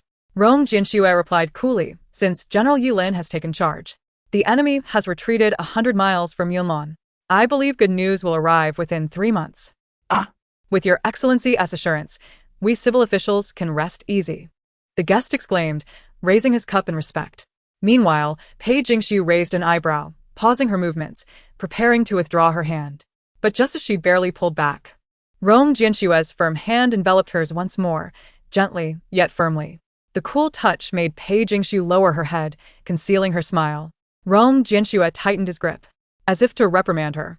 Pei Jingxiu let out a soft hum, her watery gaze filled with longing as she looked at Rong Jianxue. "What's wrong, Your Excellency?" the guest queried, unaware of the silent exchange, believing he had committed a social faux pas. "Nothing," Rong Jianxue replied, reclaiming Pei Jingxiu's hand and downing the contents of his cup. The banquet appeared unchanged, yet the rain outside intensified rather than diminished. As the day wore on and the festivities came to a close, the downpour showed no signs of abating. The Chancellor's residence had prepared umbrellas for the guests, with servants personally holding them to escort each guest to their carriages, showcasing their thoughtful hospitality. As the guests departed gradually, only Pei Jingxiu and Rong Jianxue remained. Shen Anshan approached the two, nodding slightly. "Lady, Your Excellency, I apologize for the oversight during this banquet and hope for your understanding." Shen Anshan was not blind. He had noticed Shen Songyue's attentiveness towards Pei Jingxiu throughout the evening. He refrained from intervening, partly because it was Shen Songyue's fault, and partly because her character needed correction to prevent potential future troubles. Thus, he pretended not to see her embarrassment. Rong Jianxue, being astute, nodded slightly. Miss Shen was quite attentive. "Your words are overly kind, Chancellor." Shen Anshan smiled. "That is reassuring." As he spoke, Shen Anshan turned to Pei Jingxiu. "Madam, Have you recovered from your inebriation? The thunder still rumbles outside. With Shun Anshan present, she could not possibly hold onto Rong Jianxue. Her complexion appeared slightly pale as she forced a smile towards Shun Anshan. Much better, thank you, Chancellor. Shun Anshan nodded with a smile. A servant arrived, holding an umbrella, entering the main hall. Noticing this, Shun Anshan addressed Pei Jingxiu. Madam, please proceed to the carriage. I wish to speak with Lord Xiaofu. Pei Jingxiu nodded and followed the servant out of the Chancellor's residence. Beneath the eaves, Rong Jianxue looked at Shun Anshan. Please speak freely, Chancellor. Shun Anshan smiled faintly, a flicker of emotion passing through his slightly blurred eyes. Lord Xiaofu is a wise man. What do you think of my daughter? Rong Jianxue's gaze was cold. Devoid of any ripple, she harbors a vengeful spirit, consumed by jealousy. Even in the presence of her biological father, Rong Jianxue dared to voice such an opinion. Seemingly unperturbed by Rong Jianxue's assessment, Shun Anshan smiled faintly. As an old man, I shall eventually withdraw from court. If one day my daughter inadvertently offends Lord Xiaofu and his family, I hope you will consider our shared service to the state and show her some leniency. Rong Jianxue's expression remained cold as she uttered a few words before nodding, allowing Jiang Hui to hold the umbrella and depart. Pei Jingxiu had arrived in the Chancellor's carriage, and Shun Anshan had intended to escort her back, but she politely declined. Rong Jianxue lifted the carriage curtain and beheld the young woman's delicate features, her timid eyes gazing at him. My lord, may I return with you? A thunderclap resounded once more, causing Pei Jingxiu to shrink back, cowering in the corner of the carriage, her startled eyes darting helplessly towards him. Rong Jianxue remained silent, entering the carriage and taking a seat. He then gently knocked on the carriage window. Zhanyi. Let us depart. Yes. The carriage began to move slowly. Pei Jingxiu's complexion appeared slightly pale as she bit her lip, too intimidated to draw closer, nearly sitting beside him. The rain intensified outside, the thunder shaking the heavens as if it could transform day into night. The torrential downpour fell in sheets. Pei Jingxiu still bore traces of her intoxication, but fear of the thunder propelled her to muster some semblance of composure. Rong Jianxue glanced at her, his voice low and cool. Would you like to hold hands? His tone was frigid and dignified, seemingly devoid of any additional emotion. Pei Jingxiu bit her lips slightly, her doe-like eyes shimmering with uncertainty. Is that permissible? Without further comment, Rong Jianxue extended his hand, resting it upon hers. Pei Jingxiu turned her hand over, clasping his fingers, feeling the coolness of his touch. The sound of the rain outside remained relentless. Yet, Pei Jingxiu felt a measure of calm wash over her, softly stating, My lord, you conversed with the Chancellor for quite some time. The man nodded. The Chancellor advised me that should the Shin family heir in the future, I should show leniency based on our relationship. A flicker of frost appeared in Pei Jingxiu's eyes. This was not favorable. After all, she bore no goodwill. Vividly recalling how Shen Songyue had once schemed to please Bai Shudong by leading her to the lotus pond. In this life, she intended to repay that debt. If Shen Songyue were to face punishment in the future, would Rong Jianxue truly let her off due to the Chancellor's sentiments? That would render her efforts futile. Contemplating this, Pei Jingxiu suppressed her emotions, her clear, shimmering gaze shifting. Even if Miss Shen indeed commits an error, as the daughter of the Chancellor, you should afford her some consideration. Rong Jianxue lowered his gaze, his dark eyes as impenetrable as ink in an inkstone. He studied her for a long moment before finally speaking softly. I refuse. Pei Jingxiu raised an eyebrow in surprise. What? Rong Jianxue replied deliberately. I informed the Chancellor that the law does not show mercy, thus I shall not. Pei Jingxiu was momentarily taken aback, a hint of astonishment flashing in her eyes. Yet, Rong Jianxue continued to look down at her, his cold brows betraying an enigmatic emotion. To me, the law is more just and significant than any personal sentiment. Pei Jingxiu's lips parted slightly, her brow furrowing at his words. Thus, should her schemes be unveiled one day, she had no doubt that Rong Jianxue would see her dealt with according to the law. He was far too rational, bordering on cruel. Even as she obediently held his hand, she sensed his pulse steady and unfluctuating. Was this a warning? Pei Jingxiu was uncertain, but it mattered little to her. Having come this far, she had no intention of turning back. She would continue to, as Pei Jingxiu feign innocence, who ascended into the carriage to deceive, as long as it meant survival until the end. As long as she could extinguish by Shudong's radiance, she cared not. Thus, upon hearing Rong Jianxue's declaration, she smiled brightly. Her tone gentle and clear. You are the finest gentleman in the world. Perhaps taken aback by her response, Rong Jianxue's gaze faltered before he averted his eyes. A thunderclap resounded. Pei Jingxiu instinctively tightened her grip on his fingers. Rong Jianxue pursed his lips slightly, applying gentle pressure as he held her hand. Outside the carriage, Jiang Hui called out, "Young master, I observe the rain is likely to continue through the night." The entire night? Pei Jingxiu's voice trembled slightly. Indeed. The madam should ensure that Hong Yao secures the doors and windows, lest the rain intrude. Pei Jingxiu lowered her head, responding with a muted acknowledgement. The carriage halted before the Rong residence. Jiang Hui held an umbrella, and Rong Jianxue instructed him to escort Pei Jingxiu back to the western courtyard. Jeanne lui nodded. Smiling at Pei Jingxiu, "Madam, allow me to escort you home." Her beautiful brows seemed perpetually furrowed. She turned to Rong Jianxue in the carriage. "My lord." Rong Jianxue's gaze remained cool and his undoubtedly expression calm. He heard the murmurs of the people. "What is it?" With a slight smile. Her eyes flickered, hesitating for a moment, before Pei Jingxiu merely offered a slight smile. Shaking her head, "It is nothing. I shall return now." "My lord, rest early." Rong Jianxue nodded. "You too, rest early." "Madam, this way please." Jiang Hui smiled, holding the umbrella as he guided Pei Jingxiu towards the western courtyard.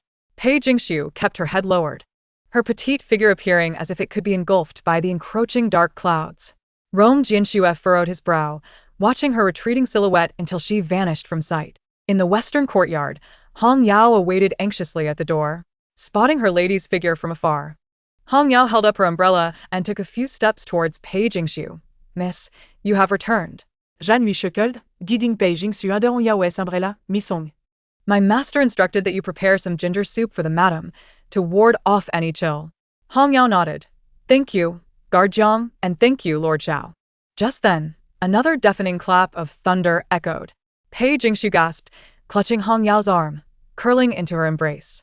Hong Yao was taken aback, instinctively holding her mistress close. Jiang Hui was also startled, his eyes wide with disbelief. "And madam, are you afraid of thunder?" Pei Jingxiu clung to Hong Yao, subtly signaling her to remain silent. Hong Yao understood, patting Pei Jingxiu's shoulder while explaining, "My lady has been quite afraid of thunder these past few years, and with a thunderstorm raging tonight, she may find it difficult to sleep." Mississippi. Pei Jingxiu spoke tremulously, as if reluctant for her to divulge this to Jiang Hui. Hong Yao fell silent, refraining from further comment. Jiang Hui scratched his head, a hint of sympathy in his eyes. "It seems the madam is quite fearful of thunder. What shall we do?" After what felt like an eternity, Pei Jingxiu steadied her nerves, finally disengaging from Hong Yao's embrace, offering Jiang Hui a faint smile. "Guard Jiang, do not heed Hong Yao's words. I shall take some calming medicine and will be able to sleep, so there is no need for concern." "Ah, "Madam, your health has never been robust. Medicine can be as harmful as it is beneficial. How can you recklessly take medication?" Pei Jingxiu's lips were pale, yet she continued to smile. "I am truly fine. I have grown accustomed to it." "Jiang, please return quickly. Your clothes will get drenched." Upon hearing this, Jiang Hui opened his mouth, but said nothing further. He bowed slightly to Pei Jingxiu, and then turned to leave. Watching Jiang Hui's departing figure, Pei Jingxiu's lips curled into a subtle smile, while thunder rumbled in the background, illuminating her breathtakingly beautiful face. Once Jiang Hui was out of sight, Hong Yao quietly asked, "Miss, do you intend to?" Pei Jingxiu raised an eyebrow, her eyes glimmering with calculation. "Tonight, you should rest early. Remember, no matter what happens, you must pretend to be asleep and know nothing. Do you understand?" Hong Yao lowered her head. "Yes, I understand." Mississippi Chapter 69. Without Erlang. A Sioux is truly frightened. Thunder rumbled, and rain poured down. In the study of the eastern courtyard, Rong Jianxue recited scriptures. Indeed, he was not copying texts but reciting them. Since descending the mountain, he had rarely engaged in such practices. To him, recitation required greater focus than mere transcription, and there had been little of significance in the court to warrant it. The lingering scent of flowers clung to his right hand. As he rolled the prayer beads infused with sandalwood, they bore traces of floral essence that refused to dissipate. The Buddha saves the suffering of the world. He merely saw her pain and reached out to alleviate it. Nothing more. My lord, are you still awake? A knock echoed from outside the door. Jiang Hui's voice breaking the silence.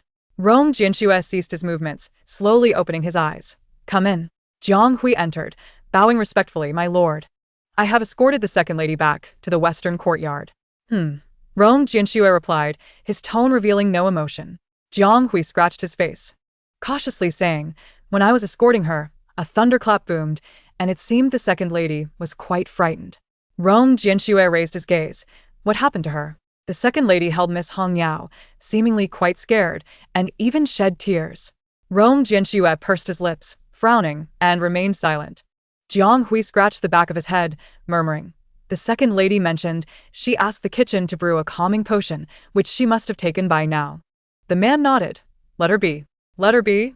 Jiang Hui did not quite comprehend, but, upon observing his lord's expression, refrained from further inquiries. I shall take my leave then. As Jiang Hui departed, the door closed again. Rong Jianxue sat at the desk, his gaze shifting from the scriptures to the Pai Xiao pen holder. My lord, a Su is afraid of thunder. My lord, may I accompany you home? You are the best man in the world. Silence, Rong Jianxue interrupted sternly. He was not the best in the world. Rong Jianxue slightly closed his eyes, pinching the bridge of his nose, his gaze cold and silent. Thunder crashed, once more. Rong Jianxue suddenly opened his eyes, rising to push open the door. In the next moment, his gaze fell upon the eaves outside. There stood a woman in a plain white gown, illuminated against the dark, rainy night like a bright moon. Though sheltered beneath the eaves, the hem of her gown was thoroughly soaked. It seemed she had yet to decide how to knock, and as the door swung open, she appeared like a startled cat, her clear, innocent eyes fixed upon the man. My lord, her eyes brimmed with tears. Even Rong Jianxue himself could not discern whether it was rainwater or tears upon her face. It was reminiscent of that day at the Lantern Temple when he had rescued the frightened kitten from the storm. Without Erlang, a Su is truly frightened, she thought. The Buddha steps into the Mara trap, never to be reborn. Rong Jianxue's lips pressed tightly together, his brows furrowing as if caught in a cold rain. Revealing no emotion. She wore thin clothing, allowing the wind and rain to accentuate her delicate figure. Though she draped herself in an outer garment, it only emphasized her fragile, vulnerable state. One hand rested on the door frame, his knuckles turning pale. The rain pounded relentlessly, cascading down. All phenomena arise from conditions. When conditions cease, they perish. It should not be. The Buddha said it should not be. Rong Jianxue stood tall, hands clasped behind him, his gaze flickering.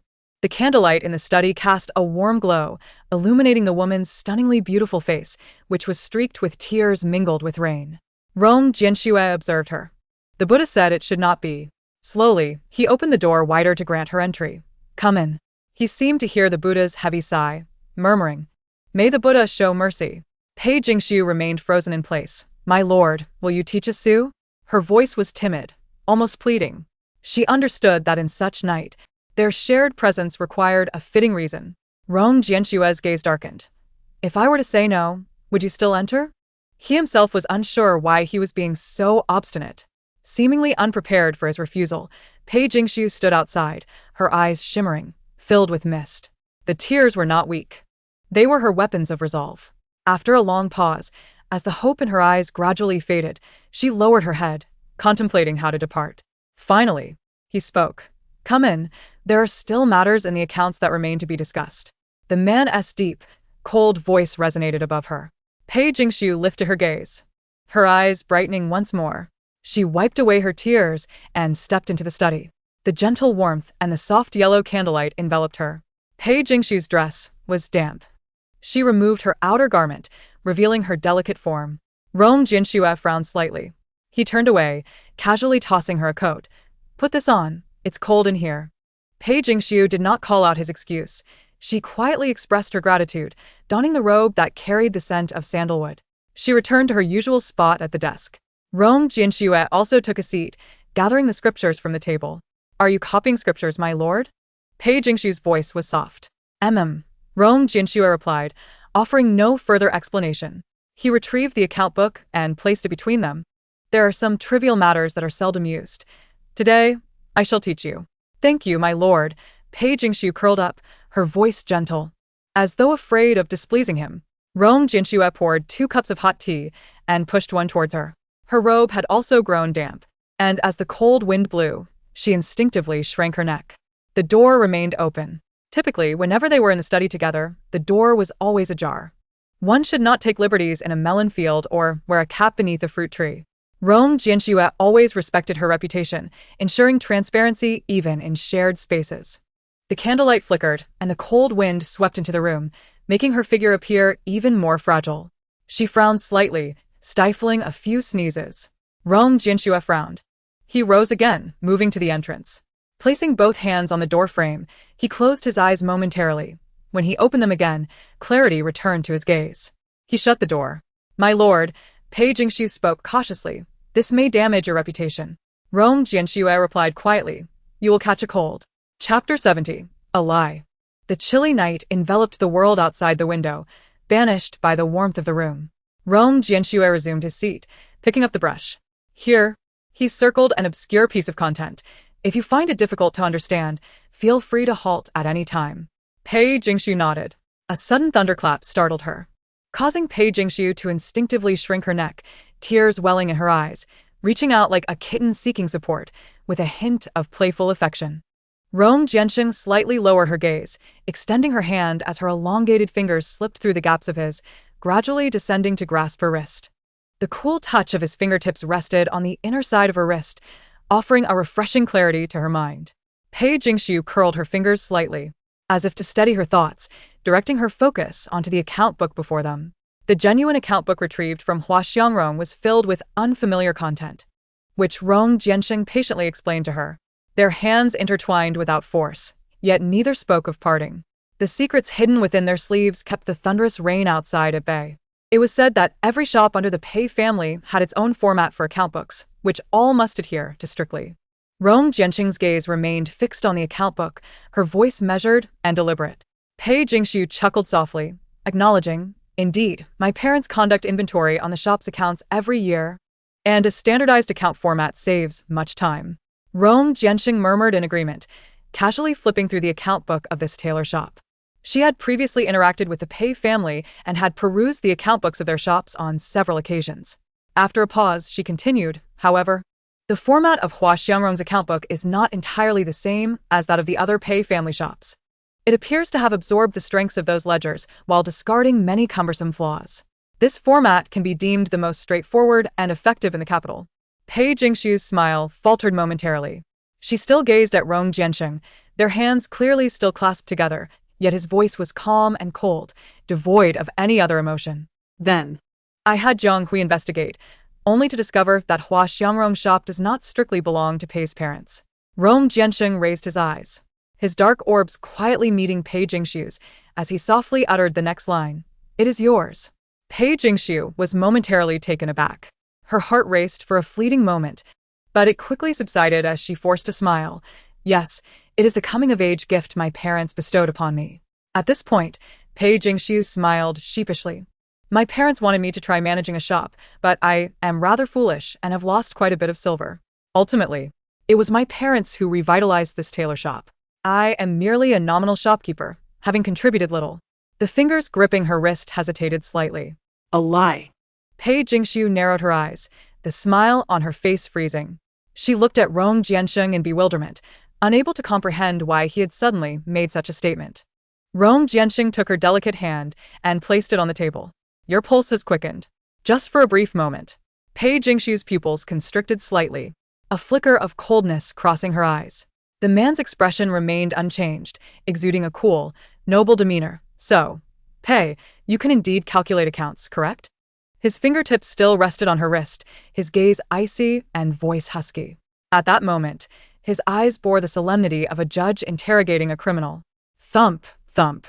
The heartbeat echoed with the pulse in her wrist, growing increasingly rapid. Rong Jianxing sensed it as well, his brow furrowed. Such a reaction was instinctual, beyond even Pei Jingxiu's control. Even if she could masterfully conceal her expressions, she could not suppress her heart's frantic rhythm. Thus, from the moment she proposed to hold hands, during his patient instruction, and when her eyes glistened with tears as she expressed her fears, Rong Jianxing's mind was preoccupied with ascertaining whether she was lying. Thump, thump. The pulsation was undeniable. Rong Jianqing silently gazed at her, seemingly awaiting her response. Pei Jingxiu looked into his eyes, a whirlwind of emotions flashing through her.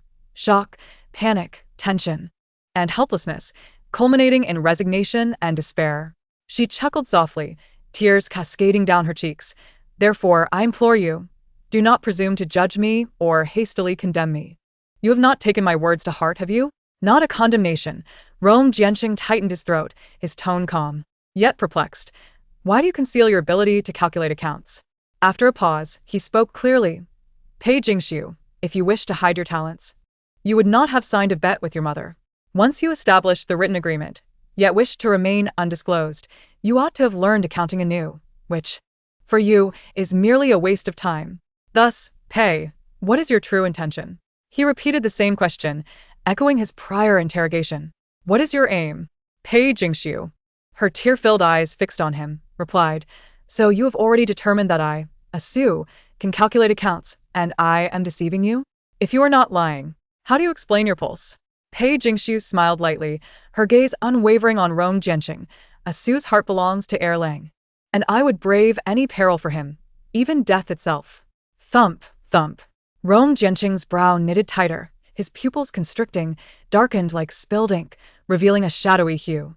His lips pressed into a thin line, observing the fluctuating expressions on Pei Jingxiu's face. The pulse quickened. Pei Jingxiu raised an eyebrow, a light laugh escaping her. Yet her eyes brimmed with sorrow. That was the truth, my lord. Has my heart be quickened? After a pause, she fixed her gaze on him, enunciating each word. Rong Jianqing, I detest you. After this, we shall part ways and never meet again. Thump, thump.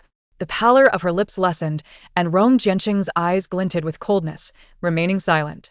She reiterated, her gaze resolute, her enunciation clear. That is also the truth, my lord. What of my pulse? Still vigorous. Let me reiterate, I, Pei Jingxiu, could not read or calculate accounts before your instruction. What do you believe? Is a Su's statement true or false?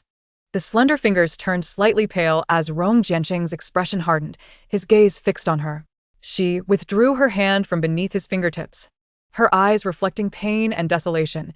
Yet you are correct, my lord. I did indeed lie earlier. A smile curled her lips, yet it did not reach her eyes. Hua Xiangrong's initial mismanagement was not solely due to my ineptitude. I did not rely solely on my parents to reinvigorate the shop.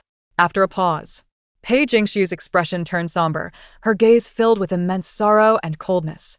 Someone intoxicated me, intending to violate me, and fearing the damage to their reputation. They threw a large sum of money at me to keep this matter buried. It seemed as though she had finally unburdened a long-held secret, despair mingling with humor as she looked at Rong Jianqing. My lord, are you satisfied now? Chapter 71. Are you satisfied now? To either perish or continue deceiving. In Pei Jingxiu's choice, the path of retreat was non-existent. Thunder rumbled outside. The woman instinctively shivered, yet she looked at the man with a pale face. No longer seeking his support, the rain poured down, as if to cleanse the world of all its filth. Rong Jianqing stared at her, seemingly in disbelief. After a long while, he shifted slightly, blinking slowly, his brows furrowed. What did you say? Pei Jingxiu laughed through her tears, her voice trembling, her petite frame quivering, yet still carrying a sobbing tone as she spoke distinctly. I said, in the year I came of age, I nearly faced a forced violation. She was trembling, as if that memory was too humiliating to bear. The individual in question held significant power and sought to exploit her, but she had awakened and cried for help, attracting the attention of others. Fearing the damage to his reputation, given that the Pei family was a royal merchant, he dared not act recklessly. Resorting instead to threats of money, he told her to name her price, as long as she kept the incident to herself. Rong Jianqing's throat constricted, his eyes clouded with darkness, yet he still managed to speak. But the Pei family is not lacking in wealth. You would not compromise for money. What did that esteemed Master Shao think I could do? Pei Jingxiu shouted at him. What do you think I should do? Announce to the world that I nearly faced a violation, only to awaken and resist? Would my innocence still remain? She paid no heed to the tears cascading down her cheeks, her gaze fixed unwaveringly upon Rong Jianqiu. No one would believe it. At that time, I had already harbored feelings for Erlang, and I dared not let this matter spread, for I feared he would develop a loathing for me. She lowered her head in defeat, resembling a flower that had lost its vitality and brilliance. If only I could bring a case against him at the Dali Temple, demanding the most severe punishment, yearning for death itself. Yet, I felt powerless, worried he would retaliate against my parents, and concerned that Erlang would come to despise me. I could only pretend as though this incident had never occurred. Plop, plop, her tears fell upon his eyelashes and Rong Jianxue's gaze remained fixed on her, his expression inscrutable. She wept softly, the thunder outside causing her to tremble, yet she maintained a distance from him, unwilling to draw closer. I confess that when you inquired about Hua Xiangrong earlier, it reminded me of this incident. I did not wish for anyone to know, hence I lied to you. Master Xiaofu, are you satisfied now? Her voice was intermittent due to her trembling, barely audible. The woman's tears flowed more profusely than before, her long lashes concealing all the light in her eyes. If you still do not believe me, you may inquire about the accounts of Hua Xiangrong from years past.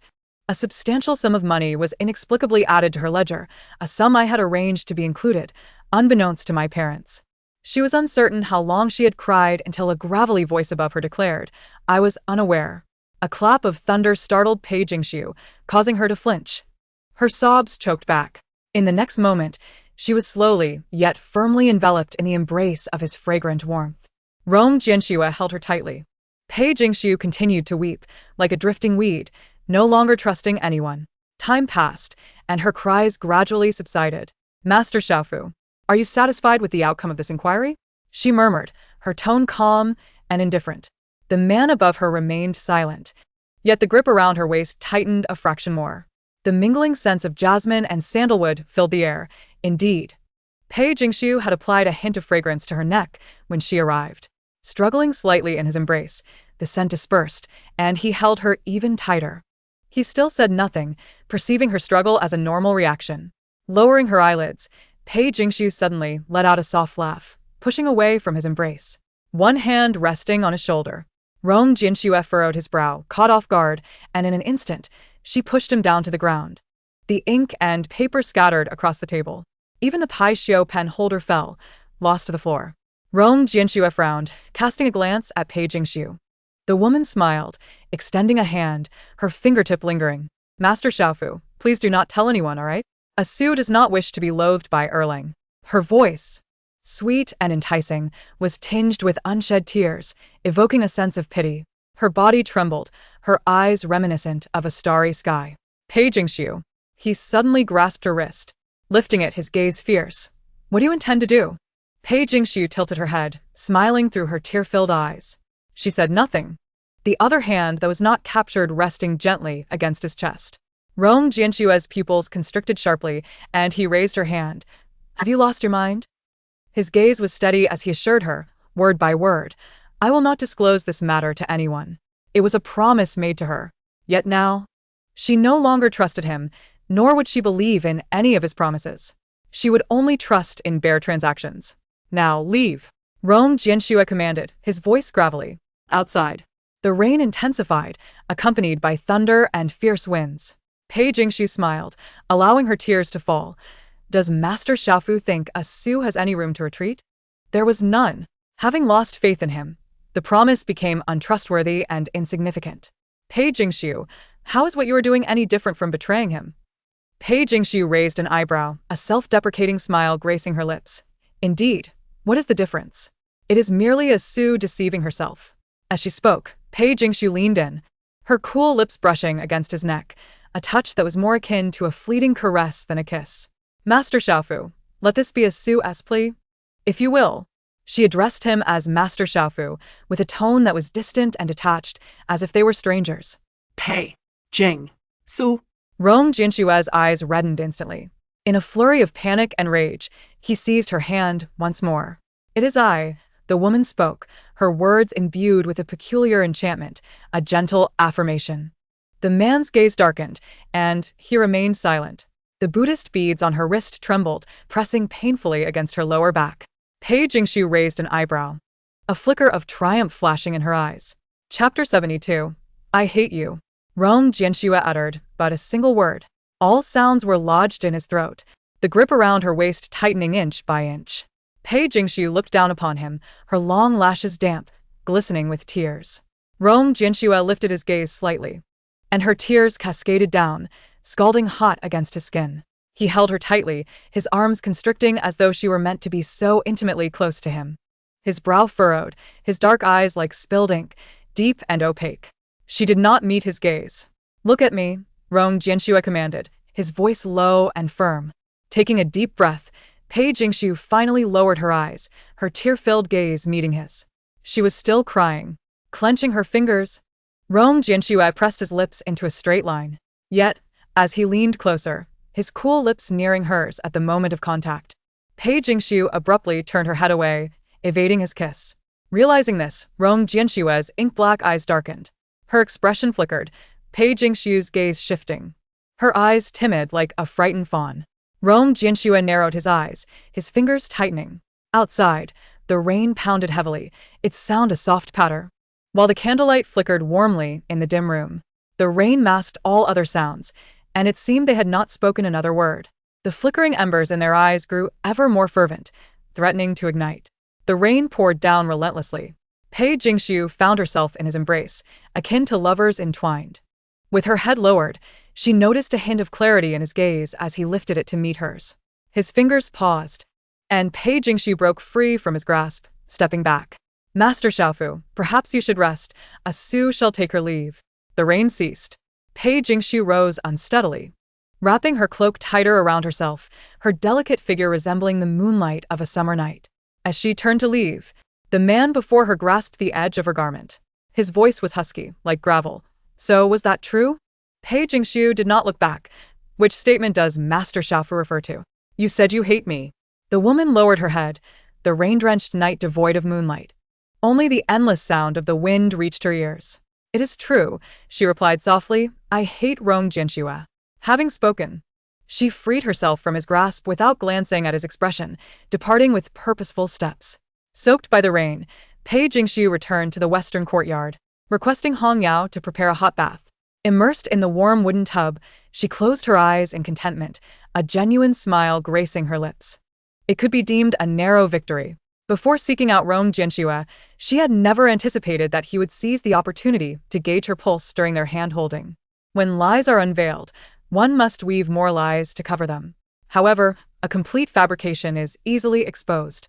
Thus, Pei Jingxiu's recounting of past events to Rong Jianxue was not entirely false. That year, upon reaching maturity, she had indeed been intoxicated by a man of high status, who sought to violate her. Yet along the way, Pei Jingxiu regained her senses, seizing a nearby kitchen knife and severing his pinky and ring fingers. He indeed used the matter of reputation to coerce her, demanding her silence and urging her to bury it deep within. However, Pei Jingxiu was indifferent to notions of purity and honor. The reason she acquiesced to the man's demands stemmed solely from concern for her father and mother's well-being. That incident had not become a source of regret for her. She was not in the wrong, and there was no need for her to dwell in shadows, living in fear. Yet, Pei Jingxiu chose to selectively confide in Rong Jianxue about these matters. How can a lie become the hardest to uncover? When amidst 10 statements, only one is false, it becomes exceedingly difficult to expose. Pei Jingxiu cleverly leveraged this past incident to garner Rong Jianxue's sympathy and guilt. As for whether he believed her or not, even if he were to investigate the accounts of Hua Xiangrong from years past, they would corroborate her narrative. Thus, Pei Jingxiu felt no trepidation about his inquiry. Yet, she never anticipated that even in such a moment, believing their relationship had grown intimate, he could so rationally and coldly press her pulse and utter the words to lie. Rong Jianxue was indeed formidable. Engaging in a battle of wits with such a man was akin to dancing on the edge of a blade. Pei Jingxiu had to tread cautiously with every step, lest a misstep lead to total failure. Thus, this time, she could not so easily forgive Rong Jianxue. His ability to discern mistakes, even at the risk of fracturing their relationship, and to voice his suspicions, proved challenging for Pei Jingxiu. Therefore, she resolved to address his suspicions this time. Moreover, as this thought crossed her mind, Pei Jingxiu's lips curled into a smile, a soft laugh escaping her. After tonight, given his nature, he would likely spend a long time sorting through his thoughts. This time, Pei Jingxiu did not intend to disturb him. The rain fell throughout the night, enveloping Chang'an City in a veil of mist. Pei Jingxiu indulged in a rare slumber, awakening only when the sun had risen high in the sky. Outside, Hong Yao had been waiting eagerly. "Miss, have you awakened?" The knock on the door roused Pei Jingxiu from her sleepy state. "Come in," she murmured. Hong Yao then entered, bringing a basin of water and a towel, assisting Pei Jingxiu in her morning rituals. "Oh, by the way, miss, this morning, guard Jiang came by." Pei Jingxiu, glancing into her copper mirror, raised an eyebrow in surprise. "Jiang Hui came by?" "Yes, several times," Hong Yao replied as she helped Pei Jingxiu with her hair. "He mentioned that the young master has caught a cold and wishes for you to visit. Shall we go, miss?" Pei Jingxiu's lips curled into a smile, her tone softening. "If he is ill, he should seek a doctor. What can I do for him?" Hong Yao pursed her lips, chuckling softly. "Understood, Mississippi. I will inform guard Jiang shortly." Pei Jingxiu, in good spirits, instructed, "If anyone asks, tell them I too have caught a cold and am unfit to receive guests." Hong Yao nodded. "Miss, do you have any plans for today?" Pei Jingxiu narrowed her eyes, a glint of shrewdness crossing her gaze. "We shall go outside the city to continue distributing porridge." Chapter 73. Are you two quarreling? Pei Jingxiu harbored no fondness for Xin Qianfan and had no intention of forging a deep connection with such a person. However, during Xin Anshan's birthday banquet, Xin Songyue's words clearly indicated she was privy to certain details regarding Rong Xuanzhou's demise. If anyone outside the Prime Minister's residence knew of Rong Xuanzhou's situation, it would be Xin Qianfan. She needed to ascertain Rong Xuanzhou's current state and, ideally, discover when he would return. The Rong family intended to conceal matters from Rong Jianxue, who remained entirely unaware. Thus, her focus turned to Xin Qianfan. Outside Chang'an City, since the last time Rong Jianxue had acted justly, the scheming grain merchants had been apprehended one by one and imprisoned. With the ringleaders who sought to profit from national calamity gone, the grain prices in Chang'an City began to gradually decrease. This fortuitously benefited Xin Qianfan, as the ample supply of grain facilitated the resettlement of refugees. In truth, Pei Jingxiu held no profound compassion for the refugees. Her decision to sell grain at half price was merely a ploy to entice Rong Jianxue. Unexpectedly, the refugees seemed to genuinely regard her as a benevolent deity. Upon her arrival, they greeted her with smiles and respectful tones, leaving her somewhat embarrassed. "Sister Bodhisattva, this is a little wooden horse I made myself, a gift for you." A little girl dressed in coarse cloth approached Pei Jingxiu, her large, dark eyes sparkling like grapes. She blinked and timidly extended the small wooden horse she had carved. Pei Jingxiu smiled, accepting the wooden horse from the girl's hands. "Thank you, Xiao Shui." "Have you been behaving well lately?" The girl named Xiao Shui nodded earnestly. "Yes." "I've even learned to read with Huzi and the others." Pei Jingxiu smiled gently. "Is that so? You're quite impressive, Xiao Shui.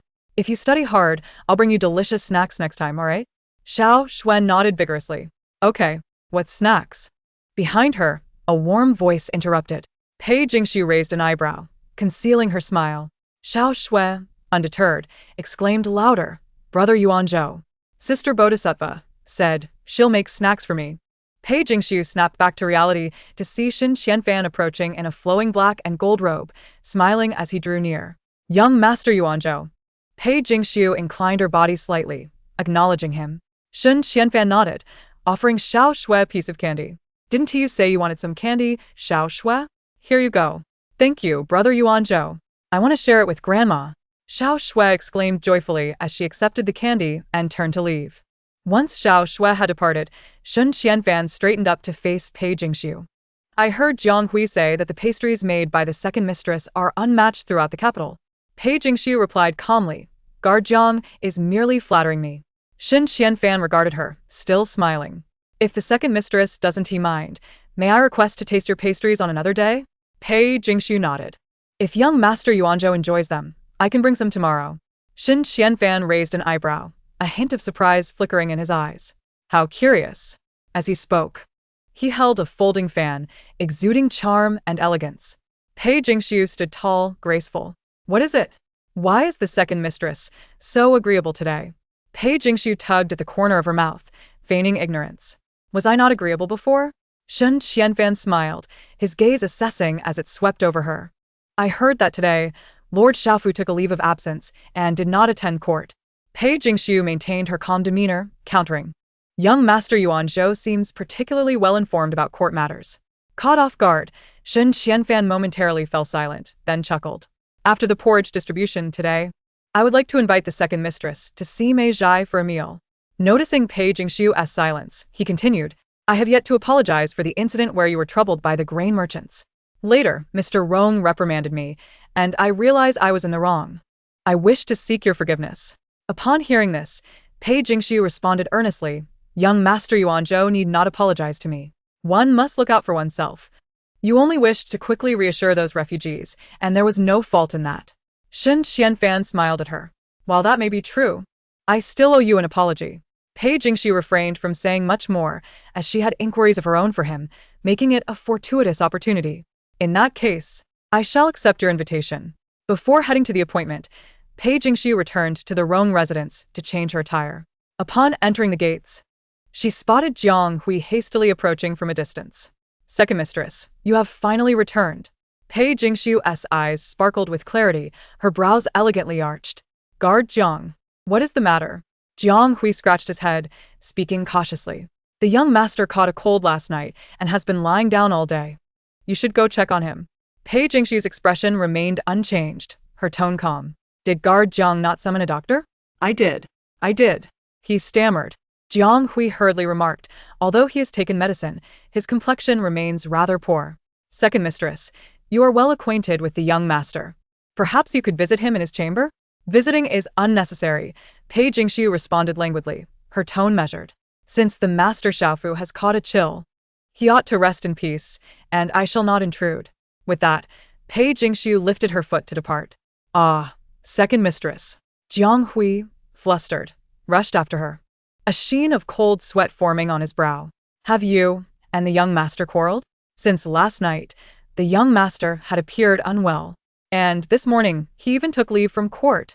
Jiang Hui was terrified that something dire was amiss in Chang'an. Pei Jingshu fluttered her long lashes and slowly raised her gaze to Jiang Hui. My relationship with Master Xiaofu has never been significant. It cannot be deemed a quarrel. Surely this must be a quarrel. How can you say you have no relationship at all? Jiang Hui stammered, trembling. Second mistress. Could there be some misunderstanding between you and the young master?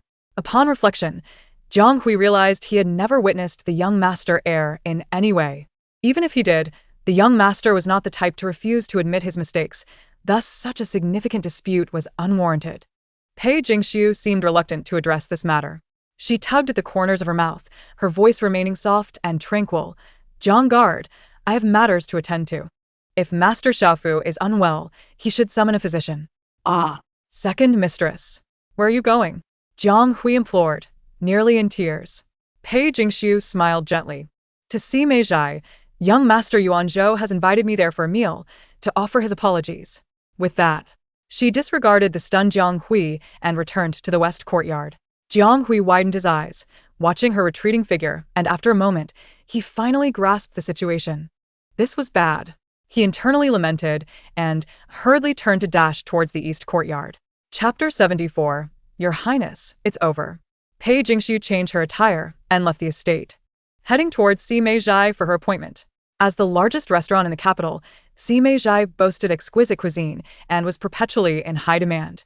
Upon entering the establishment, Pei Jingshu spotted a guard approaching from beside Shen Qianfan.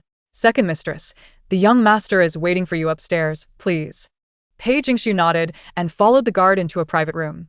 Shen Qianfan, clad in a robe of pure white, did not rise upon her arrival but merely gestured to the seat opposite him. Second mistress, please take a seat. As Pei Jingshu settled in, the guard closed the door behind them. Unsure of her preferences, Shen Qianfan ordered several signature dishes to gauge her taste. Pei Jingshu looked down and recognized a familiar dish, boiled shrimp. However, unlike the version she had at Rong Jianshue's, this plate of shrimp had not been shelled. Does the second mistress enjoy this? Noticing her gaze, Shen Qianfan pushed the plate of boiled shrimp closer to her. Pei Jingshu smiled. Thank you, young Master Yuanzhou. But I am not accustomed to shelling shrimp. Perhaps I shall pass.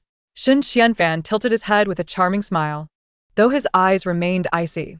What difficulty is there in this? As he spoke, he deftly peeled an entire shrimp and placed the succulent morsel on her plate. Pei Jingshu regarded the translucent shrimp meat, only smiling softly, though her eyes conveyed a hint of confusion. Is young Master Yuanzhou this sincere and kind to everyone? Shen Qianfan smiled lightly. Not necessarily. I merely admire the second mistress's character and wish to befriend you. But I do not comprehend, Pei Jingxiu replied. Her gaze gentle and clear. I have neither power nor background. What is it that you find admirable in me? Do you truly not understand? Shen Qianfan arched his brows slightly, his eyes glinting with mischief. Your countenance, second mistress, is a potent weapon to anyone. Pei Jingxiu narrowed her eyes, remaining silent. Shen Qianfan continued, previously, I made a foolish remark, suggesting that you sought to climb the ranks. I meant no disdain. In fact, as I stated, there are indeed those in the capital more elevated than Master Xiaofu. As he spoke, he attentively peeled more shrimp for Pei Jingxiu. His movements were swift, and soon a small mound of shrimp filled her plate. One such individual is the official from the Forbidden City. A clatter rang out as Pei Jingxiu's ivory chopsticks fell to the floor. Her brows slightly raised, she cast Shen Qianfan a meaningful glance. Ah, she finally understood. So, Shen Qianfan's repeated kindness was for this reason? To solidify his position as the crown prince, to whisper sweet nothings to the official. Feigning unparalleled astonishment, Pei Jingxiu widened her eyes, incredulous as she regarded Shen Qianfan. Shen Qianfan's gaze remained calm, a smile lingering at his lips. As far as I know, the Rome family does not treat you kindly. They can be quite harsh. If you wish, I would be willing to assist you in escaping the Rome family. What nonsense are you speaking? Pei Jingxiu abruptly stood, her pupils dilating as her voice elevated. My heart and soul belong solely to my husband. How can young Master Yuan Zhou utter such treasonous words? Shen Qianfan tilted his head, pausing his peeling. If the second mistress values her reputation, I could arrange for you to fake your death to escape the Rong family, then change your name and send you into the palace. With your beauty, I believe you would ascend to the position of beloved concubine within half a year. Pei Jingxiu's gaze hardened, unwavering as she fixed her eyes upon him. I have known my husband since childhood. We share a profound connection. I have never contemplated seeking the royal family. So I implore young Master Yuan Zhou to cease his nonsensical talk. Her delicate form trembled slightly, yet her gaze remained resolute. Shen Qianfan's eyes flickered with a hint of frost as he raised his chin, scrutinizing her with a discerning gaze. If that is the case, it is indeed peculiar. If you truly share such deep affection with Rong Xianzhou, why are you entirely unaware of his present circumstances? Pei Jingxiu's eyes flickered with emotion. Indeed, Shen Qianfan was also aware of Rong Xianzhou's fake death. what do you mean by that? Pei Jingxiu's voice trembled as she took a step closer. You know my husband's whereabouts? Shen Qianfan smiled. From what I understand, Rong Xianzhou rushed to the battlefield on the night of your wedding. And you have yet to consummate your marriage. Shortly after his supposed death, the old matriarch of the Rong family wrote a letter of divorce, abandoning you. Are you truly willing to remain faithful to such a man for 3 years? Pei Jingxiu's gaze steadied. Not 3 years, it is a lifetime. I will love no one but my husband. How touching, Shen Qianfan remarked with a smile. But if one day Rong Xianzhou returns from battle with another woman at his side, how will you manage your feelings? That is impossible, Pei Jingxiu asserted firmly. My husband and I share a deep bond. He would never do such a thing. How about a wager? Shen Qianfan suggested, still smiling. If one day Rong Xianzhou betrays you, perhaps you should consider our cooperation. What do you know? Has he not? Second mistress, Shen Qianfan interrupted flatly. A smirk gracing his lips. I know nothing. If you are truly anxious, why not inquire with your mother-in-law? Wait. Before Pei Jingxiu could respond, a voice from outside interrupted. Master Xiaofu, you cannot enter. Before she could express her thoughts, Shen Qianfan's guard's voice rang out. Shen Qianfan narrowed his eyes, intrigue gleaming within them. He scrutinized Pei Jingxiu once more, his expression laden with meaning. As I have stated, your beauty is a weapon to anyone. I hope you will keep our previous conversation a secret from Master Xiaofu. Otherwise, I cannot guarantee what consequences may arise. Pei Jingxiu's gaze flickered as she bit her lip. Outside, the guard seemed poised to say more when a cold male voice declared, "Stand aside." Master Xiaofu. With a crash, the door swung open. Rong Jianxue, clad in a dark green robe, stood at the threshold, backlit by the light. Behind him, his guard, Qing Ming, cast a glance at Shen Qianfan. Shen Qianfan subtly gestured, and Qing Ming nodded, closing the door once more. Pei Jingxiu remained standing, glancing at Rong Jianxue, who bit her lips slightly and bowed her head, greeting, I have met your excellency, the young scholar. Shen Qianfan rose and bowed to Rong Jianshangshu. It is indeed a fortuitous occasion for your excellency to visit. Might we share a dinner together? Rong Jianshangshu's cold gaze fixed on Shen Qianfan, her voice hoarse. Likely due to an ailment. Your Highness, it is too late. The smile on Shen Qianfan's face faltered, his eyes growing sharper. Your Highness. Hearing something so incredulous. Pei Jingshu widened her eyes at Shen Qianfan, instinctively taking a few steps back. Behind her, Rong Jianshangshu gently supported her waist, yet her gaze remained on Shen Qianfan. Shen Qianfan smiled helplessly. Your Excellency, I merely wish to offer my apologies to the second young lady. Why the ire? Chapter 75, Sour Words. As the crown prince of a nation, does the young scholar believe I have left too little academic work for you? Rong Jianshangshu spoke sternly, furrowing her brows at him. Shen Qianfan slightly cupped his hands. Your Excellency teaches me well. I shall remember it.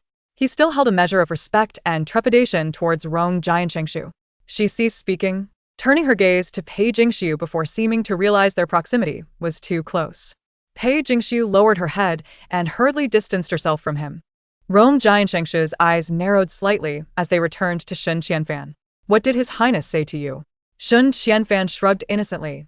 Oh, Your Excellency. I simply invited the second young lady to apologize. What more could I say?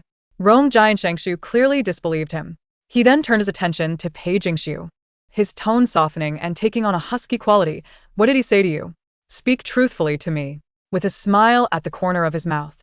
Shen Qianfan's gaze towards Pei Jingshu was icy. Pei Jingshu looked at Shen Qianfan, then lowered her head, her voice barely audible. Nothing at all. His Highness was merely chatting with me. The bones of her fingers turned slightly pale within her sleeves. Rong Jianshangshu's eyes were like frost, chilling enough to freeze water. Shen Qianfan smiled as if amused. I was merely conversing with the second young lady. If Your Excellency is interested, why not join us and listen? Under Shen Qianfan's gaze. Pei Jingshu cautiously resumed her seat. Seeing her settled, Rong Jianshangshu rubbed his fingers thoughtfully, ultimately taking a seat beside Pei Jingshu. Shen Qianfan, sitting in the main position, smiled cheerfully. Your Excellency is rather fierce.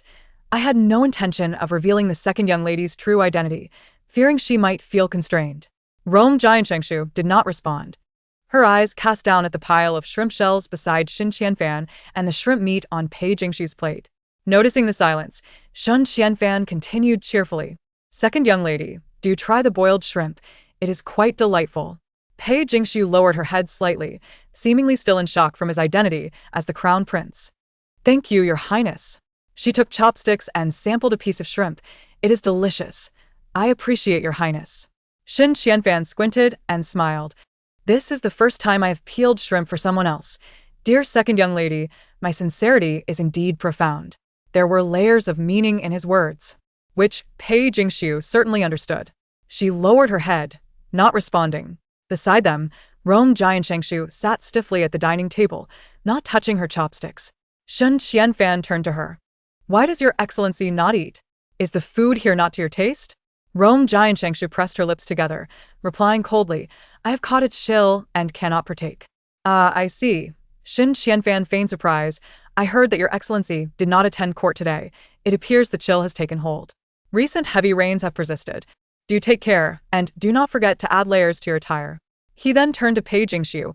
I have heard that before General Xianzhou went to battle, all his garments and bedding were sewn by the second young lady herself. Truly, you are gentle and virtuous. Pei Jingshu lowered her head, eating delicately, not daring to respond. Just earlier, I had a conversation with the second young lady and learned of your childhood bond with General Xianzhou, a pair of childhood sweethearts. The second young lady even expressed that, even if General Xianzhou is no longer present, she would willingly maintain her chastity for a lifetime. At this point, Shen Qianfan sighed with a hint of emotion. Your devotion to General Xianzhou is indeed profound. Deep feelings do not endure. Great wisdom often leads to suffering.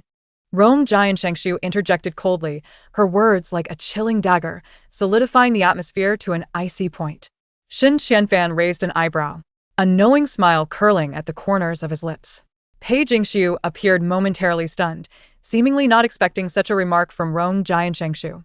Turning slowly, she glanced at Rong Jianshangshu but quickly averted her gaze, focusing on her meal. Your Excellency's words are rather absolute. The second young lady and General Xianzhou are indeed a match made in heaven. With that, Shun Qianfan inquired of Pei Jingxiu in your prime. Do you truly wish to remain chaste for General Xianzhou, never to marry? Pei Jingxiu set down her chopsticks, her expression earnest. Yes, I am willing. Perhaps the second young lady had yet to experience the joys of love. If one day she did, the taste of it. Shun Qianfan. Rome Jiansheng's voice suddenly dropped, her deep-set eyes carrying a bone-chilling coldness. His gaze swept over Shun Qianfan, unmasked in its frostiness. Shun Qianfan quickly nodded to Pei Jingxiu. Forgive me, second young lady. I have had a few drinks today and have been rather indiscreet. Rome Jiansheng rose, casting a downward glance at Pei Jingxiu. Come with me. With Rome Jiansheng present, Pei Jingxiu could no longer inquire further. Without lingering, Pei Jingxiu slowly stood and followed Rome Jiansheng away from the dining table. Second young lady. Behind them, Shun Qianfan's voice was cool yet smiling. The promise I made with the second young lady remains valid. Pei Jingxiu bit her lip gently, hurriedly bowing to Shun Qianfan before trailing after Rome Jiansheng, leaving the Si Mei Zhai. The carriage was stationed outside the tavern. Rome Jiansheng stepped up into the carriage, but Pei Jingxiu stood still, not moving. The curtain was lifted, and Rome Jiansheng's brows furrowed, his eyes filled with coldness. Get in the carriage. Pei Jingxiu replied softly. It is not far from the Rome residence. I would prefer to walk. This was a clear refusal. At the front of the carriage, Jiang Hui felt a cold sweat on his back upon hearing Pei Jingxiu's words. What on earth had the young master done? Why was the second young lady so furious? Rome Jiansheng, upon hearing this, pressed his lips tightly, gazing at her for a long while. Pei Jingxiu, get in the carriage. His tone brooked no argument. Pei Jingxiu lowered her head, feigning ignorance.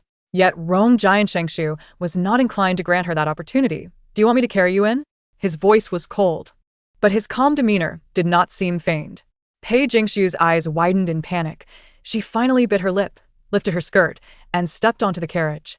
Jiang Hui let out a sigh of relief as he drove the carriage away. Inside the carriage, silence enveloped them. Pei Jingxiu took the furthest corner from Rome Jiansheng. However, the carriage was small, and no matter how far she sat, the distance was still minimal. She straightened her back, gazing ahead, avoiding any glance at the man beside her. As the carriage traveled partway, neither spoke. Time passed, and it was Rome Jiansheng who broke the silence first. His voice was hoarse, tinged with fatigue from the chill. I have thought it over, and I believe we should clarify things. Pei Jingxiu did not look at him, her voice soft. There is nothing that needs clarification between me and your excellency. I misjudged your deceit. That is my fault. Pei Jingxiu chuckled lightly, her gaze drifting. Has the young scholar uncovered the truth? Rome Jiansheng pressed his lips together, his tone tight. I have not investigated. Then why does your excellency believe it to be a misunderstanding? Pei Jingxiu laughed lightly. Perhaps I am still deceiving you? Pei Jingxiu, with a gentle gaze, slowly uttered. I do not appreciate this title. Chapter 76. Please forget it. Pei Jingxiu was momentarily taken aback, seemingly not expecting his words, and for a moment, she was at a loss for response. The carriage smoothly traversed the bustling streets of Chang'an as Rong Jianxue's eyes, resembling a cold pool, quietly fixated on her. When their eyes met, Pei Jingxiu's expression faltered, and she hurriedly averted her gaze. You have done nothing wrong. There is no need for you to apologize to me, she stated. Rong Jianxue pressed his lips together, his fingers anxiously rubbing the Buddhist beads on his wrist, tracing the Sanskrit inscribed on them. An eerie silence enveloped them. Suddenly, the carriage jolted violently, and Pei Jingxiu lost her balance, tumbling toward Rong Jianxue. He instinctively caught her waist, shielding her beneath him. My apologies, second miss. Sir, forgive me. 2 children just crossed our path. Jiang Hui exclaimed from outside the carriage, flustered. Rong Jianxue furrowed his brow slightly and said in a deep voice, no harm done. Continue onward. As Pei Jingxiu regained her composure, she hastily attempted to extricate herself. Yet, before she could rise, he grasped her wrist, confining her within his embrace. Panic flickered in Pei Jingxiu's eyes as she widened them in astonishment, gazing up at him. Rong Jianxue lowered his gaze. His dark brows and eyes shrouded in an icy tranquility, impervious to the warm glow of the lanterns outside. Release me, Pei Jingxiu stammered, struggling against his grip. However, her feeble attempts were of little consequence to Rong Jianxue. He regarded her intently, his voice gravelly. I have yet to clarify my intentions. Pei Jingxiu bit her lip, her eyes misty with tears. I have said all there is to say. There is nothing more to discuss with you. His cold gaze slowly descended from her eyes to her rosy, translucent lips, slightly parted and enticing. Rong Jianxue narrowed his eyes slightly, a fleeting shadow passing through them. At that moment, she had evaded him. Such unworthy thoughts only flickered briefly in his mind. He furrowed his brow and spoke in a hushed tone. What did the crown prince say to you? Gripped by his hold, Pei Jingxiu's voice was soft and feeble, nothing much, just casual conversation. Pei Jingxiu. Shen Qianfan is cunning and resolute. His closeness to you is not without ulterior motives. Pei Jingxiu let out a self-deprecating laugh. Do you believe that, being powerless and without influence, the crown prince would seek to gain anything from me? Rong Jianxue remained silent, his gaze unwavering upon her. Unable to withstand his intense scrutiny, Pei Jingxiu turned her head away. You are overthinking it. The crown prince merely wished to extend his apologies to me. Furthermore, before you, I was unaware of his true identity. The grip on her wrist tightened. About last night. Pei Jingxiu hastily interjected, her voice flustered. Last night. I simply had too much to drink at the Prime Minister's residence. If I offended Lord Shifu, please forget it. Her voice diminished as she spoke, and the pressure of his hold increased. It pains me, my lord, Pei Jingxiu protested softly. Let us return to how we once were, indifferent to one another. The carriage halted at the entrance of the Rong residence. Pei Jingxiu emitted a pained gasp, her complexion paling. Realizing the situation, Rong Jianxue loosened his grip. Seizing the opportunity, Pei Jingxiu forcefully pushed him away and, clutching her skirts, alighted from the carriage. Without so much as a farewell, she hurriedly made her way into the Rong residence. Hey! Second miss. Even Jiang Hui, taken aback, attempted to call out to her, but she was already hastening away, retreating toward the western courtyard. Jiang Hui scratched his head in confusion before turning to Rong Jianxue inside the carriage. What on earth did you say to her, sir? How could the gentle second miss be so upset? Inside the carriage, Rong Jianxue lowered his head, extending his hand to examine his broad palm. The spot where he had gripped her wrist felt as though it had been scalded. Sir? Seeing him silent, Jiang Hui cautiously called out again. After a long pause, a low, gravelly voice emerged from the carriage. She stated that from now on, we shall remain indifferent to one another. Pei Jingxiu returned to the western courtyard, her expression less than favorable. Setting aside thoughts of Rong Jianxue, she had never anticipated that Shen Qianfan would scheme to have her enter the palace to seduce the officials. She vividly recalled her previous life, where Shen Qianfan, infatuated with Bai Shetong, frequently took her to the palace for leisure, where they would inevitably encounter the emperor. Over time, the emperor developed an unusual affection for Bai Shetong. She remembered a particularly intense passage describing the rivalry between the exalted emperor and crown prince Shen Qianfan, both vying for Bai Shudong's heart. Ultimately, Pei Jingxiu resolutely resolved to steer clear of such murky waters. Initially, she had hoped to glean some clues about Rong Xianzhou from Shen Qianfan, but now, it seemed, she must avoid him altogether. However, today was not entirely devoid of merit. At the very least, Pei Jingxiu could ascertain that the rumor of Rong Xuanzhou's feigned death was not a secret to a select few. This revelation made her chuckle at the absurdity of it all. As Rong Xuanzhou's legally wedded wife, she had to rely on others to gather information about him. It was a thoroughly laughable predicament for a wife. Business at the shop had been thriving lately, and since Pei Jingxiu intended to evade Rong Jianxue for the time being, she thought it prudent to attend to her business. After all, her 3-month deadline with the Rong family was drawing near. Early the next morning, Pei Jingxiu busied herself in the kitchen. Having promised to prepare pastries for Xiao Shui, she could not go back on her word. Xiao Shui was still a child. So Pei Jingxiu decided to give the pastries a fresh twist, shaping some into little bunnies. As she placed the finished pastries into a box, she had not yet covered it before she heard Jiang Hui's voice behind her.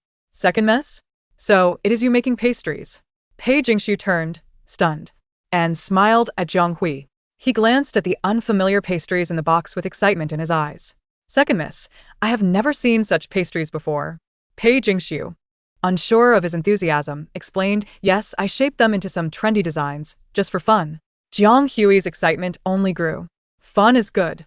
Fun is great, he exclaimed, then hurriedly added, second miss. Do you need me to carry it for you? Pei Jingxiu shook her head, thinking Jiang Hui was simply eager to taste one. She offered him a pastry, Would you like to try one, Jianguard?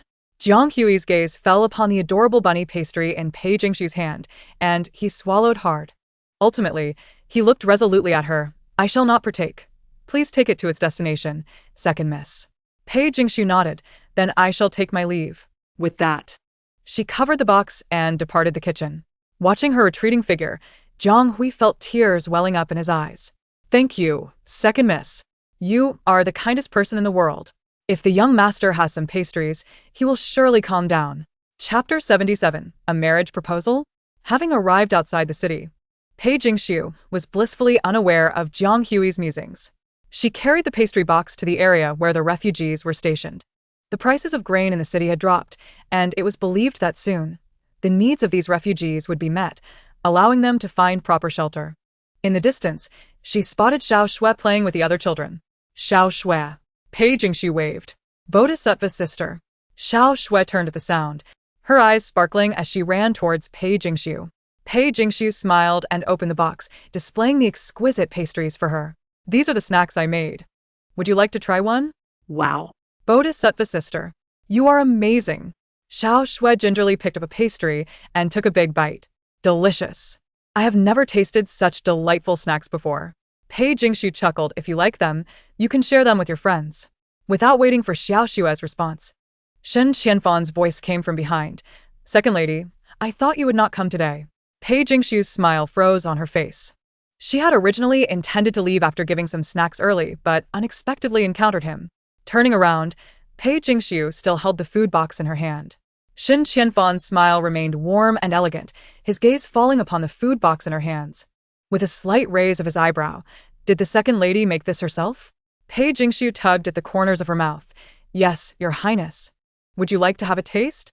Shen Qianfan did not stand on ceremony, casually picking one to sample a small bite. A hint of surprise flickered in his eyes as he looked at Pei Jingshu with a touch of unabashed interest. It seems Jiang Hui was indeed not mistaken. The pastries made by the second lady are truly delightful. Pei Jingshu smiled, but did not reply. Giving the remaining pastries in the box to Xiao Shui, go share these with your friends. Xiao Shui nodded with delight. Thank you, Sister Bodhisattva. Saying this, Xiao Shui clumsily ran toward her group of friends, holding the food box that was almost as tall as herself. Turning back, Shen Qianfan continued to watch her. I hope the second lady can give careful thought to what we spoke of yesterday. Pei Jingshu's expression was calm and indifferent. My husband will not betray me, nor shall I betray him. Shen Qianfan shrugged nonchalantly, his smile gentle. Then we shall wait and see. Pei Jingshu bit her lip, choosing not to respond.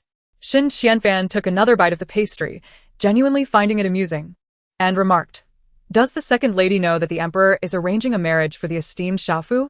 Pei Jingshu slightly furrowed her brows, quickly suppressing the surprise in her eyes. It was only a matter of time for a person of age to discuss marriage. She replied as such.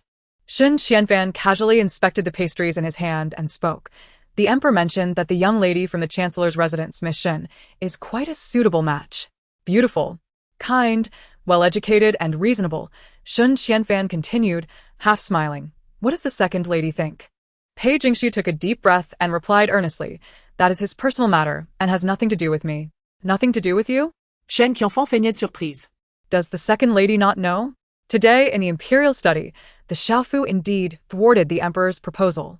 A buzzing sound echoed in Pei Jingshu's ears, her mind swirling. How much had the plot of this world changed beyond her sight? In her previous life, there had been no intention of marriage between the two. The emperor was quite displeased, and Shen Qianfan smiled, punishing the Xiaofu with 10 days of house arrest. Pei Jingshu's mind was initially blank, but she steadied herself. Taking a deep breath, I am but a woman of the inner chamber, unworthy to discuss court affairs. Your Highness need not share these matters with me. Surprised at Pei Jingshu's demeanor, Shen Qianfan raised an eyebrow. I thought the second lady would at least be somewhat concerned. After all, if the Xiaofu angers the emperor, the entire Rong family would be implicated. Pei Jingshu gave a slight bow, saying nothing further, and turned to leave. She had indeed begun to worry, but upon reflection, if the emperor truly turned his heart away from Rong Jiansheng, it could not possibly be as simple as house arrest. Such actions were clearly for the chancellor's residence to see. She believed that within a few days, Rong Jiansheng would be released from house arrest, returning to her previous status. After bidding farewell to Shen Qianfan, Pei Jingxiu spent the entire day bustling between various shops. The deadline she had set with the Rong family was fast approaching, and she had to be fully alert to prevent any further tricks. By the time she returned to the Rong residence, it was already nearing dusk.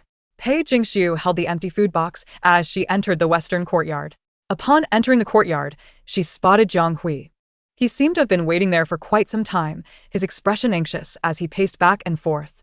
Pei Jingxiu was somewhat surprised and approached. "Guard Jiang, what are you doing here?" Hearing Pei Jingxiu's voice, Jiang Hui came to life. He hurriedly ran to her side. "Second lady, where are the pastries?" Pei Jingxiu was taken aback, opening the empty food box. "Did you not say you would not eat?" Looking at the empty box, Jiang Hui took a deep breath, nearly overwhelmed with emotion. His eyes widened as he pointed at the empty box. "As second lady, the pastries you made." Pei Jingxiu replied earnestly. "I gave them away." "Ji gave them away? To whom?" Pei Jingxiu thought for a moment, and then realized. Raising an eyebrow slightly, her voice remained casual. "I gave them to His Royal Highness. He mentioned wanting to try them yesterday, so I made some for him." "You gave them to the Crown Prince?" Jiang Hui's voice suddenly rose, looking at Pei Jingxiu with urgency and panic. Pei Jingxiu pretended to be puzzled, nodding. "Yes, they were indeed made for His Royal Highness." "Weren't these pastries meant for the young master?" Pei Jingxiu suppressed her amusement, shaking her head in confusion. "Not at all." Upon hearing this, Jiang Hui's eyes filled with despair, nearly on the verge of tears. "Second lady, if I die, you must ensure I receive a proper burial." Jiang Hui sobbed as he left the western courtyard. Watching Jiang Hui's retreating figure, Pei Jingxiu raised her eyebrows in triumph, a smirk of satisfaction curling at the corners of her mouth. To make someone yearn and fret, one cannot always be overly kind. Sometimes, they must understand that some things were never meant to belong solely to them. In the eastern courtyard, in the study, the writing paused as Rong Jianqing's gaze turned cold, his expression calm. "I understand." A very composed statement, yet Jiang Hui inexplicably broke out in a cold sweat. "And master, it is possible that the second lady merely wished to express her gratitude to His Royal Highness for the dinner, without any ulterior motives. That is her affair, and it has nothing to do with me. Furthermore, the pastries she made were never solely for me." Jiang Hui swallowed hard, feeling his scalp tingle. "Leave," the man commanded, his gaze icy and his expression devoid of emotion. "Yes." Jiang Hui cupped his hands and turned to leave. Just as his foot was about to cross the threshold, he finally heard the man's cold and hoarse voice from behind the desk. It sounded as if he were on the brink of losing control, desperately trying to regain the remnants of his sanity. "Go to see Mei Zhai and buy me a portion of boiled shrimp." Chapter 78.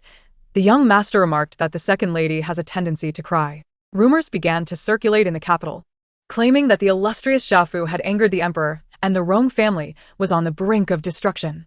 As the head of the Rong family, Rong Baimao had been trembling with fear during court sessions these past few days, returning home with his official robes soaked in cold sweat. In the court, the emperor seemed to refrain from mentioning the matter, yet it loomed over the Rong residents like a sword, suspended above them, causing great anxiety. Rong Jiansheng had been under house arrest in the eastern courtyard for several days, never stepping outside. The Rong family spent their days in tears, sometimes in a panic. They would scold Rong Baimao and Rong Jiansheng together.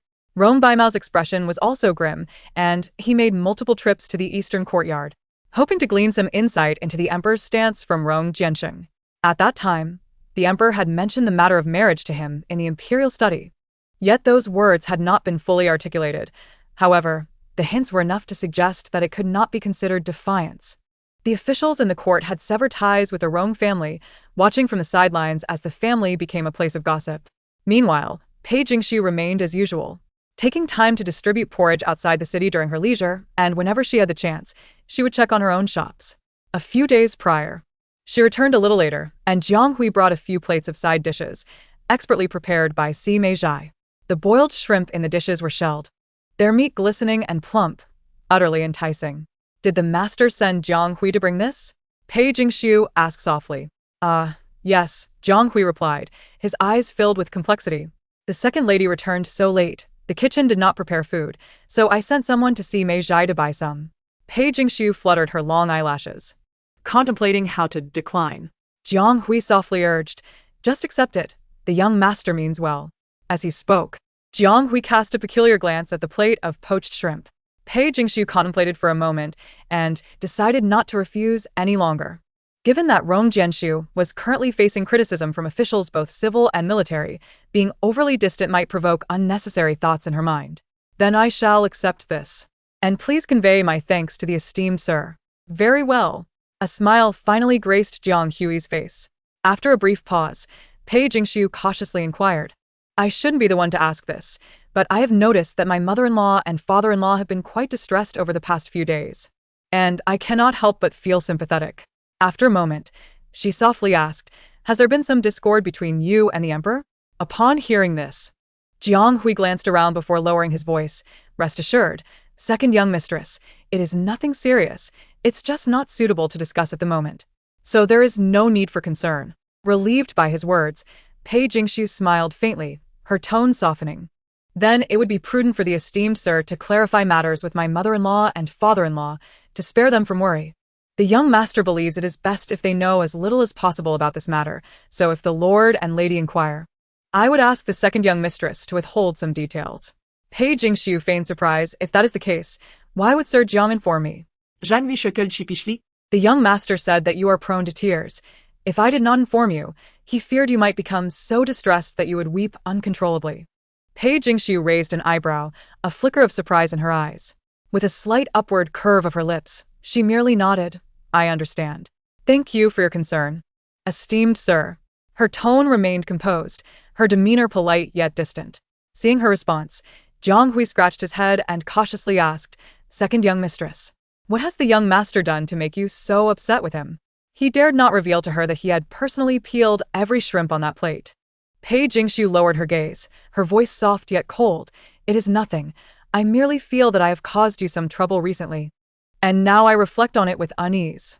Jiang Hui opened his mouth but ultimately said nothing, merely clasped his hands in farewell and departed. Watching his retreating figure, Pei Jingshu lowered her head to gaze at the exquisite dishes in the lunchbox. No, this level of concession was insufficient. The Rong family was currently embroiled in turmoil. And while most officials chose to remain silent, some, not fully understanding the situation, openly mocked the Rong family, declaring that their days were numbered. One day, Pei Jingshu went to Huaxiangrong to review the accounts and encountered someone looking for trouble. Are you the second young mistress of the Rong residence?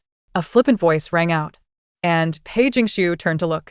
The newcomer was dressed like a dandy, with an air of arrogance, casting a disdainful glance her way. Pei Jingshu raised an eyebrow, suppressing her emotions and slightly bowed. It is I. May I ask who you are, young sir? I was once a student of the former Minister of Education, he replied, smirking, his contempt even more apparent. I heard that the second young mistress has businesses in the capital, so I thought I would come to lend a hand to the Rong family's affairs. Pei Jingshu lowered her gaze, about to express her gratitude when he continued, after all, the second young mistress ought to gather some silver soon, lest she seeks another path. Pei Jingshu raised an eyebrow. Ah, so you have come to provoke me. With an expression of innocent bewilderment, she spoke firmly, thank you for your willingness to assist my business, but my husband is doing quite well, and the Rong residence is thriving. I have no intention of seeking another path. Surely, the second young mistress must be aware? The former Minister of Education has offended the Emperor, and the Emperor is furious. It is likely that he will be stripped of his position in a few days. As he spoke, the man's arrogance grew. The second young mistress, being young and widowed, would do well to prepare some funds and sever ties with the Rong family. Pei Jingshu's gaze was clear and earnest. Young sir, I do not quite understand why you feel the need to slander my husband. After a pause, she continued softly, are you perhaps envious of his exceptional talents, which far surpass your own? What nonsense are you spouting? The man, as if stepped on a tail, widened his eyes and pointed an accusing finger at Pei Jingshu. I am a man of refined status, with the current minister as my father. Why would I envy a dying man like him? Pei Jingshu raised her chin. The former Minister of Education is not only talented and handsome, but possesses noble character and unparalleled knowledge. You claim to have been his student. Yet your abilities are clearly inferior to his. If not envy, then what is it? I told you. I find such a disgraced individual distasteful and would never envy him. As he spoke, the dandy's gaze roamed over Pei Jingshu, laced with disdain and provocation. If the second young mistress would only sever ties with the Rong family. I would not mind keeping you at my estate as a concubine. As he reached out to grasp Pei Jingshu's delicate chin, before his hand could touch her, a firm grip seized his wrist, eliciting a pained howl from him. Jiang Hui stood before Pei Jingshu, gripping the man's wrist as if he intended to break it. Wretch! Do you know who I am? Let go at once. From behind, Rong Jianxi's voice rang cold and commanding. Speak ill of court officials. Take him to the Ministry of Justice. Chapter 79. Is this also the truth? Pei Jingshu lifted her gaze to see Rong Jianshu approaching, clad in a somber white robe. The dandy, Zhao Yuan, had just opened his mouth to utter a curse when he caught sight of Rong Jianshu, and his words caught in his throat, rendered utterly speechless. Rong Jianshu approached Pei Jingshu, his icy gaze like frost settling upon Zhao Yuan. Jiang Hui received the order and said in a deep voice, "Yes." With that, he dragged Zhao Yuan towards the exit. In a panic, Zhao Yuan pointed at Rong Jianshu, shouting, "Rong Jianshu, what makes you so proud? You, a dying man, do you not fear the emperor's wrath, that your whole family will be punished? Ha! And you, a widow, what pretense of virtue do you uphold? Even being my concubine would be a favor to you." The latter part of his insults remained unspoken. Rong Jianshu signaled to Jiang Hui, who nodded and promptly broke Zhao Yuan's wrist. The entire shop echoed with his cries of agony. Beads of sweat formed on his forehead as he grimaced. But Jiang Hui remained indifferent, escorting him toward the Ministry of Justice. The screams faded into the distance until they were no longer heard. Pei Jingshu slightly bowed her head and addressed Rong Jianshu. "Thank you, esteemed sir." Even with her head lowered, she could feel the weight of his gaze upon her. The beads of prayer hung from his wrist, clinking softly as a silence enveloped them. Time seemed to stretch indefinitely. The emperor needs to maintain a balance of power within the court, and merely sought to use this opportunity to confine me and eliminate certain loyalists. The specifics I cannot disclose, but should a similar situation arise again, it suffices to respond with a slap. No need for further words. This was likely the most sensitive information Rong Jianshu could share with anyone. Pei Jingshu lowered her gaze, her tone gentle. "There is no need for the esteemed sir to discuss court matters with me." Rong Jianshu remained silent, his gaze still fixed upon her. "Moreover, I support you out of concern for the Rong family's reputation. There is no need for you to worry." Above her, the man's voice was low and husky. "Is this also the truth?" Upon hearing this, Pei Jingshu raised her eyes slightly, a light laugh escaping her lips as she extended her wrist. "Would you like to check my pulse to ascertain?" His shadowed gaze shifted from her face to her delicate, fair wrist. Adorning her wrist was a bracelet, the one given to her by Xianzhou, broken yet carefully mended and worn again. Though the jade was hardly exquisite, it stood out when worn by her. Rong Jianshu reached out but merely held her wrist before letting go. He spoke with an air of tranquility, as if inquiring about an ordinary matter. "Is there anything you do not understand regarding the management of your shop?" Pei Jingshu struggled slightly, freeing herself from his grasp. "Do not trouble yourself, my lord. I am quite capable of managing. Even if I, Pei Jingshu, were entirely ignorant, the knowledge imparted by Rong Jianshu would suffice for me to oversee the shop. The emperor has summoned me to the palace for an audience, and should any matters arise, Jiang Hui may convey them to me." Pei Jingshu lowered her head, expressing her gratitude. "Thank you, my lord." It was not until Rong Jianshu's silhouette vanished beyond the door that Pei Jingshu slowly lifted her gaze and flexed her wrists. A glint of malicious amusement flickered in her eyes. She sensed that her objectives were nearing fruition. Upon exiting Huaxiangrong, she initially intended to explore other shops, but was intercepted by a man clad in black as she traversed a narrow alley. "Second Miss Pei, our young master requests your presence." Pei Jingshu paused, slightly furrowing her brow. "I do not recognize you or your master." With that, she turned to leave. The man swiftly blocked her path. "Second miss, please." Pei Jingshu retreated a few steps, surveying her surroundings and contemplating her escape. Anticipating her thoughts, the black-clad man coldly stated, "Second miss, my master has instructed that if you refuse to comply, I may employ certain measures." Pei Jingshu's brow furrowed tightly. "Who is this young master you speak of?" The man said nothing, merely gesturing for her to proceed. Taking a deep breath, Pei Jingshu felt a tremor in her teeth, but forced herself to maintain composure. Following the man into a carriage, they traveled to a familiar boat. Upon seeing the name of the vessel, her mind began to formulate a plan. She was brought back to Baiyu Jing, the very boat she had previously utilized under the guise of another to entice Rong Jianshu. With this realization, Pei Jingxiu surmised the identity of the young master. The black-clad man escorted her to the third floor of the boat. There, she found only a single room. Upon entering, her gaze was immediately drawn to a screen depicting carefree clouds and wild cranes. The semi-transparent screen, illuminated by dim candlelight, obscured the figure of the man behind it. Barely discernible, Pei Jingxiu held her breath. "Young master, the guest has arrived." You may leave." "Yes." After this brief exchange, the black-clad man closed the door, leaving only the two of them in the room. The voice that emerged from behind the screen was warm and elegant, reminiscent of a gentle breeze. "Second Miss Pei, you have employed my people to achieve your aims. You are quite audacious." With this statement, Pei Jingxiu's suspicions were confirmed. The figure behind the screen stirred, and in the next moment, illuminated by candlelight, the man stepped forth, appearing as if he had descended from a painting, a refined and elegant presence that exuded nobility in every gesture. Meanwhile, in the imperial study, Rong Jianxue slightly bowed, exuding an air of cold nobility. The official seated at the desk lowered his gaze to practice calligraphy, his voice devoid of discernible emotion. "It seems my third prince, Shen Huaichen, has returned to the capital today." Rong Jianxue maintained her composure. With the emperor's birthday approaching in a month, it is only natural for the third prince to return at this time. The emperor chuckled lightly, yet his expression remained inscrutable. "I have heard that the crown prince has been distributing porridge and providing for the displaced outside the city." "Indeed." The official paused his writing, lifting his gaze to the influential minister before him. "What do you think, Minister Rome?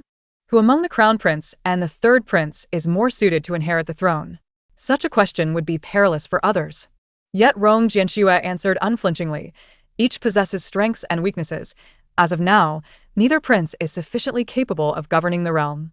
The official narrowed his eyes, then erupted into hearty laughter. "Minister Rong, you certainly speak boldly. I do not dare deceive the emperor." The official raised an eyebrow. "Dare not deceive the emperor? Then why have you evaded the marriage proposal with the prime minister's family? Do you already have someone in mind?" Chapter 80. I have no intentions of marriage outside. The official's attitude toward Rong Jianxue had sparked considerable uproar, yet the two individuals in the study appeared unfazed. The official lifted his gaze, his attention resting upon Rong Jianxue with a measured intensity. In front of the desk, Rong Jianxue's long lashes concealed her expression as she responded coolly, "I have no intentions of marriage." The official's eyes narrowed slightly before he chuckled softly. "I asked if you have someone you favor. You did not explicitly deny it, only saying you have no intentions of marriage." The astute emperor refrained from pressing further. "With the third prince's return, I wish to host a welcoming banquet for him." Changing the subject, the emperor's tone became subdued and steady. "You shall oversee this matter." Rong Jianxue inclined her head. "This minister shall obey the decree." "You are correct. The current dispositions of these two individuals are insufficient for the governance of the realm. Thus, I shall deliberate further." Such confidential remarks were shared without reservation with Rong Jianxue. She replied calmly, "Your Majesty is wise. Your period of confinement is nearly over, and the factions in court have been cleared. In a few days, you may return to court. This minister shall comply."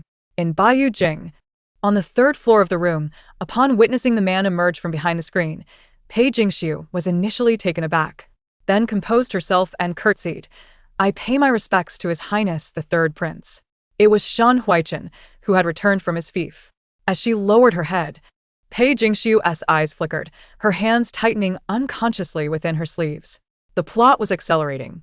If her memory served her correctly, Shen Huaichen had returned to the capital 3 years after the death of Rong Xianzhou.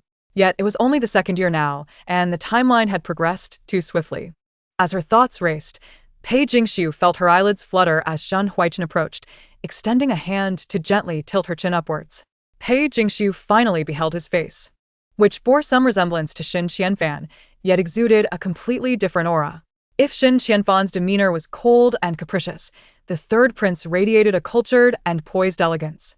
Pei Jingxiu suddenly recalled a passage from a novel, where during a contest for the affections of the heroine by Shutong, Xin Qianfan unintentionally knocked Shen Huaichen down.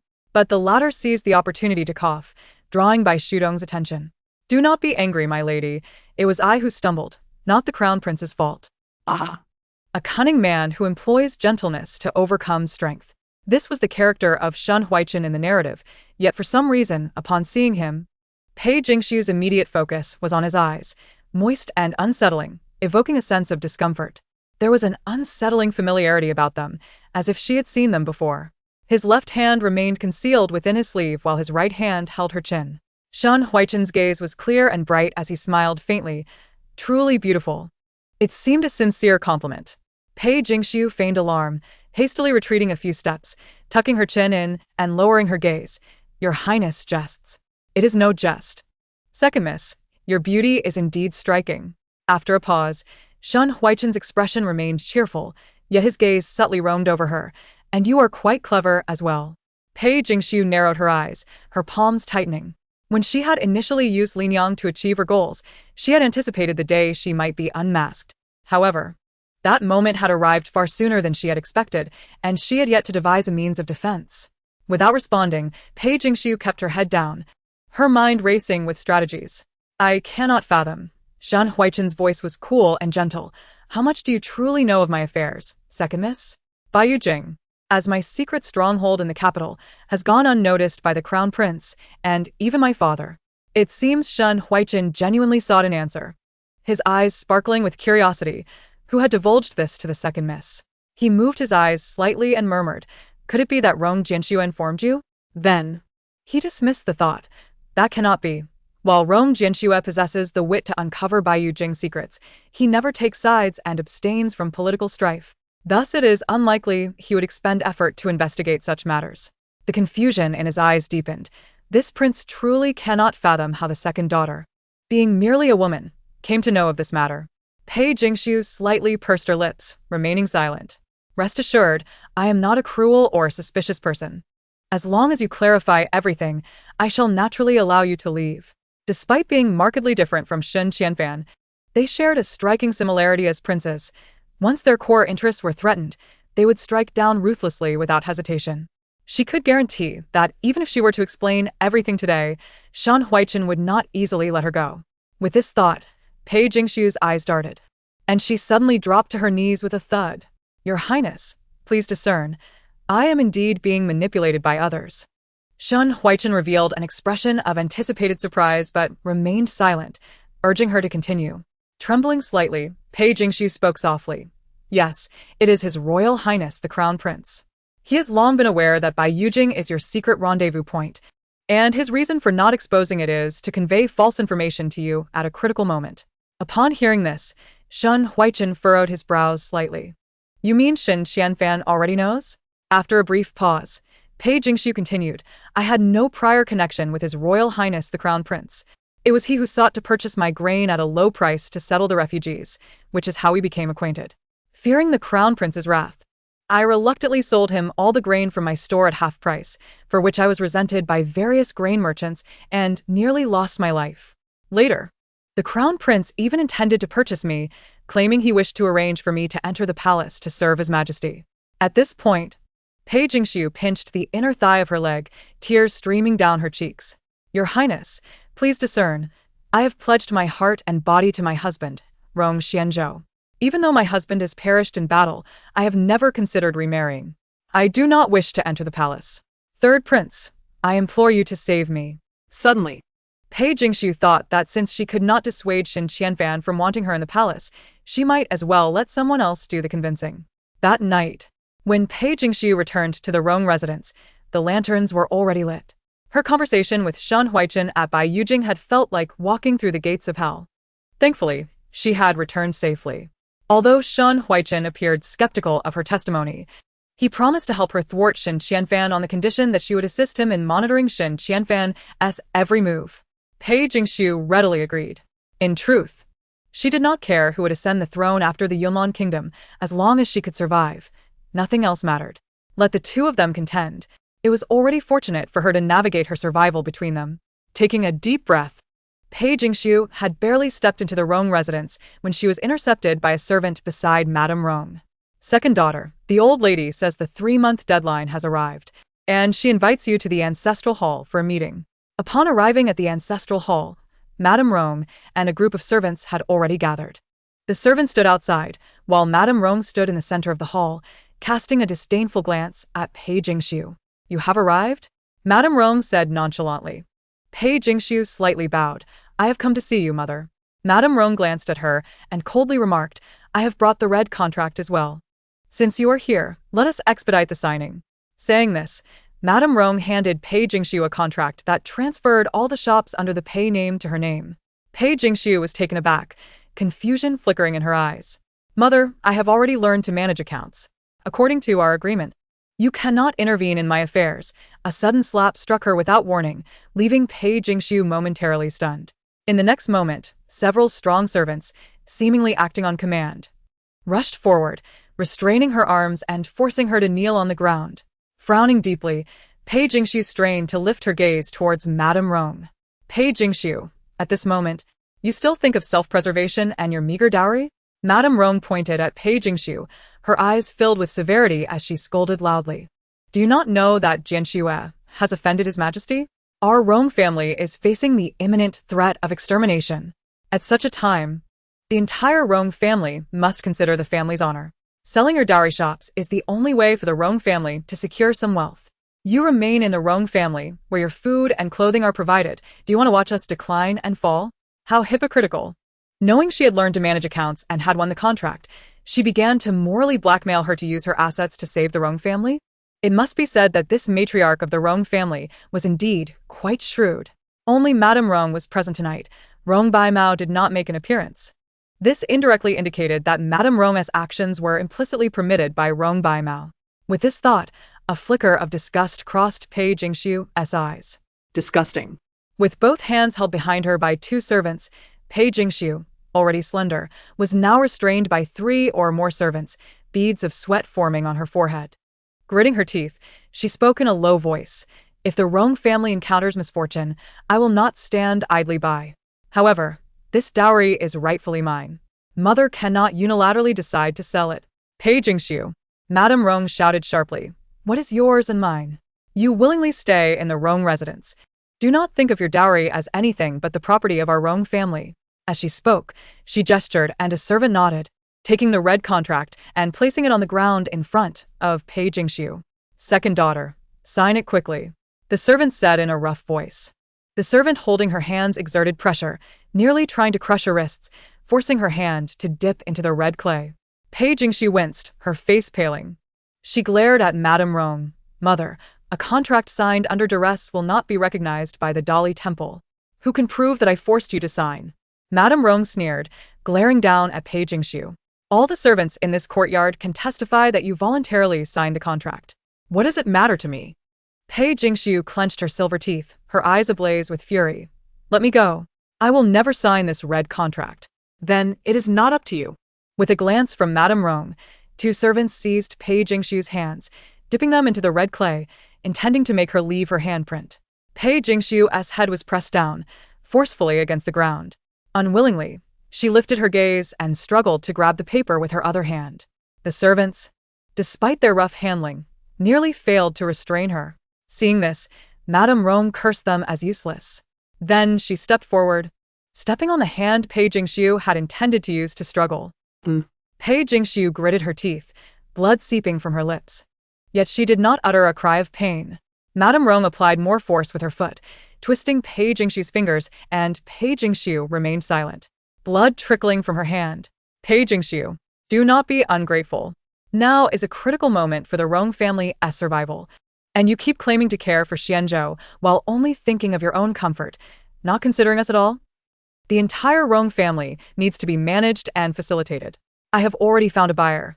Once the shops are transferred, they will be sold immediately. Pei Jingxiu bit her tongue, her voice hoarse.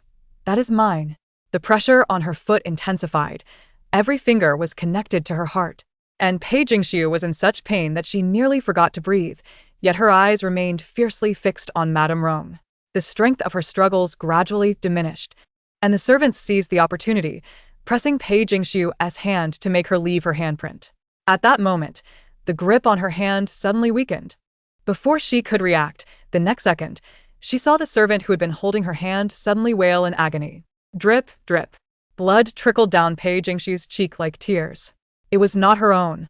Slightly taken aback, in the next moment, the pressure on her hand vanished. The 2 servants screamed loudly, clutching their hands in pain and rolling on the ground, while the other two servants, startled, stepped back in fear. The weight pressing down on Pei Jingshu suddenly lifted. Pei Jingshu's shoulder had likely dislocated, and as she was released, her entire body fell helplessly towards the ground. She was embraced in familiar arms. Pei Jingshu furrowed her brow slightly as she gazed at Rong Jianxue before her brow bones shifting in subtle motion. Exhausted, she resembled a withered flower branch, collapsing into Rong Jianxue's embrace. From her position, she could discern the sharp contours of his jawline, tightly clenched, his thin lips pressed into a straight line. Even without seeing his eyes, Pei Jingshu could sense that Rong Jianxue was on the brink of fury. The scent of sandalwood filled the air, and Rong Jianxue cradled her bloodied and mangled hand in his palm. Clad in a white robe, he was splattered with blood. As her gaze shifted, Pei Jingshu noticed two elderly women on the ground, wailing as one of them clutched her severed right hand, blood gushing forth. The once serene and dignified Rong family ancestral hall was now permeated with the stench of blood. Rong Shi stared wide-eyed at the man before her in disbelief. She could hardly fathom that this man, wielding a sword and having stormed into the Rong family shrine to sever the hands of servants, was the compassionate and benevolent eldest son of the Rong family who had been raised in Buddhist teaching since childhood. After a prolonged silence, she finally stammered, Jianxue, what are you doing?" Jiang Hui arrived and, upon witnessing the scene before him, was equally taken aback. His eyes widened as he noticed the pale-faced second mistress in the embrace of the young master, and his expression darkened. Rong Jianxue maintained a calm demeanor, his emotions inscrutable. Were it not for the blood still dripping from the sword in his hand, no one would have suspected that this dignified and aloof young master had just witnessed bloodshed. "The dowry of the Pei family has been notarized at the Dali Temple," Rong Jianxue stated, pausing before continuing. "In other words, even if the Pei family fails to win the wager today, you cannot take her dowry." Rong Shi had not yet recovered from her shock. She opened her mouth, overwhelmed with words, unsure of where to begin. Servants defy their masters, committing insubordination. Jiang Hui, take them away, sever one hand each, cut out their tongues, and throw them out of the Rong residence. Chapter 82. Selfishness. Pei Jingshu, utterly drained yet still conscious, leaned weakly in Rong Jianxue's embrace, her gaze cast downward. She noticed the emptiness of his wrist. He was not wearing the Buddhist beads. The last time Jiang Hui informed her, if the young master was not adorned with the beads, it meant he was prepared for bloodshed. As her gaze descended, she caught sight of the bloodied hem of his garment and, further down, the two severed hands lying on the ground, drenched in blood. In the next instant, her vision was obscured by a warm and gentle hand, shielding her from the gruesome sight. With no strength left to resist, she allowed him to hold her. "Jianxue, have you gone mad? They are all my trusted confidants," Rong Shi shrieked. Rong Jianxue's expression remained unchanged as he looked at Rong Shi, his eyes filled with calmness and cold severity. As for his mother, he slightly lowered his gaze. Upon seeing the red mark on Pei Jingshu's face, his eyes seemed to frost over. He inhaled deeply, momentarily closing his eyes. When he opened them again, his gaze was as dark as ink. His voice was low and cold, like ice. "First, confine her to her chamber. If Pei Shi has injured a few fingers, then my mother shall pay with a few of hers." Rong Shi could hardly believe her ears. She stared wide-eyed, her voice trembling. "Rong Jianxue, it was I who raised you. You would dare to sever my fingers? You unfilial child. Do you not fear the scorn of the world for treating me this way?" Rong Jianxue's expression remained unyielding, his tone indifferent. "If mother loses a few fingers, then the son shall compensate her accordingly." After a brief pause, he added coldly, "It would be prudent for mother to pray day and night, beseeching for Pei Shi's safety." With that, Rong Jianxue turned away from his mother's astonished expression, lifting Pei Jingshu in his arms and exiting the ancestral hall. Jiang Hui had already apprehended the group of women. The vast Rong estate echoed with their wailing lamentations. Rong Jianxue carried Pei Jingshu towards the eastern courtyard. Pei Jingshu raised an eyebrow but reached out with her uninjured hand to grasp his sleeve. The gentle tug was enough to make Rong Jianxue halt his steps. Her voice was faint, her lips moving as she struggled to articulate, "Take me back to the western courtyard." She had no desire to go to his eastern courtyard. As if resolutely intending to sever all ties with him. Observing her bloodied fingers and the prominent marks on her face, Rong Jianxue's expression darkened. Hearing her words, the coldness in his eyes intensified. He resumed walking, disregarding her request, heading towards the eastern courtyard. Pei Jingxiu tightened her grip on his sleeve. Her voice weak. I do not wish to go to the eastern courtyard. Rong Jianxue kept his gaze fixed ahead, silent. It seemed that she truly was anxious. She tugged at his clothing, as if believing he had not heard her. My lord, I implore you, do not go to the east. Pei Jingxiu. Rong Jianxue's voice, frigid enough to freeze, cut through the air. Silence. As if startled by his fierce demeanor, Pei Jingxiu nestled deeper into his embrace, finally settling down. He brought her to the bedroom in the eastern courtyard. Rong Jianxue set her down. Her arm was dislocated, and even the slightest movement brought excruciating pain. Pei Jingxiu's complexion was pale, her legs stiff. Noticing her distress, Rong Jianxue furrowed his brow slightly, extending his hand to gently press against her kneecap. Ah! Pei Jingxiu bit her cherry lips, inhaling sharply. Is your knee injured? Rong Jianxue asked in a low voice. Pei Jingxiu lowered her gaze, unwilling to respond. Jiang Hui has gone to fetch a doctor. Bear with it for a while. His tone was devoid of emotion. Pei Jingxiu's long lashes trembled, and after a moment, she weakly replied, Thank you. The corners of the man's brow shifted slightly. If you had not been here tonight, I might have been forced to sign that red contract. She rubbed her fingers, feeling the absence of the beads, as if shedding shackles, her wrist lighter. Is that all? He probed. The woman on the bed seemed momentarily taken aback by his cold gaze. Also, thank you for arranging the notarization in advance. I trust that my mother-in-law will no longer entertain thoughts of meddling with the dowry. And what else? He pressed further. Pei Jingxiu pondered for a moment before continuing. Furthermore, my lord need not be overly harsh on my mother-in-law. She is merely considering the interests of the Rong family, attempting to manage affairs for the household. Pei Jingxiu. Rong Jianxue's voice came down from above, as icy as a glacier.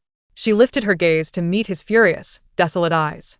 The Rong family does not require any management, nor should it dishonorably resort to touching your dowry. Pei Jingxiu's eyes flickered, and she fell silent. After a long pause, Rong Jianxue stepped forward, gripping her wrist with one hand and pressing down on her shoulder with the other. Before she could react, there was a sharp crack. A sudden, intense pain shot through her, and before she could utter a cry, it vanished. Move your arm, he commanded coldly. Pei Jingxiu complied, shaking her recently dislocated arm. Realizing it had been set back into place, he moved to the other side, replicating his earlier actions, gripping her wrist with one hand while pressing on her shoulder with the other. Wait. Before Rong Jianxue could exert force, Pei Jingxiu, feeling a sense of panic, interjected. The first time had caught her unprepared, so she hadn't felt much pain. This time, however, she was aware and in a flurry. She pressed her uninjured hand against the back of his hand on her shoulder. Tears welled in her eyes from the pain. Her gaze trembling as she looked up at him, her lips tinted red. Ah Su is afraid of pain. She sat on his bed, raising her brow and revealing a delicate neck glistening with cold sweat. Her small, exquisite hand rested on his hand, failing to envelop it entirely. Rong Jianxue remained silent, his attention fixated on her hand. Realizing the awkwardness of the situation, Pei Jingxiu's eyes widened in panic as she instinctively attempted to withdraw her hand, but she was unsuccessful. Her hand, which had previously been covered by hers, suddenly turned the tables, flipping over and forcefully inserting each bony finger into the gaps between hers, intertwining their fingers. A hint of color finally returned to her pale face, while Pei Jingxiu's eyes reflected a flurry of panic as she struggled, exclaiming in pain. Rong Jianxue's gaze darkened. He drew a jade pendant from his waist, pressing it against her lips. Was he afraid she would cry out in pain or bite her tongue? Pei Jingxiu paused momentarily, but ultimately complied, gently biting down on his jade pendant. Rong Jianxue squinted, allowing the emotions in his eyes to flicker. In the next moment, seizing the opportunity while she was still disoriented, he pressed down slightly, and the sound of bones shifting echoed once more. Still biting the jade pendant, Pei Jingxiu had yet to regain her senses as her arm was repositioned once again. Rong Jianxue lowered his gaze, his long fingers grasping her half-bitten pendant. Chapter 83. May I compensate you with a new one? With the jade pendant held in her mouth, Pei Jingxiu's eyes appeared clear yet bewildered, resembling a lost fawn in a deep forest. Rong Jianxue, holding her pendant, gestured for her to lift her gaze. His gaze roamed over her face, settling on her rosy lips and the jade pendant. His piece was of significantly better quality, far superior to her bracelet. Narrowing his eyes, he spoke solemnly. The bracelet has grown old. May I offer you a new one as compensation? A bracelet? Pei Jingxiu instinctively glanced at the jade bracelet adorning her wrist. A gift from Rong Xianzhou before his departure. Its quality was inferior and hardly befitting her. Nonetheless, it served as a powerful testament to her loyalty. Thus, despite its wear, Pei Jingxiu had continued to wear it. Upon hearing Rong Jianxiu's words, she suppressed the malice in her eyes and hurriedly released her grip on the jade pendant in her mouth. Lowering her head, she spoke softly. Thank you, my lord. But it is unnecessary. I cherish this bracelet. With a corner of the pendant still in hand, Rong Jianxiu gradually withdrew, a hint of inscrutable emotion flickering in his eyes. As he tucked the pendant back into his sleeve, he gently caressed its smooth surface. The jade of your bracelet is mixed in color. The one Xianzhou gifted you was not made with great care. My lord, this bracelet was crafted by Erling himself. Please do not speak such words. Mentioning Rong Xianzhou, a touch of color returned to her cheeks as she argued her case. With his brows slightly furrowed, Rong Jianxiu turned away, unwilling to engage in further debate. Young master, the physician has arrived. Outside the chamber, Jiang Hui arrived just in time, his voice tinged with urgency. Yes, Rong Jianxiu responded. Please come in. Indeed. Jiang Hui, being astute, recognized that Pei Jingxiu was injured, thus he had summoned a female physician. The woman entered, carrying a medical kit, and began examining Pei Jingxiu. Numerous bruises and wounds mar her body, her knees displaying a vivid purple hue. The force of the Rong family slap had not been gentle, leaving her face swollen. Miss, you must have other injuries. I need to examine you thoroughly. With that, the female physician turned to Rong Jianxiu. You too, please step outside. Rong Jianxiu nodded, leading Jiang Hui out of the chamber. With the physician's assistance, Pei Jingxiu removed her garments and undergarments for examination. Upon seeing the array of bruises on her body, the physician gasped, Miss, how did you sustain these injuries? Pei Jingxiu, facing away from the physician, curved her lips into a slight smile. It's nothing, doctor. Will they leave scars? Though she feared pain, she was more concerned about unsightly scars. The physician sighed. I will prescribe some medication for the bruises. If you apply it regularly, there will be no scars. As a woman herself, she understood that women disliked scars. Thank you, doctor. After the examination, the physician offered to assist her in dressing. Pei Jingxiu lowered her gaze, her eyes landing on the delicate green undergarment beside her. Ah, she suddenly had a brilliant idea. Thank you, doctor, but may I dress myself? I am not accustomed to others assisting me. Pei Jingxiu found an excuse to dismiss the physician. The doctor did not press further, moving aside to prepare the medicine diligently. Pei Jingxiu smiled faintly, dressing herself, but leaving the undergarment aside. Once she was ready, the physician wrote out the prescription and allowed Rong Jianxiu to re-enter. Young master, just follow this prescription to procure the medicine. There is also an ointment that must be applied carefully every day. Your wife's back appears as though it has been trampled, covered in bruises. If she cannot reach it herself, as her husband, you must apply it evenly without neglect. Believing them to be a married couple, the physician spoke without reservation. Pei Jingxiu, hearing this, hurriedly interjected, Doctor, you are mistaken. We are not. I understand. Rong Jianxiu replied calmly, accepting the prescription and ointment. Thank you, doctor. After the physician departed, Rong Jianxiu escorted her out of the chamber. Doctor, will she leave scars? He inquired of the physician. The physician hesitated, her expression darkening. Young master, your wife has sustained such severe injuries, and you are concerned about whether she will bear scars? If she does, will you be displeased? Upon hearing her question, Rong Jianxiu remained unperturbed. He answered steadily. She values her beauty. Scars would displease her. The physician was momentarily taken aback, her intended reprimand caught in her throat. Feeling somewhat awkward, she scratched her head and chuckled. Young master, rest assured, as long as she applies the ointment daily, there will be no scars. Rong Jianxiu nodded. Thank you, doctor. After seeing the physician off, he returned to the chamber. At that moment, the anxious Hong Yao finally arrived. Miss, where are you? Are you all right? Jiang Hui led Hong Yao to Pei Jingxiu in the chamber. Miss, how did you sustain so many injuries? Hong Yao cried as she examined her. Pei Jingxiu shook her head, then turned to Rong Jianxiu. Brother-in-law, I am much better now. I will not disturb you further and shall return home. Rong Jianxue remained silent. Pei Jingxiu bit her lip slightly, as if recalling something. Regarding today's events, I understand that you only showed pity towards me without any ulterior motives. Therefore, if my mother-in-law inquires, you may simply distance yourself from it. Rong Jianxue continued to toy with the jade pendant in his hand, his emotions inscrutable. Pei Jingxiu did not linger further, bowing to the man before leaving the chamber, supported by Hong Yao, as they exited the eastern courtyard. Upon seeing their departing figures, Jiang Hui finally spoke in a low voice. "Young master, those women had one hand severed and their tongues extracted. Shall we dispose of them now?" As he spoke, Jiang Hui respectfully offered the prayer beads. Rong Jianxue did not take them. The physician's words echoed in his ears.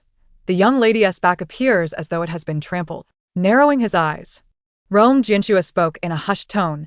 "Break one leg of each of them. Make it severe." His tone remained calm and indifferent, devoid of any ripple of emotion.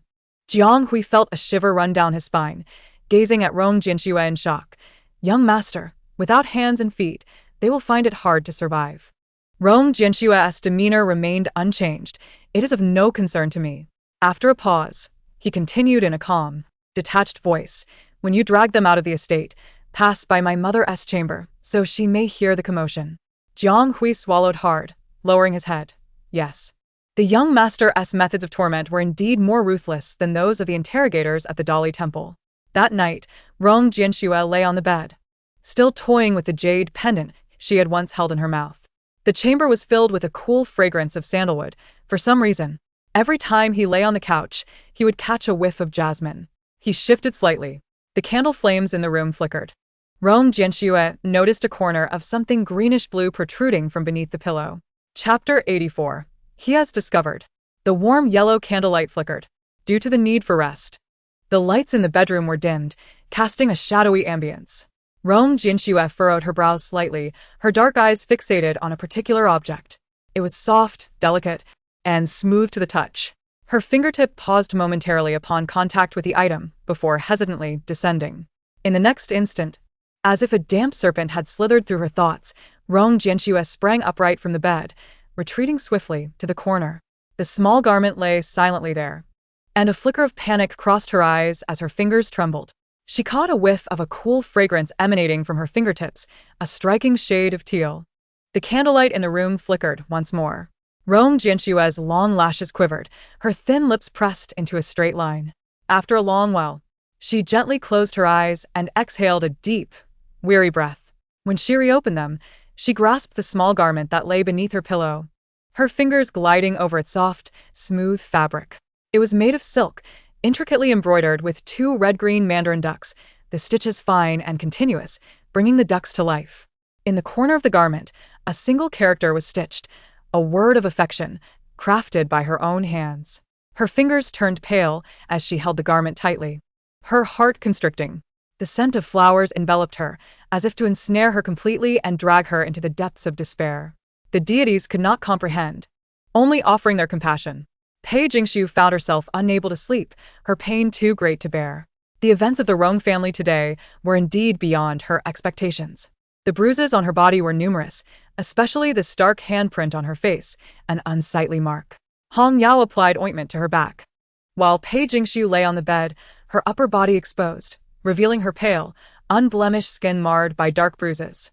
Concerned, Hong Yao chose not to sleep that night, keeping her company in the bedroom. With red-rimmed eyes, Pei Jingxiu had been crying since returning to the west courtyard. "Miss, are you in great pain? Shall I apply more ointment?" she implored. Pei Jingxiu chuckled softly.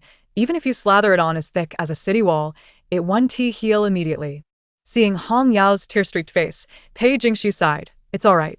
The fact that I did not sign the contract today is already a fortunate outcome. Had the Rome family truly forced her to sign the red contract, she would have found a way to make the incident known throughout the city and sue the Dali Temple. However, such a course would be too troublesome and time-consuming. Thus Rong Jianxue's support had spared her much hassle. "Miss, while I was preparing the medicine for you today, I overheard the matriarch cursing inside the room." Pei Jingxiu chuckled lightly. Without the dowry and being restricted by Rong Jianxue, she must be infuriated. Pausing for a moment, Pei Jingxiu inquired curiously, "Did Rong Baimo not confront Rong Jianxue?" Hong Yao shook her head. The guard Jiang said that the eldest son refuses to see anyone except you. The master tried to visit several times, but was blocked at the east courtyard gate by Jiang. Pei Jingxiu smirked. Rong Baimo dares not oppose Rong Jianxue now. Ah?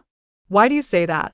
Look, the entire capital is abuzz with rumors that Rong Jianxue has offended the imperial family, which could lead to his family's ruin.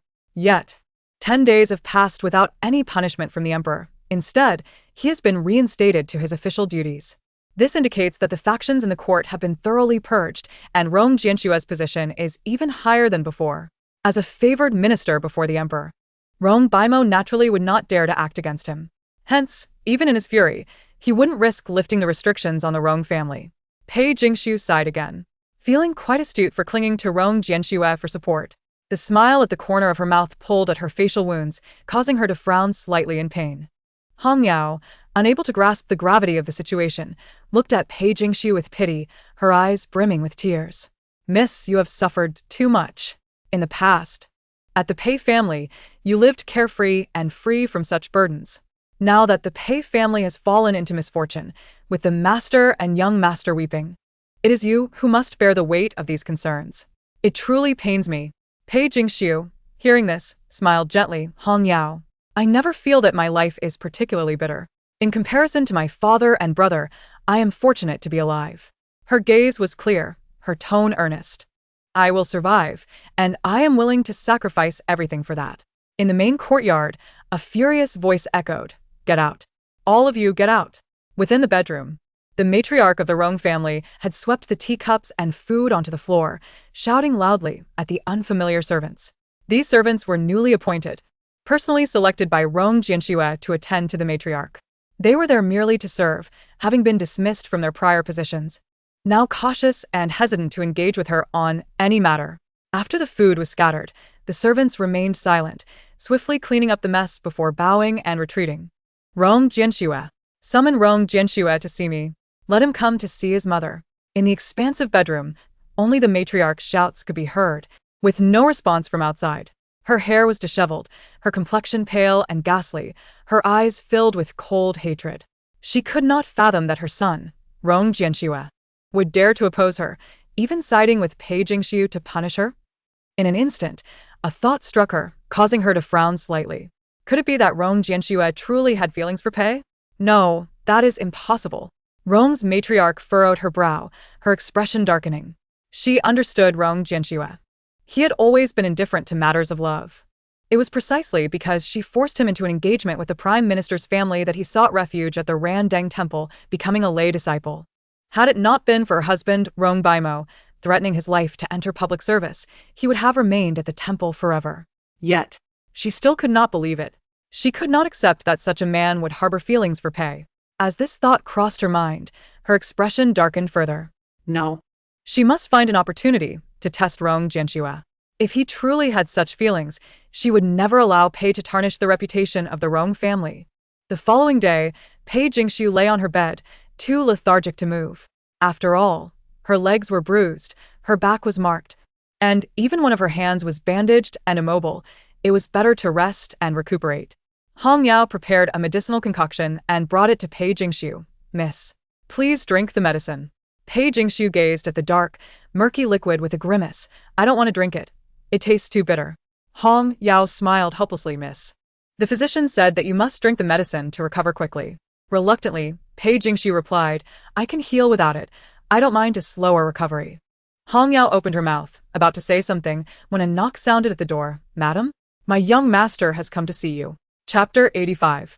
Pei Jingxiu paused, taken aback, then gestured to Hong Yao with her eyes. Hong Yao nodded slightly, placing the medicine aside, allowing Pei Jingxiu to tidy her disheveled hair before opening the door. Outside, Zhang Hui stood behind Rong Jianxue, who was adorned in a resplendent crimson official robe, embroidered with cranes, making him appear both radiant and austere. Standing outside the courtyard, Rong Jianxue did not immediately enter. Realizing this, Hong Yao bowed slightly to him. Young master, please come in. The young lady is drinking her medicine. Nodding in acknowledgement, Rong Jianxue stepped into Pei Jingxiu's bedroom. Pei Jingxiu wore a thin gauzy dress, her long, dark hair cascading over her shoulders. Her eyes clear and bright, as she regarded her visitor. Greetings, my lord, she said, propping herself up on the bed, resembling a beautiful but ailing maiden. Rong Jinshue's gaze was cold yet gentle as he nodded slightly. Are you feeling better? Pei Jingshu nodded and managed a small smile. Much improved. Thank you for your concern. My lord. The sheer fabric of her dress delicately accentuated her graceful form. She was covered by a delicate quilt, adorned with an intricately embroidered pair of colorful mandarin ducks. Suddenly, an inexplicable thought crossed Rong Jinshue's mind, recalling that in the Four Beauty Pavilion, Prince Xin Qianfan had once mentioned that all the garments and quilts belonging to Rong Xianzhou before his expedition were sewn by her own hands. Surely, this quilt was a match for his. Her gaze gradually lowered, resting upon the bowl of bitter medicine on the table. Have you not yet taken your medicine? He inquired calmly. Beside him, Hong Yao stepped forward, appearing somewhat hesitant. My lady is afraid of the bitterness and refuses to drink, no matter how I persuade her. She remains obstinate. That is not true. Pei Jingshu, overhearing Hong Yao's complaint, hurriedly interjected, her face flushing with embarrassment. I simply. After a moment of stammering, she could not articulate her reasoning. Rong Jinshu understood her plight. He stepped forward, took the bowl of medicine at her side, scooped a spoonful, blew gently on it, and offered it to her lips. Observing this, Pei Jingshu's eyes betrayed evident panic. Thank you, my lord, but no, I can manage it myself. With that, she reached out to grasp the bowl from him. His hand holding the bowl lifted slightly, causing her to inadvertently grasp his wrist. The solid, cool strength allowed her to feel the man's wrist bone and veins. The hand holding the bowl stiffened momentarily. Rong Jinshue's gaze froze, and the bowl trembled slightly. As if she had touched molten lava, Pei Jingshu quickly realized, panicking, and released his wrist. She lowered her head, her voice barely a whisper. My lord, I can manage it myself. Rong Jinshue's eyes shifted slightly, his long lashes lowering, the spoon steady in his grasp. He said nothing, yet his actions remained unchanged. Pei Jingshu, seeing this, felt her cheeks flush, and she reluctantly lifted her gaze, consuming the medicine from the spoon he held. The bitter taste spread from her tongue, causing her to shut her eyes tightly and shrink her neck in distaste. As her tightly furrowed brows relaxed a little, his cold, stern gaze softened. He scooped another spoonful of medicine, blew on it, and again brought it to her lips. Pei Jingshu, visibly pained, implored, My lord, could we wait a moment?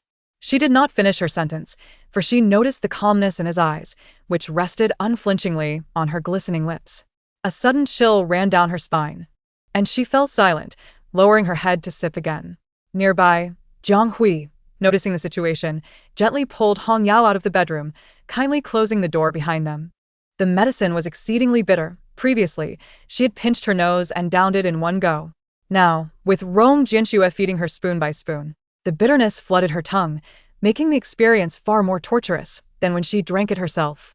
Pei Jingshu couldn't shake the feeling that Rong Jinshue's actions resembled a methodical punishment.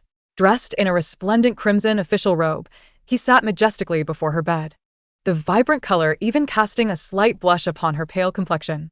Finally, as the bowl of medicine reached its bottom, Pei Jingshu felt as though she had undergone a form of torment, her tongue bitter beyond bearing.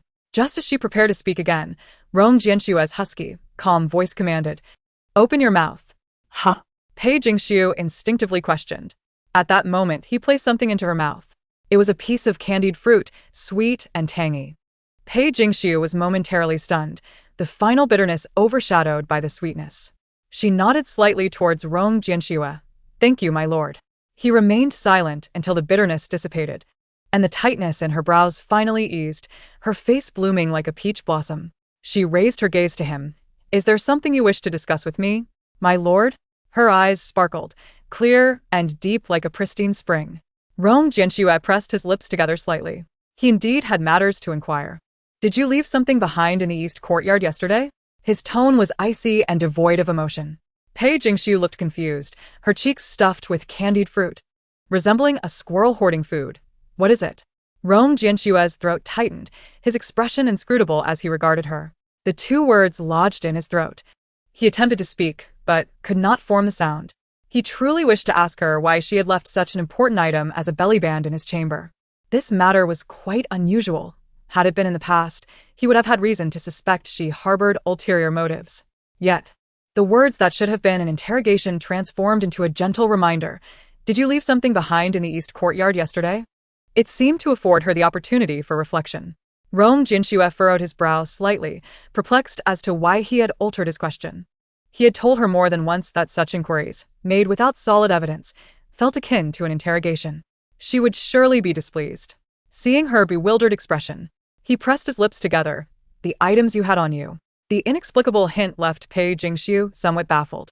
She blinked, shifting the candied fruit to the other side. Her cheeks still adorably puffed. I truly don't recall, my lord. You may simply inform me. She paused, then earnestly added. Or, do you suspect that I intentionally left something in the east courtyard? The beads on his wrist made a soft jingle. After a long pause, Rong Jianxue spoke again. It's nothing. It's not something of great importance. I must have remembered incorrectly. He concealed all suspicion and inquiries. Perhaps it was merely that the physician had forgotten it while changing her clothes. Perhaps her pain had caused her to forget to take it with her. Or perhaps there was another reason. In any case, given her serious injury, it was understandable that she might forget. Conversely, his insistence on probing further would only irritate her. Upon hearing Rong Jianxue's words, Pei Jingxiu raised an eyebrow, suppressing a smile. She indeed had intended to leave the belly band in Rong Jianxue's chamber. And she was well aware that its sudden appearance was overly conspicuous. Had Rong Jianxue truly pressed her, she would have certainly devised a response to deflect the inquiry. However, the current situation pleased Pei Jingxiu immensely. The divine being had willingly sheathed its discerning gaze, much like a wolf retracting its claws. It was a sign of the pack being tamed. Just as Pei Jingxiu was about to say something, a hurried voice from outside interrupted. Young master, His Highness the Crown Prince has arrived. He says he has urgent matters to discuss with Sekimis. Chapter 86, Petulance. Pei Jingxiu was momentarily taken aback, her brow slightly furrowing. What could Xin Qianfan want with her? She looked at Rong Jianxue with her glistening almond-shaped eyes. Setting down the medicine bowl, Rong Jianxue slowly rose. Have him wait in the side hall. Yes. Jiang Hui received the command and promptly withdrew. Rong Jianxue then turned to Pei Jingxiu on the bed. Please change your clothes. I will wait for you in the side hall. With that, he left the bedroom. Pei Jingxiu had Hong Yao assist her in changing into fresh attire before stepping out to head towards the side hall. Inside the side hall, Crown Prince Xin Qianfan wore a grave expression, his brows tightly knitted. Meanwhile, Rong Jianxue twisted the beads, his demeanor unreadable. Hong Yao, supporting Pei Jingxiu, approached Shen Qianfan. Your Highness, what has happened? Xin Qianfan pursed his lips slightly, his voice low and somber. There has been an incident with the refugees outside the city. An incident? Pei Jingxiu frowned. What sort of incident? This morning during the rice distribution, I had someone check, and several refugees have gone missing. Missing? Pei Jingxiu's eyes widened. Did they leave the capital without informing you? Xin Qianfan shook his head. They shouldn't have. Among the missing refugees is also Xiao Shui. Pei Jingxiu's pupils dilated. If Xiao Shui had left the capital, she would have surely informed me beforehand. Xin Qianfan nodded. Indeed, and their belongings were still here. I suspect they were abducted.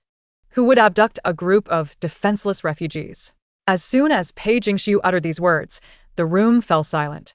Xin Qianfan remained silent, his gaze cold and his expression frigid. Behind Pei Jingxiu, Rong Jianxue sat gracefully in her chair, absently tracing the rim of her cup, her gaze cast downward in silence. An eerie stillness enveloped the room. Upon completing her statement, Pei Jingxiu became acutely aware of the profound silence between them, as if a sudden realization dawned upon her. It appeared that the third prince had returned to the capital yesterday. Finally, Xin Qianfan spoke slowly, directing his words toward the seated Rong Jianxue. She understood his implication clearly and responded calmly, affirming the truth of his observation. Xin Qianfan chuckled lightly, narrowing his eyes as he mused. No one of the guards reported that the city gates had been opened last night. Aside from the royal insignia, there are few who could reopen the gates after curfew. Turning to Rong Jianxue, Xin Qianfan rose from his seat. So, is the third prince attempting to abduct the refugees to assert his dominance over me? Rong Jianxue replied with an indifferent tone, devoid of any ripples of emotion. Your Highness might consider whether you have offended the third prince in any way. He is known for his vindictiveness and likely aims to disrupt the peace you have established among the people. Upon hearing this, Xin Qianfan furrowed his brow, seemingly deep in thought. The third prince has long remained in his fief. I do not recall having offended him recently. At this juncture, Pei Jingshu cast her eyes downward, her eyelids fluttering.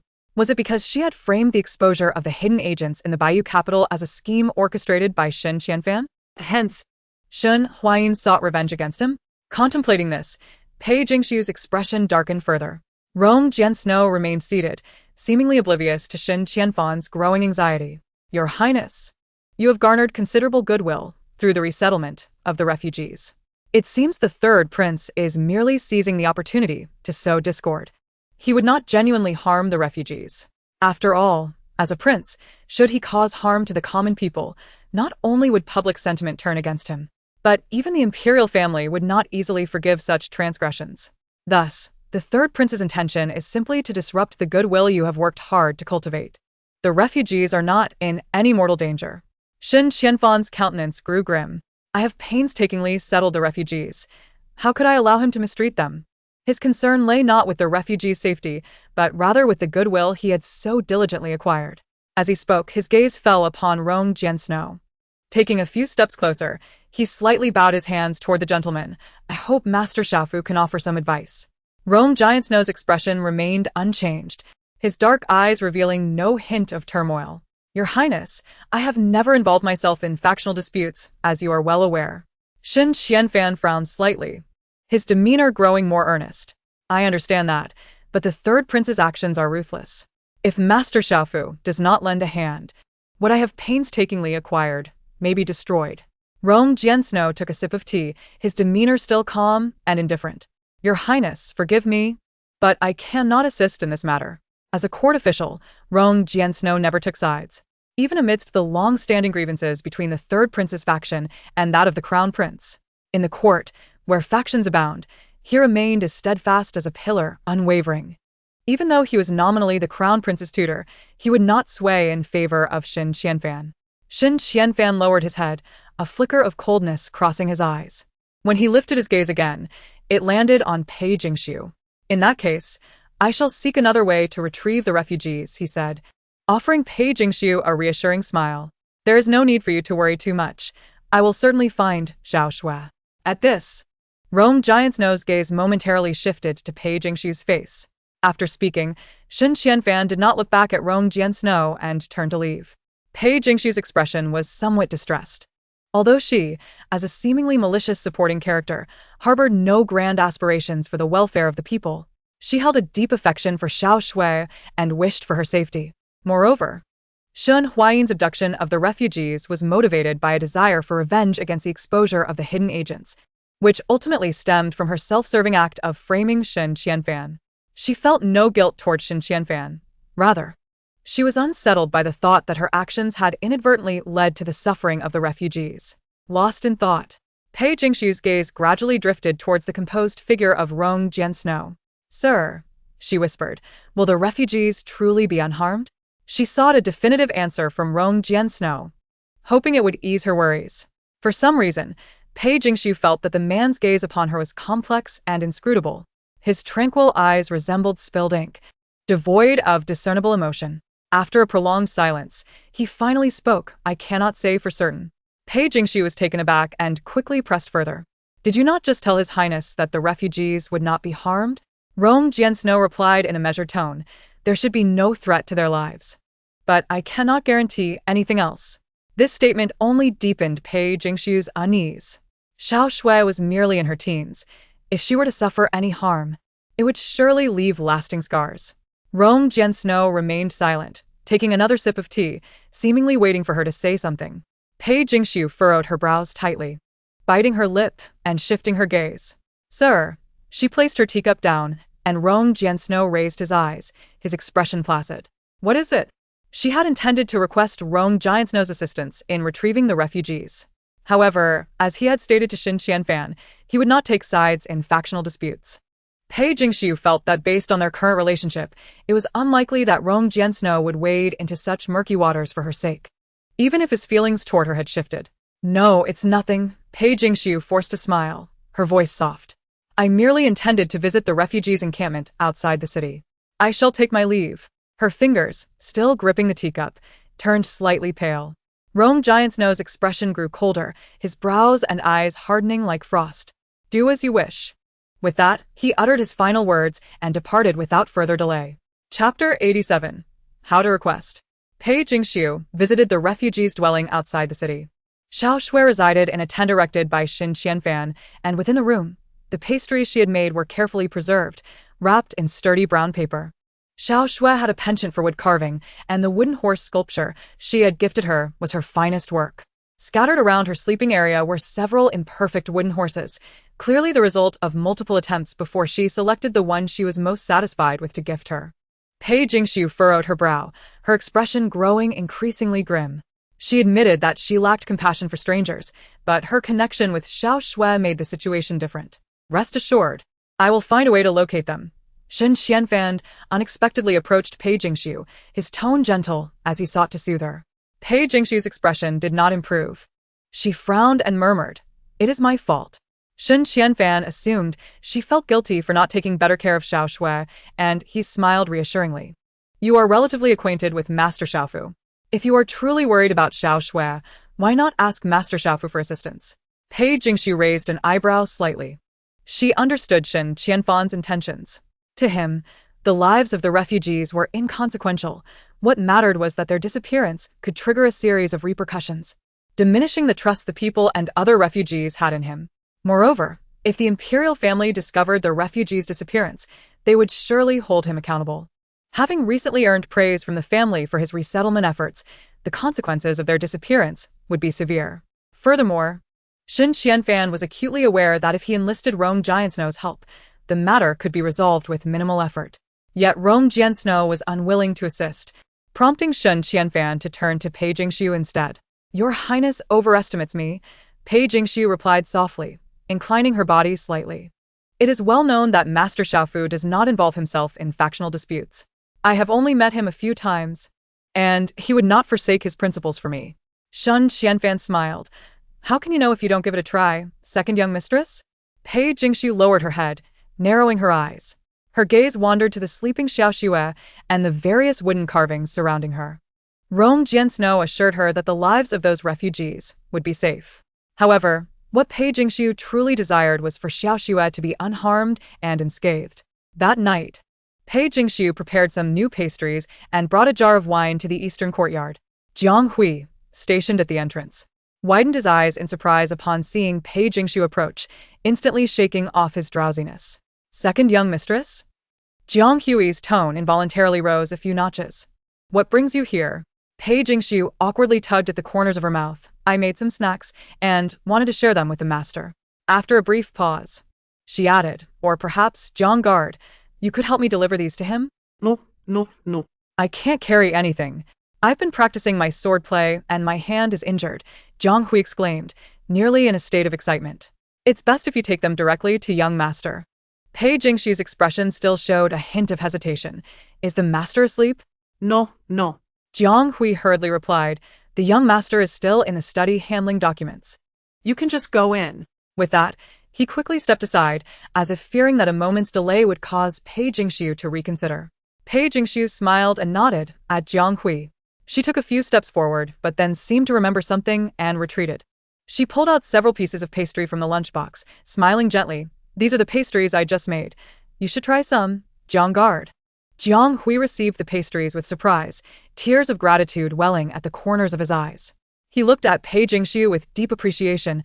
"Thank you, second young mistress." Pei Jingxiu smiled again, carrying the food box towards the study in the eastern courtyard. Jiang Hui took a big bite of the steaming pastry. At the moment he swallowed, 2 glistening tears slipped from the corners of his eyes. "Second young mistress, please reconcile with the young master. He still wishes to enjoy the pastries." Pei Jingxiu felt somewhat hesitant. She was not entirely certain of her standing in Rong Jiansnou's heart. Previously, Rong Jiansnou had chosen to assist her over the Rong family largely because they were indeed in the wrong, placing her on the moral high ground. Rong Jiansnou was known for his uprightness, and even as his mother, he would administer justice fairly.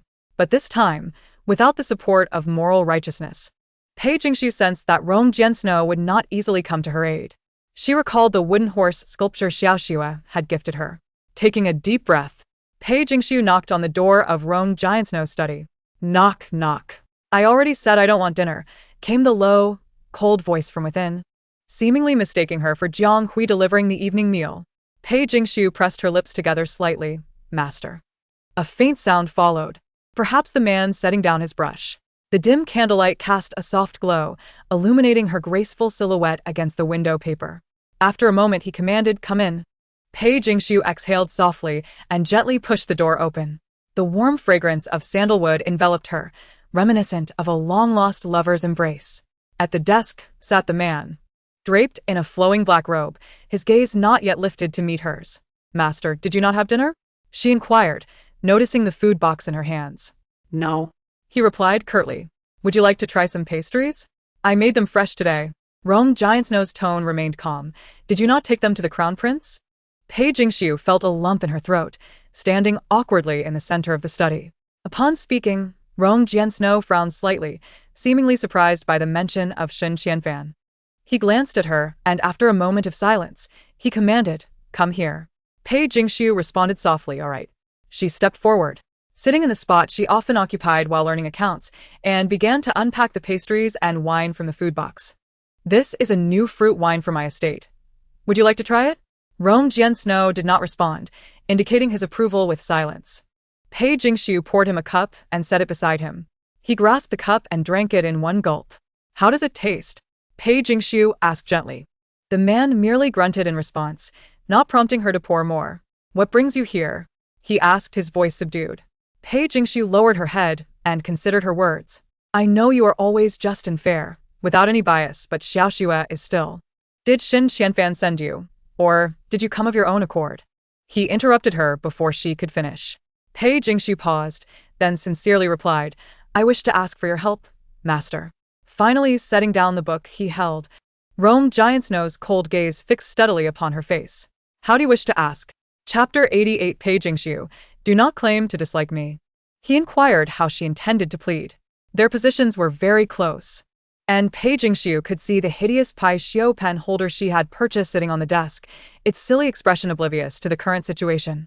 The flickering candlelight cast a warm glow on her long lashes, and she blinked. Her cherry lips, tinted a rosy hue, pressed together as she whispered softly, "Please, master, save Xiaoxue." As she spoke, she reached out, tugging at the man's sleeve. The exquisite silk felt cool and smooth against her fingers as she met his cold, tranquil gaze. The candlelight barely illuminated his features. Rong Giantsnow's eyes remained fixed upon her, showing no signs of yielding to her plea. His gaze was like a frozen pond, chilling her to the bone. Pei Jingshu's brow furrowed slightly as she bit her lip, her voice softening further, laced with a hint of dependence. "Master." His gaze slowly followed her hand to where she clutched his sleeve. After a long pause, she heard him speak, his voice low and gravelly. "I will teach you how to ask for a favor." He inclined his head slightly, pushing the empty wine cup toward her.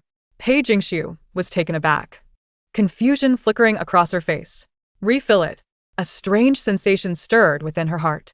Did this mean Rong Jiansnow was willing to help her? Could he truly set aside his principles of neutrality for her sake? With this thought, Pei Jingshu lowered her gaze, her brows knitting together. She obediently poured another cup of wine, the amber liquid swirling like a crescent moon in her hand. Presenting the cup to him with utmost respect, she found that Rong Jiansnow did not reach for it. He raised his chin slightly, his expression deepening. "Feed me." The woman seemed taken aback by his request, nearly losing her grip on the wine cup. The golden liquid sloshed, spilling a few drops onto his robe. Lowering her head in a fluster, her voice trembled as if startled. That is against propriety." Pei Jingshu's eyes sparkled with shrewdness. She acknowledged that she had initially intended to seek Rong Giantsnow's assistance tonight, yet now she realized that perhaps his favoritism towards her was more profound than she had anticipated. As she lowered her head, her hands holding the cup quivered slightly, sending ripples across the wine surface. Above her, she heard the man let out a cold chuckle. One hand encircled her waist, tightening gradually, pressing her shoulder against his chest. The other hand lifted her chin, forcing her to meet his gaze. In his eyes, she saw a fierce and unyielding intensity. "That night you were drunk, why did you not mention any impropriety regarding what you did to me?" His voice carried an edge of anger and resentment. After that incident, she intentionally avoided him, and the two seemed to have lost all connection. Even when they met, she remained cautious, treating him with a distant respect. The deliberate estrangement was palpable, as if every gesture signified her intent to delineate all boundaries with him. When that night was mentioned, a flicker of panic crossed her eyes, and she struggled to free herself from his grasp. That large hand easily encompassed her entire lower back, tightening its hold around her waist. "Either feed me, or leave," Rong Jianxue stated, yet the grip around her waist remained steadfast, showing no sign of loosening. Pei Jingxiu became flustered, her startled doe-like eyes fixed on the man before her. "Pei Jingxiu, I am the rule," he spoke gravely, his grip tightening further. Looking at him, she seemed to muster her resolve, trembling as she brought the wine glass to his lips. Perhaps truly frightened, her hands shook uncontrollably, seemingly pleased by her initiative. Rong Jianxue reached out, grasping her wrist to assist her in bringing the cup to his mouth. He drank it in one gulp. Once done, Pei Jingxiu almost frantically broke free from his hold, distancing herself from him, her brows still obediently arched. "Is it permissible now?" Rong Jianxue lowered his gaze, his throat constricting. The wine was not strong, yet he felt an inexplicable stirring within. "You acknowledge your mistake," he stated. Pei Jingxiu bit her lip, her voice trembling. "I acknowledge my mistake. You will no longer avoid me. I shall not avoid you anymore." A swirl of complex emotions surged in Rong Jianxue's eyes as he lowered his voice to a chilling whisper. "Say you do not dislike me." Pei Jingxiu, momentarily caught off guard, lifted her gaze to meet his. Unintentionally, she fell into the depths of his cold, chaotic eyes. He leaned slightly closer, his voice hoarse, tinged with a hint of obsession. "Pei Jingxiu, say you do not dislike Rong Jianxue." Pei Jingxiu's eyes wavered, and in his gaze, she saw her own reflection. Finally, she looked into his eyes, stunned, and uttered, "I do not dislike Rong Jianxue." The icy obsession flickered and vanished as if it had never existed. Regaining her posture, Rong Jianxue continued to gaze at her, his grip on her waist unwavering. "Pei Jingxiu, you must not hide from me any longer. I will no longer doubt you. Do not sulk with me. Even if you sulk, do not utter those hurtful words." He dismissed her previous claims of disliking Rong Jianxue and wanting to avoid him as mere expressions of frustration. Pei Jingxiu lowered her head, her voice timid. "Axu understands." After a pause, she added softly, "As for Xiao Shui, I will handle it, just wait for news." "Thank you, my lord." Recalling Rong Jianxue's earlier statement about not interfering in factional disputes, Pei Jingxiu felt a tinge of worry. Will this provoke the displeasure of His Highness the Third Prince? Rong Jianxue still held her in a loose embrace. His gaze remained calm, almost indifferent. He does not dare. Pei Jingxiu's pupils constricted slightly. Is this the power of a court minister? To speak so easily of a prince's fear of retribution. In that moment, she found herself at a loss for words, bowing her head in silence. The candlelight in the room crackled softly, and from above came Rong Jianxue's husky voice. "How do you wish to handle matters with your mother?" Their figures overlapped, resembling a pair of lovers entwined in intimacy. Pei Jingxiu squinted, her tone softening. "My mother is merely concerned for the safety of the Rong family. My injuries are not severe. Please lift her confinement." The man furrowed his brow slightly, his tone stern. "Your injuries are minimal due to your own resilience. What does it have to do with her?" After a moment, Rong Jianxue spoke in a deep voice. "The capital is bustling. My mother has always preferred tranquility. And with her advancing years, we shall send her to the countryside estate for her retirement after the new year." Pei Jingxiu was momentarily taken aback, not expecting Rong Jianxue to be so resolute regarding his own mother. She could not help but think that if one day Rong Jianxue were to expose all her lies, her fate would be 1,000 times more tragic than that of the Rong family. With this thought, Pei Jingxiu instinctively shifted her body, only to feel something pressing against her waist. Before she could react, Rong Jianxue abruptly stood, his voice hoarse. "If there is nothing else, you may leave." Chapter 89. What on earth is he doing? Pei Jingxiu was only slowly coming to her senses. She raised an eyebrow, a glint of mischief flashing in her eyes. Casually lowering her gaze, she noticed the man slightly turning away, his voluminous sleeves concealing his form. She discreetly refrained from exposing him, slowly rising and offering him a gentle, reassuring smile. "Thank you for your willingness to assist me. Axu is truly worried about Xiao Shui." Rong Jianxue grunted in acknowledgement, not looking at her. His voice subdued. "Return and await news. I will handle it." Pei Jingxiu inclined her head slightly. "Then I shall take my leave." Having said this, Pei Jingxiu turned to depart. The candlelight in the room flickered twice, and Rong Jianxue's brow tightened, realizing his own predicament.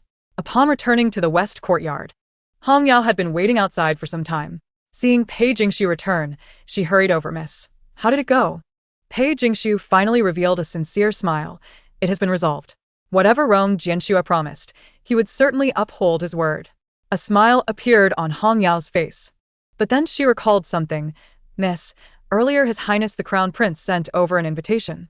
Pei Jingxiu furrowed her brow. An invitation? Yes, Hong Yao confirmed, handing over the invitation. Here it is. Pei Jingxiu opened the invitation and read its contents. Narrowing her eyes, a glint of calculation flashed within. Miss, what is this invitation for? Pei Jingxiu closed the invitation, her voice cold. The Crown Prince has invited me to attend the Emperor's birthday banquet in 3 days. The Emperor. Hong Yao's voice suddenly rose. Then, realizing it was inappropriate, she lowered her tone. Why has the Crown Prince invited you? Pei Jingxiu scoffed lightly. What else could it be? He wishes to gain the Emperor's favor and have me enter his harem. Hearing this, Hong Yao's brows knitted tightly. Then we absolutely cannot go. Pei Jingxiu shifted her gaze, an emotion surfacing in her eyes. She held a rather unfavorable impression of this imperial family. In the past, the Pei family, as royal merchants, enjoyed a brief period of great prestige in the capital. However, they were later investigated by the Dali Temple and discovered to have correspondence with enemy nations hidden in a secret compartment of the Pei family study, revealing the state of Yunlan's treasury in meticulous detail, all penned by her father. Treason and betrayal of the nation were capital offenses. Had it not been for Pei Jingxiu's marriage into the Rong family, she would have perished on the road to exile. According to the narratives, her father indeed harbored treasonous intentions and profited greatly from selling state secrets. Even now, Pei Jingxiu could not refute this matter. Perhaps it was merely to allow this malicious supporting character to endure such tribulations, making her subsequent descent into darkness more plausible. Pei Jingxiu was uncertain. Even though her father's crimes were irrefutable, she could not easily forgive the emperor who had issued the edict to punish the Pei family. Stroking the invitation in her hand, Pei Jingxiu narrowed her eyes. After a moment, she spoke slowly. No, I intend to go. Huh. But miss, didn't you say the Crown Prince? Pei Jingxiu pressed her lips together, her voice icy. The Crown Prince has his own plans. And my reason for attending the banquet is simply to confirm one matter. Sensing her resolve, Hong Yao refrained from probing further, quietly replying in the affirmative. The night was as deep as water. Rong Jianxue lay on the bed, utterly devoid of sleep. He had just taken a cold shower, yet his body showed no sign of cooling down. Instead, the heat within him intensified. He had always been self-disciplined, rarely succumbing to desires, easily suppressing any sparks of passion with scripture readings and official duties. However, this night was different. She merely struggled a little in his embrace, her body taut and rigid. Rong Jianxue's state was one of deep tension. He gently closed his eyes, forcing himself to recite the Heart Sutra, Avalokiteshvara Bodhisattva, while practicing deep prajnaparamita. Clearly saw that the 5 aggregates are empty, thus transcending all suffering and distress. Shariputra, form is not different from emptiness. Emptiness is not different from form. Form is precisely emptiness. Emptiness is precisely form. Sensation, perception, conception, and consciousness are also like this. Shariputra. The fragrant notes of fruit wine lingered at the edges of his lips. He had a commendable tolerance for liquor, having never been inebriated in front of others. Aware of his limits, he could moderate himself, avoiding any disgraceful display. Yet, the subtle aroma of wine entangled him. My lord, Asu realizes her error. She was unaware. She was not at fault. It was he who harbored selfish thoughts and vented them upon her, coercing her into submission through her worry. In the stillness, he gently closed his eyes, hoping to dispel the demons that had suddenly arisen in his heart through the sacred scriptures. It proved futile. With a slight frown, Rong Jianxue was reminded once more of the familiar scent of jasmine. A slight turn of his gaze revealed the folded piece of green fabric by his pillow, a pair of mandarin ducks whispering sweet nothings. The vivid colors of the embroidery were exquisite, each stitch meticulously crafted by her hands, splitting a single thread into a dozen to create this delicate artwork. He caught sight of the character Su. Frowning deeply, Rong Jianxue turned away. When he realized it, he found himself clutching the fabric. The autumn light remained unchanged, leaving him alone in place as the sutras filled his ears. the weight of the pagoda pressing down upon him. After a long while, he shielded his eyes with one hand, concealing all emotions within. What was he truly doing? Chapter 90. Beasts. She was his. At this thought, Rong Jianshua's brow darkened, tightening his grip on the green fabric. What was he truly doing? The candlelight in the room flickered twice. Rong Jianshua exhaled a breath of frustration, his gaze following the dancing flames. He closed his eyes once more, muttering a curse upon himself. Beast. In the main courtyard, Rong Baimao stood outside the confined quarters of the Rong family, his expression inscrutable. Rumor had it that Rong Jianshua had replaced all the servants in the Rong household. Even if the matriarch took a few extra steps today, the servants would report it unchanged to Rong Jianshua. Initially, Rong Baimao strongly opposed the confinement of the matriarch, even attempting multiple times to persuade Rong Jianshua to apologize to her. However, as Rong Jianshua resumed her political duties, she easily quelled the rumors circulating in the court. Not only did her status remain unaffected, but it seemed to have garnered even more favor from the royal family. The courtiers, adept at shifting allegiances, quickly flocked to her, eager to engage in conversation with Rong Jianshua. Observing this, Rong Baimao's expression softened slightly. Compared to the matriarch's confinement, he was far more concerned about the survival and dignity of the Rong family. With the family secure and their eldest son's status elevated, he ceased to mention the matriarch's confinement. After all, in due time, as Rong Jianshua's anger dissipated, the matriarch's confinement would naturally come to an end. Rong Baimao stood outside the bedroom door, hands clasped behind his back, slightly furrowing his brow. He intended to first console the matriarch, allowing her to remain in her quarters for a while. Rong Jianshua was known for her filial piety, and even when angry, she could not truly confine her for a lifetime. With this thought, Rong Baimao dusted off his sleeves and approached. The matriarch, confined in the main bedroom, received only occasional visits from Rong Baimao, who would inquire about her well-being through the servants. As he approached, the servant stepped forward, bowing slightly. Sir, the eldest master has instructed that unless permission is granted, no one may enter to visit the lady. I am his father. Do I need his permission to see my own wife? Rong Baimao's face turned ashen, his tone icy. The servant bowed even lower. Forgive me, sir, but the eldest master's orders are not to be disobeyed. Rong Baimao pushed past the servant blocking his path, coldly stating, Then go tell Rong Jianshua. I shall see what he can do if I enter today. With that, he paid no heed to the obstructive servant and entered the room. The servants exchanged glances, then ceased their attempts to block him, closing the door to report to the eldest master. After all, they were merely servants and could not defy the master's command. Once the door was shut, the matriarch suddenly emerged from the inner chamber, tears streaming down her face as she saw Rong Baimao. My lord. Calling out, she hurried to his side and threw herself into his arms.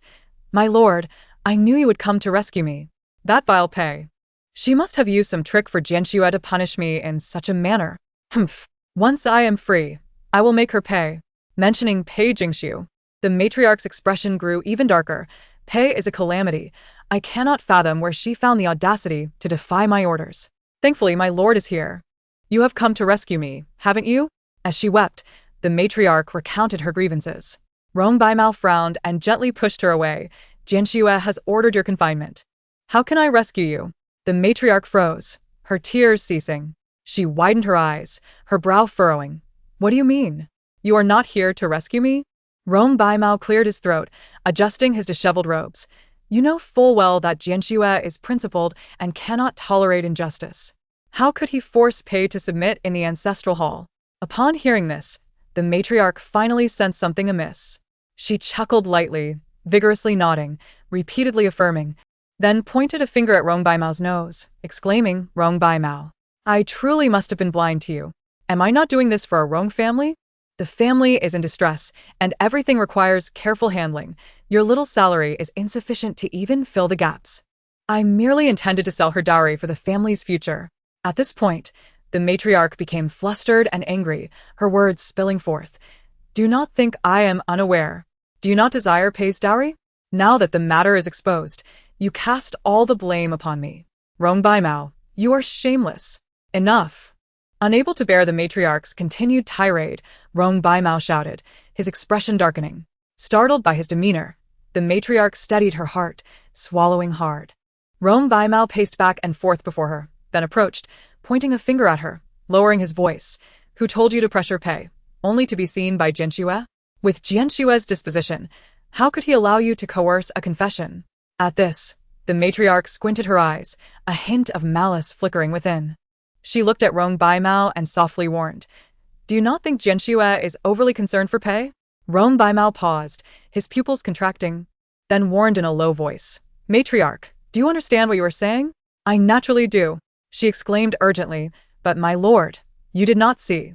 In the ancestral hall, Jianxue drew his sword for Pei, and blood was shed. Rong Baimao's brow furrowed, his expression turning stern. "What did you say? He shed blood in the ancestral hall?" "Indeed. And my lord, you do not know at that moment." Jianxue held Pei in his arms, looking at me with such a gaze. Here, the matriarch recoiled, as if to suggest he would devour her alive. Rong Baimao remained skeptical, snorting coldly. "That was merely because Jianxue could not bear to see you using torture to extract a confession." "My lord," the matriarch whispered, "Jianxue has long been studying at the Randall Temple. He would not easily shed blood, even if he harbors resentment towards me or those maids, by his nature. How could he stain the ancestral hall's tablets with blood?" A shadow flickered in Rong Baimao's eyes. "I believe it is certain that during Jianxue's instruction of Pei in accounting, Pei, lacking virtue, seduced Jianxue." After a brief pause, Rong Shi lowered her voice. "My lord, the Pei family is a calamity, a vixen, and must not be allowed to remain." Rong Baimao narrowed his eyes. "These are merely your conjectures, lacking any foundation." "My lord," Rong Shi urged softly, "what significance does a Pei hold? Yet, if she tarnishes the reputation of our Rong family and damages Jianxue's standing, our family's future in officialdom would be irrevocably compromised." Upon hearing this, a shadow of gravity crossed Rong Baimao's eyes. "You need not involve yourself in this matter. I shall handle it." When he uttered these words, his tone had turned completely frigid. Rong Shi was correct in her assertion. The demise of a Pei was inconsequential, regardless of any issues between her and Jianxue. Removing her would eliminate future troubles. The honor and future of the Rong family could not be trifled with. The following noon, Pei Jingsu awoke from a deep slumber, only to hear Hong Yao reporting, "Miss, the eldest young master said that once you awaken, you may seek him in the eastern courtyard. The matter you requested has been resolved." Chapter 91. You should not exploit her. This referred to the search for Xiao Shui and other refugees. Upon hearing this, Pei Jingsu rose from her bed, allowing Hong Yao to assist her in dressing before she made her way towards the eastern courtyard. As she entered, she spotted Jiang Hui at the entrance. "Second young mistress, you have arrived." Jiang Hui smiled as he stepped forward, scratching his head. The crown prince made a sudden visit. They are chatting in the study, so the second young mistress may have to wait for a moment. An emotion flickered in Pei Jingsu's eyes. Yet her demeanor remained composed as she nodded slightly. "Very well, I shall sit in the courtyard for a while." Jiang Hui smiled in response. "All right." Upon entering the eastern courtyard, Pei Jingsu approached the door of Rong Jianshue's study. What was Shun Qianfan doing here? Did he come to express gratitude for the rescued refugees? She slowed her breathing, listening intently.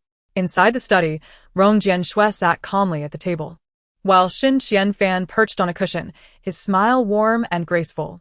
"Thank you, Lord Xiaofu, for your assistance." Rong Jianshue raised her gaze, her expression calm and unwavering. "Your Highness need not express thanks. My actions are not intended to aid you." Shun Qianfan smiled, naturally. "Yet Lord Xiaofu has indeed saved me a great deal of trouble, so thanks are still in order." Rong Jianshue's voice remained steady, her tone indifferent. "The matter she sought my assistance for, was it not facilitated by your Highness?" Though framed as a question, her tone bore the weight of a statement. Shun Qianfan did not conceal his intentions, smiling slightly. The second young mistress was deeply concerned for Xiao Shue's safety and to placate her. "I had no choice but to suggest this idea." After a pause, Shun Qianfan squinted, his emotions inscrutable. "I never expected that Lord Xiaofu would truly agree." Rong Jianshue remained unchanged in her expression upon hearing this. Lowering her gaze momentarily, she finally spoke with measured gravity. "Your Highness is well aware that the refugees are not in any mortal peril. Your actions serve only to preserve the goodwill you have painstakingly gathered." Shun Qianfan merely smiled, refraining from comment. Rong Jianshue's tone was calm and detached. "Your Highness merely seeks to exploit her for your own ends. First, to ensure the swift return of the refugees to maintain your position, and second, to leverage this matter to compel me to take sides. Assisting the crown prince would, in the eyes of others, signify my allegiance. Xin Qianfan smiled without replying. However, your highness may have miscalculated. Rong Jianxue spoke softly. As for the matter of retrieving the refugees, I have directly informed the emperor. In an instant, the smile on Xin Qianfan's face froze and vanished. What did you say?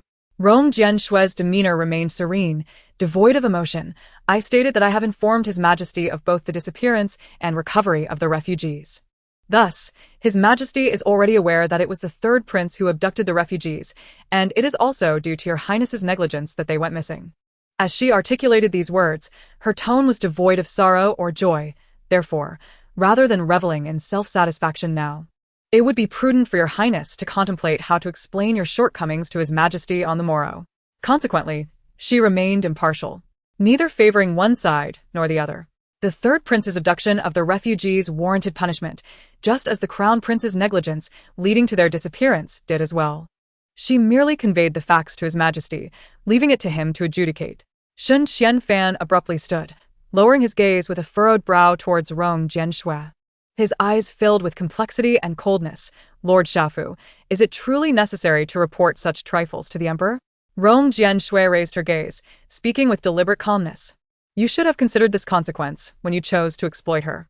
Upon hearing this, Xin Qianfan let out a cold laugh. So, Lord Shaofu admits that it was because of pear that you were willing to intervene in the matter of the missing refugees? Xin Qianfan's provocation did not rattle Rong Jianxue. Rather, she maintained her composure, as the crown prince's Shaofu. I must impart a lesson.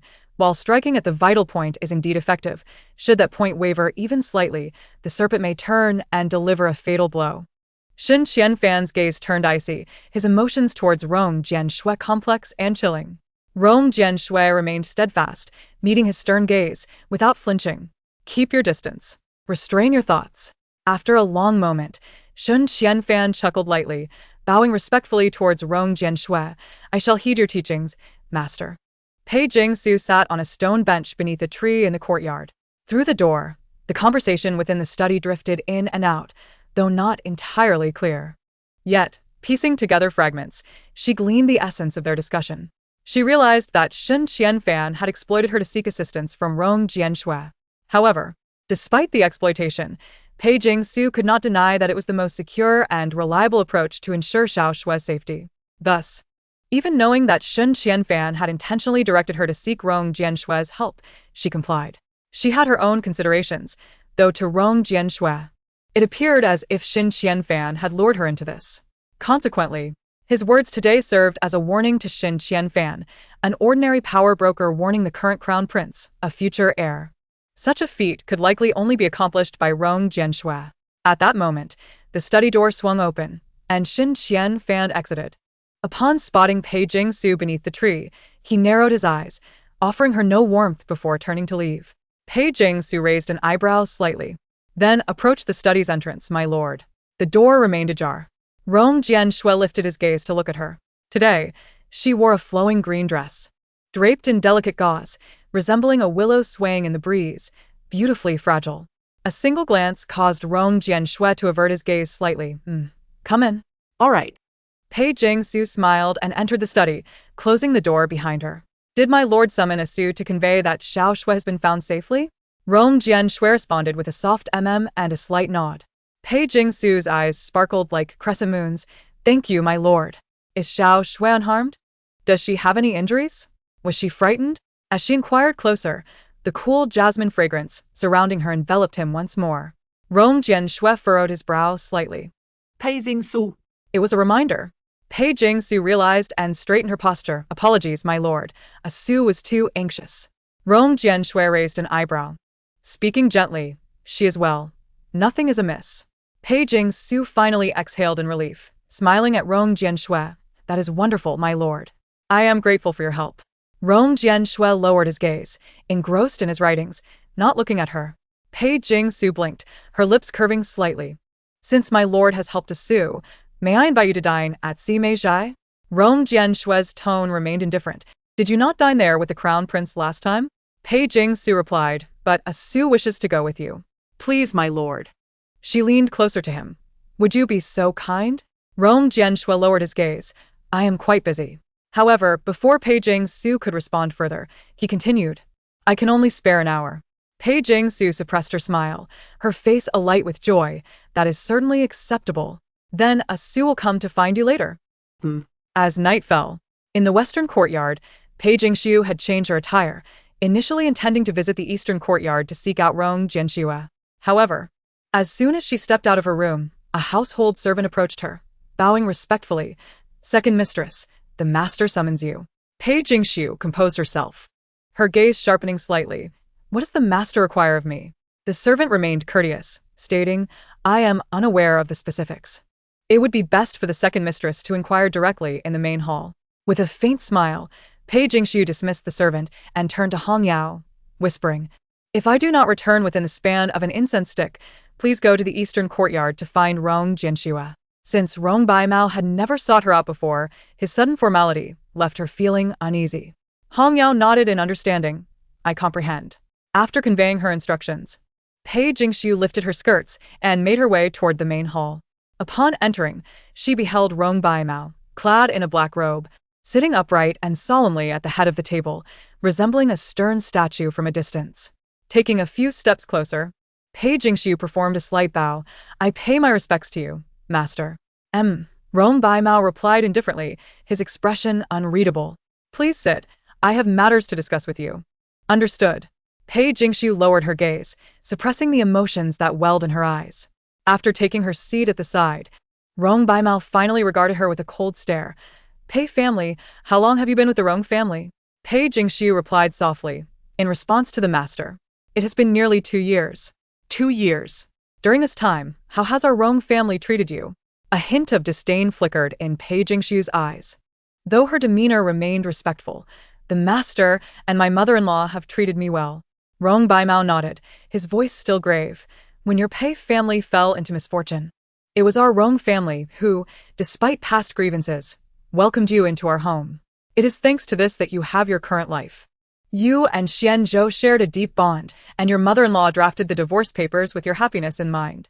Thus, over these 2 years, we have been diligent in our care for you. What do you think? Pei Jingxiu smiled faintly. Indeed, I am grateful for the kindness of the master and my mother-in-law. Rong Baimao narrowed his eyes. In another year, your mourning period will be over. Do you have intentions of leaving the family to remarry? Pei Jingxiu was taken aback, hastily kneeling and tears streaming down her cheeks. Master, do you wish to expel me? She knew she should not remain in the Rong family after receiving the divorce papers. But before his departure, her husband had requested she care for the elders, serving her in-laws. Beyond that, she asked for nothing. Her words were earnest, her tears falling heavily, her frail form appearing delicate and powerless. Rong Baimao frowned. Xian Zhou has perished in battle. You are still young. Do you truly wish to live your life in mourning for him? As long as you desire, the divorce papers are in your possession.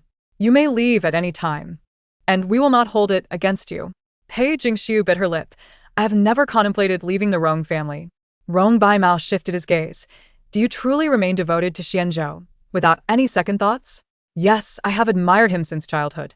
Even now that he has died in battle, even with the divorce papers from my mother-in-law, I still wish to serve the elders. After a long pause, Rong Baimao finally smiled. I was merely engaging in casual conversation. There is no need for you to be so tense. Please rise. Pei Jingxiu was uncertain of Rong Baimao's intentions. She responded softly and slowly stood, resuming her seat. I have summoned you today to discuss the upcoming blessing ceremony for the Western Courtyard, to invite peace and safety. Peace and safety ceremony? Pei Jingxiu queried, somewhat puzzled. Indeed. I have been sleeping poorly these past few nights. Yesterday, I consulted a Taoist priest who mentioned that Xian Zhou's spirit is restless and remains in the Western Courtyard. We must pray for blessings to ensure his soul can rest peacefully. Pei Jingxiu narrowed her eyes, a flicker of intrigue crossing her visage. Rong Baimao and the Rong family were clearly aware of Xian Zhou's feigned death. Now, discussing these matters with her was evidently a pretext. But what was his true intent? If it can allow my husband to find peace, I have no objections, Pei Jingxiu replied softly. Rong Baimao nodded. I appreciate your understanding. However, The priest also stated that in the days leading up to the ceremony, the courtyard cannot accommodate women due to the heavy yin energy.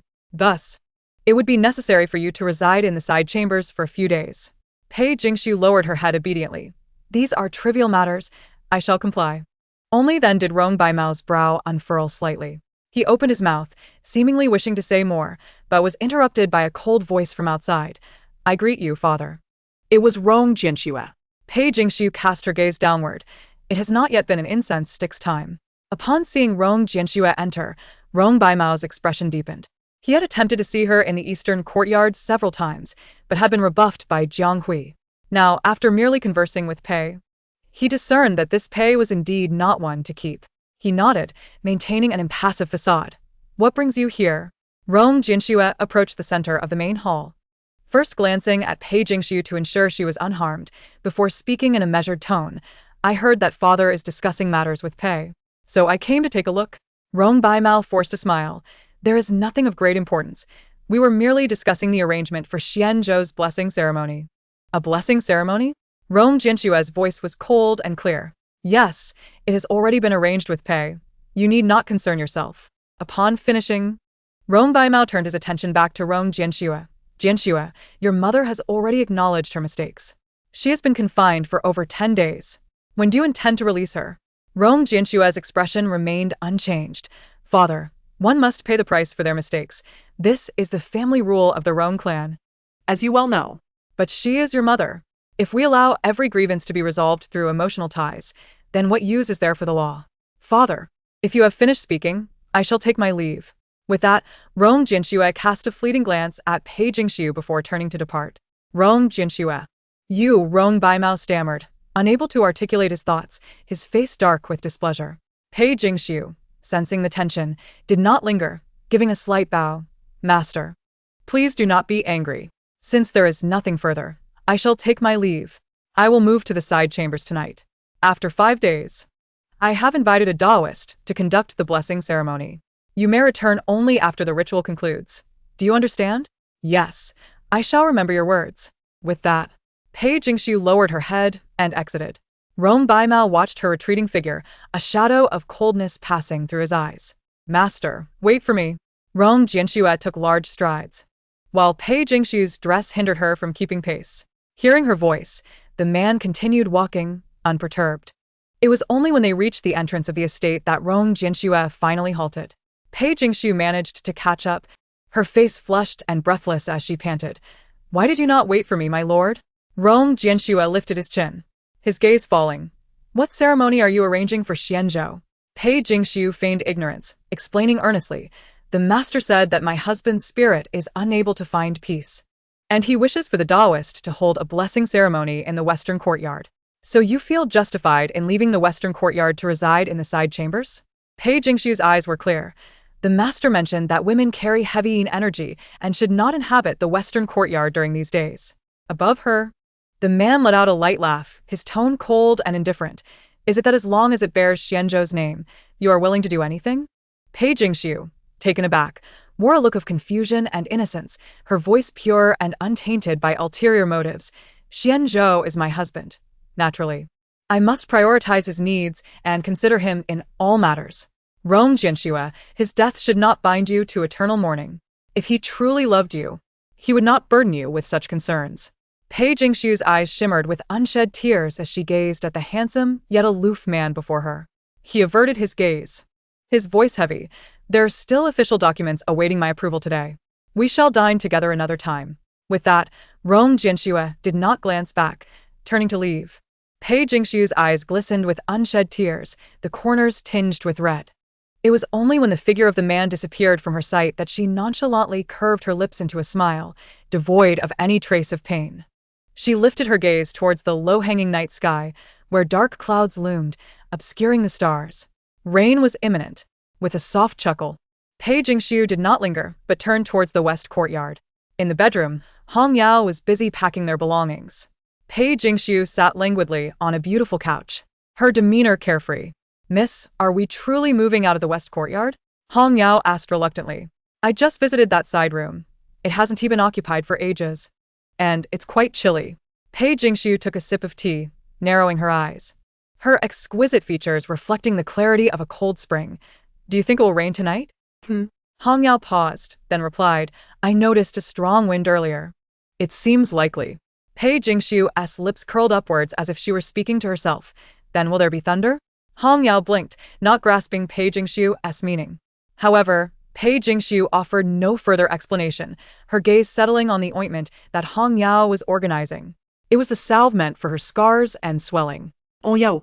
Could you do me a favor? Pei Jingshu said, removing her garments to reveal her bare upper body, turning away from Hong Yao. The wounds on her back had nearly healed. Even the one inflicted by Rongshi was now merely a collection of fine scars. With a few more days of treatment, she believed they would fully mend. The red and purple bruises had significantly faded, though faint traces remained if one looked closely. Do you wish to apply the ointment now?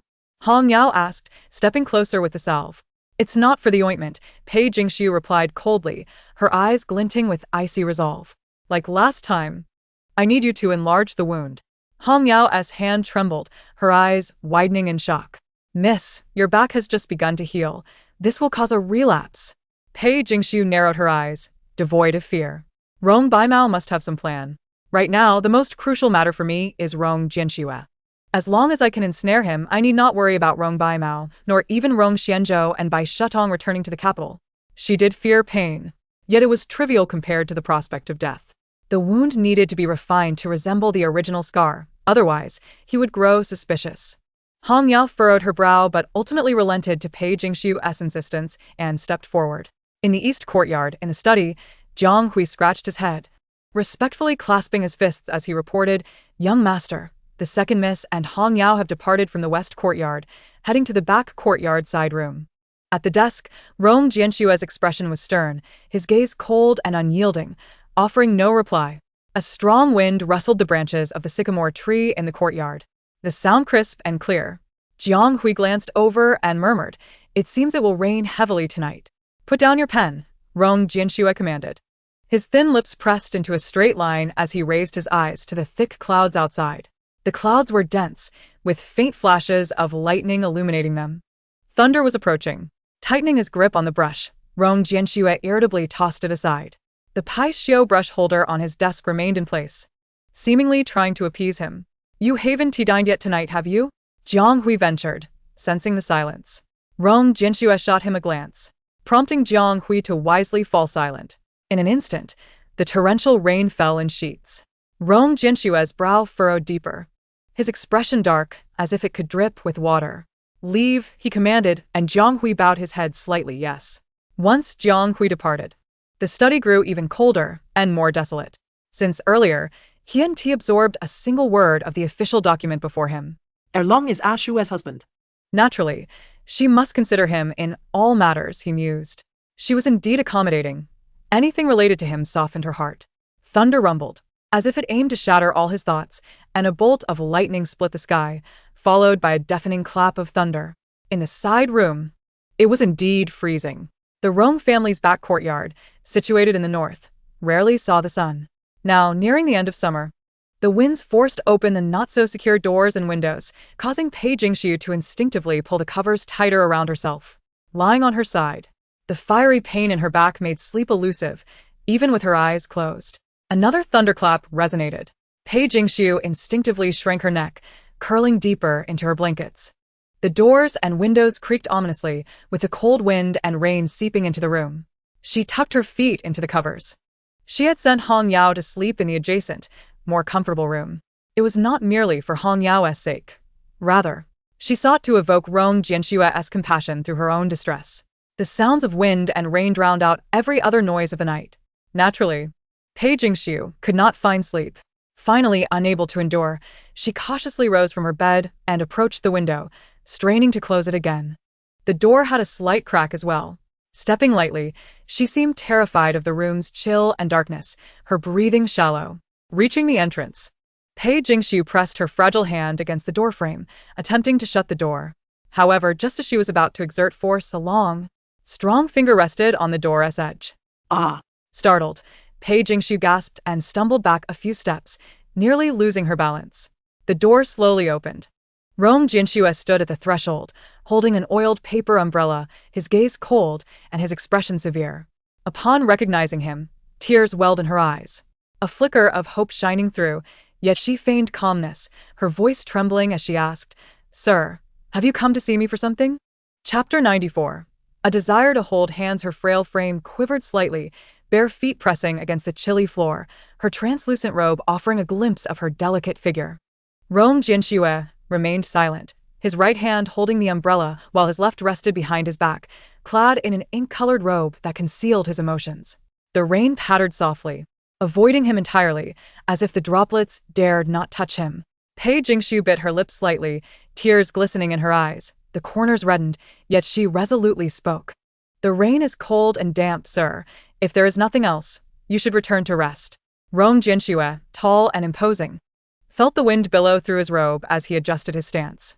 In that moment, another thunderclap erupted. Instinctively, she grasped his sleeve in panic, lowering her head, her voice quivering. "Please don't go. Ah Su is scared." "That's not fair." Rong Jianxue frowned slightly, observing the woman before him, her head bowed, trembling as if she might be consumed by the terrifying thunder at any moment. "But that's not fair," she insisted. Rong Jianxue's brow furrowed tighter, his lips pressed into a straight line.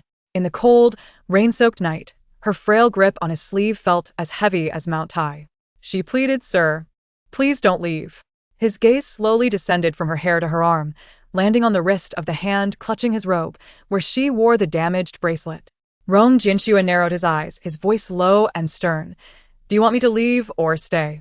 The woman, with her head lowered, wept softly, her sobs merging into the rain-soaked night, yet he discerned them with utmost clarity. "Pei Jingxiu, tears are futile," Rong Jianxue spoke with a calm and indifferent voice, asking, "Do you want me to leave or stay?" The woman remained silent, but the hand gripping his sleeve tugged gently, a silent plea for him to stay. Rong Jianxue slightly lifted his chin, his eyes appearing as if filled with cold rain, icy and turbulent.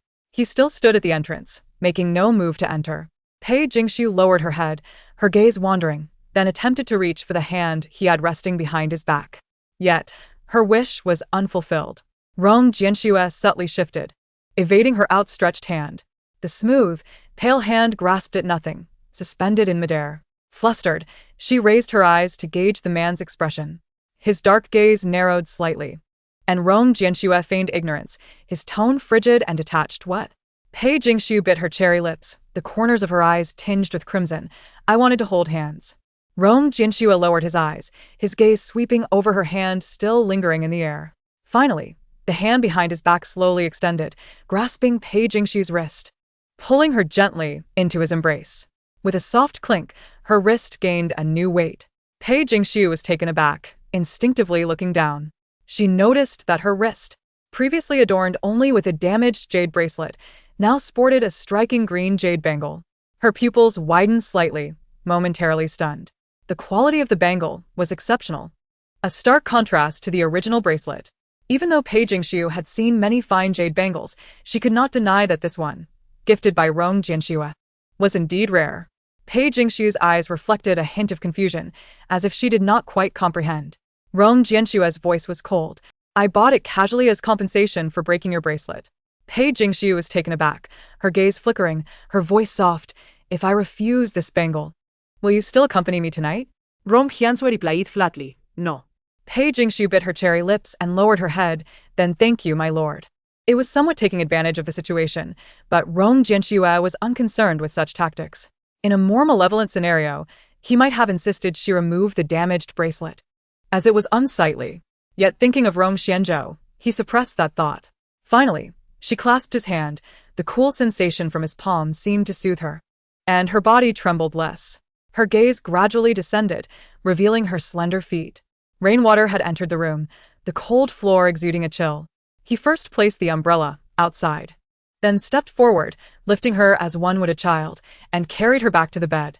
Pei Jingxiu, seated on the bed, gasped softly as her back met the wall, her brows knitting together. Rong Jianxue glanced down. "What's wrong?" Pei Jingxiu bit her lip. "Nothing. It's just that I tugged at my wound." She had the worst injury on her back, which Rong Jianxue was well aware of. "Have you applied medicine today?" Pei Jingxiu lowered her head and murmured, I moved away from the west yard too hastily and didn't have time. Rong Jianxue spoke coldly. I'll have Hong Yao come to help you with the medicine. After saying this, Rong Jianxue turned to leave. Pei Jingxiu hurriedly tugged at his sleeve. My lord. Don't go. Stopping in his tracks, Rong Jianxue glanced at her, a hint of inquiry in his eyes. Pei Jingxiu lowered her head, feeling somewhat guilty. Hong Yao will nag me. Upon hearing this, Rong Jianxue turned back to face her, and I want tea? Pei Jingxiu mumbled. You speak less and don't nag. Rong Jianxue chuckled lightly. So you plan to forgo the medicine tonight? Pei Jingxiu softly replied. My injury is nearly healed, missing one application, one tea matter. Rong Jianxue pressed his lips together, his voice cold. Turn around. Pei Jingxiu was momentarily stunned, her clear, bewildered eyes looking at Rong Jianxue. I just want to take a look at your injury. Pei Jingxiu quickly refused. No, it's really fine, my lord. Pei Jingxiu. Rong Jianxue called her name. It was as if she had been struck mute, her neck shrinking, eyes trembling, long lashes casting shadows. After a long moment, she slowly turned around, the fabric sliding down to reveal her partially concealed back. In truth, there was no need to examine her back. The white dress had already soaked through with blood. Rong Jianxue frowned slightly, his voice now hoarse. Isn't it supposed to be healing? Why is it so severe? Perhaps due to the night wind. Pei Jingxiu's shoulders trembled slightly, her voice weak and aggrieved. My lord, you're so fierce.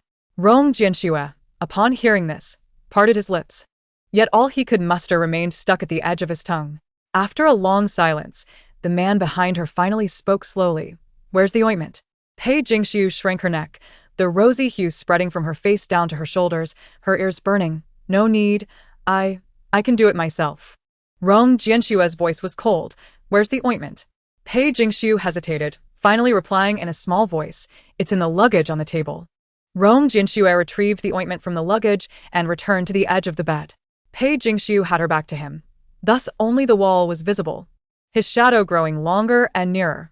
The candlelight in the room flickered, swayed by the cold wind, casting the figure into a wavering silhouette. Lie down.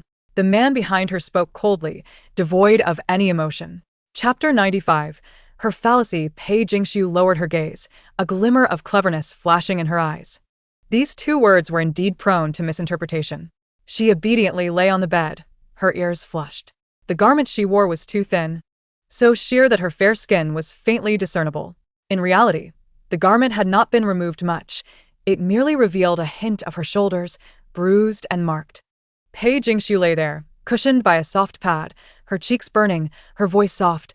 I'm sorry for the trouble, my lord. The man behind her remained silent. She wasn't anxious, obediently lying there without speaking. The scent of the ointment wafted towards her. It was the fresh, bitter aroma of Chuanxiong. His presence enveloped her once more, wrapping her in warmth. The cool ointment touched her back, causing Pei Jingxiu to instinctively shrink her neck, only to be halted by his low voice. Don't move. The warmth of his fingertips contrasted with the cool ointment, his touch gentle, like a soft feather brushing against her spine. Only the sounds of the ointment being applied, sticky and smooth, filled the air. Her ears burned crimson, lips lightly biting, her body taut with tension, as if genuinely anxious. With her back to him, her sight obscured, she could still easily sense the hand resting on her back. Once the exposed bruised skin was completely covered, she finally heard the man's hoarse voice again. Remove more. Pei Jingxiu, embarrassed, hesitated, her voice trembling. Can I do that? The man behind her remained silent. His once feather-light hand exerted a bit more pressure, tugging at her garment, pulling it further down. The fabric rustled softly. Pei Jingxiu, blushing, allowed him to apply the ointment, continuing to treat her wounds. Suddenly, a loud crash reverberated. Pei Jingxiu gasped, instinctively reaching for the man's hand. Her body shook violently, and her grasp was frantic. Concerned about disturbing her injury, Rong Jianxue quickly withdrew his hand, offering her the other clean hand, free of ointment. Pei Jingxiu clutched his hand tightly, feeling somewhat aggrieved. My lord, you just let go of me. Rong Jianxue explained. Because I needed to apply the medicine. Pei Jingxiu was still unhappy, mumbling, but you could use one hand for the medicine. You could still hold mine. Rong Jianxue realized that she had many fallacies, and he found that his arguments could not prevail against her reasoning. He chose not to argue further. Well then, let us hold hands. He answered in a hushed tone, taking her hand back, using his other hand to continue applying the ointment. The bruises on her back were severe, resembling the aftermath of a heavy object having struck her. A glance around revealed a tapestry of purple and blue marks. The swelling and bruises spread across her shoulders and spine, tracing along her exquisite ribcage down to just below her chest. Some faint bruises also adorned her bosom. Contemplating this, Rong Jianshou gently closed his eyes. You can apply the ointment to the wounds on your own. All right, thank you, my lord, Pei Jingxiu responded earnestly, obediently. Nevertheless, Rong Jianshou still wished to ensure that the ointment was evenly applied to her back, leaving no spot untouched. The remaining salve glided across her spine, settling on her ribs. Pei Jingxiu wriggled in a flurry, tightening her grip on the man's hand unconsciously. Her voice was as soft as water, seemingly startled by his previous action. It itches. Rong Jianshou furrowed his brow, his tone taut. He dared not continue applying it, exhaling a deep breath as the ointment traced along her spine down to her lower back. Truly, Pei Jingxiu's face flushed, her voice even softer. It itches. Behind her, the man's voice was low and cold. Pei Jingxiu, be silent. Appearing startled by his tone, Pei Jingxiu curled her neck slightly, as if to vent her feelings. She tightened her grip on his palm, falling silent. Such feeble strength felt like mere scratching at Rong Jianshou's skin. Outside, thunder and lightning roared, yet within the room, only the sticky sound of the ointment being applied and their breaths could be heard. Finally, the candle flame flickered. Rong Jianshou's eyelids twitched as he raised his hand. It's done. Pei Jingxiu, propped up by a cushion, looked up at him with her almond-shaped eyes. Thank you. The jade bracelet and chain on her left hand contrasted sharply against her fair and smooth wrist, making them particularly striking. Come stay with me. This room is too crude. He gazed down at her, his voice carrying a hint of hoarseness. Pei Jingxiu lowered her gaze slightly, avoiding his penetrating stare, seemingly evading it. Observing this, Rong Jianshou's brows furrowed slightly as he loosened his grip on her hand. Just then, a thunderclap resounded, and Pei Jingxiu anxiously grasped his hand again. Tomorrow, perhaps? It's too late today. The rain is still pouring outside. Emotions surged in her eyes. The lightning in the night sky seemed to cleave the dusky clouds in twain, tearing the night sky apart. It resembled a densely woven, overly intricate spider's web, waiting for prey to arrive. A faint smile finally graced his lips. He turned away, still holding her hand. Rest early. I will stay here with you. Pei Jingxiu hesitated, softly saying, Perhaps the rain will stop soon. You needn't stay with me all night. Rong Jianshou lifted his gaze, glanced at the rain outside, and remained silent. Behind him, her voice was soft and clear. Could you stay and chat with me for a while? Rong Jianshou responded affirmatively, turning his back to her. Yet he did not speak first. It was Pei Jingxiu who broke the silence. This evening, I upset you, my lord. May I apologize? She was naturally adept at reading emotions, and if she genuinely wished to appease someone, she could easily lift their spirits. Rong Jianshou replied, You do not believe you were in the wrong, so there is no need for an apology. Pei Jingxiu lowered her gaze slightly. I truly do not know what I said to upset you. After a pause, she softly added, Or, do you think that as a couple, one should not overthink for the one they cherish? Rong Jianshou replied coldly, I do not know. I have never been married.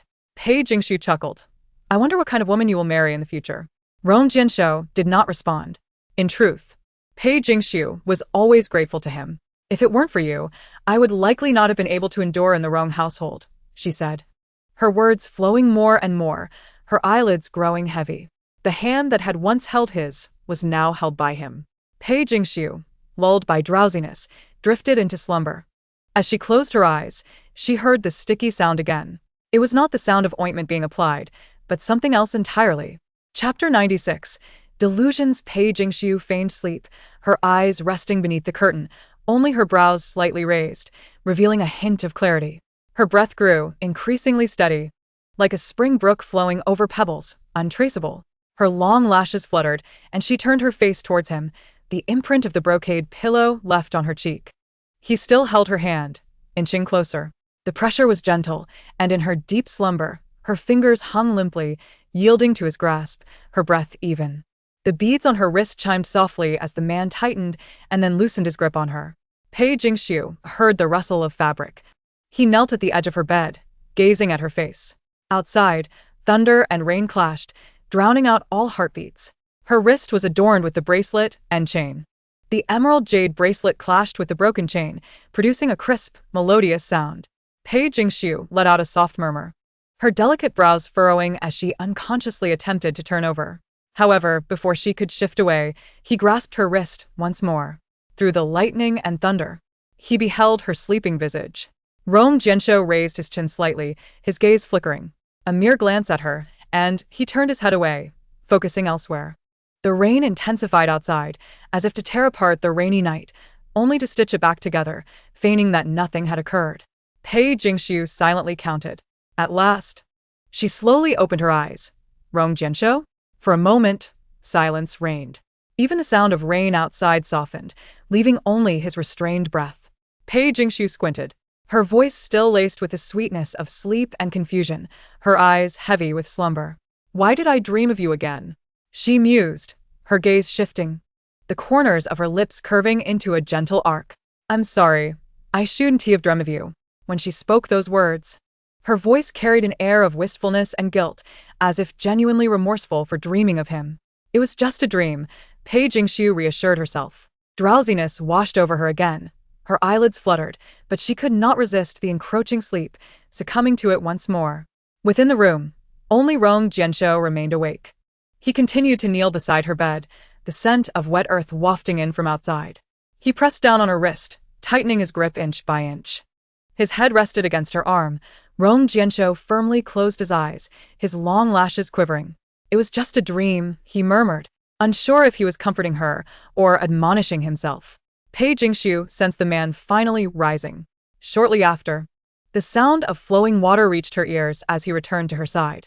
Having completed his tasks, he took her hand once more, not releasing it. Dark clouds obscured the moon, leaving a pool of rain-like blood behind. The next day, Pei Jingxiu awoke to the presence of Hong Yao. Thanks to the ointment applied the night before, her back wounds had not worsened.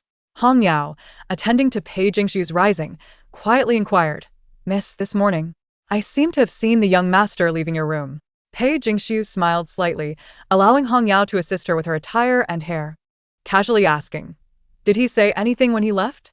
"The young master mentioned that when you awaken, he would send someone to help us pack our belongings." Hong Yao paused, her expression puzzled. "Miss, is the young master asking us to leave?" Pei Jingxiu chuckled lightly, gazing at her reflection in the bronze mirror. "Indeed. He wishes to send us to the eastern courtyard." "The eastern courtyard?" Hong Yao's mouth fell open, but she lowered her voice further. "Will the master and mistress allow this?" At this, Pei Jingxiu's expression grew colder as she beckoned Hong Yao closer. "In the coming days, pay close attention to Rong Baimao's actions. He is hiding something from me." "Yes, I understand." Once they had finished dressing, Hong Yao gazed at the stunning Pei Jingxiu and couldn't help but exclaim, "If it weren't for you being in mourning, unable to wear anything too extravagant, you would undoubtedly be the most beautiful one at the official birthday banquet today." Indeed, today marks the royal banquet. And Pei Jingxiu has received an invitation from Prince Shen Qianfan. A voice from outside the door calls out, "Second mistress, have you awoken? I am here to assist you with your luggage." Pei Jingxiu smiles and opens the door. Outside stands Jiang Hui, upright and respectful, bowing as he greets her. "I have come to pay my respects, second mistress." With a slight smile, Pei Jingxiu scratches her cheek. "Jiang guardian, must we truly move?" Her eyes reveal a hint of hesitation as she searches for an excuse. "Actually, I am quite comfortable here. Besides, the gentleman is accustomed to solitude. My presence might displease him." Jiang Hui chuckles. "Second mistress, the young master has instructed me that if you refuse to go to the east courtyard, he will come to fetch you himself." Pei Jingxiu quickly replies, No need for that. I shall go immediately." Her belongings are minimal, and with Hong Yao's help, they gather 2 packages and head to the east courtyard to settle into the guest room. Upon entering the study in the east courtyard, she finds Rong Jianshua engrossed in unfinished documents from the previous night. "Sir, may I enter?" Although the study door is ajar, Pei Jingxiu adheres to decorum and gently knocks on the doorframe. Rong Jianshua pauses, glancing at the woman standing in the entrance. With a subtle shift in demeanor, he lowers his gaze and gestures, "Come in." Once inside, Pei Jingxiu instinctively turns to close the door. "Leave it open for ventilation." The man's voice is cool and detached. Pei Jingxiu blinks in surprise and then offers a soft smile. Very well. She approaches his desk and takes her usual seat. Sir, will you be attending the palace banquet today? Indeed, Rong Jianxue replies without raising his head. Today is the emperor's birthday banquet, and all officials and their families are required to attend. Pei Jingxu leans in, her voice soft as she suggests, might you take me along, sir? Rong Jianxue furrows his brow slightly, setting down his brush to look at her. You wish to go? Pei Jingxu nods with a smile. Yes. The crown prince recently sent me an invitation, but I thought it best to consult you first. Receiving an invitation means you may attend without needing my approval. Rong Jianxue states matter-of-factly. Pei Jingxu continues to smile, her gaze warm and sincere. Yet, compared to the crown prince, I value your opinion more. While others may have ulterior motives towards her, she believes he does not. Chapter 97. Is it more useful than Xianzhou? She smiles brightly, her eyes filled with trust as she looks at Rong Jianxue and states, you have no intentions towards me. Rong Jianxue lowers his gaze, his eyes discreetly resting on her delicate hand adorned with a jade bracelet. Her fingers are slender, almost ethereal, but to him, they seem insufficient. Frowning slightly, he realizes where his thoughts have wandered and shifts his gaze away. Sir? Pei Jingxu tilts her head slightly, her expression innocent. May I accompany you? Rong Jianxue does not answer immediately, but instead inquires, why did the crown prince send you an invitation? At this, Pei Jingxu bites her lip, appearing somewhat anxious. I am not certain, so if you prefer I do not attend, I shall decline the invitation. As a delicate woman, refusing the crown prince would not reflect well on her, but with Rong Jianxue's support, she feels emboldened. She cautiously looks at him, her voice gentle. I will heed your wishes. His fingers slightly curled, he slowly raises his gaze to meet hers. You may go. But you must stay by my side, and heed my words. Pei Jingxu blinks innocently. I always listen to you, sir. Rong Jianxue smirks, but remains silent. However, sir, I am still in mourning, she adds cautiously. Will my mother-in-law and father-in-law be displeased? Rong Jianxue calmly explains. The invitation came directly from the crown prince. Your father will be pleased. Hearing this, Pei Jingxu finally relaxes. I will stay by your side and go nowhere else. As she speaks, she gently tugs at his sleeve. You must protect me, okay? Her touch is light, evoking a memory from the previous night when she had gazed at him with drowsy eyes, gentle yet remorseful. Why did I dream of you again? Had she frequently dreamed of him in the past? With a slight frown, Rong Jianxue dismisses the distracting thoughts. The guest room prepared for Pei Jingxu is adjacent to Rong Jianxue's quarters. Once Hong Yao finishes arranging the room, Pei Jingxu inspects it. The bed is already thickly padded, indicating Rong Jianxue anticipated her hasty departure and prepared various necessities for her. Even the dressing box is filled with an array of gold and silver ornaments, rivaling what she had in her room in the west courtyard. Satisfied, Pei Jingxu turns to Hong Yao and instructs, I will attend the banquet tonight. You remain at the Rong residence and keep an eye on Rong Bai Mao and the Rong family's movements. Hong Yao no, understood. As night falls, lanterns illuminate the streets of Chang'an, which are lively with festivities in celebration of the emperor's birthday. The city has lifted curfews for the occasion, and various performances abound, creating a vibrant atmosphere. The carriages arrive early at the Rong residence. Upon learning that Pei Jingxu also received an invitation from the crown prince, Rong Bai Mao does not express anger but instead, a glint of intrigue shines in his eyes.